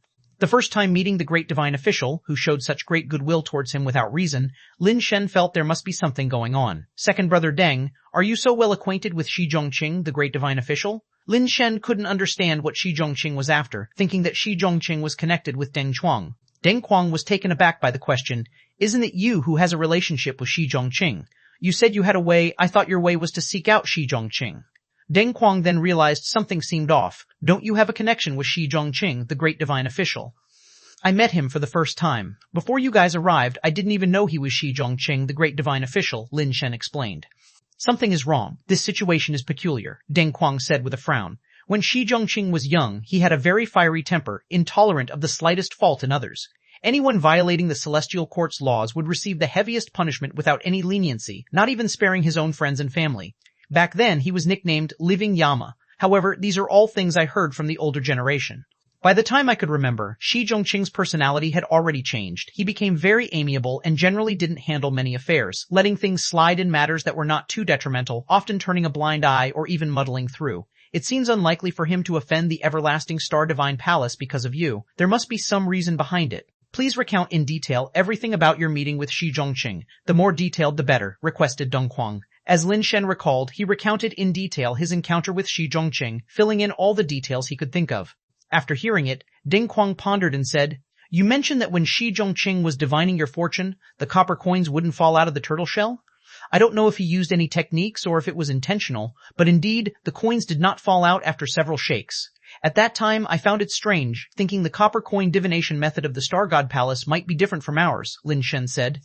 It seems the problem lies here. I've never heard of such a thing as coins not falling out. Going by the normal situation, maybe Shi Zhongqing already knew you and wanted to bring you into the Central Heaven Star Divine Palace, using divination as a method and excuse. Deng Quang paused, then continued. Shi Zhongqing, after getting old, took up divination as a hobby, yet his divinations were usually inaccurate, with a nickname of 9 wrongs in 10 divinations. Even he probably doesn't believe his own divination results. Then why would he do this? Is it targeted at me, or at the Deng family? Lin Shen pondered aloud. Hard to say. Shi Zhongqing is an enigmatic person, but there's definitely something amiss, Deng Quang stated. The South region is a tiger's den, Central Heaven is a dragon pool. This is a tricky situation. Regardless, I can't stay in the South Star Divine Palace anymore. No matter what Shi Zhongqing intends to do, since he's willing to facilitate my transfer here, I might as well come. Let's see how it goes. It's certainly better than sitting and waiting for doom in the South. Lin Shen decided to move to the Central Heaven Star Divine Palace. Even if Shi Zhongqing intended to do something to him, in the Central Heaven Star Divine Palace, he still had the Jade Emperor to rely on, which was definitely better than being in the South. That's better. Deng Quang also felt it was better to come here. At least the Deng family wielded some influence in the Central Heaven Star region. In case anything happened, they could still lend a hand. In the South region, the Deng family truly had no sway. While Lin Shen and Deng Quang were discussing, Shui Jingyuan and Shi Zhongqing were also talking about this matter. Shui Jingyuan recounted what he knew of the causes and consequences. Great divine official. Although Wu Qing is no gentleman, he is definitely not a petty person who uses his authority for personal revenge. His targeting of Tian indicates there must be some issue or dubious aspect with Tian. How can such a person come to our Central Heaven Star divine official and even become the head of Star Constellation Hall? Shi Zhongqing, after listening, did not seem surprised but merely smiled and said, I am quite familiar with Tian's situation and he shouldn't have any issues. Just as you said. Given Wu Qing's character, if Tian really had an issue, do you think Wu Qing would let him leave the Southern Star Divine Palace? Shui Jingyuan was slightly taken aback. You do have a point. However, even if there's no solid evidence yet, Wu Qing wouldn't target him without cause. There must still be some doubts about him. Whether he has issues or doubts, we must bring him over to us, Shi Zhongqing said solemnly. Why? Shui Jingyuan was very puzzled and didn't understand what Shi Zhongqing saw in Lin Shen. If it's because of Deng Quang's face, Shui Jingyuan didn't believe it, Shi Zhongqing wouldn't do such a thing for a favor. This Tian is a naturally born great divine official, Shi Zhongqing slowly said. A naturally born great divine official? What does that mean? Shui Jingyuan looked at Shi Zhongqing, thinking he was joking.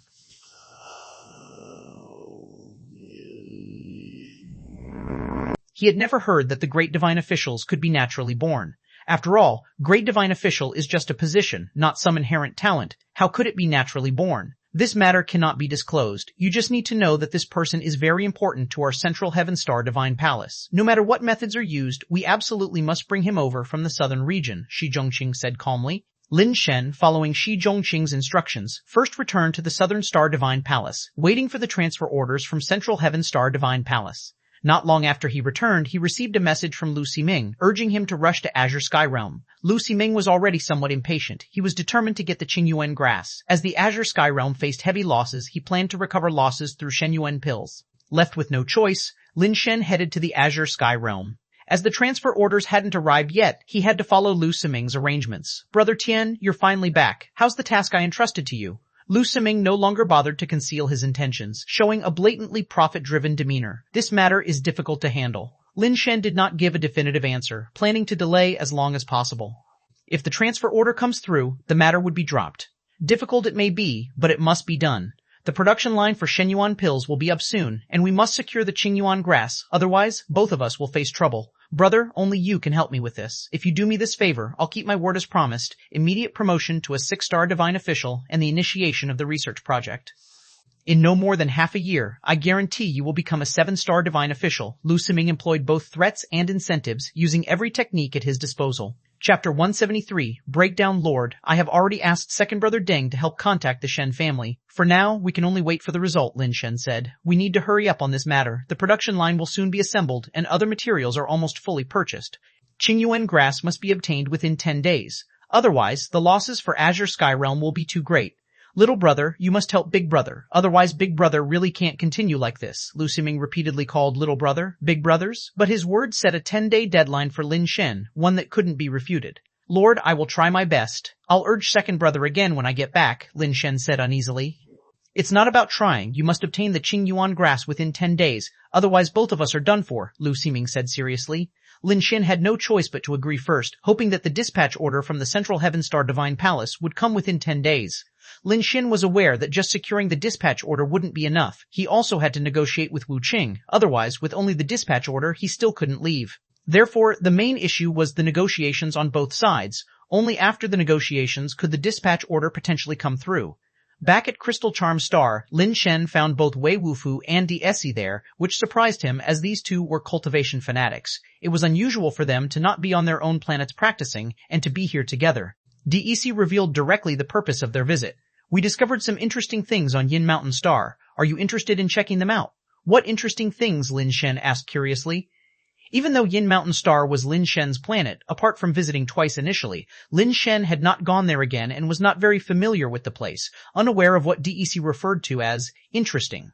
There are a massive number of Yin ghost beasts on Yin Mountain Star, very powerful creatures, ordinarily difficult for a lower divine being to survive there. However, we found that Wei's strength could suppress those Yin ghost beasts. With Wei around, the Yin ghost beasts generally don't dare to approach, so he and I took a stroll there, and then we discovered a palace constructed by someone unknown on the planet.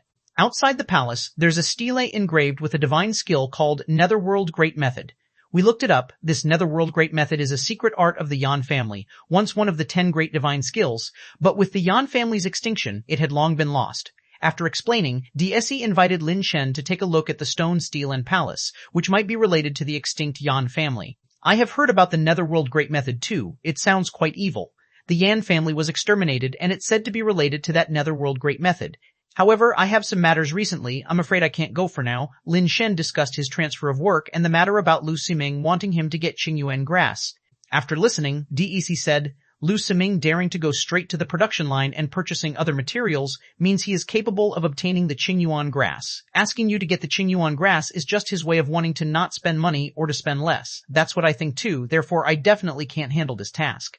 I only hope that Shi Zhongqing can quickly succeed in negotiations, so I would be transferred to Central Heaven Star region, Lin Shen said.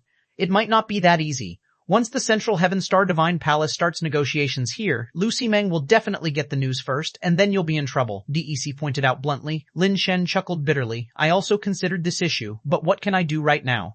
I just have to see how it goes. I hope Lu Ximeng will consider Shi Zhongqing's face and not make things difficult for me. It won't be that simple. You should plan ahead sooner, DEC advised. Lin Shen nodded. If Lu Ximeng really intended to target him, then he would have to take a risk. The three of them chatted a bit more and decided to wait until Lin Shen was transferred to the Central Heaven Star Divine Palace. Then they would find time to explore the palace on Yin Mountain Star. Lin Shen, as usual, aside from visiting the security department, spent his time accompanying White Qi to competitions. Now, White Qi was soaring high, and almost everyone who loved watching pet competitions knew the name White Qi. Winning the championship was almost a given. The rounds of competition were merely formalities, as no lower-level pets could compete with White Qi. This peaceful life only lasted for 2 days before Lu Ximeng called Lin Shen over again, this time with a distinctly unpleasant look on his face, even grim. Tian, you really have some nerve. Lu Ximeng coldly stared at Lin Shen as he spoke. Lord, what do you mean by that? Lin Shen feigned surprise and confusion. What do I mean?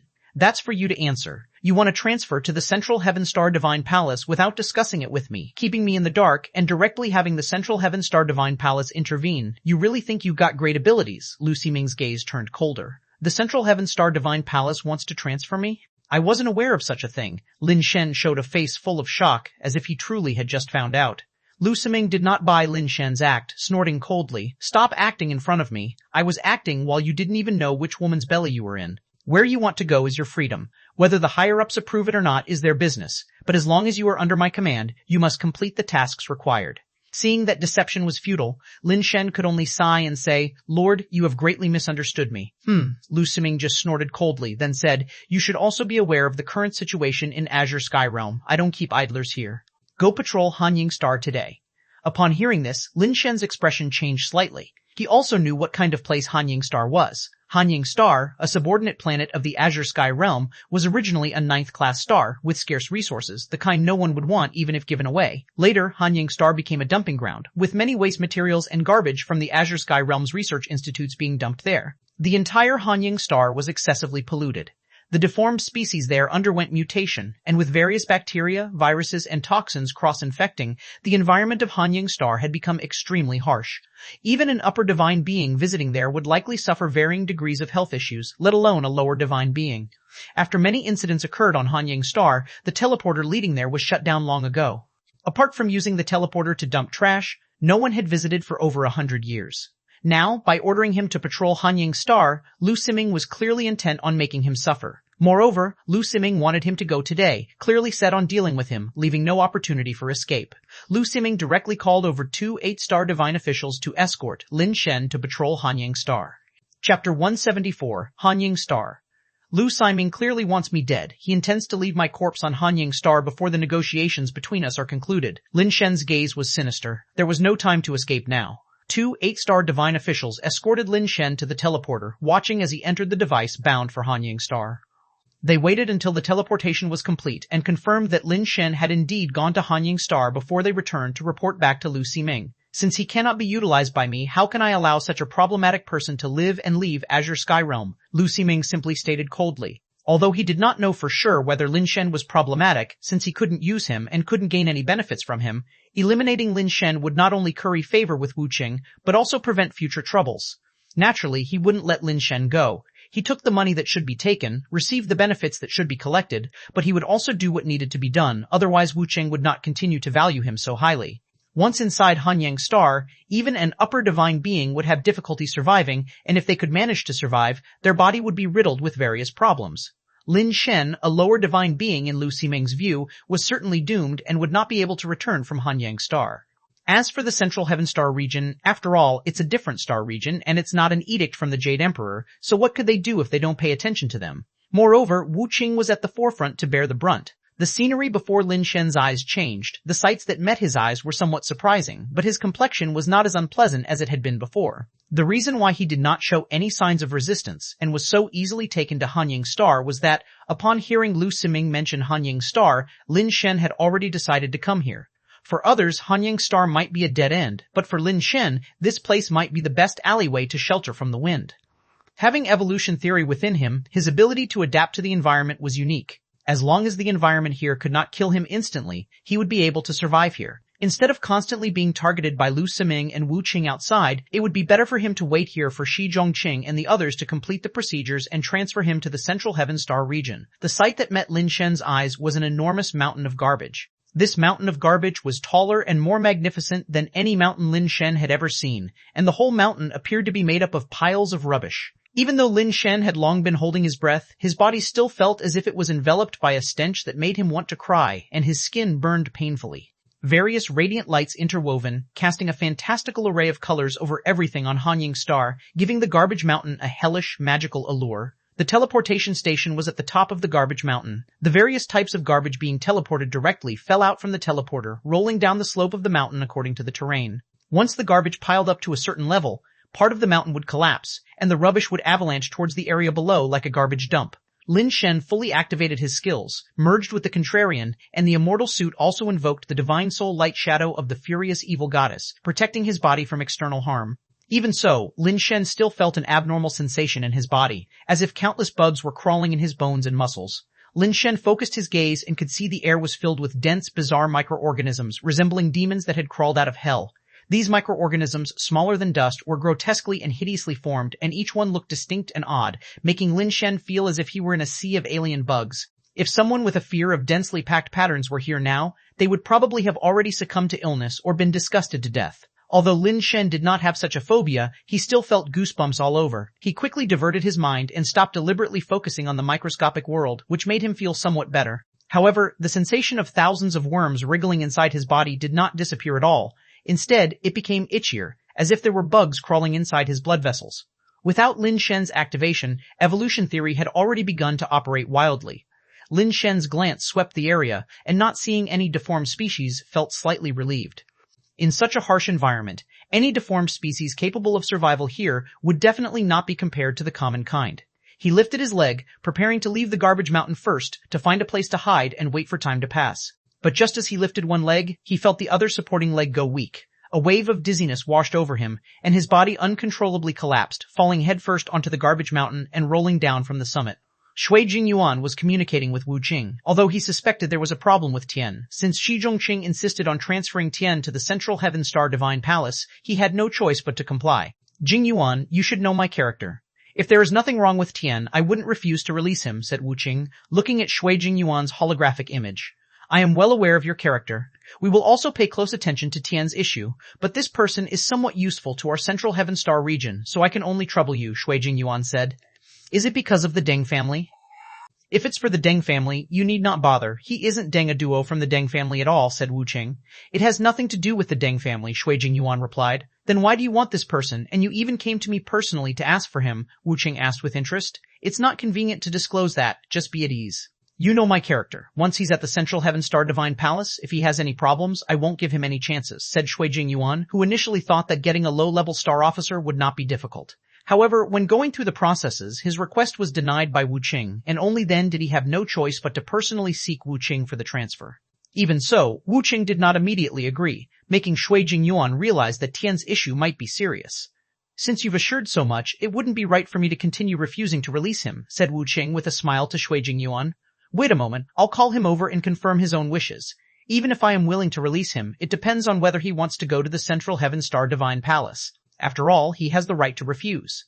All right, Shui Jingyuan readily agreed, knowing that Lin Shen certainly would not refuse. He himself wanted to go to the Central Heaven Star Divine Palace. Wu Qing dialed a number and established communication with Lu Siming, and all three of them communicated simultaneously. Lu Siming, Tian is with you right now, isn't he? Call him over. I have something to ask him, Wu Qing said indifferently. Great divine official, this might be a bit troublesome. He's currently on a patrol mission, Lu Siming said with difficulty. Find someone to replace him. Call him over, said Wu Qing. I'm afraid that's not possible. The place where he's patrolling isn't suitable for other divine officials, said Lu Siming. What do you mean? Shui Jingyuan immediately realized that something was off. What exactly is going on? Wu Qing also asked. The place Tian went to patrol is Hanyang Star, said Lu Siming, and upon hearing this, Shui Jingyuan's face drastically changed. Evidently he too knew what kind of place Hanyang Star was. You actually sent a 3-stars divine official to patrol Hanyang Star. This is murder, Shui Jingyuan raged. Divine Officer Shui, you shouldn't say such things. He went willingly. I didn't force him. At the time, I even advised against it, saying the place was dangerous and for him not to go, but he just wouldn't listen. What could I do? Lu Siming said, squinting his eyes. He thought that without proof of the dead he could say anything. Old Shui, I'm really sorry, I didn't expect such a thing to happen. It looks like we can't take him with us, said Wu Qing indifferently. Shui Jingyuan suddenly realized that perhaps Wu Qing never intended to release Tian in the first place. Without Wu Qing's instruction, Lu Shiming wouldn't dare to do such a thing.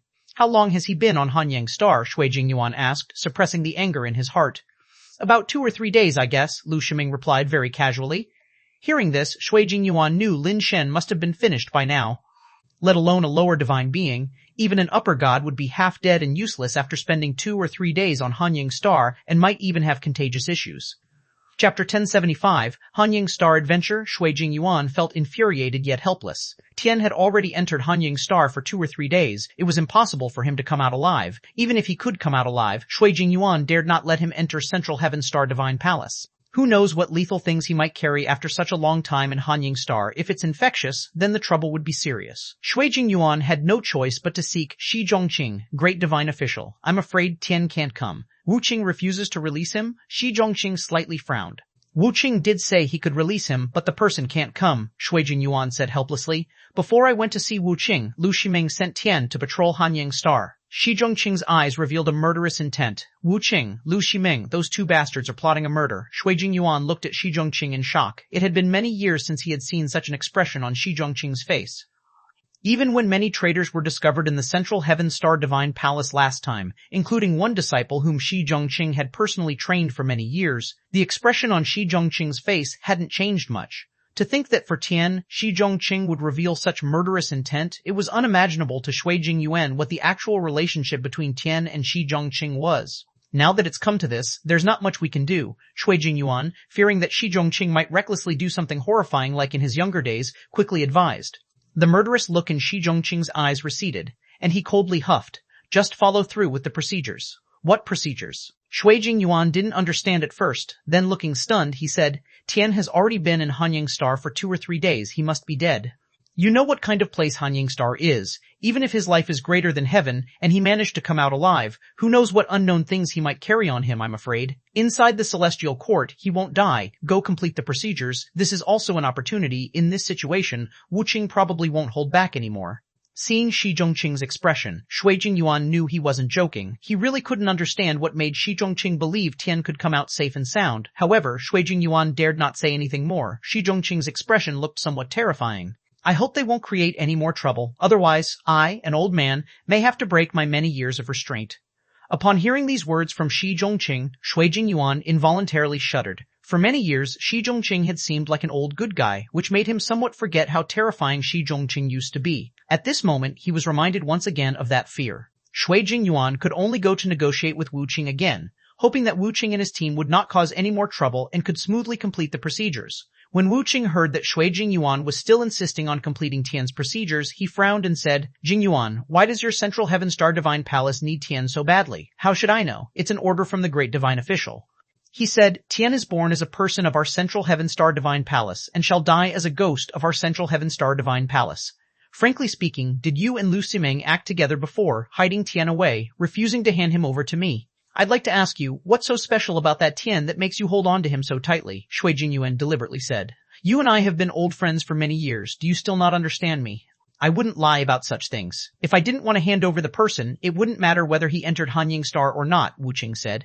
I trust you, but our great divine official doesn't believe you. This situation you've created is really putting me in a difficult position. I'm stuck between a rock and a hard place, Shui Jingyuan sighed. Since the person has already entered Hanyang Star, just pass me his file.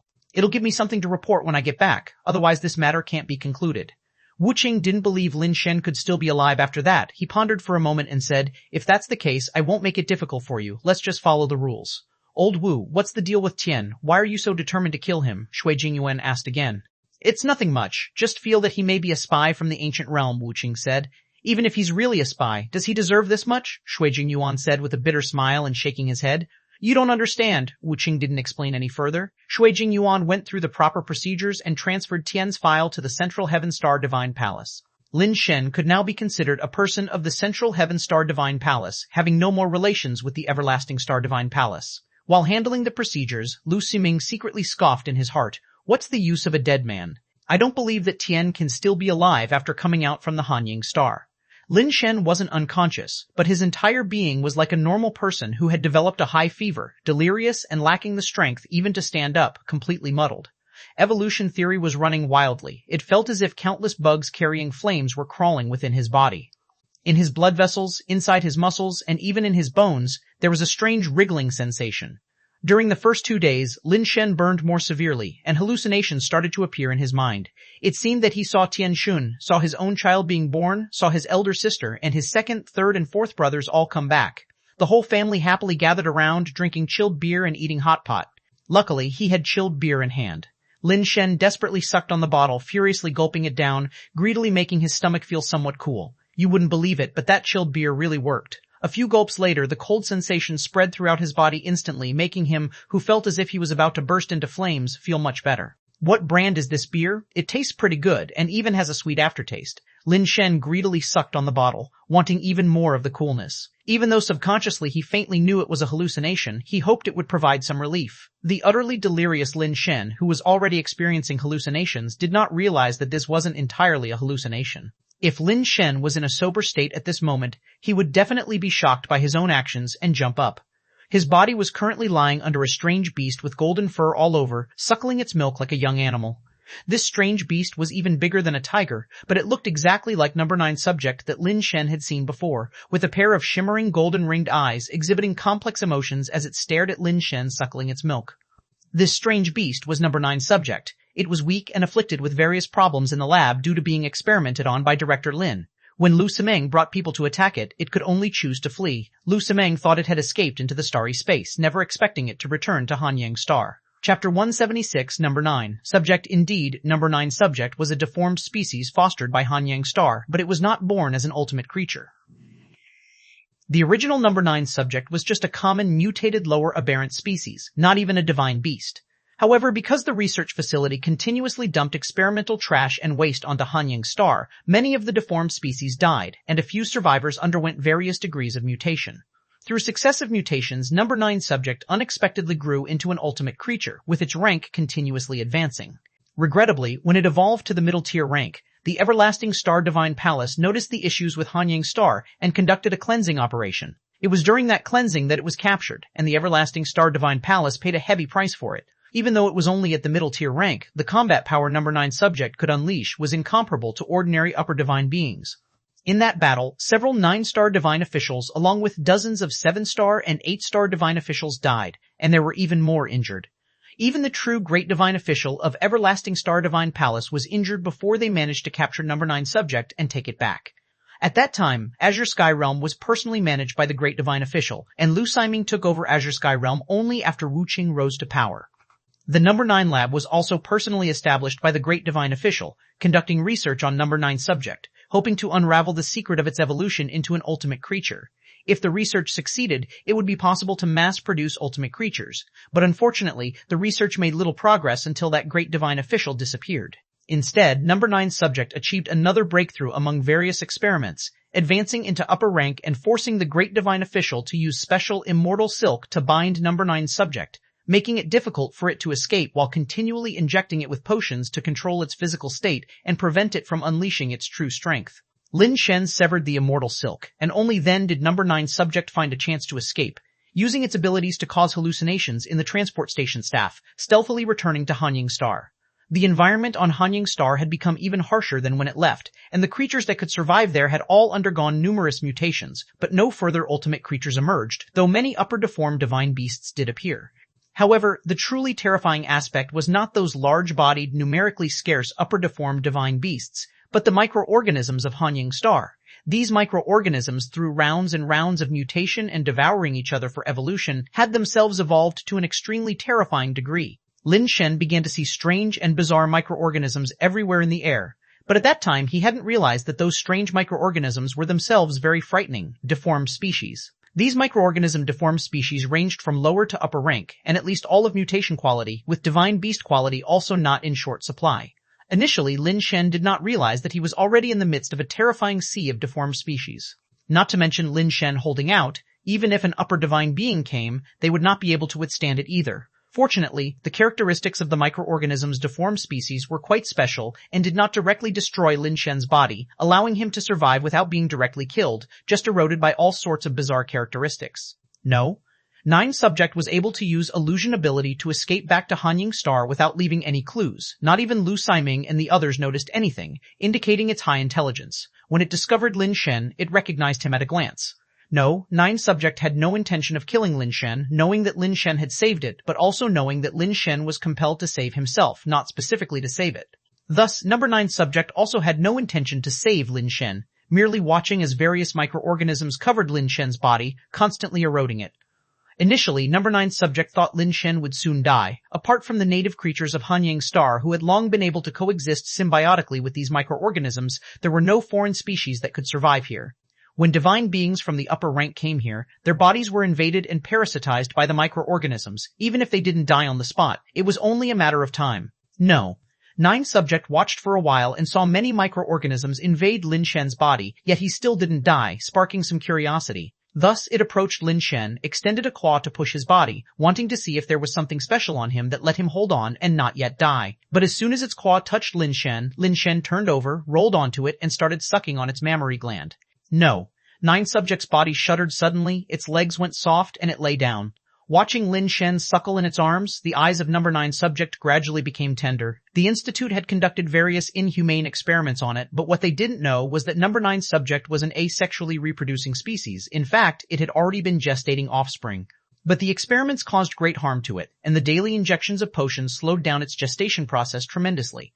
After returning to Hanying Star, number 9 subject's body rapidly recovered. The embryo also began to develop quickly, and it had already started secreting milk, about to give birth to its offspring. At this time, influenced by the hormones secreted within its body, its maternal love had already become overwhelming. Otherwise, it wouldn't let Lin Shen drink its milk and remain unaffected. However, because of the intervention of the Research Institute, all the microorganisms inside its body had died off, instead allowing it to evolve a unique constitution, such that even the upper-rank microorganisms could not survive in its body. Its blood and even its sweat could kill upper-rank microorganisms. The milk it secreted carried special properties. Ordinary people drinking it would be akin to drinking deadly poison. But after Lin Shen drank the milk, it was like he had taken pesticide, killing many of the invading microorganisms in his body, yet he himself had no significant problems. These high-rank microorganisms, killed by the milk of number 9 subject and absorbed by the constantly operating evolution theory, transformed into energy that strengthened his body. Due to the strong energy, Lin Shen's body gradually underwent strange mutations. One after another, order light chains extended from his body, intertwined together, gradually forming a light cocoon, enclosing Lin Shen's body within. Chapter 177, Nirvana. Again under the push of powerful energy, Lin Shen's body underwent nirvana once again. However, this time, the nirvana light cocoon that emerged was made up of order light chains. The 3-star system kept revolving within Lin Shen's body. As the law matrix activated, terrifying energy poured into it, causing the particles within to draw increasingly closer until they linked together, gradually forming lines and then planes. Countless particles connected, forging a chain-like structure, shaping into the order chain. The order light chain is the foundational rule of the cosmic, generally manifesting only in conjunction with the immortal crown. Yet now, it evolved from within Lin Shen's body and merged with the forming nirvana light cocoon, enveloping his form and initiating another nirvana. In normal circumstances, with the appearance of the order light chain, Lin Shen should have already ascended to immortality, becoming a Dharma king. But now, these order light chains merely wrapped around Lin Shen's body, pushing him towards nirvana again without triggering cosmic law, nor descending with the immortal crown. Lin Shen's physical form was transforming fundamentally within the light cocoon, with the 3-star system at its core, undergoing another metamorphosis. Number 9, subject retreated to one side, observing the light cocoon Lin Shen had become, exuding strange law fluctuations. These fluctuations caused number 9 subject some confusion. They had some similarities to its own ghost god traits, but were also different, to the extent that even number 9 subject couldn't discern the nature of that power. As nirvana evolved, flames of light began to ascend gradually on the surface of the nirvana light cocoon, cloaking the cocoon and constantly changing in form. Sometimes it resembled the shape of a human, sometimes it did not, appearing like ever-changing clouds. Time passed day by day, and unease grew subtly in Lu Siming's heart. He checked the time. It had been 14 days since Lin Shen entered Hanying Star. Counting the days, only 1 day remained before the patrol cycle ended. If Lin Shen were still alive, he should return to the teleporter station tomorrow, waiting for the teleporter to activate and send him back. Lu Simeng didn't believe that Lin Shen could still be alive, but because the Central Heaven Star Divine Palace insisted on completing the process, it made Lu Simeng feel somewhat uncomfortable, as he had yet to see Lin Shen's corpse with his own eyes. By now, his body has probably decayed to nothing.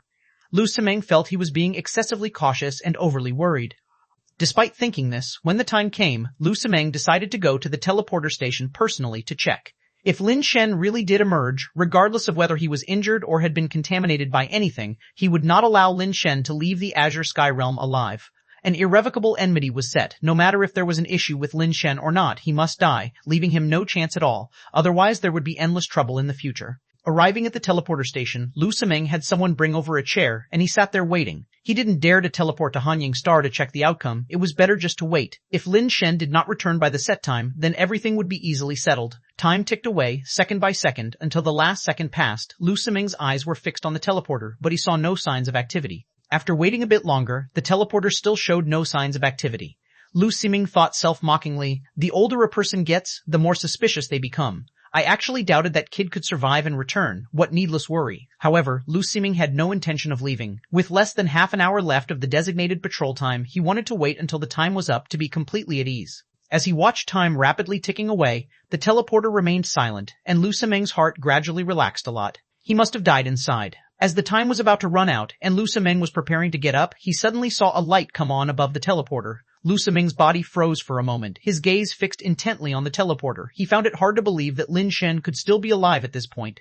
But apart from Lin Shen, there were no other divine beings on Hanying Star capable of activating the teleporter. It could only have been him. Lu Simeng's eyes narrowed slightly, and his fingers twitched a few times, a sign that he was contemplating murder. A burst of bright light flashed, and the teleporter opened. Lu Simeng saw a figure walk out from within.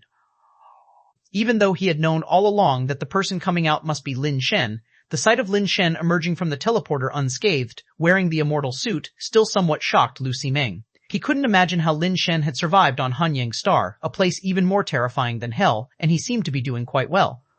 This person has been contaminated. He must not be allowed to leave, or all the divine officials of Azure Sky Realm will be infected. He must be eliminated immediately. Lu Simeng looked at Lin Shen, but these words were directed at Lu Lan, a typical individual. Lu Lan was his trusted confidant as well as relative, and naturally, it was necessary to rely on such a person to do this kind of dirty work. Of course, Lu Simeng already had a plan. If he could bluff his way through, that would be the best. If the bluff failed and the Central Heaven Star Divine Palace insisted on pursuing the matter, he would have no choice but to let Lu Lan take the fall. After all, the laws of the Celestial Court were clear, and committing the act of killing a Star Divine official was something he was unwilling to do by hand. Lu Lan certainly didn't realize the calculations going on in Lu Simeng's mind and carried out the order without hesitation. Lu Lan's divine soul flickered, transforming into the semblance of a ferocious beast, as a strong purple light enveloped his body. It resembled a giant ape's divine soul-like shadow, but barefoot with iron rings on its ankles. Its aura of slaughter rose to the heavens with every step, like a monster on a battlefield that devoured souls. Divine Soul Zhu Yan, possessing the strong divine soul of the war law, which can only be condensed by those who cultivate the heavenly soldier divine skill. It had unparalleled combat ability, able to provide full-spectrum law enhancement to a divine being. To deal with a lower divine being, Lu Lan had no intention of using his divine soul. Merely a slap was enough to crush him. Lu Lan slapped towards Lin Shen, not giving him a chance to speak. Divine Soul Zhu Yan followed Lu Lan's movements, slapping towards Lin Shen. The intense purple light bearing down like a world-ending divine light instantly pressed onto Lin Shen's head. Lu Simeng watched from the side. Another purpose of Lu Lan making the move was to see what exactly allowed Lin Shen to walk out alive from Hanying Star. Facing the terrifying oncoming divine light, Lin Shen simply lifted an arm, made a gun shape with his hand, and shot it at the approaching palms of Lu Lan and Zhu Yan. With a whisper, finger sand flew out, exploding into a terrifying brilliance the moment it made contact with the purple light. Chapter 1078, Sudden Increase in Strength. After completing his third nirvana on Hanying Star, Lin Shen found that his body had fully recovered and noticed a tremendous enhancement in his attributes. User, Super Base Nirvana Creature Evolvable, Strength, 29432, Speed, 18754, Hardness, 17462, Toughness, 184,624, Base Mutation Rate, 100%, Theoretical Life Activity Limit, 3200. Base Mutation Talent, Super Base Change, Super Base Pattern, Super Base Recast, Super Base Form, Life Base Contrarian Inheritance Fan. Nirvana attributes, none. Aberrant trait, super base divine shot. Aberrant divine soul, super base life soul. Super base life soul, my fate is commanded by the soul, not the divine. Your fate is commanded by the divine, not the soul. Lin Shen discovered that this nirvana had incredibly increased all 4 of his attributes by 10,000. His base attributes were now at the level of a top lower divine being, his strength especially far surpassing others. After activating super base form, all attributes would double, nearly resembling those of a middle divine being. If he were to merge with the contrarian, his attributes would explode, making it difficult even for middle divine beings to compete with him in terms of attributes, and only upper divine beings would be a match. Moreover, Lin Shen now possessed an aberrant divine soul, an ability that only middle divine beings have. Lin Shen estimated that although he could not ascend to immortal, his attributes and abilities had actually reached the standard of the immortal level, perhaps even stronger. It was merely that he was not nominally an immortal. He was also puzzled as to why, with such attributes and abilities, even sufficient to transform into an order light chain of the law matrix, he still couldn't ascend to immortality, for reasons unknown. Trying to stimulate his divine soul, a phantasmagoric brilliance rose from his body, burning like raging flames, yet it did not take any form of a ghost god. Lin Shen had never heard of such a divine soul. Theoretically, a divine soul should resemble some kind of ghost god, or at least be some sort of physical entity, like a river, a mountain, a sun, etc. But his divine soul had no shape. It was like fire, like clouds, enveloping his body, swaying and changing unpredictably with his presence. Lin Shen didn't have the time to figure out what was going on with his divine soul, for he saw the number 9 subject standing beside him. The number 9 subject had grown many times larger than before, and Lin Shen didn't recognize it at first, which startled him and made him cautiously retreat into a defensive stance. But realizing that the giant beast was just watching him with no intention to attack, and with its eyes carrying a peculiar look, Lin Shen became vigilant. After observing for a few moments, Lin Shen immediately recognized the giant beast in front of him as the same number 9 subject he had seen before, just much larger in size. Number 9 subject, is that you? Seeing no malice in the other's eyes and some indescribable meaning, a thought struck Lin Shen and he asked. Seeing the giant beast actually nod its head, Lin Shen's heart leaped with joy. The other party did not attack while he was having problems with his body, and now they seemed to be able to understand his words, clearly possessing extremely high intelligence. They should know that it was him who had saved them before, so this problem should be easy to resolve. Lin Shen first stopped the flow of strength within his body to show he had no hostility, then said to number 9 subject. Both of us suffer from the same plight, and now I am also persecuted by those people. We should be friends, right? Seeing that number 9 subject nodded again, Lin Shen immediately felt a surge of joy in his heart. No, 9 subject is an upper ultimate creature after all. If it were to form a united front with Lin Shen's safety on Hanyang Star would be secured. Unfortunately, although number 9 subject has high intelligence, it is unable to produce sounds similar to humans due to its physical structure, so it cannot communicate verbally with Lin Shen. Lin Shen glanced at the time, only to be shocked to discover that 11 days had already passed. He had not expected so much time to have passed, feeling as though it had only been a short period, at most a day or two. He had not anticipated that this nirvana would take such a long time. Number 9 subject turned around to leave, then looked back at Lin Shen, gesturing as if to invite Lin Shen to follow it. Lin Shen hesitated for a moment, then followed the footsteps of number 9 subject. This planet is a gigantic junkyard, where all kinds of waste from Azure Sky Realm are dumped, making the environment of the entire planet extremely harsh, filled with rotting liquids and emitting a sharp stench. After Lin Shen's repeated nirvana, his attributes have grown much stronger, but even while in super base form, he still could not keep up with the speed of number 9 subject. No. 9 subject had to noticeably slow down for Lin Shen to be able to just barely keep up. On this radiation and pollution-ridden planet, Lin Shen unexpectedly came across an oasis-like area. Upon closer inspection, it was not an oasis, but rather an endless sea of lotus leaves. The vibrant green lotus leaves spread out like an ocean, their roots embedded in the black decaying foliage. In such an adverse environment, they were as lustrous and translucent as jade, invoking admiration for the creator's wonder and life's resilience. In such a harsh environment, such beautiful and pure life could emerge.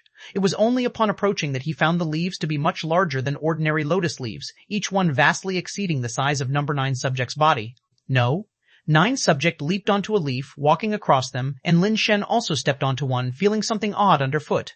Only then did he realize that the leaves were indeed as hard as jade, bearing their weight without any issue, and they were also very tough. The stems and leaves would sway when stepped on, but would not break. Not far into their walk, a gigantic lotus flower appeared ahead. No, 9 subject leapt up and landed inside the flower. Lin Shen also jumped in, only to discover that number 9 subject seemed to be using this giant lotus flower as its dwelling, currently lying within it. The lotus petals were like crystal and jade, radiating a hazy glow. Inside the flower, the sharp stench was completely absent, replaced by a faint scent instead. Lin Shen tried to take a breath, and immediately a refreshing fragrance filled his nostrils, rejuvenating his spirit and comfortably opening his pores to expel the turbid qi within his body. What was even more surprising was the fact that Hunyang Star had very strong gravity, yet inside the lotus flower, it seemed as though there was no gravity at all, and the body could float with just a slight movement. The number 9 subject lying there let out a soft roar at Lin Shen, apparently trying to say something to him. Unfortunately, Lin Shen could not understand its meaning. At this moment, Lin Shen felt his intelligence overshadowed by number 9 subject, as it could understand human language while he could not understand number 9 subject's language. What do you want to do? Lin Shen could only ask. No. 9 subject stretched out its claw, and a point of light condensed on its fingertip which it moved through the air a few times. Before Lin Shen's astonished eyes, the light from the claw's tip drew a few characters in midair. I need your help. Chapter 1079, Protecting Production Number 9. Subject was pregnant, but it would become extremely weak during childbirth, and there might be other deformed species that would take the opportunity to kill it, so it needed Lin Shen to protect its safety when giving birth. With your capabilities, shouldn't you be able to kill all the deformed species that could threaten you before you give birth? Lin Shen mused. They are hiding, cannot find. No, 9 subject continued to write with its claw. What kind of strength do those deformed species possess? My abilities are limited. I may not be able to protect you completely, but will do my best, Lin Shen said. You can do it. No. 9 subject wrote down the last few words, then put down its claw, lay down, closed its eyes, and no longer spoke to Lin Shen. It had no other choice, otherwise it wouldn't have sought Lin Shen's protection. Although it was born on Hunyang Star, due to the length of time it had been away and the experimentation it had been through, it could no longer be considered the same kind of life form as the native deformed species of Hunyang Star now. The key was that its strength could still suppress the deformed species here, which caused the other deformed species on Hunyang Star to harbor great hostility towards number 9 subject. No, 9 subject had killed some of them, but unfortunately others had hidden away. No, 9 subject had no way to find and kill all of them, so it sought help from Lin Shen at this moment. Of course, the best outcome would be for those deformed species not to dare come over, but this possibility was rather low. The deformed species had already considered number 9 subject an enemy of life and death and would certainly not miss this opportunity. Lin Shen did not know exactly when number 9 subject would give birth. There were only a few days left until the end of his patrol. He must rush back by the end of his patrol, otherwise Lu Ximeng might seize on this issue to trouble him again.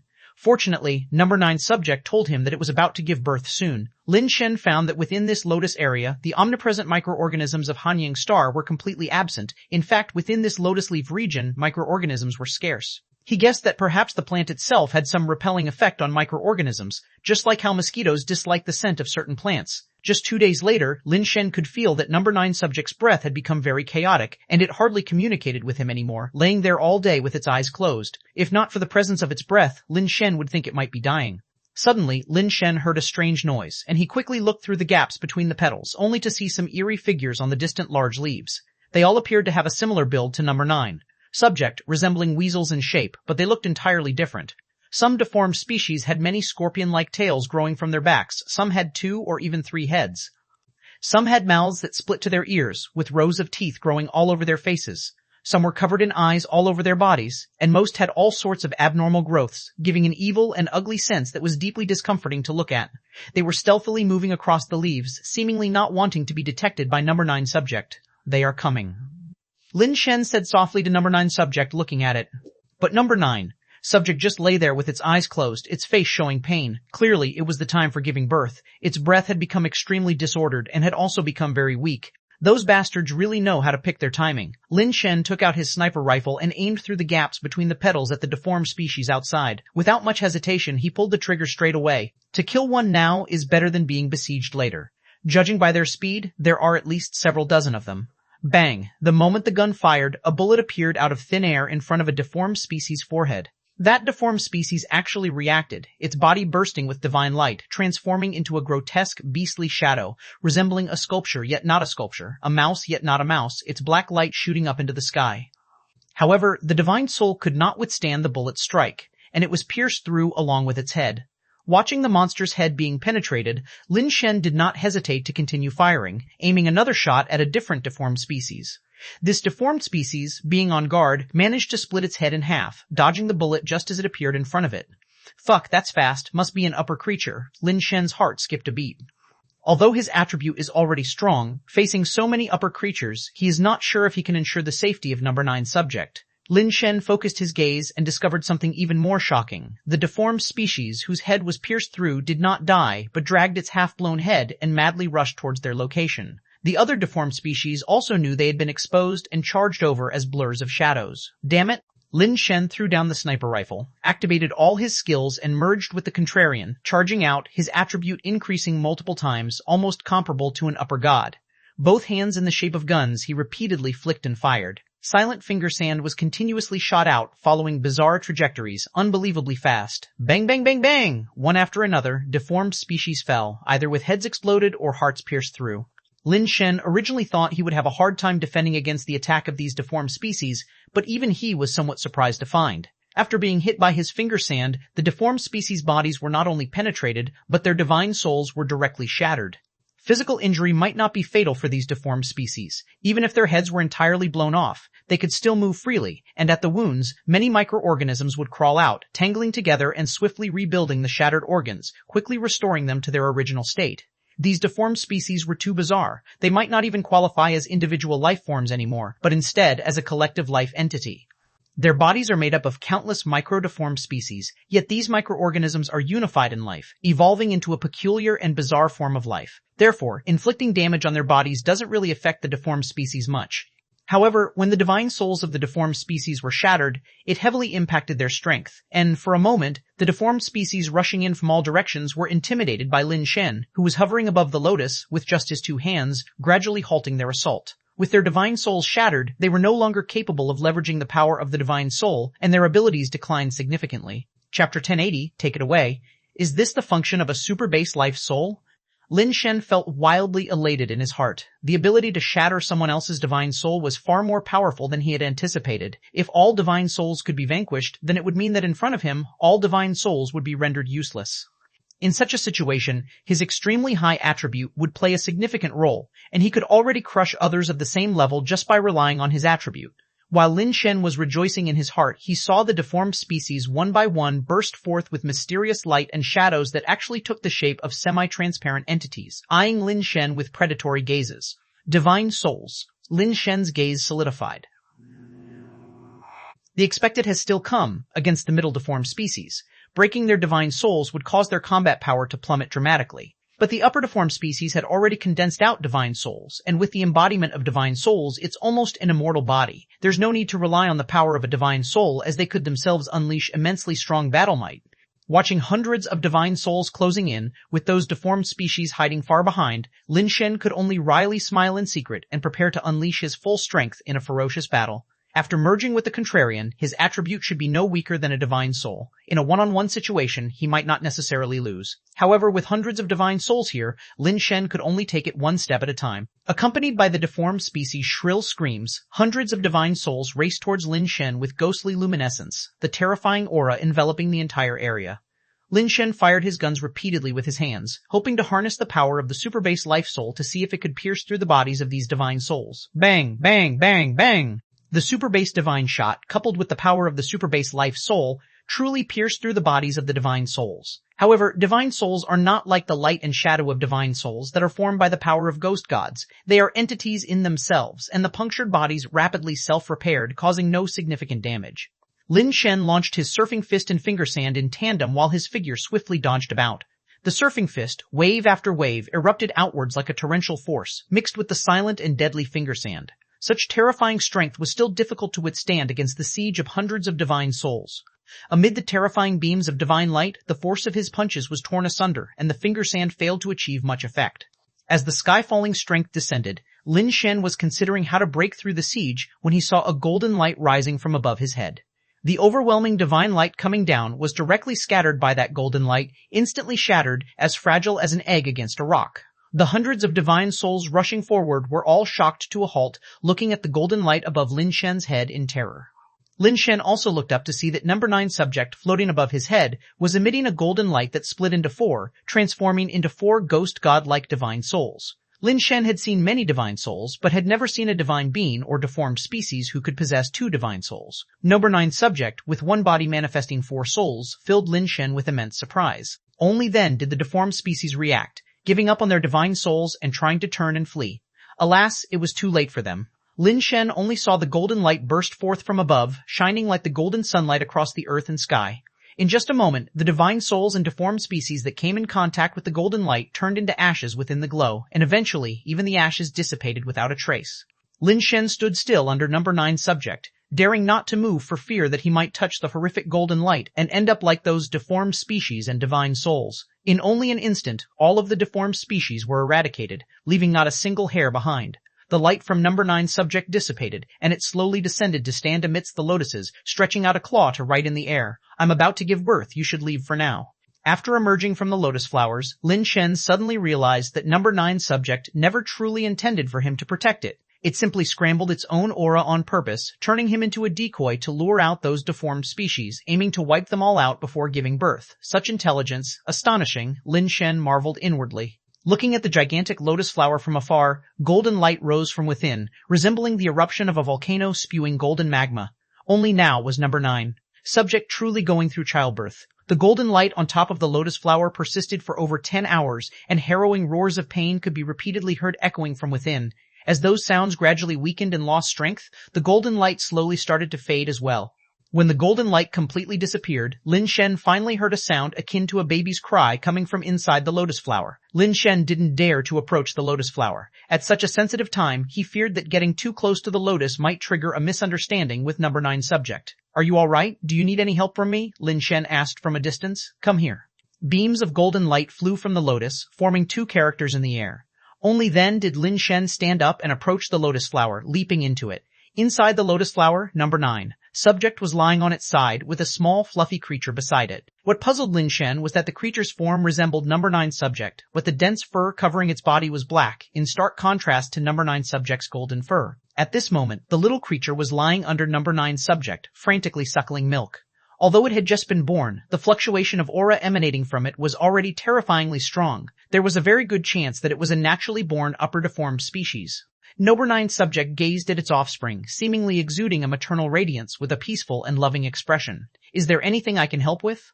Lin Shen spoke up after waiting for a while when he saw number 9 subject's gaze shift from its offspring to him. Take it away. No. 9 subject wrote several characters in the air. Take it where? Lin Shen was slightly startled. Take it away from here. Care for it until it grows up. Teach it how to survive in your world. No. 9 subject wrote. What about you? A surge of joy rose in Lin Shen's heart. No. 9 subject actually intended for him to take the offspring away.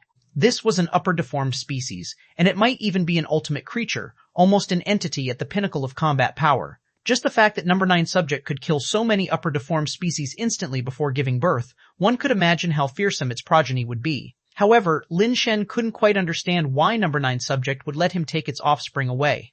It shouldn't be trapped in a place like this for life. It deserves a wider world. But it's too dangerous for it to go out on its own. I can only entrust it to you. Each character, shining with golden light, flashed out from beneath number 9 subject's claws, making Lin Shen understand why number 9 subject decided to let him take the offspring away. It was only at this moment that Lin Shen realized his role as a guard during number 9 subject's birthing phase was also a form of trial, and that it had such a plan in mind all along. Chapter 1081, The Crime Deserves Death. As the time to teleport back approached, Lin Shen stood in front of the teleporter, slipping a small creature resembling a black ferret into his pocket. He glanced back, but did not see number 9 subject's figure, his mood slightly complex. No. 9 subject was the first deformed species with super high intelligence he had ever encountered. Most deformed species simply acted on instinct, but number 9 subject had not only restrained its instincts, but was also able to assess the situation. The celestial court belonged to the divine beings, and no matter how powerful a deformed species was, it would find it difficult to contend with the celestial court. Even a powerful entity like number 9 subject knew it had little chance of escaping from the celestial court's dominion. If its offspring grew up on Hanying Star, sooner or later they would either be slain by the divine beings or, like itself, be captured for experimentation. Therefore, it chose a path that other deformed species would never consider, asking Lin Shen to take away its offspring. Watching the small creature in the pocket struggle to climb out, its head popping out, its pitch-black eyes looking towards the direction of Lotus Land, Lin Shen, who was ready to teleport away, stopped in his tracks. As the offspring of number 9 subject, the small creature had just been born but already exhibited super high intelligence. Although it longed to return to number 9 subject, it did not rush out, instead only watching on quietly. Until the end of the patrol's scheduled time was almost upon them, and number 9 subject's figure still did not appear, Lin Shen could only say to the small creature, It's time to go. We will come back in the future. Only then did the small creature retract back into the pocket, like a child retreating under a blanket. Lin Shen stepped into the teleporter and teleported back to the Azure Sky Realm. Just as he had left the Azure Sky Realm, he saw Lu Ximeng sitting outside waiting for him with an ominous expression on his face. Lin Shen sensed that something was wrong. It was not until Lu Ximeng uttered those words and Lu Lan made his move that countless thoughts had already flashed through Lin Shen's mind. Lu Ximeng was in such a hurry to kill him, which could only mean one thing. If he did not die now, there might never be another chance in the future. Lin Shen realized that Shi Zhongqing must have already gone through the procedures and transferred him to the Central Heaven Star Divine Palace. As long as he left the Azure Sky Realm, the everlasting Star Divine Palace would have no more hold over him in the future. With this thought in mind, Lin Shen knew he had to weather this darkest moment before dawn, or else all his efforts would be for naught. The moment Lu Lan made his move, Lin Shen unhesitatingly raised his palm, and finger sand shot violently towards Lu Lan. Finger sand collided with the purple glow, immediately igniting a phantasmagoric brilliance. This was the power accompanying the super base life soul. Bang! In the incredulous eyes of the Star Divine officials, Lu Lan's Zhuyan Divine Soul was directly shattered, dissipating into the sky as a purple glow, scattering like fireworks bursting open. Nobody could have imagined that Lin Shen, a lower divine being, would be capable of shattering the Zhuyan Divine Soul, even leaving Lu Ximeng with an astonished expression on his face. Lu Lan's complexion drastically changed, for after shattering the Zhuyan Divine Soul, the finger sand's momentum remained undiminished as it continued flying straight towards his head. The speed was too fast, and the distance far too close. In a state of horror, Lu Lan had no time for normal evasive maneuvers, managing only a swift duck and tuck of his head. Finger sand grazed past his scalp, carving a deep furrow in his hair, shattering the crown and letting the hair fall down, parting it down the middle. Lu Ximeng, you murdered the Star Divine official. Are you not afraid of the Celestial Court's laws? Lin Shen said coldly to Lu Ximeng. You have been contaminated. For the safety of the other Star Divine officials, sacrificing you alone is necessary, Lu Ximeng said indifferently.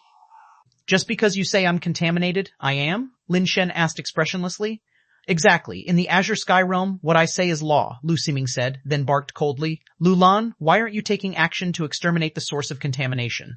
Lu Lan's divine soul had been shattered, greatly diminishing her strength, but the divine soul of an upper divine being still remained. At Lu Ximeng's command, Lu Lan finally reacted, furiously summoning out her divine soul. However, the divine soul she summoned was not her own, but a divine soul pet from a deformed species. A sovereign dragon divine soul flew out with terrifying pressure, pouncing towards Lin Shen.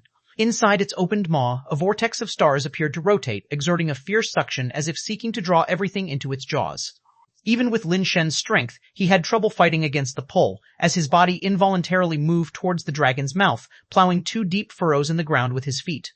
Lin Shen was preparing to merge with a contrarian, to elevate his attribute directly to be able to contend with an upper divine being, but suddenly a flash of black light appeared at his waist. Before anyone could clearly see what was happening, the black light shot into the maw of the sovereign dragon divine soul.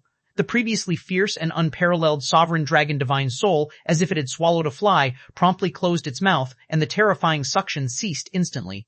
The next second, everyone saw the semi-translucent body of the sovereign dragon divine soul turn into black smoke and scatter, falling to the ground like dust. A streak of black light flew out from the dissipating black smoke, heading straight for Lu Lan. Lu Lan, shocked and enraged, hastily summoned her own divine soul. But the black light was too fast. Before Lu Lan's divine soul could be summoned, it pierced directly through her chest. All this happened so swiftly that even Lu Ximeng couldn't react in time. After the black light perforated Lu Lan's chest, it zigzagged through the air like lightning, returning to Lin Shen's side and landing on his shoulder. Only then did everyone clearly see that the black light resting on Lin Shen's shoulder was actually a palm-sized, completely black creature crouching there, with its large curled tail resting in front, gently swaying. A large hole appeared in Lu Lan's chest, where the heart, bones, and flesh had all vanished, and from the wound emanated a sinister black chi. The next second, an expression of extreme terror appeared on Lu Lan's face, and in an instant her body turned to black ash and scattered across the ground. Everyone was greatly shocked. Aside from Lu Ximeng, the other Star Divine officials instinctively stepped back. Lu Lan was an upper divine being, and even with severe bodily injuries, she shouldn't have died so easily. Yet with just one strike from the small creature, Lu Lan was annihilated, which was horrifyingly inconceivable. In the eyes that turned towards the creature, a few traces of fear had intensified. Lin Shen hadn't expected that the little beast, only several days old and not yet weaned from milk, would possess such terrifying power. It was worthy of being the offspring of an ultimate creature. You have indeed been contaminated and are now being controlled by a deformed species, killing your colleagues. Such a crime deserves death. Lu Siming slowly stood up and stared coldly at Lin Shen. Without giving Lin Shen a chance to defend himself, Lu Siming directly summoned a divine soul pet and coldly commanded, "What are you waiting for? For the safety of many star divine officials of the Azure Sky Realm, join me in exterminating the source of contamination." The group of star divine officials then came to their senses and hastily summoned their divine soul pets. In an instant, more than a dozen divine soul pets emerged, encircling Lin Shen from the heavens to the earth. Chapter 1082, It Doesn't Matter If You Don't Say It. Lin Shen knew he had to make it through this tribulation, silently merging with the contrarian, ready to fight a fierce battle. The little beast on his shoulder bared its teeth at the divine soul pets, as if warning them not to come any closer. Kill. Lu Siming gave the order without hesitation, as a dozen divine soul pets unleashed a startling divine light, striking Lin Shen with their most powerful attack. The terrifying divine light almost destroyed space itself, causing pieces of it to collapse. But in this instant, a speck of gold ignited in front of Lin Shen, its golden halo spreading out and miraculously blocking the frightful divine light. Not only did the divine light fail to destroy the speck of gold, but it seemed to become fuel for the gold, making it burn more fiercely, spreading along a strange trajectory in the air, forming a golden talisman.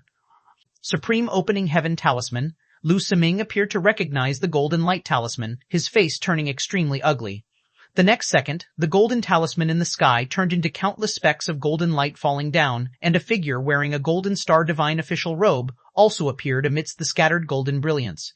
Ch1001, Great Divine Officer. Everyone recognized who the comer was. But Lin Shen couldn't recognize Ch1001 at first glance. The Ch1001 he had seen before was dressed in a tattered star divine official uniform, with a chest badge so worn it was almost flat, nothing like a Great Divine Officer at all. It must be said that clothes make the man, and as Ch1001 stood there in his golden robe and crown, not only did his aura change, but even the wrinkles on his face seemed less unattractive, and he looked much younger. "Why do you seek to kill a star divine official of my central heaven star divine palace?" Ch1001 didn't even look at Lin Shen, but narrowed his eyes, sweeping his gaze over the faces of the crowd of star divine officials, finally resting on Lu Siming's face. All the star divine officials subconsciously avoided Ch1001's gaze, not daring to look him in the eye. Lu Siming, as the principal official of the Azure Sky Realm, could not retreat at this time and could only brazenly meet Ch1001's gaze. This person has been contaminated and is under the control of a deformed species, murdering his colleagues. For the safety of the Celestial Court and many star divine officials, he must be eliminated. "Have you been contaminated?" Ch1001 then turned to ask Lin Shen. "No." Lin Shen shook his head immediately. "Have you been controlled by a deformed species?" Ch1001 asked again.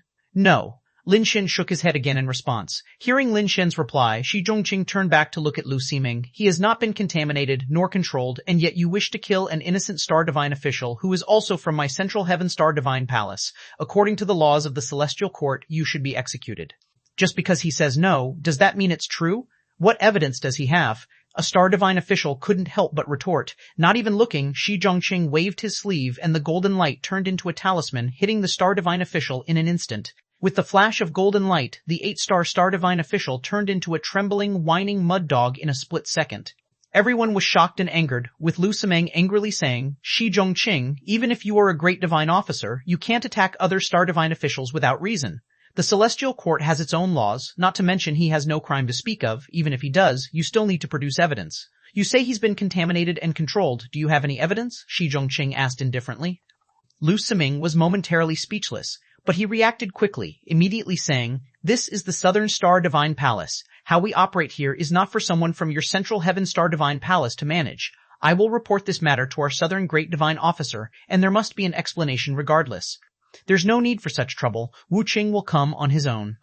Ch1001 swept his sleeve again, and a series of golden light talismans flew out from within his sleeve. "You dare!" Lu Siming and the others were all shocked and panicked as they tried to defend themselves. But those talismans, containing supreme subtleties as if formed by the very principles of heaven and earth themselves, how could they possibly be resisted by them? All their divine powers were suppressed by a single minor talisman, directly pressing down upon them, instantly turning them into beasts sprawled on the ground.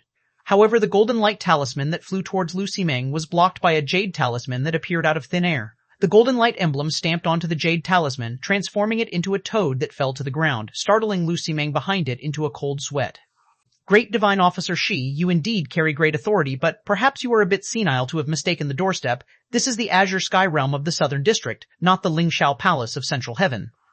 A figure approached from beyond the stars, and within a few steps he had already reached the front of Ch1001. Lin Shen recognized him at a glance. This man was Wu Qing, the acting great divine official of the Southern District. Lin Shen felt tense inside, unsure whether Shi Zhongqing would clash with Wu Qing to the end for his sake. There was no expression on Shi Zhongqing's aged face, only his eyes narrowed slightly as he indifferently said, "Does divine official Wu mean that in your Southern District you can freely kill star divine officials, or is it my star divine officials from the Central Heaven Star Divine Palace?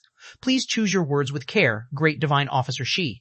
The Celestial Court has its own laws. We, as star divine officials, act according to the law and naturally have our basis for actions. We will report to the Celestial Court. There's no need for your concern," Wu Qing said lightly. "The person you want to kill is a star divine official from my Central Heaven Palace," said Shi Zhongqing. "He is still within my everlasting palace. It is naturally our duty to protect the interests of the Celestial Court and the star divine officials," Wu Qing said without any concession. Shi Zhongqing began to laugh. "So you're saying, to maintain the interests of the Celestial Court and the star divine officials, a star divine official can kill if they wish, right?" "Great divine officer Shi, this kind of nonsensical disturbance really isn't the dignity a great divine officer should possess," Wu Qing retorted. "Your point is well taken, so let's not talk about it any further. For the interests of the Celestial Court and the star divine officials, then let him be killed." As he spoke, Shi Zhongqing waved his hand grandly, and golden light flooded out like the stars themselves, instantly transforming the entire azure sky realm into a cosmic star universe. Wu Qing's expression changed slightly, not expecting Shi Zhongqing to actually dare to make a move here. Divine light surged around him, and a divine soul like a divine king rose up, his hands grasping the stars and the moon, instantly holding the myriad stars transformed by golden light within the palm of his hand. But in the next second, Wu Qing's face turned extremely ugly. All the stars were in his grasp, but Lu Ximeng, who was behind him, had fallen into Shi Zhongqing's hands at some unknown time. Shi Zhongqing stretched out a hand from his sleeve, held flat in the air. Within his palm lay a miniature figure, and it was indeed Lu Ximeng. At this moment, not only was Lu Ximeng's body shrunken, but his body was also bound by chains of lightning, which prevented him from struggling free from Shi Zhongqing's palm. Wu Qing stood by, watching as Shi Zhongqing's hands slowly came together. Amid the screams and moans of Lu Ximeng, he was turned to ash.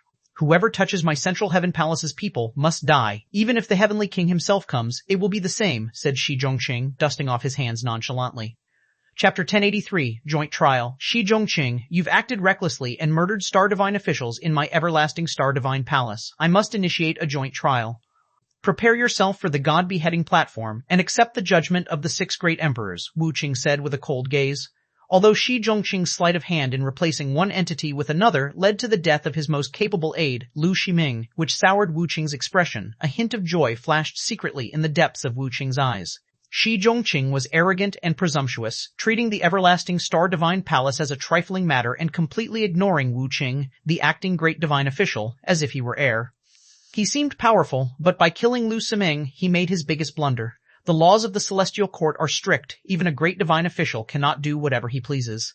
Even Wu Qing himself did not want to personally kill Lin Shen, preferring to have his subordinates do the job instead. Lu Ximeng was even less willing to personally kill Lin Shen. Only after Lin Shen killed Lu Lan did he dare to take the field himself. As a great divine official, Shi Zhongqing indeed possessed some privileges over ordinary star divine officials, but he could not evade all responsibility for his crimes. By directly killing the 9-star divine official Lu Ximeng in the everlasting Star Divine Palace, Wu Qing had enough grounds to initiate a joint trial against Shi Zhongqing. Given his actions, there's a high probability that the 6 great emperors would find him guilty. Even if he narrowly escaped death, he would certainly lose his great divine official position and might even be expelled from the Star God Palace. Of course, the most likely outcome was either a death sentence or direct imprisonment in the heavenly prison. Wu Qing couldn't understand what was going through Shi Zhongqing's mind. To kill a 9-star divine official of the southern region in the Star God Palace not only crossed boundaries but also constituted a capital offense. For an ordinary divine official, there would be no chance of survival, a certain death sentence. No matter how influential or capable Shi Zhongqing was, he would be defenseless against a joint trial, for it would be a judgment personally rendered by the 6 great emperors. No one and no divine official had the power to alter the verdict, let alone influence it. As long as more than half of the great emperors found Shi Zhongqing guilty, he was done for. But Shi Zhongqing paid no heed to Wu Qing, taking Lin Shen by the arm and saying, "Let's go, I will take you home." After speaking, golden light surged from Shi Zhongqing's body like the stars, and he traversed space-time with Lin Shen, arriving directly at the Central Heaven Star Divine Palace. Lin Shen looked at Shi Zhongqing with mixed feelings. He had been a Star Divine official for quite some time and understood some of the rules of the Star Divine Palace. Killing 9-star divine official Lu Ximeng in the everlasting Star Divine Palace was no small matter. Shi Zhongqing daring to do such a thing for him moved Lin Shen, yet also filled him with doubt. Shi Zhongqing was neither kin nor had any particular obligation to him. Was he really willing to go to such lengths just for the sake of a promise made for a sum of money? Great divine official, Wu Qing mentioned starting a joint trial. When the time comes, I can testify for you, Lin Shen said. You needn't worry about this matter. Those scum brought their destruction upon themselves, it was justified to kill them. Their judgment is of no consequence, Shi Zhongqing spoke with a smile. You just prepare yourself. In a couple of days, you will take office at the Star Constellation Hall. From then on, you'll be the pavilion master of the Central Heaven Palace's Star Constellation Hall. As a 3-star divine official, I fear I may not be up to such an important task. Lin Shen thought that Shi Zhongqing had merely spoken casually the last time and didn't expect him to be serious. What a position the pavilion master of the Star Constellation Hall was. Although it wasn't exactly a department of great authority, what big shot of any department wouldn't give the pavilion master some respect? After all, holding the position of pavilion master was practically the same as being the future successor to the great divine official. Humility is a virtue for the young, but excessive modesty becomes pride. A 3-star divine official who can shatter the divine soul of an upper divine being, how many can be found within the 6 great star palaces? How many across the entire celestial court? If you are not capable of shouldering this responsibility, who can? Or are you saying you disdain the position of pavilion master, look down on the central heaven star divine palace, and do not wish to share my burden? Shi Zhongqing said. The great divine official's high regard is truly an honor. I shall strive to be worthy of it. Lin Shen now realized that Shi Zhongqing had been paying attention to him all along, rather than having just arrived at that moment by coincidence. That's more like it. Shi Zhongqing's face revealed a smile again. Come, let me take you to get familiar with the central heaven star divine palace. Yet Lin Shen still harbored many doubts in his heart. With his understanding of the laws of the celestial court, it seemed not quite the same as what Shi Zhongqing had said. It was really hard to imagine how he had managed to emerge unscathed from the joint trial. Wu Qing also harbored some doubts, wondering how Shi Zhongqing, after lying low for so many years, could make such a grave mistake just for a tian. But after repeated deliberations, he concluded that it was impossible for Shi Zhongqing to turn the situation around this time. Could he be betting on my suspicion, not daring to initiate the joint trial? Wu Qing pondered for a long time but ultimately felt he could not miss this opportunity. Wu Qing bathed, changed his clothes, burned incense, and then headed to the Everlasting Star Constellation Hall to communicate with the Southern Everlasting Emperor, requesting the initiation of a joint trial. If it were the star divine official from the southern region, the life and death of a great divine official could be decided by a single word from the Southern Everlasting Emperor. Unfortunately, Shi Zhongqing was the great divine official of the Central Heaven Star Divine Palace. To judge him, only by initiating a joint trial, adjudicated collectively by 6 emperors, could a great divine official from another region be convicted. As Shi Zhongqing expected, once he submitted all the video evidence, the stars of the star constellation C within the star constellation pavilion shifted, and eventually an answer emerged, consenting to initiate the joint trial he proposed to judge the great divine official of the Central Heaven Palace, Shi Zhongqing. Almost the instant the star constellation C responded, the entire sea erupted with intense starlight, and a pillar of light shot up from the star constellation hall, piercing into the void. At the same time, within the star constellation halls of the other 5-star regions, stars within the star constellation Cs kept flickering, eventually turning into terrifying beams of starlight shooting up into the void. 6 paths of starlight traveled through the endless void, meeting at the center of the celestial court. In the moment of impact, they tore through the void, and an ancient and mystical divine platform slowly emerged from the nothingness. Atop that divine platform stood a stone stele, stained with the blood of gods, with 3 large characters inscribed upon it, God Beheading Platform. The appearance of the God-beheading platform instantly alerted the entire celestial court. Figures of great influence looked on with uncertainty at the place where the God-beheading platform appeared. Throughout the history of the celestial court, the God-beheading platform had not appeared frequently, but every time it did, it almost always heralded a major upheaval. Most of the time, the emergence of the God-beheading platform signified that one or even several great divine officials would be convicted. Under normal circumstances, the God-beheading platform would only be activated for trials of great divine officials. Without absolute certainty, no one would take such a great risk to initiate a joint trial. Although there are exceptions, those are extremely rare, and within the long lives of divine beings, it is very difficult to witness even once. Chapter 1084, Trial. The God-beheading platform completely emerged from the void. At 6 positions around the platform stood towering divine statues, almost identical to those enshrined in the main halls of the 6 great star palaces. Yet here, each divine statue reached a height of 10,000 zhang, gazing down upon the cosmos like celestial deities. Before them, even the divine beings were less than ants, insignificant as specks of dust. The god-beheading platform, though clearly at the center of the cosmos, could be seen distinctly from every corner of the universe. As the space above a smaller platform to the side of the god-beheading platform twisted, the silhouette of a person appeared. It was none other than Wu Qing who initiated the joint trial. Simultaneously, at another smaller platform on the opposite side, space also twisted, and Shi Zhongqing was transported there, standing atop the platform. Wu Qing, Shi Zhongqing, they appeared on the god-beheading platform. Are they being judged? You fool, don't you see? The stone platform on the left is for the defendant, and the right is for the plaintiff. Wu Qing initiated the joint trial. The one being judged is Shi Zhongqing. This is my first time seeing the god-beheading platform. I didn't know it worked this way. Well, you can't be blamed for that. The god-beheading platform hasn't appeared for over 10,000 years. You weren't even born back then. How could Great Divine Officer Shi Zhongqing be judged? He's the most senior Great Divine Officer of today and the Divine Officer of the Central Heaven Star region, revered for his virtue and esteemed by all. It's easy to know someone's face but hard to know their heart. Many people appear upright on the surface but are actually corrupt in private. Wu Qing wouldn't dare initiate a joint trial without absolute certainty. He must have solid evidence of Shi Zhongqing violating the laws. Otherwise, even with 100,000 times the courage, he wouldn't have dared. Great Divine Officer Shi is such a good man. I don't believe he would do anything unethical. I can't believe it either. He's such a kind man. Back when my child was born, I visited the Star God Palace on an open day for blessings, and Great Divine Officer Shi even named my child. Within the celestial court, the divine beings buzzed with discussion. Many in the Central Heaven Star region were certain of Shi Zhongqing's virtue and character. Lin Shen gazed at Shi Zhongqing on the god-beheading platform with a complex expression. Before being transported to the platform, Shi Zhongqing had said to him, "Just watch and see. Justice resides in the hearts of people. The 6 great emperors will not wrongly punish the innocent." Lin Shen found it hard to fully believe those words, yet faced with Shi Zhongqing's confidence, he could only wait and see for now.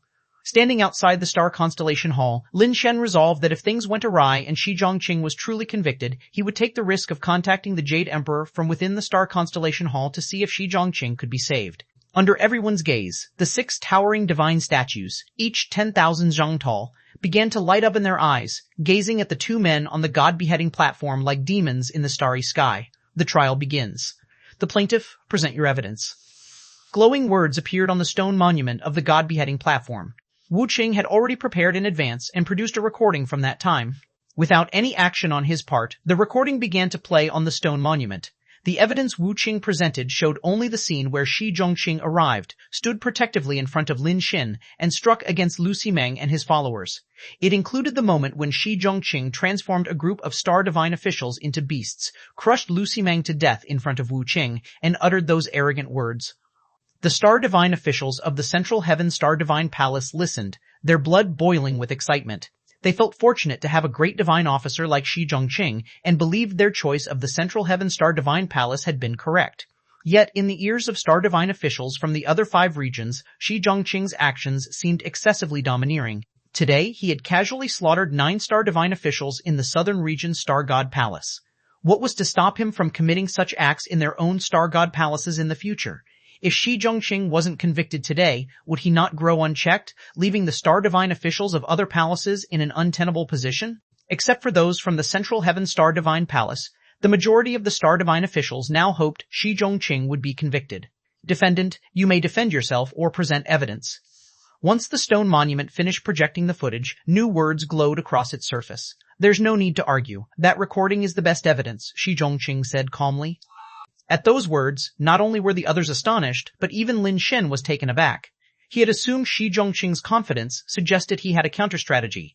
Who could have imagined he wouldn't even attempt a denial? Is Shi Zhongqing really intending to plead guilty? Lin Shen's expression became exceedingly peculiar. The crowd also erupted into chatter, most believing Shi Zhongqing had no evidence to exonerate himself and was likely doomed.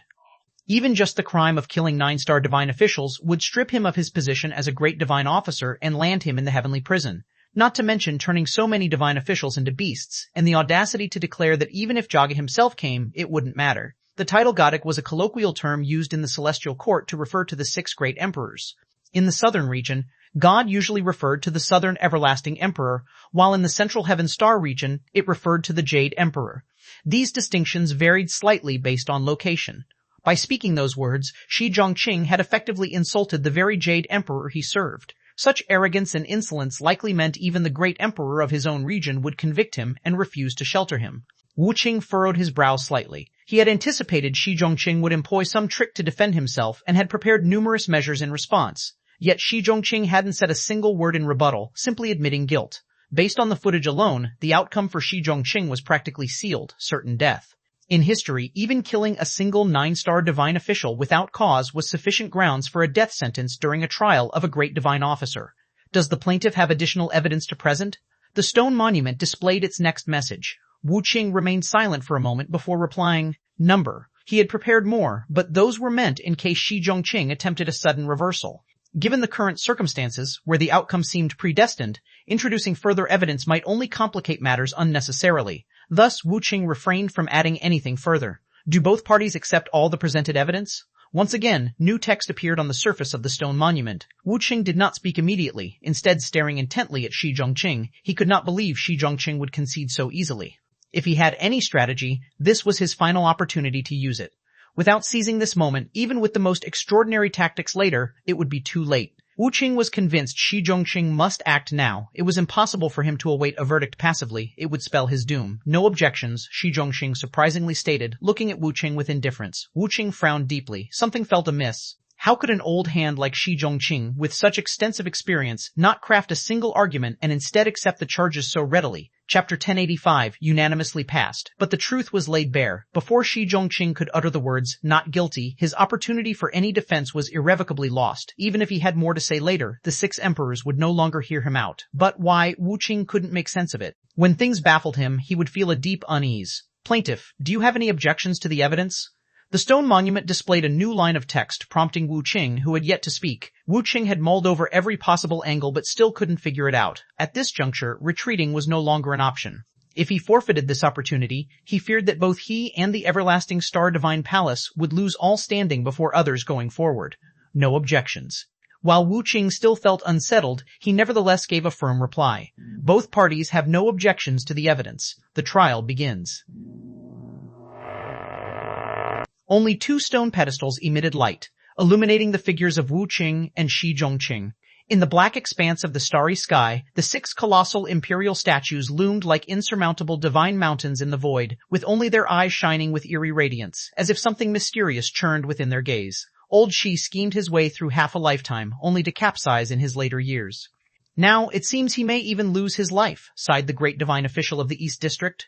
The rivers and mountains may change, but one's nature is hard to alter. That old coot Shi Zhongqing has reverted to his true self in his twilight years. He's destined to doom himself, the great divine official of the West District remarked, shaking his head. Not just the common divine beings. Even these high-ranking great divine officials believed Shi Zhongqing was beyond salvation this time, slaughtering star divine officials from other star divine palaces while hurling insults at the Jade Emperor of his own faction. Who could possibly save him now?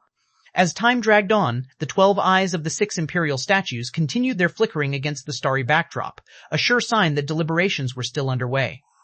Finally, the eyes of the 6 divine statues fell still, and the god-beheading platform brightened once more. The stone monument displayed 2 enormous characters in unison: death sentence. Although this outcome was anticipated, it still sent shivers down everyone's spines. All eyes focused intently on the 6 statues of the great emperors. It was now time for their ruling. If 4 or more of the 6 great emperors judged Shi Zhongqing guilty, then his fate was sealed. Buzz. The statue of the great emperor from the South District lit up, radiating an enigmatic brilliance. This signified the South District Emperor's approval of the death sentence for Shi Zhongqing. No one was surprised. Given that Shi Zhongqing had murdered Star Divine officials in the South District, the South District Emperor's decision was all but preordained. Buzz. The statue of the East District Emperor followed suit, lighting up in approval of the ruling. At this time, Lin Shen had already entered the star constellation hall, attempting to use the smart brain linked to the star constellation C to contact the Jade Emperor. Although he had yet to formally assume the star constellation master's position, Shi Zhongqing had already handed over all access to the hall to him. However, even most star constellation masters lacked the permissions to activate the star constellation C. This privilege was exclusive to great divine officials. Regular divine officials wouldn't be able to communicate with a great emperor even if they accessed the star constellation C. But Lin Shen didn't care about any of that now. He couldn't stand by and watch the trial unfold helplessly, not while Shi Zhongqing was facing judgment for saving him. As the star constellation C activated, the entirety of the star constellation hall transformed into what seemed like a miniature cosmos, with Lin Shen suspended at its very center. He marveled as innumerable star systems swirled around him. Star constellation C, please help me connect with the Jade Emperor, Lin Shen commanded the smart brain. Do you wish to save great divine official Ch1001? The swirling stars rearranged themselves within the sea to form this question in shimmering script. Yes. Lin Shen answered without hesitation. There was no time to waste. Then just watch. The star constellation C responded, rearranging its stars again to create text. It suddenly displayed an image of the god beheading platform. What does this mean? Lin Shen faltered, his gaze fixed upon the image of the platform. If the star constellation C was simply showing him the proceedings, did that imply that his intervention wasn't required to save Ch1001? Ch1001 has served as a great divine official for so many years, weathering countless storms. If he says it's fine, then it surely is. Perhaps I've been overthinking it, Lin Shen muttered, realizing he had let his concern cloud his judgment. If Ch1001 didn't possess a surefire plan, how could he remain so composed? Buzz. The statue of the great emperor from the North District lit up as well, signifying another vote in favor of the death sentence. Everyone's attention shifted to the statue of the West District Emperor. If the West District Emperor also approved, then the death sentence would be finalized, regardless of the decisions by the Central Heaven Emperor and the Hutu Emperor thereafter. Perhaps this is the moment? A 3-3 tie would void the judgment, Lin Shen thought to himself. But just then, he was startled by another buzz. The West District Emperor's statue lit up as well. The moment that statue illuminated, Wu Qing released a long-held breath and relaxed his furrowed brow. There were no surprises here. 4 votes in favor rendered the ruling inevitable. Even though the Jade Emperor was the sovereign lord of the Celestial Court, he could not overturn the outcome of a joint trial. Ch1001, you've brought this upon yourself. You can't blame anyone else, Wu Qing exulted in secret.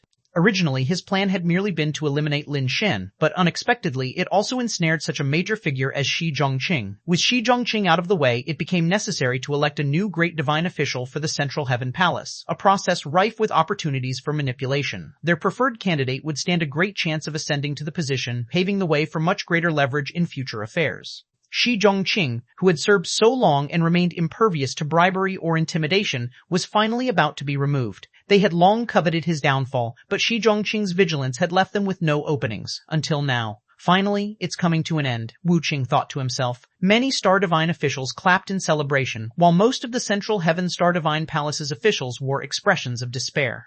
They simply could not accept this outcome.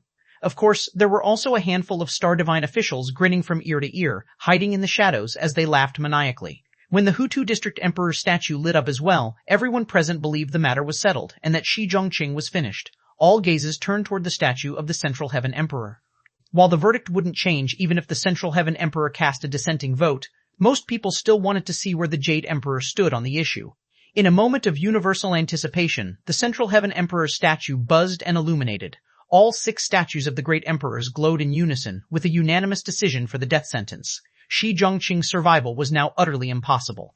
Even Lin Shen felt a wave of disbelief wash over him, his eyes wide with shock. What the hell is this supposed to mean? Chapter 1086, The Death Penalty Cannot Be Avoided, Star Constellation C, didn't you say just to watch quietly? What is happening now? Lin Shen was anxious, wanting Star Constellation C to quickly contact the Jade Emperor to see if there was still hope for salvation. Is there something wrong? Star Constellation C retorted. Something wrong? The death sentence has been passed. 6 votes approved. Unanimous approval. What could be wrong? Lin Shen felt frustrated, so much so that he could barely hold back from cursing. Nothing's wrong. Isn't this how it should be? Star Constellation C replied, still oblivious to the seriousness of the situation. Still nothing wrong? Quickly, contact the Jade Emperor for me. Lin Shen's patience was running thin. Let me confirm once again. The one you're trying to save is Great Divine Officer Ch1001, right? Star Constellation C asked leisurely. Correct. Lin Shen answered immediately, eager for Star Constellation C to speed up. Then there's no mistake. You're trying to save Ch1001, and now everything is proceeding as expected, isn't it? What could be out of order? Star Constellation C said. I'm trying to save Ch1001, yet now it's already unanimously passed, about to execute, death, sentence. Lin Shen's voice trailed off, as if realizing something. His mind buzzed, and his eyes widened in disbelief. What do you mean by that? Are you saying the one sentenced to death isn't Great Divine Officer Ch1001? Lin Shen found it hard to believe that the reality might align with what he feared, but Star Constellation C soon gave him a definitive answer. Wu Qing couldn't suppress the excitement swelling in his heart. A faint smile tugged at the corner of his lips. This was the most impressive move he had made since years of infiltrating the Celestial Court, aside from climbing to the status of acting Great Divine Officer. With Ch1001 eliminated, the God-making race's people strategically placed in the Central Heaven Star Divine Palace had a great chance to ascend to the Great Divine Officer position, bringing them closer to overthrowing Celestial Court's rule. Once Ch1001 is dead, Lin Shen won't escape death either. You really shouldn't have come to the celestial court, and you definitely shouldn't have opposed my god-making race. Wu Qing's heart was overjoyed. Were it not for his position on the god-beheading platform, and the fact that the entire celestial court was watching, he might have burst out laughing. He knew Tian was Lin Shen, had long known Lin Shen's true identity. Initially, it didn't seem noteworthy to him. He merely made a casual move to keep Lin Shen's fate in his grasp, to be used when necessary or eliminated when he wasn't. Who could have guessed that this casual move involving Lin Shen would unexpectedly lead to Shi Zhongqing's downfall, perfectly tying everything together? Great Divine Officer Shi, you shouldn't have been so foolish. Wu Qing sighed, feigned regret, and spoke to Shi Zhongqing. Shi Zhongqing replied indifferently, "One grows muddled with old age, but I am far from that stage. However, you should prepare yourself better." Wu Qing chuckled, paying no heed to Shi Zhongqing's words. At this point, there was nothing Shi Zhongqing could say that could change the outcome. The faint doubts Wu Qing harbored before were now irrelevant. The radiance from the 6 great emperor statues surged, and 2 stone platforms gleamed with an intense light. Everyone knew the time had come. A sinner was about to be sent to the god-beheading platform to face execution. Suddenly, 1 stone platform's light extinguished, turning pitch black, and the figure atop the platform vanished. What's happening? What's going on? Those watching the god-beheading platform froze, their eyes fixed on the stone tablet in stunned silence. The extinguished stone platform was not the one Shi Zhongqing stood on, it was Wu Qing's platform. Shi Zhongqing remained standing firmly on his platform, surrounded by glowing light. Instead, Wu Qing's stone platform had gone dark, and he had appeared before the stone tablet, bound by chains of order light, hanging in a 5-horse-drawn and quarter disposition before the tablet. It's a mistake. The one to be executed is Shi Zhongqing. He's the defendant, I'm the plaintiff. Wu Qing struggled vehemently, barely restraining the urge to curse as he loudly shouted toward the 6 great emperor statues. Everyone, like Wu Qing, initially thought the god-beheading platform had made an error, mistakenly swapping the plaintiff and defendant, sending the wrong person to the platform. But in the millions of years the god-beheading platform had existed, it had never made a mistake. Those who were more lucid now wore deeply complex expressions. The other great divine officers from various star regions frowned as they looked at Shi Zhongqing, unsure what method the old man had employed to send the plaintiff to the execution stage instead, an occurrence unprecedented in history, no mistake. Following a joint trial, the plaintiff was found to have instructed subordinates to deliberately kill the star divine official, falsely accused the great divine officer, and committed an unforgivable crime. The death sentence is immediately enforced. The stone tablet emitted radiant light, accompanied by a cold, machine-like voice devoid of emotion.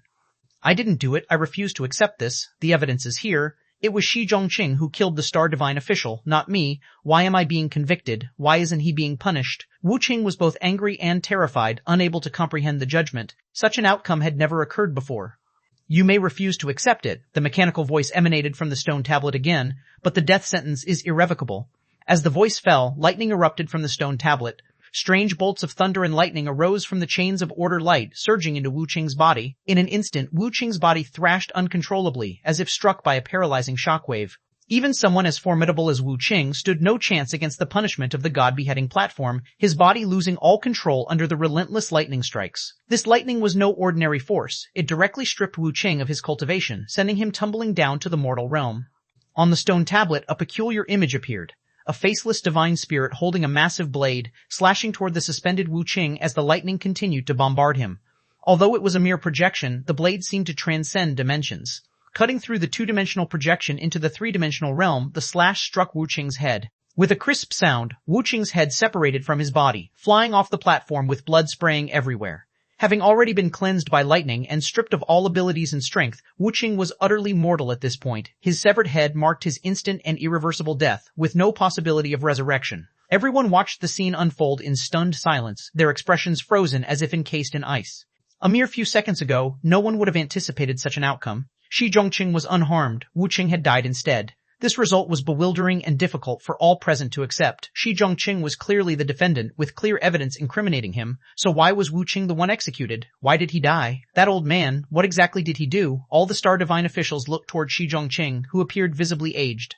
The fear rooted in their hearts deepened as they stared at him. Yet Shi Zhongqing's outward demeanor remained calm, though his inner thoughts churned. As I thought, he is who he is.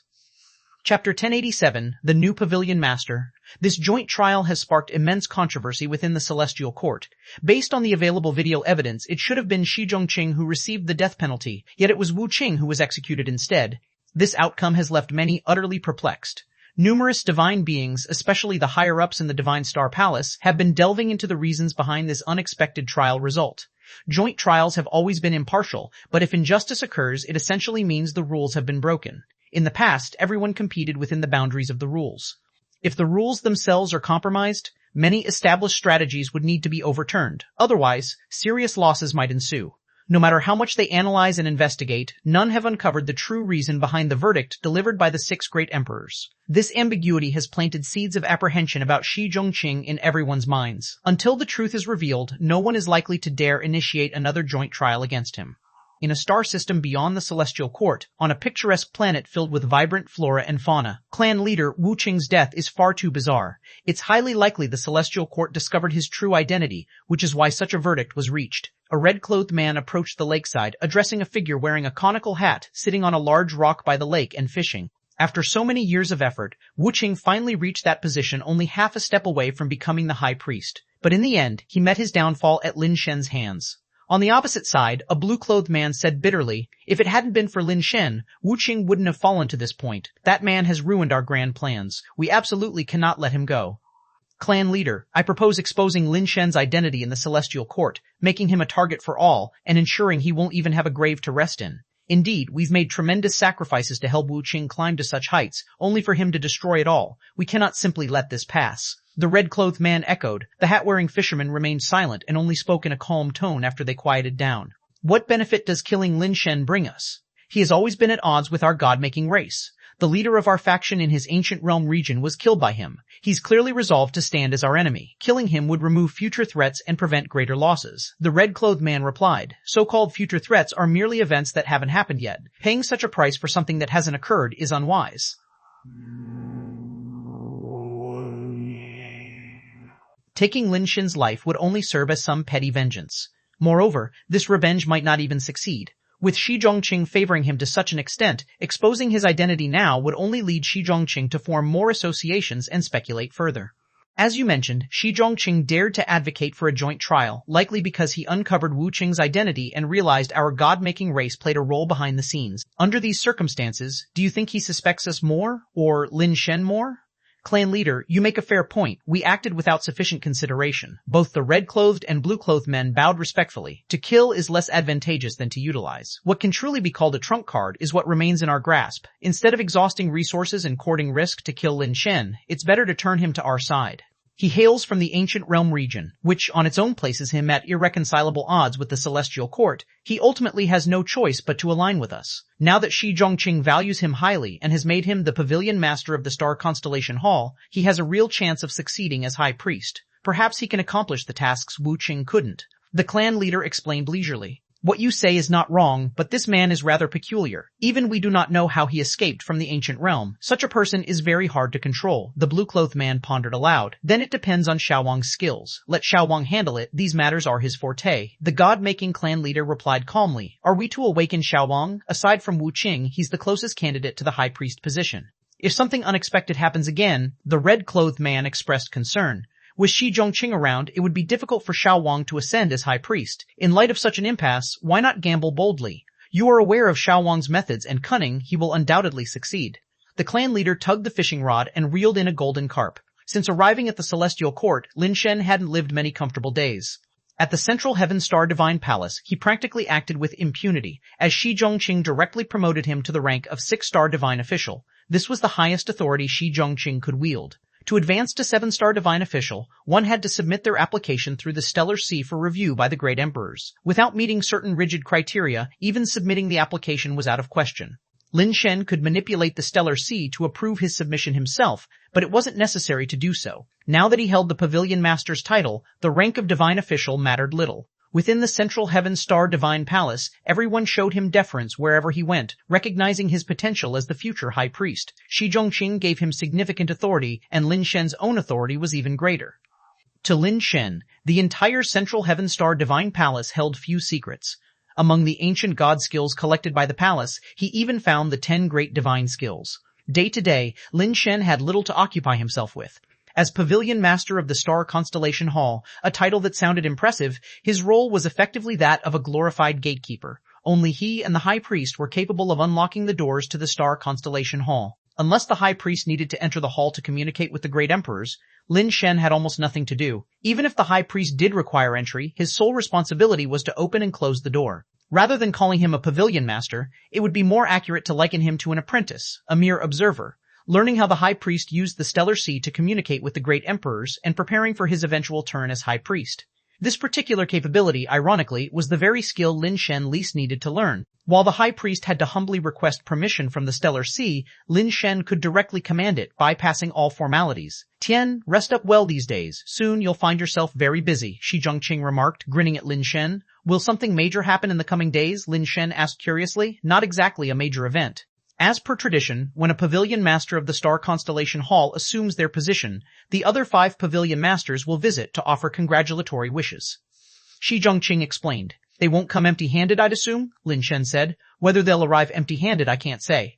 But typically they come to spar with the new pavilion master, to assess your capabilities and determine whether you're truly qualified for the position." Shi Zhongqing replied with a sly smile. "My appointment as pavilion master has nothing to do with them. What gives them the right to judge me?" Lin Shen exclaimed in frustration.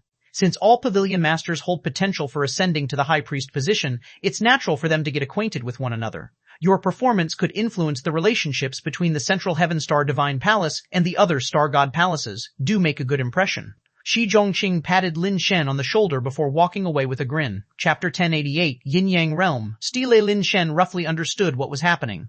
The great divine officials of the other 5 Star God Palaces also wanted to know what kind of person might become the Central Heaven Great Divine Official in the future.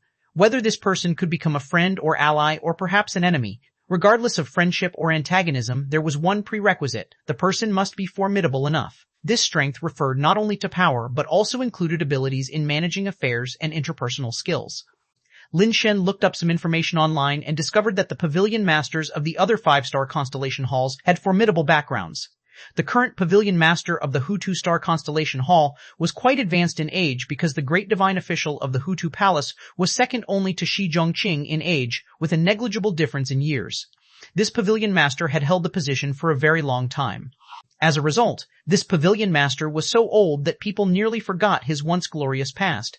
It was merely heard that in his era, this pavilion master was virtually synonymous with invincibility at his rank. Now, after such a long period, no one knew just how strong this pavilion master's abilities were. He and the other pavilion masters were from entirely different generations. Legends even suggested that, based on his strength, even the great divine officials of the other star god palaces couldn't rival him. Zhang Xishan. Lin Shen read the name several times and committed it to memory. A character like this, if intent on causing him trouble, might be exceedingly difficult to deal with. Fortunately, Zhang Xishan hadn't attended the induction banquets for other pavilion masters in many years, so it seemed unlikely he'd show up at Lin Shen's. The pavilion masters of the North District, East District, and West District were also outstanding figures, formidable individuals among geniuses and champions in the Star God Palace. Securing the position of pavilion master naturally meant none of them were mediocre. Just reviewing any of their resumes could leave Lin Shen awestruck. Winning various competitions seemed to be among the least significant of their achievements. Lin Shen had indeed formed a grudge against the South District's Star Divine officials. Their acting Great Divine Official died because of him. It's likely that the South District's Star Divine officials deeply resented him by now. The South District's Pavilion Master was newly appointed only a few years ago, since the previous Pavilion Master was Wu Qing. After Wu Qing became acting Great Divine Official, another Pavilion Master was chosen. Wu Qing remained acting Great Divine Official and hadn't officially succeeded because the previous South District Great Divine Official merely went missing rather than being confirmed dead, so Wu Qing was temporarily maintaining the role. The new Pavilion Master selected by Wu Qing was named Ji Shisan, and like Ji Fengyun, whom Lin Shen had previously known, he hailed from the Ji family. Unlike Ji Fengyun, who won a beauty contest, Ji Shisan was the true prodigy of the Ji family. The Ji family possessed the Great Emperor's Scripture, one of the 10 great divine skills, but this scripture could not be cultivated merely by having Ji family blood. In fact, for over 1 billion years, the Ji family hadn't produced anyone capable of cultivating the Great Emperor's Scripture until Ji Shisan was born. When he was born, celestial phenomena occurred, and 9 true dragons and the 5 directions deity descended from the void. At his moment of birth, Ji Shisan bore a 9 dragons tattoo on his back and seals of the 5 directions deity on his hands, feet, and forehead. He was inherently capable of cultivating the Great Emperor's Scripture. His rise to Pavilion Master was exceptionally well-deserved.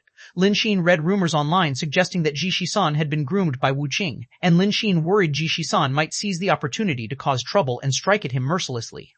It was said Ji Shizan, though only slightly older than Ji Fengyun, had already reached the rank of middle divine being and was also a 7-star divine official. Some rumors even claimed Ji Shizan had attained the rank of upper divine being but simply hadn't revealed it yet. Of course, on this tiny piece of land within the central Heaven Star Divine Palace, Lin Shen wasn't afraid of what Ji Shizan might do to him. He was just concerned that losing too badly would affect his reputation and that of the palace. Lin Shen decided to observe the situation. If Ji Shizan went too far, he wouldn't hesitate to resort to certain measures. With some free time, Lin Shen summoned De Sai and Wei Wufu, planning to investigate the mysterious palace on Yin Mountain Star. De Sai and Wei Wufu were already on Yin Mountain Star, waiting nearby when Lin Shen used teleportation to arrive. How is the situation? Have there been any new discoveries? Lin Shen asked DEC. There've been some new discoveries. Inside the palace, voices can constantly be heard, DEC replied. What are they saying? Lin Shen asked curiously. As Yin Mountain Star was his domain, Lin Shen felt obligated to figure out who was responsible if someone was indeed there. If they were enemies, he needed to find a way to eliminate them to prevent future disasters. However, if they could serve him, Lin Shen wouldn't mind gaining some free labor. It's not too clear. It sounds like they're saying, come on, let's have some fun, DEC said earnestly. But as Lin Shen listened to these words, he couldn't help feeling they were less serious than DEC's tone implied, yet DEC's demeanor made him doubt. Take a rest, and later, lead me there, Lin Shen said, knowing they hadn't entered the palace and planning to investigate himself. Wei, do you want to rest? DEC asked Wei Wufu. No, Wei Wufu got up and headed out. Lin Shen and DEC quickly followed. Yin Mountain Star's landscape was endlessly interconnected, its mountains blanketed in gray mist, exuding a heavy sense of gloom. The mountain walls appeared carved with eerie yin ghost beasts, as if ready to leap out and attack. Indeed, as Lin Shen and the others stepped forward, menacing yin ghost beasts emerged from the walls, darting swiftly through the mist toward them. Wei Wufu donned the white robe, releasing purple energy into the heavens. His mighty law of justice displaced the mist within 10 steps. In the mist, the yin ghost beasts emitted blood-curdling howls, but refrained from breaking through to engage them in combat. Listening to the commotion within the mist, Lin Shen felt unsettled. He couldn't fathom how many terrifying yin ghost beasts were hidden there. The sheer volume suggested by the sounds was hard to imagine. He reached into his pocket, where the young beast birthed by the number 9 subject was napping, which gave him a shred of reassurance. Don't worry. Wei's power of justice is extraordinary, a natural nemesis of these yin ghost beasts. Even upper yin ghost beasts wouldn't recklessly provoke Wei, DEC said with a smile, seeing Lin Shen's wary demeanor. Though Lin Shen had heard this before, the vast forms lurking in the mist, some as massive as mountains, still made him uneasy. Fortunately, Wei's power of justice proved remarkable, as none of the yin ghost beasts dared initiate an attack. The three reached their destination and saw the palace and a stone tablet standing before it. Sure enough, the tablet bore the large inscription, Netherworld Great Method, and on its reverse, the words Yin-Yang Realm, Stele. To Lin Shen, the ominous palace shrouded in mist seemed eerily similar to the famed Yama Palace of Legends. Chapter 189, The Bridge That Can't Be Crossed. Dai Isi had already transcribed the Netherworld Great Method earlier, and Lin Shen had read through it. Lin Shen also went out of his way to review the version stored in the Central Heaven Palace. It was indeed the Netherworld Great Method, and a rather complete version at that, containing much content absent in the version preserved in the Central Heaven Palace. Only, the Yan family's annihilation had become a distant memory. No news of any remaining Yan family clans had been heard of for ages, so how on earth had a palace and a stone tablet emerged here on Yin Mountain Star? The Netherworld Great Method required one to visualize the underworld. It was said that ordinary people who practiced it would easily go insane. Only those of the Yan family could safely train in it, which is why the Netherworld Great Method had not surfaced in a very long time, so long that it was on the brink of being completely forgotten. The three, Lin Shen included, had already chosen their own paths and had no intention of practicing this mysterious divine skill. After passing the stone tablet, they looked toward the palace amidst the clouds and mist. It seemed close, as if just flying for a little while would bring them to its front gate. But the three walked for quite some time without reaching the palace, and instead, a stone bridge appeared before them. Flanking the stone bridge seemed to be a river, though the river's surface was obscured. Churning clouds and mist filled it, roiling restlessly. Is this the Naihe Bridge? Lin Shen asked. He had already heard of this bridge from Diace's descriptions, but was seeing it with his own eyes for the first time. This bridge doesn't look big, but once you step onto it, no matter how far you walk, you can't reach the other end. Diace pointed at a large black cauldron situated at the bridge's entrance and said, Inside that cauldron, clouds and mist roll about. Beneath the mist seems to be liquid. Wei and I suspect this is the legendary Granny Mung soup from mythology. Wei mentioned that according to your home planet's myths, only by drinking Granny Mung soup can one cross the Naihe Bridge. We didn't dare try it, though we don't know whether it's the same here. Have you tried bypassing it by going another way? Lin Shen stared at the large black cauldron at the bridge entrance, contemplating as he asked. We've tried everything. Whether from above or below, no matter the approach, all ended in getting lost in an endless sea of clouds. We couldn't reach the palace, DEC replied with a shake of his head. You two stay here, I'll go take a look. With that, Lin Shen stepped onto the Naihe Bridge and began walking forward. The Naihe Bridge at first glance looked no more than a few dozen meters long. Lin Shen could have crossed it in a blink with his speed. But after walking for a while, he felt as if the bridge stretched on endlessly. The front always seemed about dozens of meters away, never getting closer, no matter how far he walked. Turning back, he noticed that he hadn't walked further than a few meters. Wei and DEC were still standing at the bridge entrance looking at him. Lin Shen sprinted across the bridge at full speed, but still couldn't reach the other side. Returning to the entrance, he stepped off the bridge in just a few steps, rejoining Wei and DEC. This is bizarre, Wei muttered. Indeed, quite bizarre. Lin Shen moved to the black cauldron and peered inside. Inside, black smoke churned, and beneath the smoke, a liquid as dark as ink could be faintly seen. It looked unappetizing, but upon sniffing carefully, there seemed to be a faint aroma of meat like beef soup. Could it really be that drinking the soup inside this black cauldron is the only way to cross? The legendary Granny Mung soup supposedly erases all past memories. Crossing the Naihe Bridge after drinking it would mean reincarnation and becoming a new person. That's not something I would dare to drink lightly. The unsettling nature of the place gave Lin Shen pause. Even with the evolution theory fortifying his body to near immunity against poisons, he wasn't willing to risk consuming this unknown liquid. DAC and Wei were even less inclined. If they had any intention of trying it, they'd have done so already and wouldn't have waited for Lin Shen to arrive. While the three puzzled over the situation, a sudden burst of lively music broke the eerie silence, taking them completely by surprise. Dee-la-da, dee-la-da, dee-la-da, dee-la-da. The cheerful melody wafted from the opposite end of the Naihe Bridge. The sound grew louder and louder, though the dense fog ahead concealed its origin. The trio stared at the bridge, and after a moment, a procession emerged faintly through the fog. The group was dressed in bright red robes. At the front were several figures playing various instruments, while others carried signs with the character for double happiness, painted in vibrant red. Before long, the trio spotted a large, ornate, red flower sedan chair among the group. What's that? DEC asked, perplexed by the unfamiliar object. Lin Shen's expression turned strange as he explained, That's a flower sedan. On our home planet, it was an ancient form of transport used in weddings to carry the bride. So, are there people in that palace, and they're holding a wedding today? DEC asked with an equally strange expression, eyes focused on the slowly advancing group. Are they welcoming a bride or sending her off? I'm not sure. Lin Shen had only heard snippets about such traditions and had no way of clarifying whether this was an arrival or a departure. Both turned to Wei, who shook his head, indicating he didn't know either. In any case, as long as there are people, we can ask where they're from, DEC suggested. As a child, he had read plenty of ghost stories. Images of ghost brides and ghost kings taking wives raced through his mind, making him shiver involuntarily.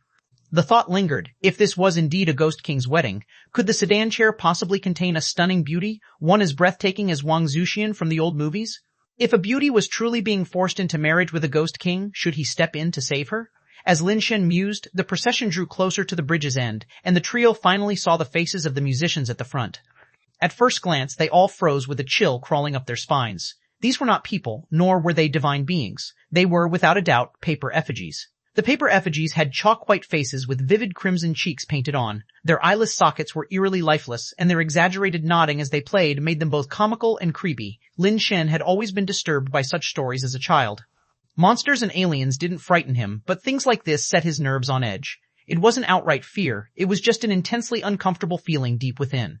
Damn it, could this really be a ghost king's wedding? Has the entire Yan family turned into ghosts? Lin Shen muttered to himself, still reluctant to believe in ghostly beings. From what he had encountered so far, all so-called ghosts and gods were just other types of life forms, nothing more.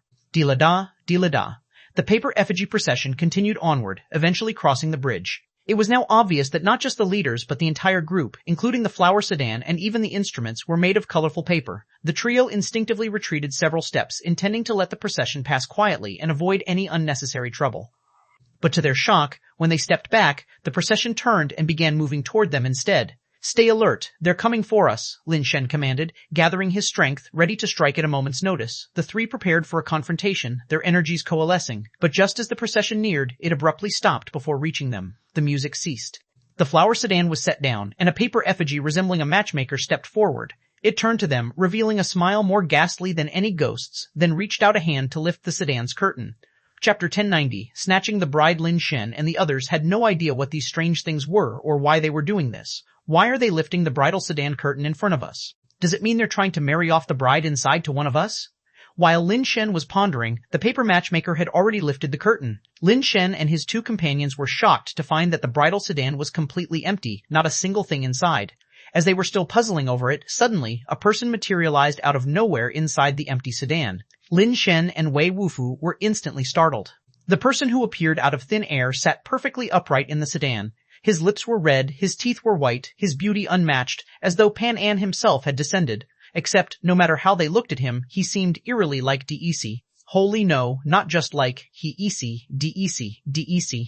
Lin Shen turned to glance around, realizing that the Dec who had been standing with them had suddenly disappeared. Looking back at the Dec inside the sedan, he saw the paper matchmaker had already drawn the curtain down and turned to walk toward Naihe Bridge. Stop them! Wei Wufu erupted with the power of justice, a surge of purple light blasting out from his body and heading straight for the procession.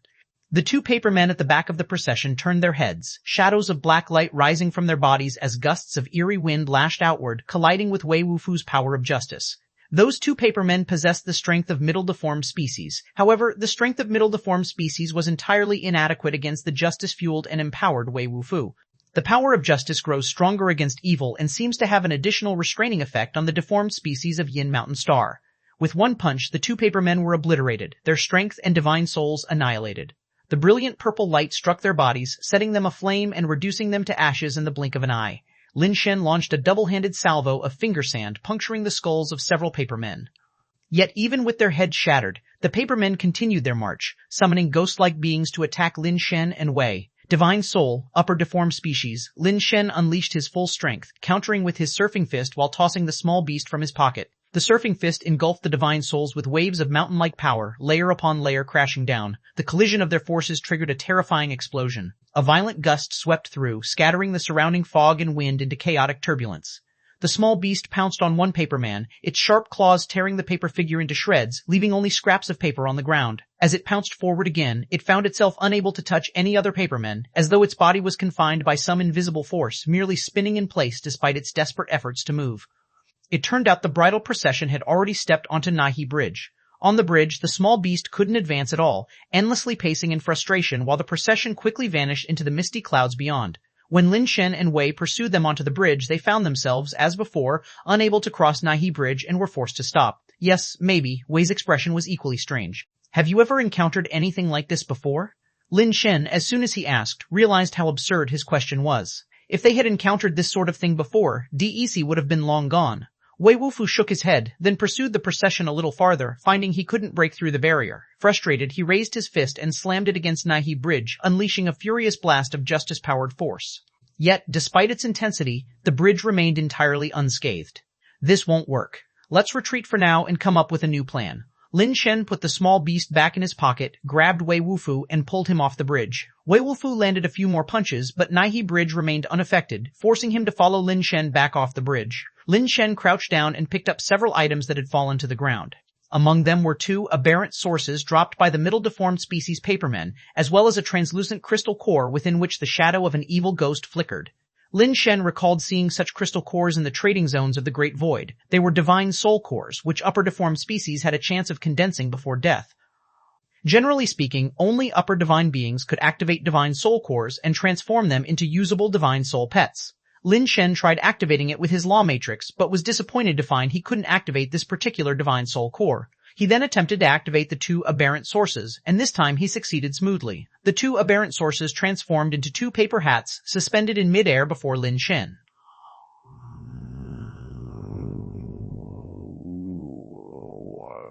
Middle mutation, aberrant divine artifact, ghostly paper hat.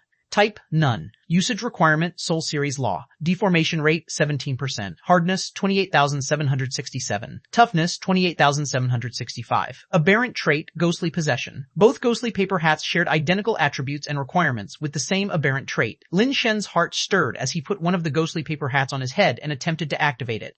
The Law Matrix easily activated the ghostly paper hat, which immediately emitted an eerie green glow, casting an unsettling light over Lin Shen's face.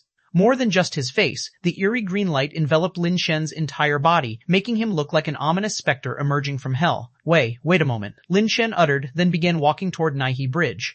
Within just a few steps, he found himself at the bridge's center, completely unlike his previous attempts when the bridge seemed endless.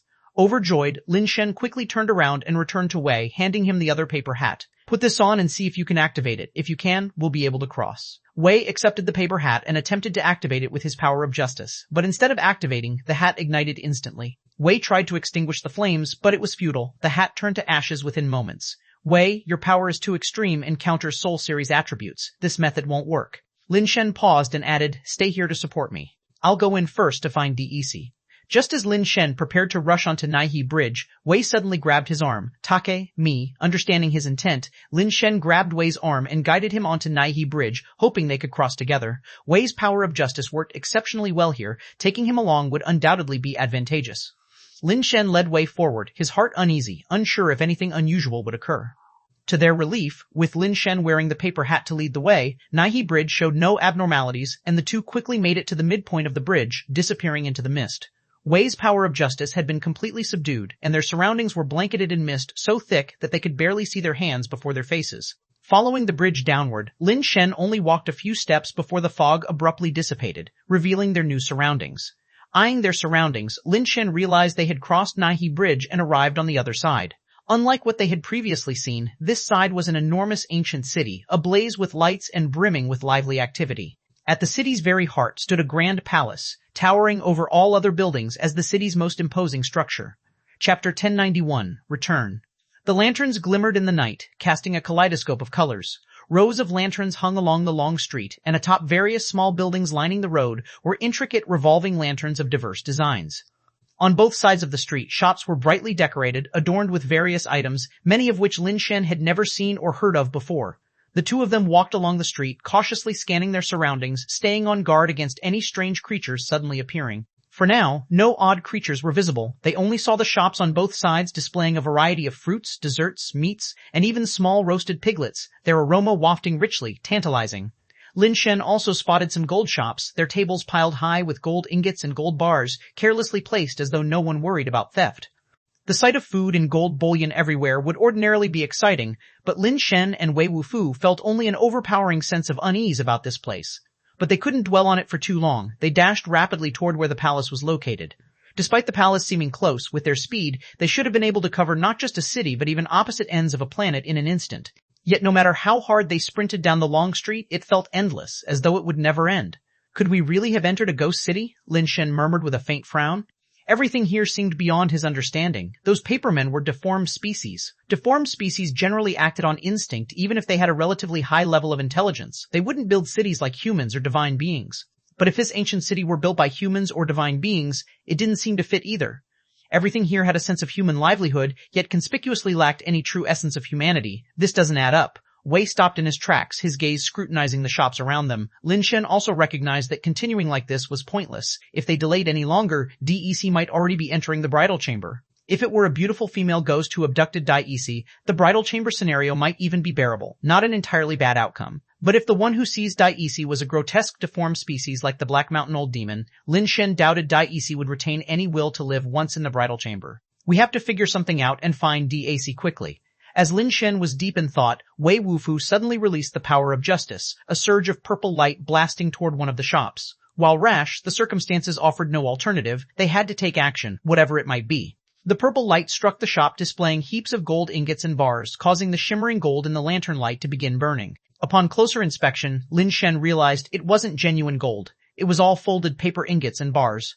Under Wei's power, the paper ignited rapidly, turning into raging flames and scattering black ash everywhere. Clang, clang. Just as Wei Wufu was about to continue wreaking havoc, the sound of chains suddenly echoed from deep within the long street. Wei Wufu paused his actions and turned to look down the street. Lin Shen followed suit, fixing his gaze toward the source.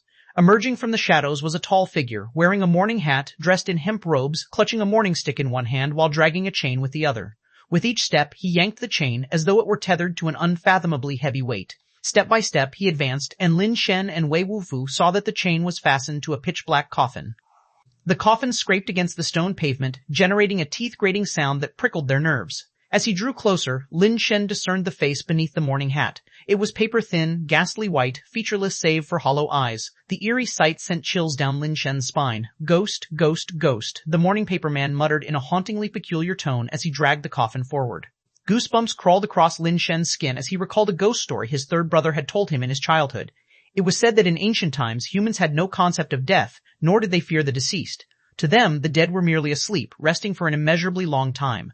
They believed those who slept were simply too exhausted to awaken, slumbering endlessly. Until one day, a father and son went out hunting and encountered a ferocious beast. The father perished in battle, and the son knelt beside the father's corpse, overwhelmed by inexplicable emotions, pushing at his father's lifeless body while crying out, "Return, return, return." He yearned for his father to rise again and journey home together. But no matter how tirelessly he cried and pleaded, his father would never rise again and walk beside him. In the end, the son returned to the tribe's home alone. That night, as he lay in the darkness, he suddenly saw a shadow pacing outside the cave, repeating, "Return, return, return." The silhouetted figure seemed too familiar to him, inspiring excited hope. He rushed out, only to see up close it was indeed his father. But now, his father bore the wounds carved by the beast, with flesh and skin torn, dried blood streaking across him, a horrifying sight. Driven by sentiment, the son brought his father back. From then on, a series of mysterious deaths plagued the tribe. Those who died, after a short time, would rise just like the father, chanting, "Return, return, return," as they came back. With time, Lin Shen could no longer recall the rest of the tale, only that the world's first ghost supposedly originated from this sequence of events. Now, hearing the paperman muttering "ghost," Lin Shen suspected he was actually saying "return." Lin Shen tended to indulge in wandering thoughts, while Wei Wufu never overthought things. Without hesitation, Wei charged forward and delivered a punch, the power of justice emanating brilliant purple light akin to the sun, blasting toward the coffin-dragging paperman. The paperman stared coldly at Wei, raising the morning stick in defense as a white-clad, white-hatted evil ghost soul manifested around him. The hat bore the words, "Impermanence." White Impermanence's soul? Lin Shen reacted with shock. Boom! Purple light collided with the morning stick, unleashing dazzling rays and ferocious gusts. Wei Wufu's power of justice didn't suppress the stick. Instead, its force shook him backward several steps before he regained his footing. Wei Wufu's gaze sharpened as he surged forward once more, his attacks blending masterful technique and relentless aggression with fists, kicks, and strikes cascading like a human war machine. While the paperman dragged the chain with one hand, he wielded the morning stick with the other, neutralizing Wei's flurry of blows. The white glow emanating from the stick persistently shattered Wei's power of justice, breaking through his aura, denying him proximity.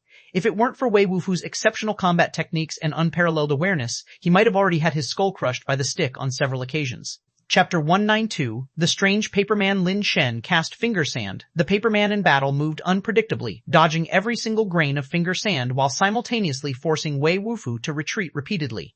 What a ferocious, deformed species. Lin Shen had no choice but to merge with the contrarian. His attributes skyrocketed instantly, and he launched finger sand once again. Silent and invisible, the finger sand flew along an arced trajectory toward the paperman as Lin Shen flicked his wrist. The paperman evaded 2 volleys of finger sand, but the subsequent ones found their mark, riddling its body with holes. The white impermanence divine soul on its body was shattered, instantly weakening the paperman's abilities.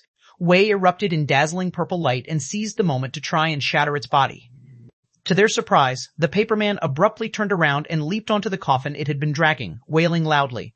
Lin Shen and Wei exchanged bewildered glances, both thinking how bizarre this was. This deformed species was actually crying after being struck, but neither planned to give it a chance, launching attacks again immediately. This time, however, Lin Shen's finger sand was blocked by a glowing silhouette of white impermanence. Impossible. Finger sand, enhanced by both the superbase divine shot and the superbase life soul, should have pierced through anything, even obliterating divine souls. How could it be blocked by a divine soul? And that divine soul was shattered just a moment ago. How could it have reformed so quickly? Lin Shen was stunned, but upon closer inspection, Lin Shen realized something was off. The white impermanence divine soul had unexpectedly leapt free from the paperman's body and was charging straight at the two of them. What the hell? That's not a divine soul, it's a divine soul core. This thing can actually condense a white impermanence divine soul core. Lin Shen was taken aback as realization struck him. A deformed species divine soul might resemble white impermanence, but its divine soul core shouldn't possibly be white impermanence. For instance, even someone cultivating the sun-shooting great method might condense a Huyi divine soul upon ascending to the middle tier, but it would be impossible to form a Huyi divine soul core. The fundamental reason lies in the distinction between divine souls and divine soul cores. The former are intrinsically linked with ghost gods, borrowing power from them. This connection to the original ghost god allows practitioners to form ghost god avatars as divine souls to enhance their power. By contrast, a divine soul core is a combination of one's own power and the ghost god's power, making it an independent entity. Thus, even a master of the sun-shooting great method at its peak wouldn't create a divine soul core identical to Ho Yi. Typically, those cultivating the sun-shooting great method would form divine soul cores akin to divine archers, similar to Hou Yi perhaps, but not the same.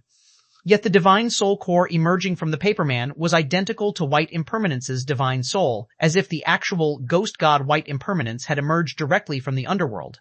This meant someone had monopolized an entire lineage of ghost god power, turning that entire lineage into their own exclusive divine soul core. In doing so, this power lineage would be entirely usurped. Any other divine beings or deformed species cultivating White Impermanence related ghost god powers would lose access to them. Something like this should be utterly impossible, yet here it was, undeniably real. Lin Shen's relentless finger sand struck the White Impermanence divine soul repeatedly, managing only to momentarily stall its movements, unable to inflict real damage.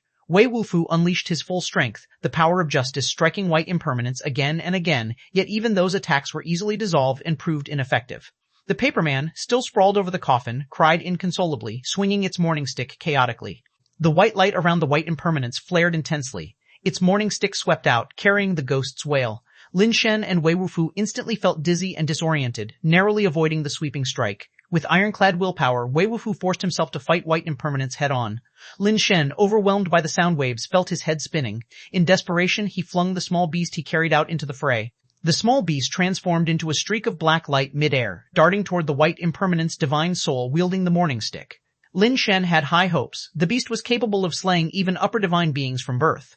But the lightning-quick beast failed to reach White Impermanence. Instead, it was struck mid-air by a furious sweep of the morning stick, sent flying like a ball. Bang!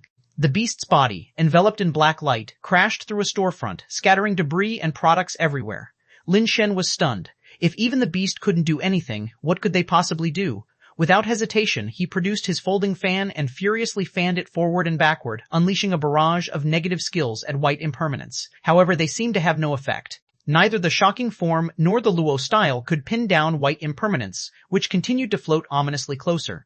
Lin Shen felt a sense of deep foreboding. This thing was incomprehensibly strong. He dodged again and again using Surfing Step, his speed accelerating to avoid White Impermanence's unrelenting staff strikes. With his overpowered attributes, Lin Shen unleashed a continuous flurry of Surfing Fist attacks. Layer upon layer of fist power compounded, generating destructive force that finally forced White Impermanence back. Yet on the other side, the paperman's crying from atop the coffin intensified even further. Just as Lin Shen thought they had gained the upper hand and kept White Impermanence at bay, he suddenly felt its power surge. A single swing of its staff split apart his tsunami-like fist power, nearly smashing his skull. Lin Shen sprang back, his retreat faster than ever, countering with a wave-breaking fist aimed straight at White Impermanence.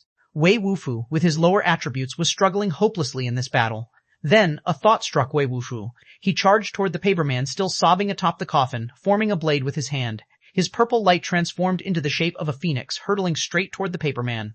The paperman finally stood up from the coffin and, forgetting to cry, blocked the purple phoenix with its morning stick. With a single swing, it shattered the phoenix into shards of light.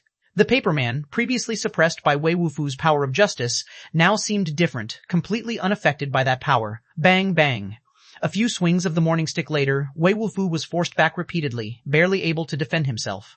Lin Shen noticed the shift. While the paperman fought Wei Wufu, the strength of White Impermanence diminished significantly. The paperman seemed to realize this as well, and its halted crying quickly resumed. The white light around it brightened once more, and White Impermanence's battle prowess increased in turn. Lin Shen confirmed his suspicion. White Impermanence's power was tied to the paperman's crying. As Lin Shen strategized how to deal with White Impermanence and eliminate the paperman first, a burst of black light flashed from the store. The beast, now a streak of darkness, lunged at the paperman, which was still locked in combat with Wei Wufu. Taking advantage of the distraction, the beast swiped a claw at the paperman's neck, tearing it open and severing its head. The paperman's severed head hit the ground, still emitting Ghost's wail, until the beast tore it apart into shreds with another claw. The strength of the White Impermanence, divine soul, waned noticeably as well. Unleashing his full power, Lin Shen began to overwhelm the White Impermanence divine soul. Enhanced by his immense attributes, his fist power clashed repeatedly with the morning stick, forcing White Impermanence back step by step. The headless paperman was no match for the combined attacks of Wei Wufu and the beast. Before long, its body was shredded into fragments. The White Impermanence Lin Shen had been battling blazed with white light before dissipating, leaving behind a single divine soul core on the ground. Meanwhile, amidst the fragments of the paperman's body, a glowing orb emerged, the aberrant source condensed into form.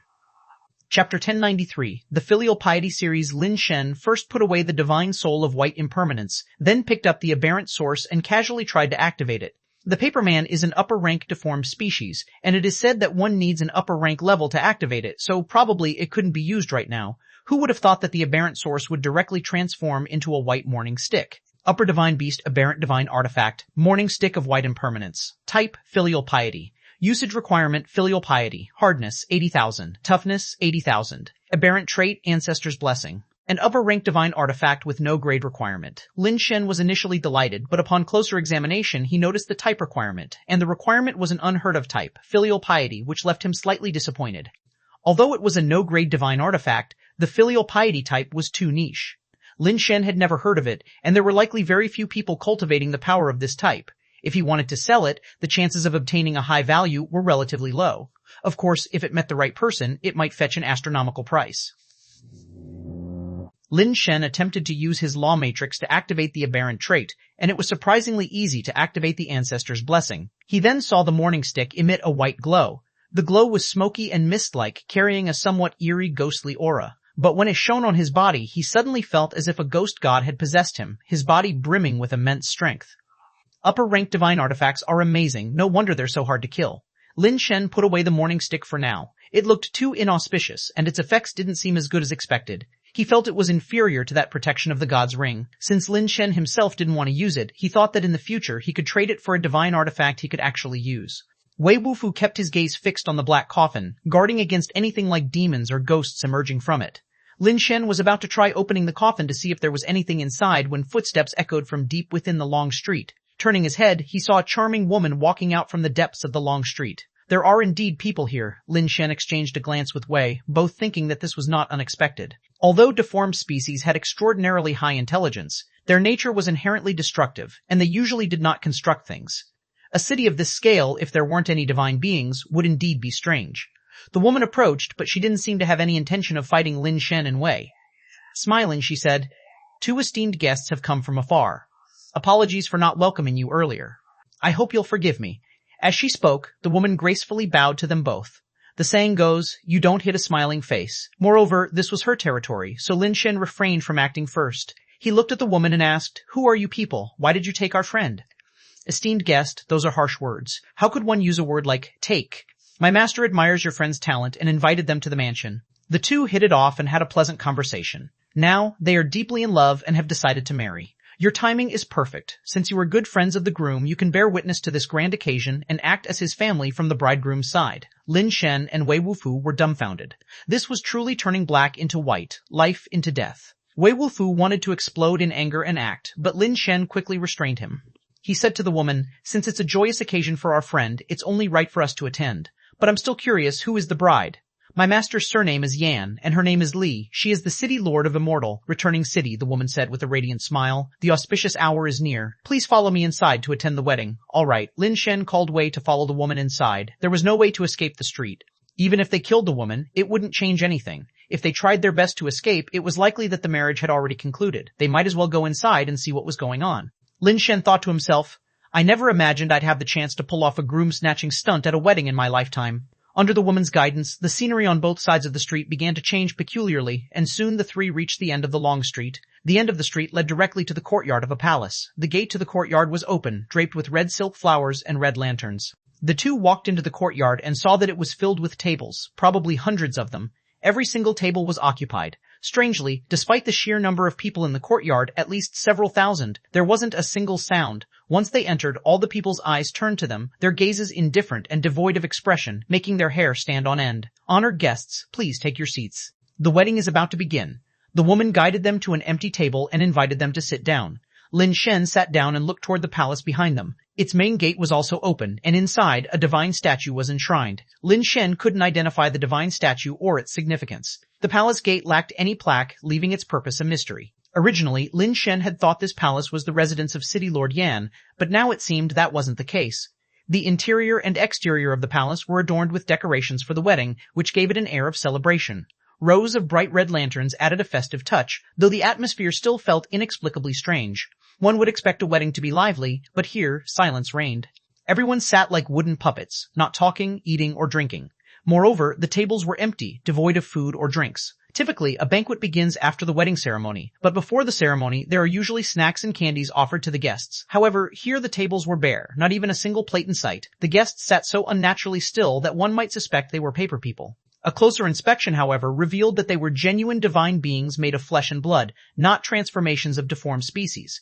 After the woman excused herself and left, a few more people walked over and joined their table, filling it completely. "May I know your name, friend?" Lin Shen examined the man sitting beside him and asked, trying to discern whether they were truly alive. "Die fast." The man glanced at Lin Shen and replied. His neck twisted unnaturally, his body remaining completely still as only his head moved. "Is brother fast on the bride's side?" Lin Shen attempted some awkward small talk before turning to the man on his other side.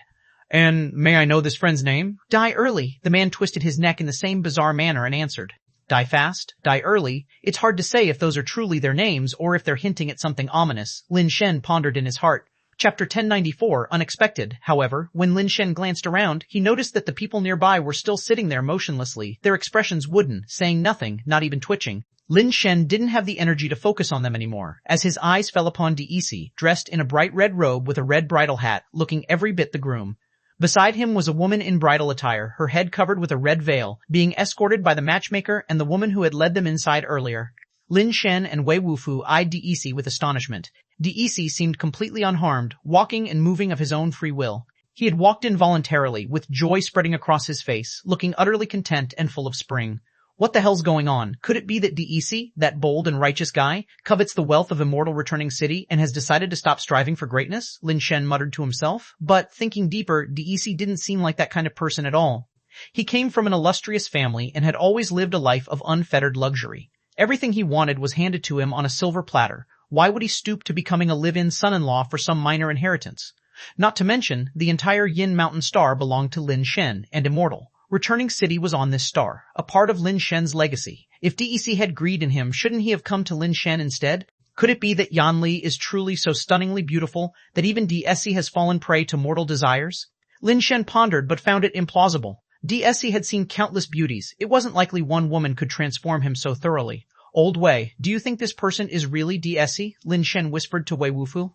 Wei Wufu replied with a perplexed expression. "He is, yet he isn't. I'm asking you, not inviting you to question me," Lin Shen said, exasperated. "He is, also isn't," Wei Wufu repeated. Lin Shen finally understood Wei Wufu's cryptic response. This was indeed Dec, but something was definitely wrong with him. Perhaps he wasn't acting under his own volition. It doesn't look like he's being coerced. Could his mind have been manipulated?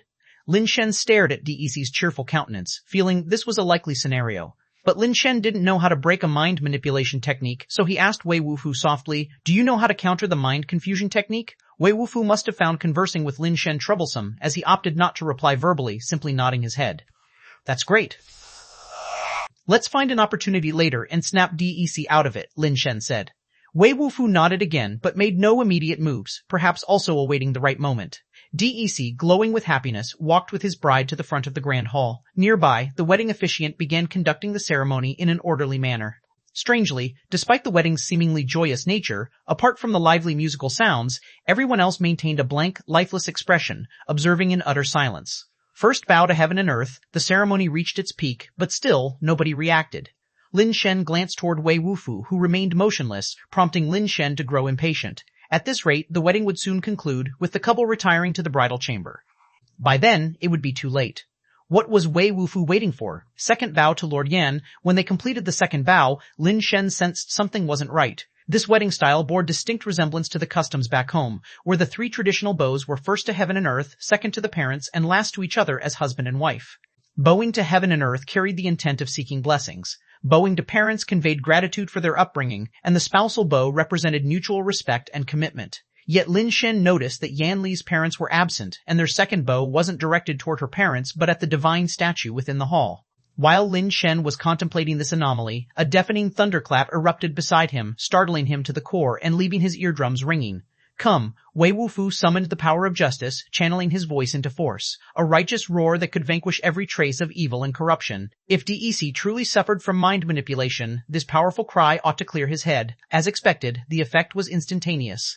Not only did the shout leave everyone present dazed, but DEC himself turned to look at them, his gaze noticeably clearer. Old Wei, DEC addressed Wei Wufu by his nickname. Lin Shen lit up with hope, believing DEC had finally regained his senses. However, what DEC said next stunned him. What are you doing? The wedding isn't over yet. Don't rush. Once the ceremony ends, I'll join you for a drink and catch up. Lin Shen and Wei Wufu froze in disbelief.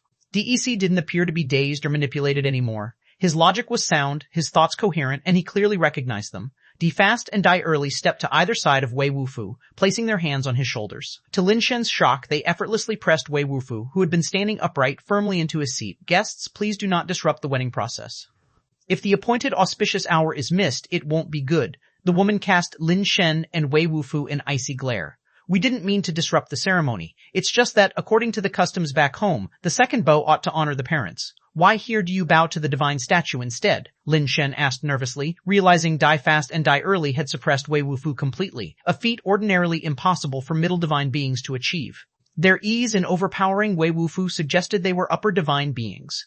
Lord Yan is considered the parent figure of immortal returning city. Bowing to Lord Yan is akin to bowing to one's parents, the woman explained. I see, we were unaware. Our apologies. Lin Shen glanced toward Die Fast and Die Early, hoping they'd release Wei Wufu. After exchanging looks with the woman on stage, she waved her hand, signaling Die Fast and Die Early to let go of Wei.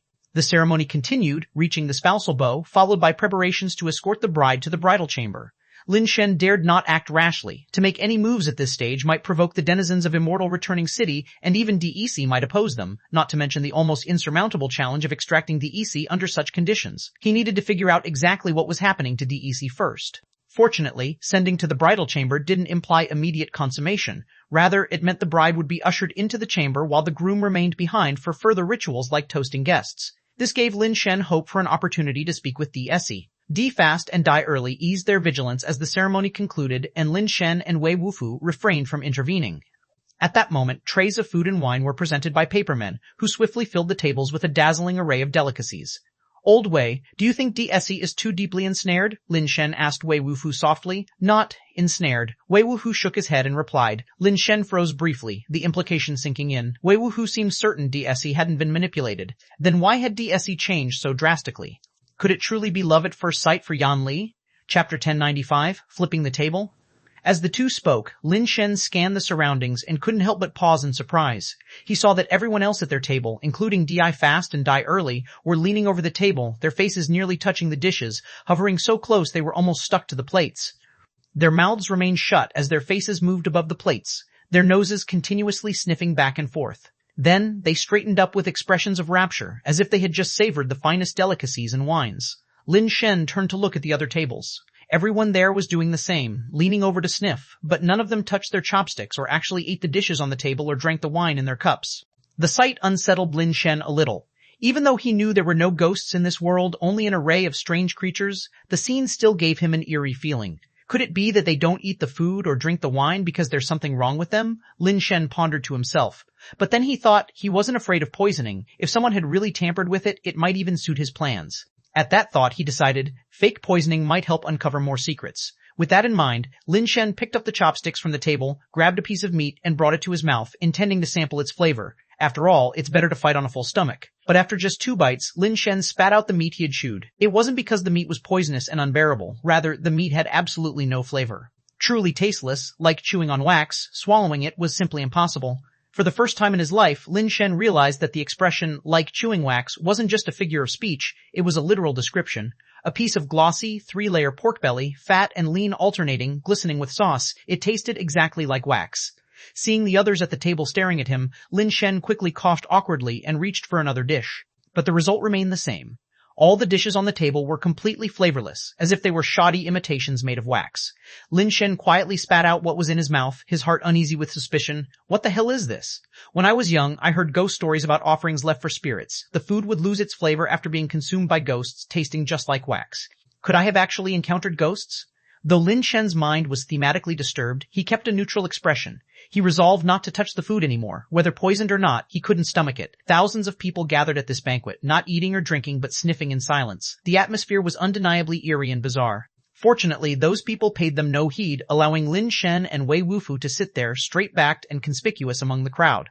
After a while, DEC finally stepped out of the backyard, accompanied by that sophisticated yet alluring woman. Wei, Tian, thank you both for attending my wedding. DEC approached Lin Shen and company. Beside him were two papermen carrying trays, each one presenting him with wine glasses as he spoke. I toast to you both.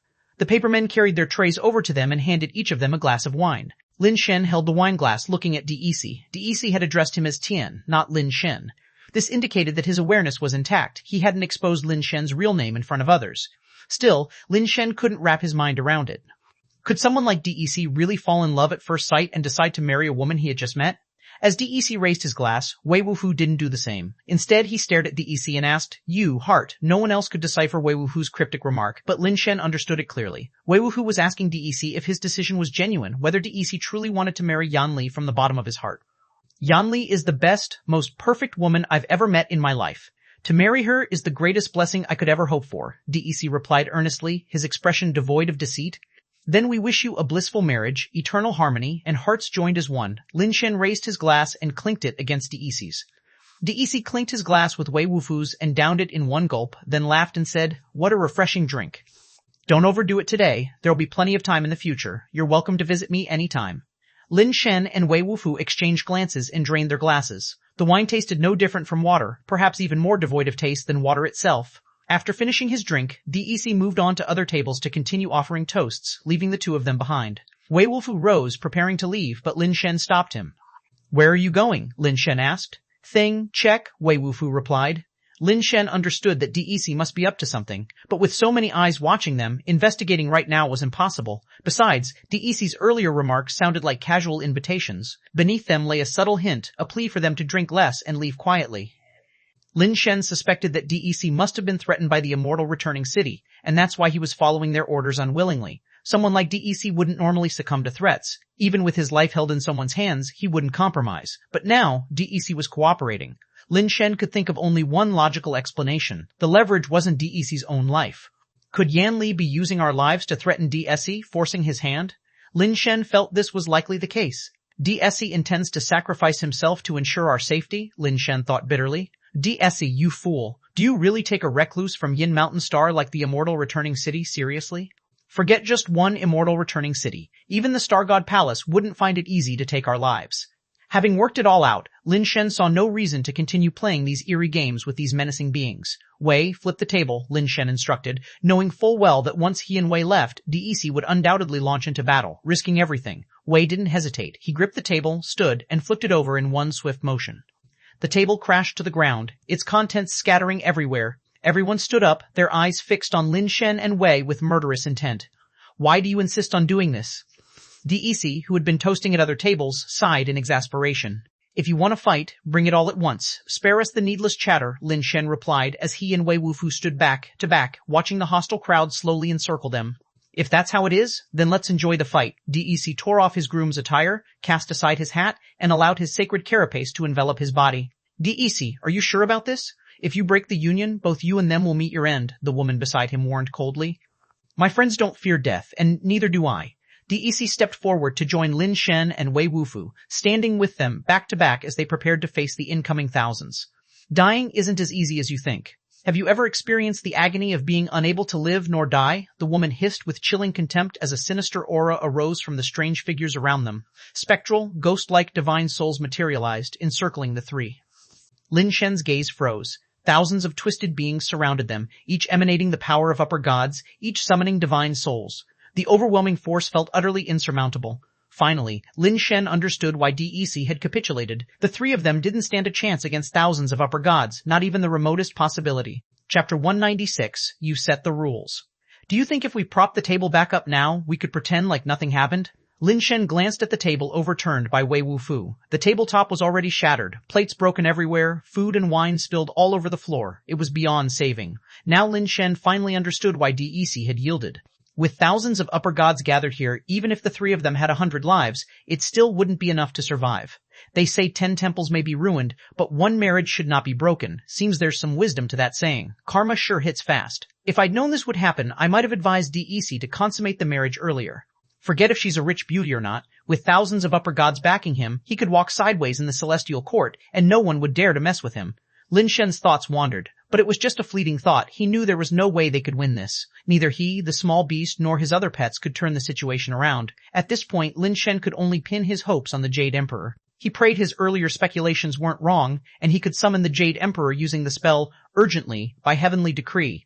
Just as a massive battle was about to erupt, with thousands of divine souls charging forward and Lin Shen preparing to summon the Jade Emperor, a cold voice suddenly cut through the tension. Stand down. The seemingly endless divine souls, a tumultuous tide of demons and ghosts, took a step back involuntarily.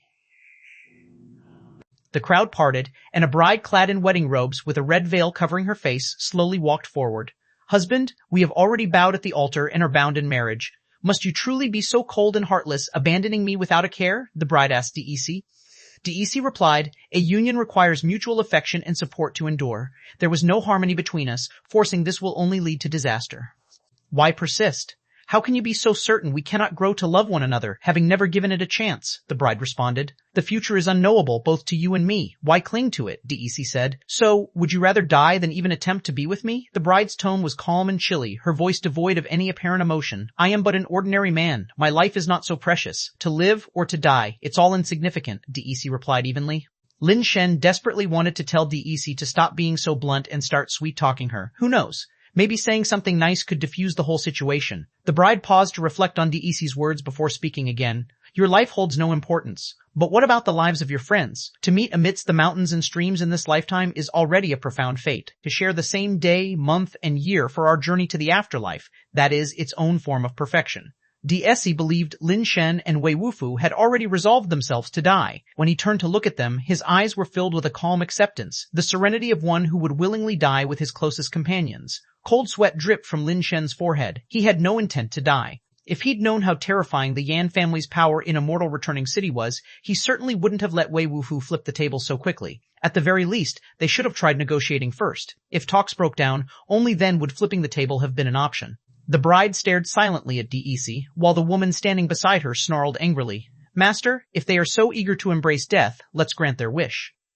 The crowd was full of people with darkened expressions, their gaze cold as ice, fixated on Lin Shen, Wei Wufu, and DEC. It seemed that with just one command from the bride, they would rip the three of them apart. Lin Shen noticed countless papermen streaming in from the edges of the palace.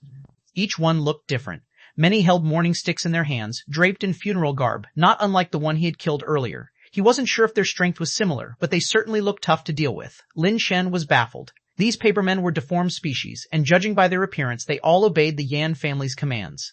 But taming deformed species was typically something that was only possible right after their birth. Only then could they be trained successfully. As a result, the number of such pets was generally limited. But here, there were tens of thousands of them encircling the area. Lin Shen couldn't fathom how the Yan family managed to tame such a large number of deformed species. The bride remained silent, and the menacing divine beings and papermen merely held their positions, ready to act but not charging forward. I don't want to kill you, nor do I wish harm upon your friends. But if I let you leave freely, I will lose my face as the city lord of Immortal, Returning City.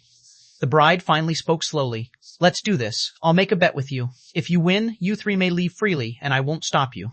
If you lose, your friends can go as they please, but you must stay with me for 3 years. If, at the end of those 3 years, you still refuse to become my real husband, I'll let you go freely as well. Do you dare to gamble with me? Just moments ago, there had seemed no way out, and DEC had resolved to fight till death. But now, upon hearing Yan Li's proposal, he hesitated. DEC looked at Lin Shen and Wei Wufu, while Lin Shen turned to Yan Li and asked, what do you want to bet? Although Lin Shen wanted to save his own life, if Yan Li set up a bet that ensured DEC's failure, he wouldn't want DEC to sacrifice himself just to let the others leave alive. After all, they weren't at a dead end yet. Lin Shen hadn't even tried summoning the Jade Emperor, and if the Jade Emperor couldn't be summoned, they could always compromise then. Yan Li answered lightly, you decide what to bet on. As long as any of you can surpass me in anything, you can leave immediately. I will not stop you. Anything? Lin Shen asked quickly. If it were a contest of strength, Lin Shen suspected the three of them combined wouldn't be a match for Yan Li. But if Yan Li was letting them choose the contest, she might be too overconfident. Lin Shen refused to believe the three of them couldn't devise something they'd win at. If all else failed, Lin Shen thought, he'd challenge her to a bet about who could pee higher. No way he'd lose that. Yes, anything. But you're limited to 3 attempts. We can't keep betting endlessly, Yan Li clarified. DEC, what do you think? I think it's worth a try, Lin Shen said, feeling confident.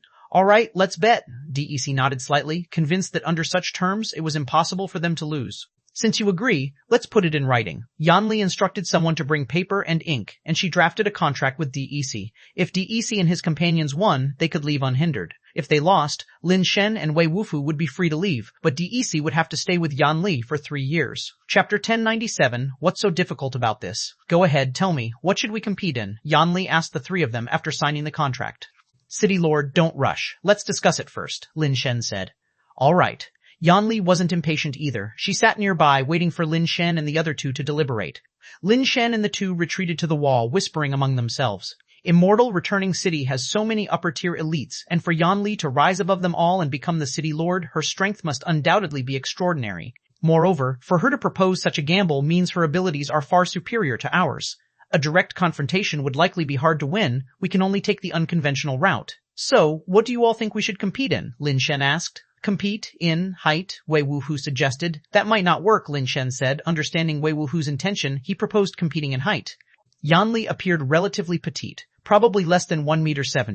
With Wei Wufu towering over 2 meters, competing in height would, in theory, be a guaranteed win. But divine beings aren't ordinary people. While ordinary people cannot change their height, divine beings might very well have that ability. Even Lin Shen himself, if pressed to change his physique, could make some adjustments, albeit limited ones.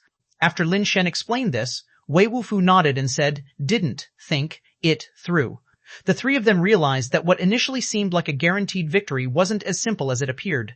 Lin Shen's fire seed ability was indeed peculiar, but divine beings might not be incapable of imitating it. Take the Stairway to Heaven's secondary leverage, for example. While divine beings might not be able to summon leverage out of thin air, they could simply fly and replicate the movements. That wouldn't be difficult either.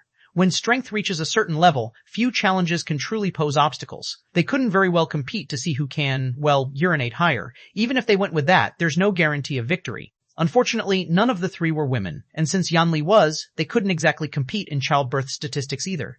After much thought, what initially felt like an easy win suddenly turned into a dilemma where they couldn't even decide on a contest. I have an idea. Perhaps we can try it, DEC said suddenly. What idea? Lin Shen asked eagerly. This idea is quite simple but may be unfair to her as a woman. DEC seemed hesitant to speak.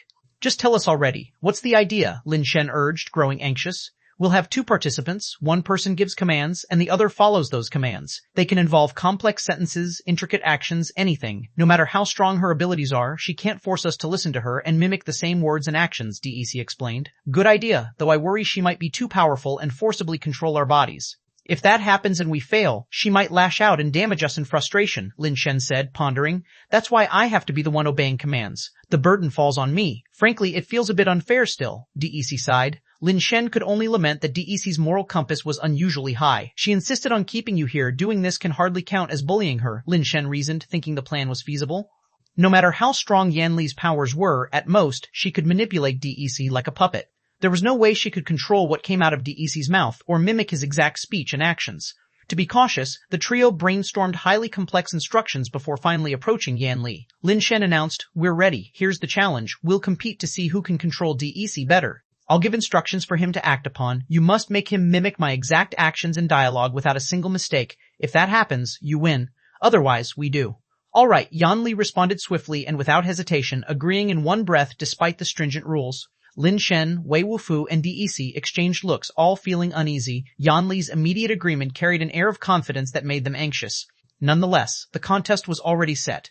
They couldn't back down now. Besides, they still had some faith in their strategy. Lin Shen steeled himself and, following their plan, turned to DEC and said, DEC, say something. DEC calmed his mind, clearing away distractions. He let his brain go blank before beginning his task, uttering a string of incomprehensible gibberish. Tian Huang Yu Jian Xing Duo, Ren He Ju Qi Ba Duo. He rattled off words in a flow, deliberately clearing his thoughts and speaking without coherence. He didn't even know how many words he said or what they meant. Pure, chaotic randomness spilling out of his mouth. The thinking was that even if Yan Li possessed some charming technique capable of controlling DEC's mind, it wouldn't matter. DEC himself didn't remember his own words, so even controlling his thought process wouldn't help. Lin Shen thought to himself, even DEC himself couldn't repeat that perfectly if he tried. There's no way she can replicate it. Unfortunately, with Yan Li's red veil covering her face, they couldn't see her expression or gauge whether they were truly in the clear. Yan Li sat still, showing no reaction, which gave the trio a spark of hope. The plan might be working. Are you done? Yan Li suddenly asked. We're done, Lin Shen replied, then quickly corrected. Our performance is over. Now it's your turn. If you can make DEC redo his earlier actions and words perfectly, Without a single mistake, you win this round. Is that all? Yanli said as she rose to her feet, walking toward DEC step by step. Upon closer inspection, Lin Shen realized that Yanli's divine soul bore the likeness of the deity enshrined in the hall. The black mist transformed into robes akin to imperial garments, emanating an unparalleled aura like the ultimate union of demon and god, an overwhelming presence that seemed to suppress all of time and existence. Even the sheer pressure from the divine soul made Lin Shen and Wei Wufu feel as though they could scarcely breathe. Behind the godlike effigy that appeared as the king of demon gods, 6 radiant colors swirled, red, yellow, blue, green, purple, and white, forming a vortex of glowing space. Yanli stood firmly before them, casting a single glance at DAC. Instantly, the 6-colored radiance enveloped his body. Lin Shen and Wei Wufu tensed, uncertain if DAC could withstand her power. But in the next moment, both of their hearts froze in disbelief.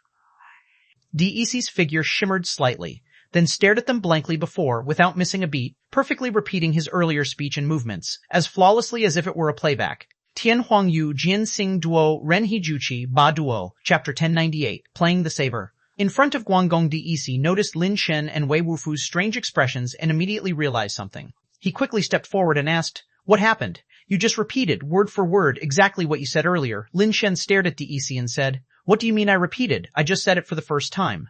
Before DEC could finish his sentence, he suddenly realized something. Time? Space retrospection? It should be a similar ability. Lin Shen nodded. The three looked at Yanli, all inwardly shocked. To be able to use such an ability, forcing DEC to repeat a segment of time without him even realizing it, this level of time-space manipulation was truly defying logic. For the second round, what do you want to compete in? Yanli said indifferently. We need to discuss this. Lin Shen conceded helplessly, and the three of them returned to the corner to deliberate again. She has an ability similar to time-space retrospection. No matter what we compete in, we probably won't win, Lin Shen said. DEC remained silent. He couldn't think of a way to defeat the absurdly powerful Yanli. The key was that they still couldn't be sure if Yanli was indeed using space-time abilities. The three of them exchanged glances, but no one spoke. Yanli's abilities were so strong that they couldn't devise a better plan.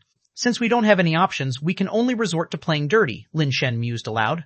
How do we play dirty? DEC stared blankly at Lin Shen and asked, Whatever we compare, we probably won't win because Yanli is too strong. So, we go in the opposite direction, Lin Shen said. You mean compete in weakness? DEC suddenly understood. Exactly. She's stronger than us in every aspect. Strength, skills, and even all kinds of strange things. She likely has a way to beat us in everything. If she's superior at everything, then we just compete to be weak. Her rank is higher than ours, her strength is greater, her speed is faster. Those are established facts. So as long as we compete in weakness, we are bound to win, although it would hardly be honorable. Lin Shen looked at DEC, unsure whether he could accept such a self-deprecating method of winning. DEC pondered for a moment, then smiled bitterly and shook his head. If that's how we have to win, I'd rather stay here. Lin Shen sighed. He had already expected DEC might not accept this method of winning. If this approach doesn't work, then I can only think of one other way to win, Lin Shen said thoughtfully. What is it? DEC's eyes lit up with excitement. He hadn't expected Lin Shen to have another plan. It's actually quite simple. We present something unique, something she, Yanli even, with all her strength and wealth, cannot possess. If she can't produce the same thing, she loses. While this might seem dishonorable, it's technically fair since it adheres to the rules she established herself, Lin Shen said, still looking at DEC, unsure whether he could accept this method. If DEC refused, they'd really have no other options. It works, DEC finally agreed. But we don't know much about her. What can we present that would guarantee she doesn't have it? You're not suggesting we wager ourselves against her, are you? What if she can summon alternate versions of us from different timelines? In that case, we still lose. This was a valid concern. If Yanli truly possessed time-space abilities and could manipulate retrospection, it didn't seem impossible for her to bring out versions of them from other timelines. Allowing multiple versions of the same person or thing to coexist at one time certainly didn't seem beyond her abilities. Lin Shen still remembered how the celestial race's An Yi had once accomplished that, temporarily manifesting different timelines of himself into one single time-space continuum. Yan Li's rank was far higher than An Yi's. If An Yi could do it, there was no reason she couldn't. So, we must present something incapable of coexisting within the same timeline, Lin Shen said. DEC mused, anything that exists can be summoned again from an alternate timeline. Unless Yan Li doesn't have the ability, she could probably still manage it. I really can't think of anything that's inherently impossible to coexist. Are we going to bet that she can't do it? I have something she likely doesn't have, nor can she replicate, Lin Shen said after some thought. What is it? DEC asked, still unable to guess what Lin Shen was referring to. My identity? Lin Shen replied. You mean the star constellation hall master identity? DEC's eyes gleamed in realization. He finally knew Lin Shen's plan. Physical entities could be extracted from fragmented timelines, but fame and titles weren't things that could be easily copied. Lin Shen's title was uniquely his. Even if Yan Li could summon other timeline versions of Lin Shen, his title would remain solely his and not transferable. Furthermore, the position was a high-ranking title within the Star God Palace. It had ties to the Jade Emperor himself. For anyone to tamper with such a title would undoubtedly attract the attention of both the Star God Palace and the Jade Emperor, making it next to impossible. If Yan Li could casually transfer such a title to herself, her power would be so overwhelmingly godlike that she would have long since become famous throughout the Celestial Court, not isolated on Yin Mountain Star. This is good. DEC felt confident about this plan and thought they might finally have a great chance to win. The three of them reached an agreement and returned to face Yan Li. However, before Lin Shen could speak, Yan Li said, "You don't have to hesitate. If you want to compete to see whose rank is lower, whose strength is weaker, or whose speed is slower, it's fine too." Lin Shen and the others exchanged puzzled looks. It wasn't surprising that Yan Li could overhear their conversation. But what was strange was that Yan Li openly agreed to competing in these areas. Lin Shen couldn't help but wonder what tricks she had up her sleeve. "If we are to win, we will win openly and honorably. Since you've already heard the rules, I won't waste any more words. I'll compete with you based on position titles. I am the Pavilion Master of the Star Constellation Hall. If you also hold this title, I'll concede defeat," Lin Shen said flatly. "This is too simple. Are you sure you don't want to reconsider? I suggest you pick another competition, otherwise you might regret it even if you win." Yan Li, wearing her red veil, made her expression unseen, but her voice carried a sense of ease and disdain. "A man's word is his bond. Win or lose, the result won't change. I won't take back what I've said." Lin Shen forced himself to sound resolute. Who knew if Yan Li was bluffing? If they lost this round, they'd still have a chance in the next. But if Lin Shen reneged now, then even if they later beat Yan Li, she might also go back on her word, giving herself an excuse to counter. "Fine. So, you're the Pavilion Master of the Central Heaven Star God Palace's Star Constellation Hall, right? If I use another Star Region's Star Constellation Hall title to beat you, I guess you'd still protest. I'll use the title of Pavilion Master for the Central Heaven Star God Palace's Star Constellation Hall to beat you, so you'll lose with dignity." Yan Li said this as she casually withdrew the titanic divine soul aura as well as all the power she had emanated. She calmly pulled something from her sleeve and revealed it to the three. Star Constellation Token. Lin Shen was stunned the moment he saw the item Yan Li held. He had an identical token, which he had only recently acquired. This token represented his identity as the Pavilion Master of the Star Constellation Hall. The trio's jaws dropped in disbelief. They had no idea about this lineage. It was like trying to show off swordsmanship only to run into someone living in Lord Guan's backyard. Chapter 1099, Before Star God Palace became Star God Palace. It's you competing with us, not your ancestors competing with us. Without the status of the Star Constellation Master, how could you consider it a win? Don't you agree? Lin Shen said. Fair enough. Yan Li tossed the Star Constellation token in her hand to Lin Shen and said calmly, "Why don't you take a look at whose name is on this token?" Lin Shen caught the token and looked at its back. The name of the bearer was inscribed there, an undeniable proof of the master's identity. Yan Li Lin Shen frowned slightly. If this Star Constellation token was real, it could only mean that Yan Li herself was an ancient being who had lived for countless ages. Otherwise, when Lin Shen previously held office, he had never seen her name, nor had he ever encountered a former pavilion master with the surname Yan. Lin Shen examined the token closely, but couldn't tell if it was fake. No matter how he scrutinized it, it was identical to his own token. This object should be nearly impossible to counterfeit. Firstly, because very few had ever seen it, and secondly, because the Star Constellation token was the key to unlock the Star Constellation C. If it could be fabricated at will, wouldn't that mean anyone could communicate with the Jade Emperor? I've never heard of a great divine official or Star Constellation Master with the surname Yan from the Central Heaven Star Divine Palace. Lin Shen mused aloud. It's normal that you've never heard of it. Even if you were to comb through all the archives of the Star God Palace, you still wouldn't find a great divine official or Star Constellation Master with the surname Yan, Yan Li said coldly. Because the surname Yan has long been erased by the Jade Emperor from the history of the Central Heaven Star Divine Palace, naturally ensuring that no one would ever see the part of history that belonged to our Yan family. What you're saying sounds far-fetched. Why would the Jade Emperor erase your Yan family's history? Lin Shen asked skeptically. Because our Yan family uncovered the truth of the Celestial Court, the true face of the Jade Emperor, Yan Li enunciated with precision. Lin Shen and the other two exchanged glances, their expressions perplexed. Lin Shen looked at Yan Li with an odd gaze and asked, "You're making even wilder claims. You said you discovered the truth about the Celestial Court and the Jade Emperor, so what's the truth? Are you sure you want to hear it? Once you know this truth, you might find that there's no turning back, and you could end up walking the same path as my Yan family, erased entirely from the Celestial Court," Yan Li said with a playful but ominous smirk. Don't try to scare us. If you can't give a reasonable explanation, then this round doesn't count as a win for you. Or carry the star constellation token with me to the star constellation hall and verify its authenticity there, Lin Shen said. Since you want to hear it, then it won't hurt for me to share it, Yanli said with nonchalance. In ancient times, the Yan family wasn't called Yan, and the Star God Palace wasn't known as the Star God Palace. Lin Shen and the others found this peculiar. If the Yan family wasn't surnamed Yan, then what was their surname? If the Star God Palace wasn't called the Star God Palace, then what was it called? Yanli continued. The Yan family's original surname was Yan, as in King Yan. When our family served the Jade Emperor, the Star God Palace wasn't called the Star God Palace. It was called the Underworld. Are you sure about what you're saying? Lin Shen felt Yanli's words were becoming increasingly outrageous. The Underworld was a mythical place for the souls of the dead. Considering the Star God Palace was part of the Celestial Court's administration, it was inconceivable that it could have been named such. It's understandable that you wouldn't believe me. This is indeed difficult to accept, Yanli said flatly. When the Star God Palace was known as the Underworld, its function wasn't limited to merely maintaining the order of the Celestial Court. In fact, that was its least important role. Its greatest role lay in governing life itself. The present-day Star God Palace also governs life and death, Lin Shen interjected. The life I'm referring to is the creation and birth of life, not just the dichotomy of life and death, Yanli replied coldly. Back then, the Star God Palace was a place for creating life, a factory, so to speak, for manufacturing deformed species. The deformed species across the Celestial Court and the universe were all produced by the Star God Palace. This claim left Lin Shen and the others feeling disbelief. The information was too shocking. Are you saying the deformed species were created by the Celestial Court? Why would the Celestial Court do this? What benefit does manufacturing deformed species bring to them? Is it merely for the resources obtained from these beings? Lin Shen pondered aloud. If that's what you think, then you're being far too naive. Yanli began to elaborate. In the most ancient era, humans broke the shackles of heaven and earth and entered the Celestial Court.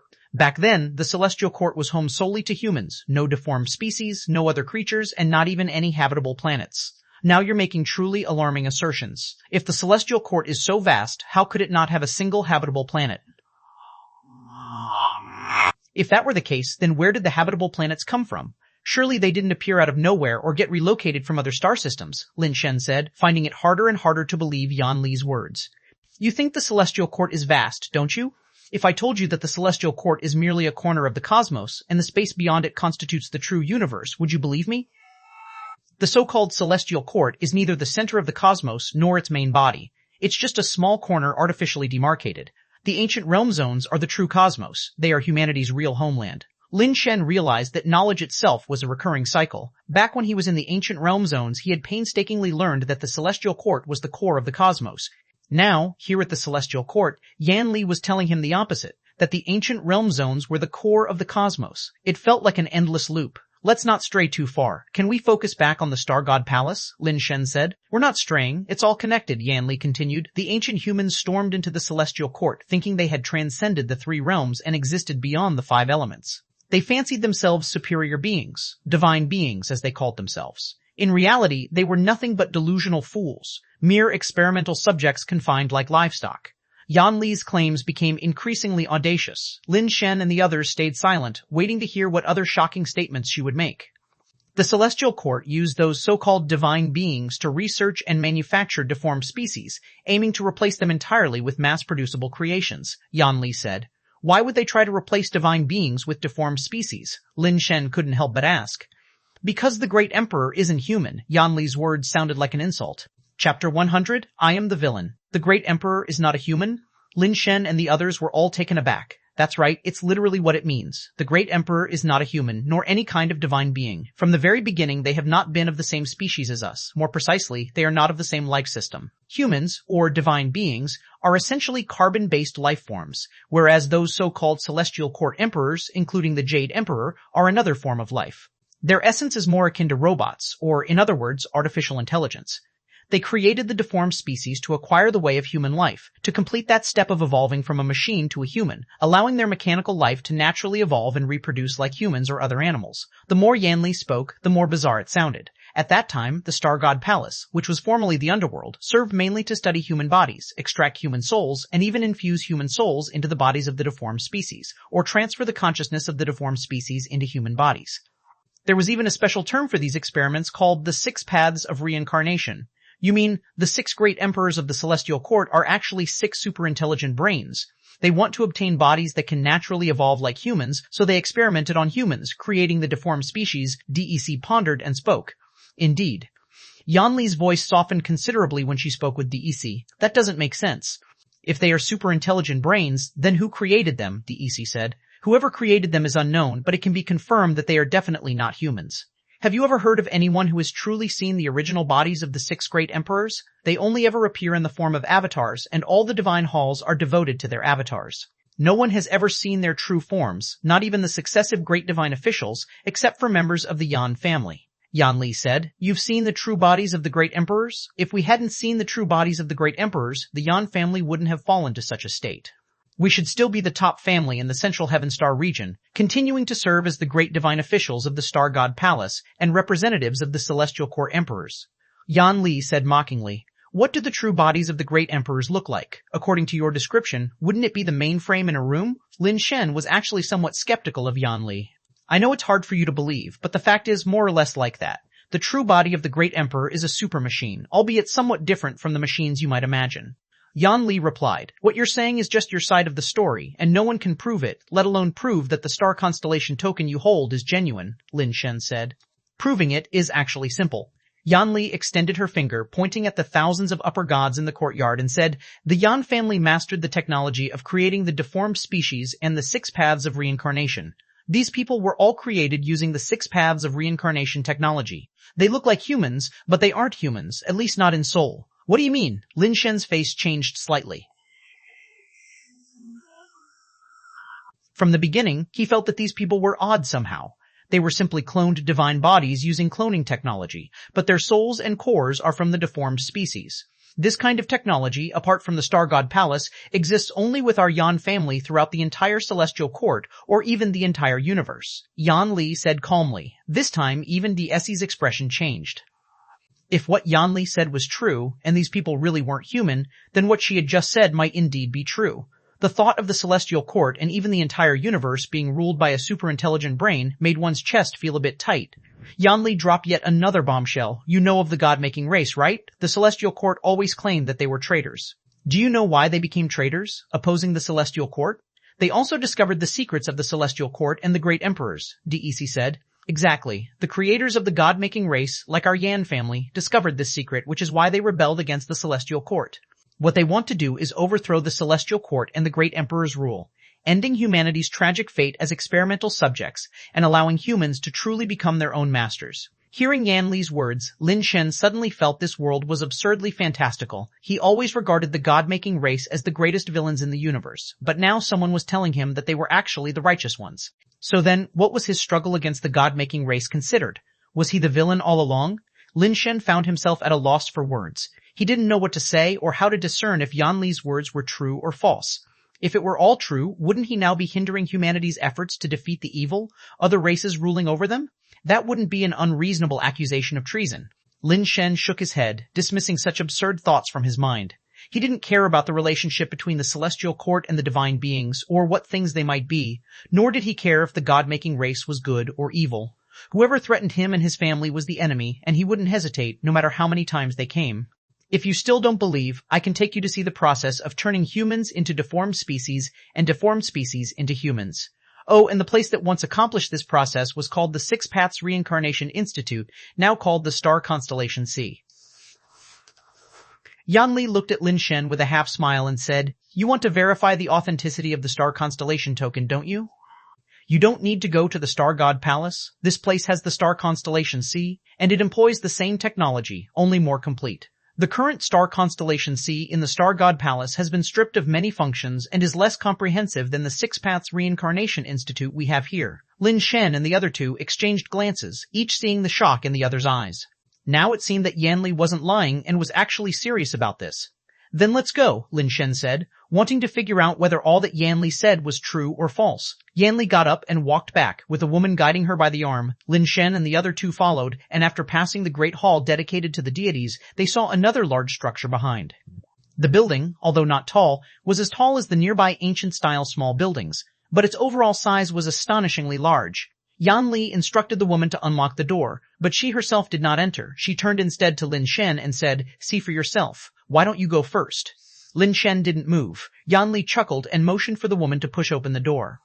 Lin Shen's eyes were fixed on the slowly opening door, gradually revealing the celestial void full of stars inside, where countless stars flowed just like in the star constellation hall. It's said that before everyone is born, they are celestial stars. Here, that isn't just a tale. Yan Li tossed her star constellation token lightly, and instantly, the entire star constellation sea flickered with starry lights, causing countless starlights to spin.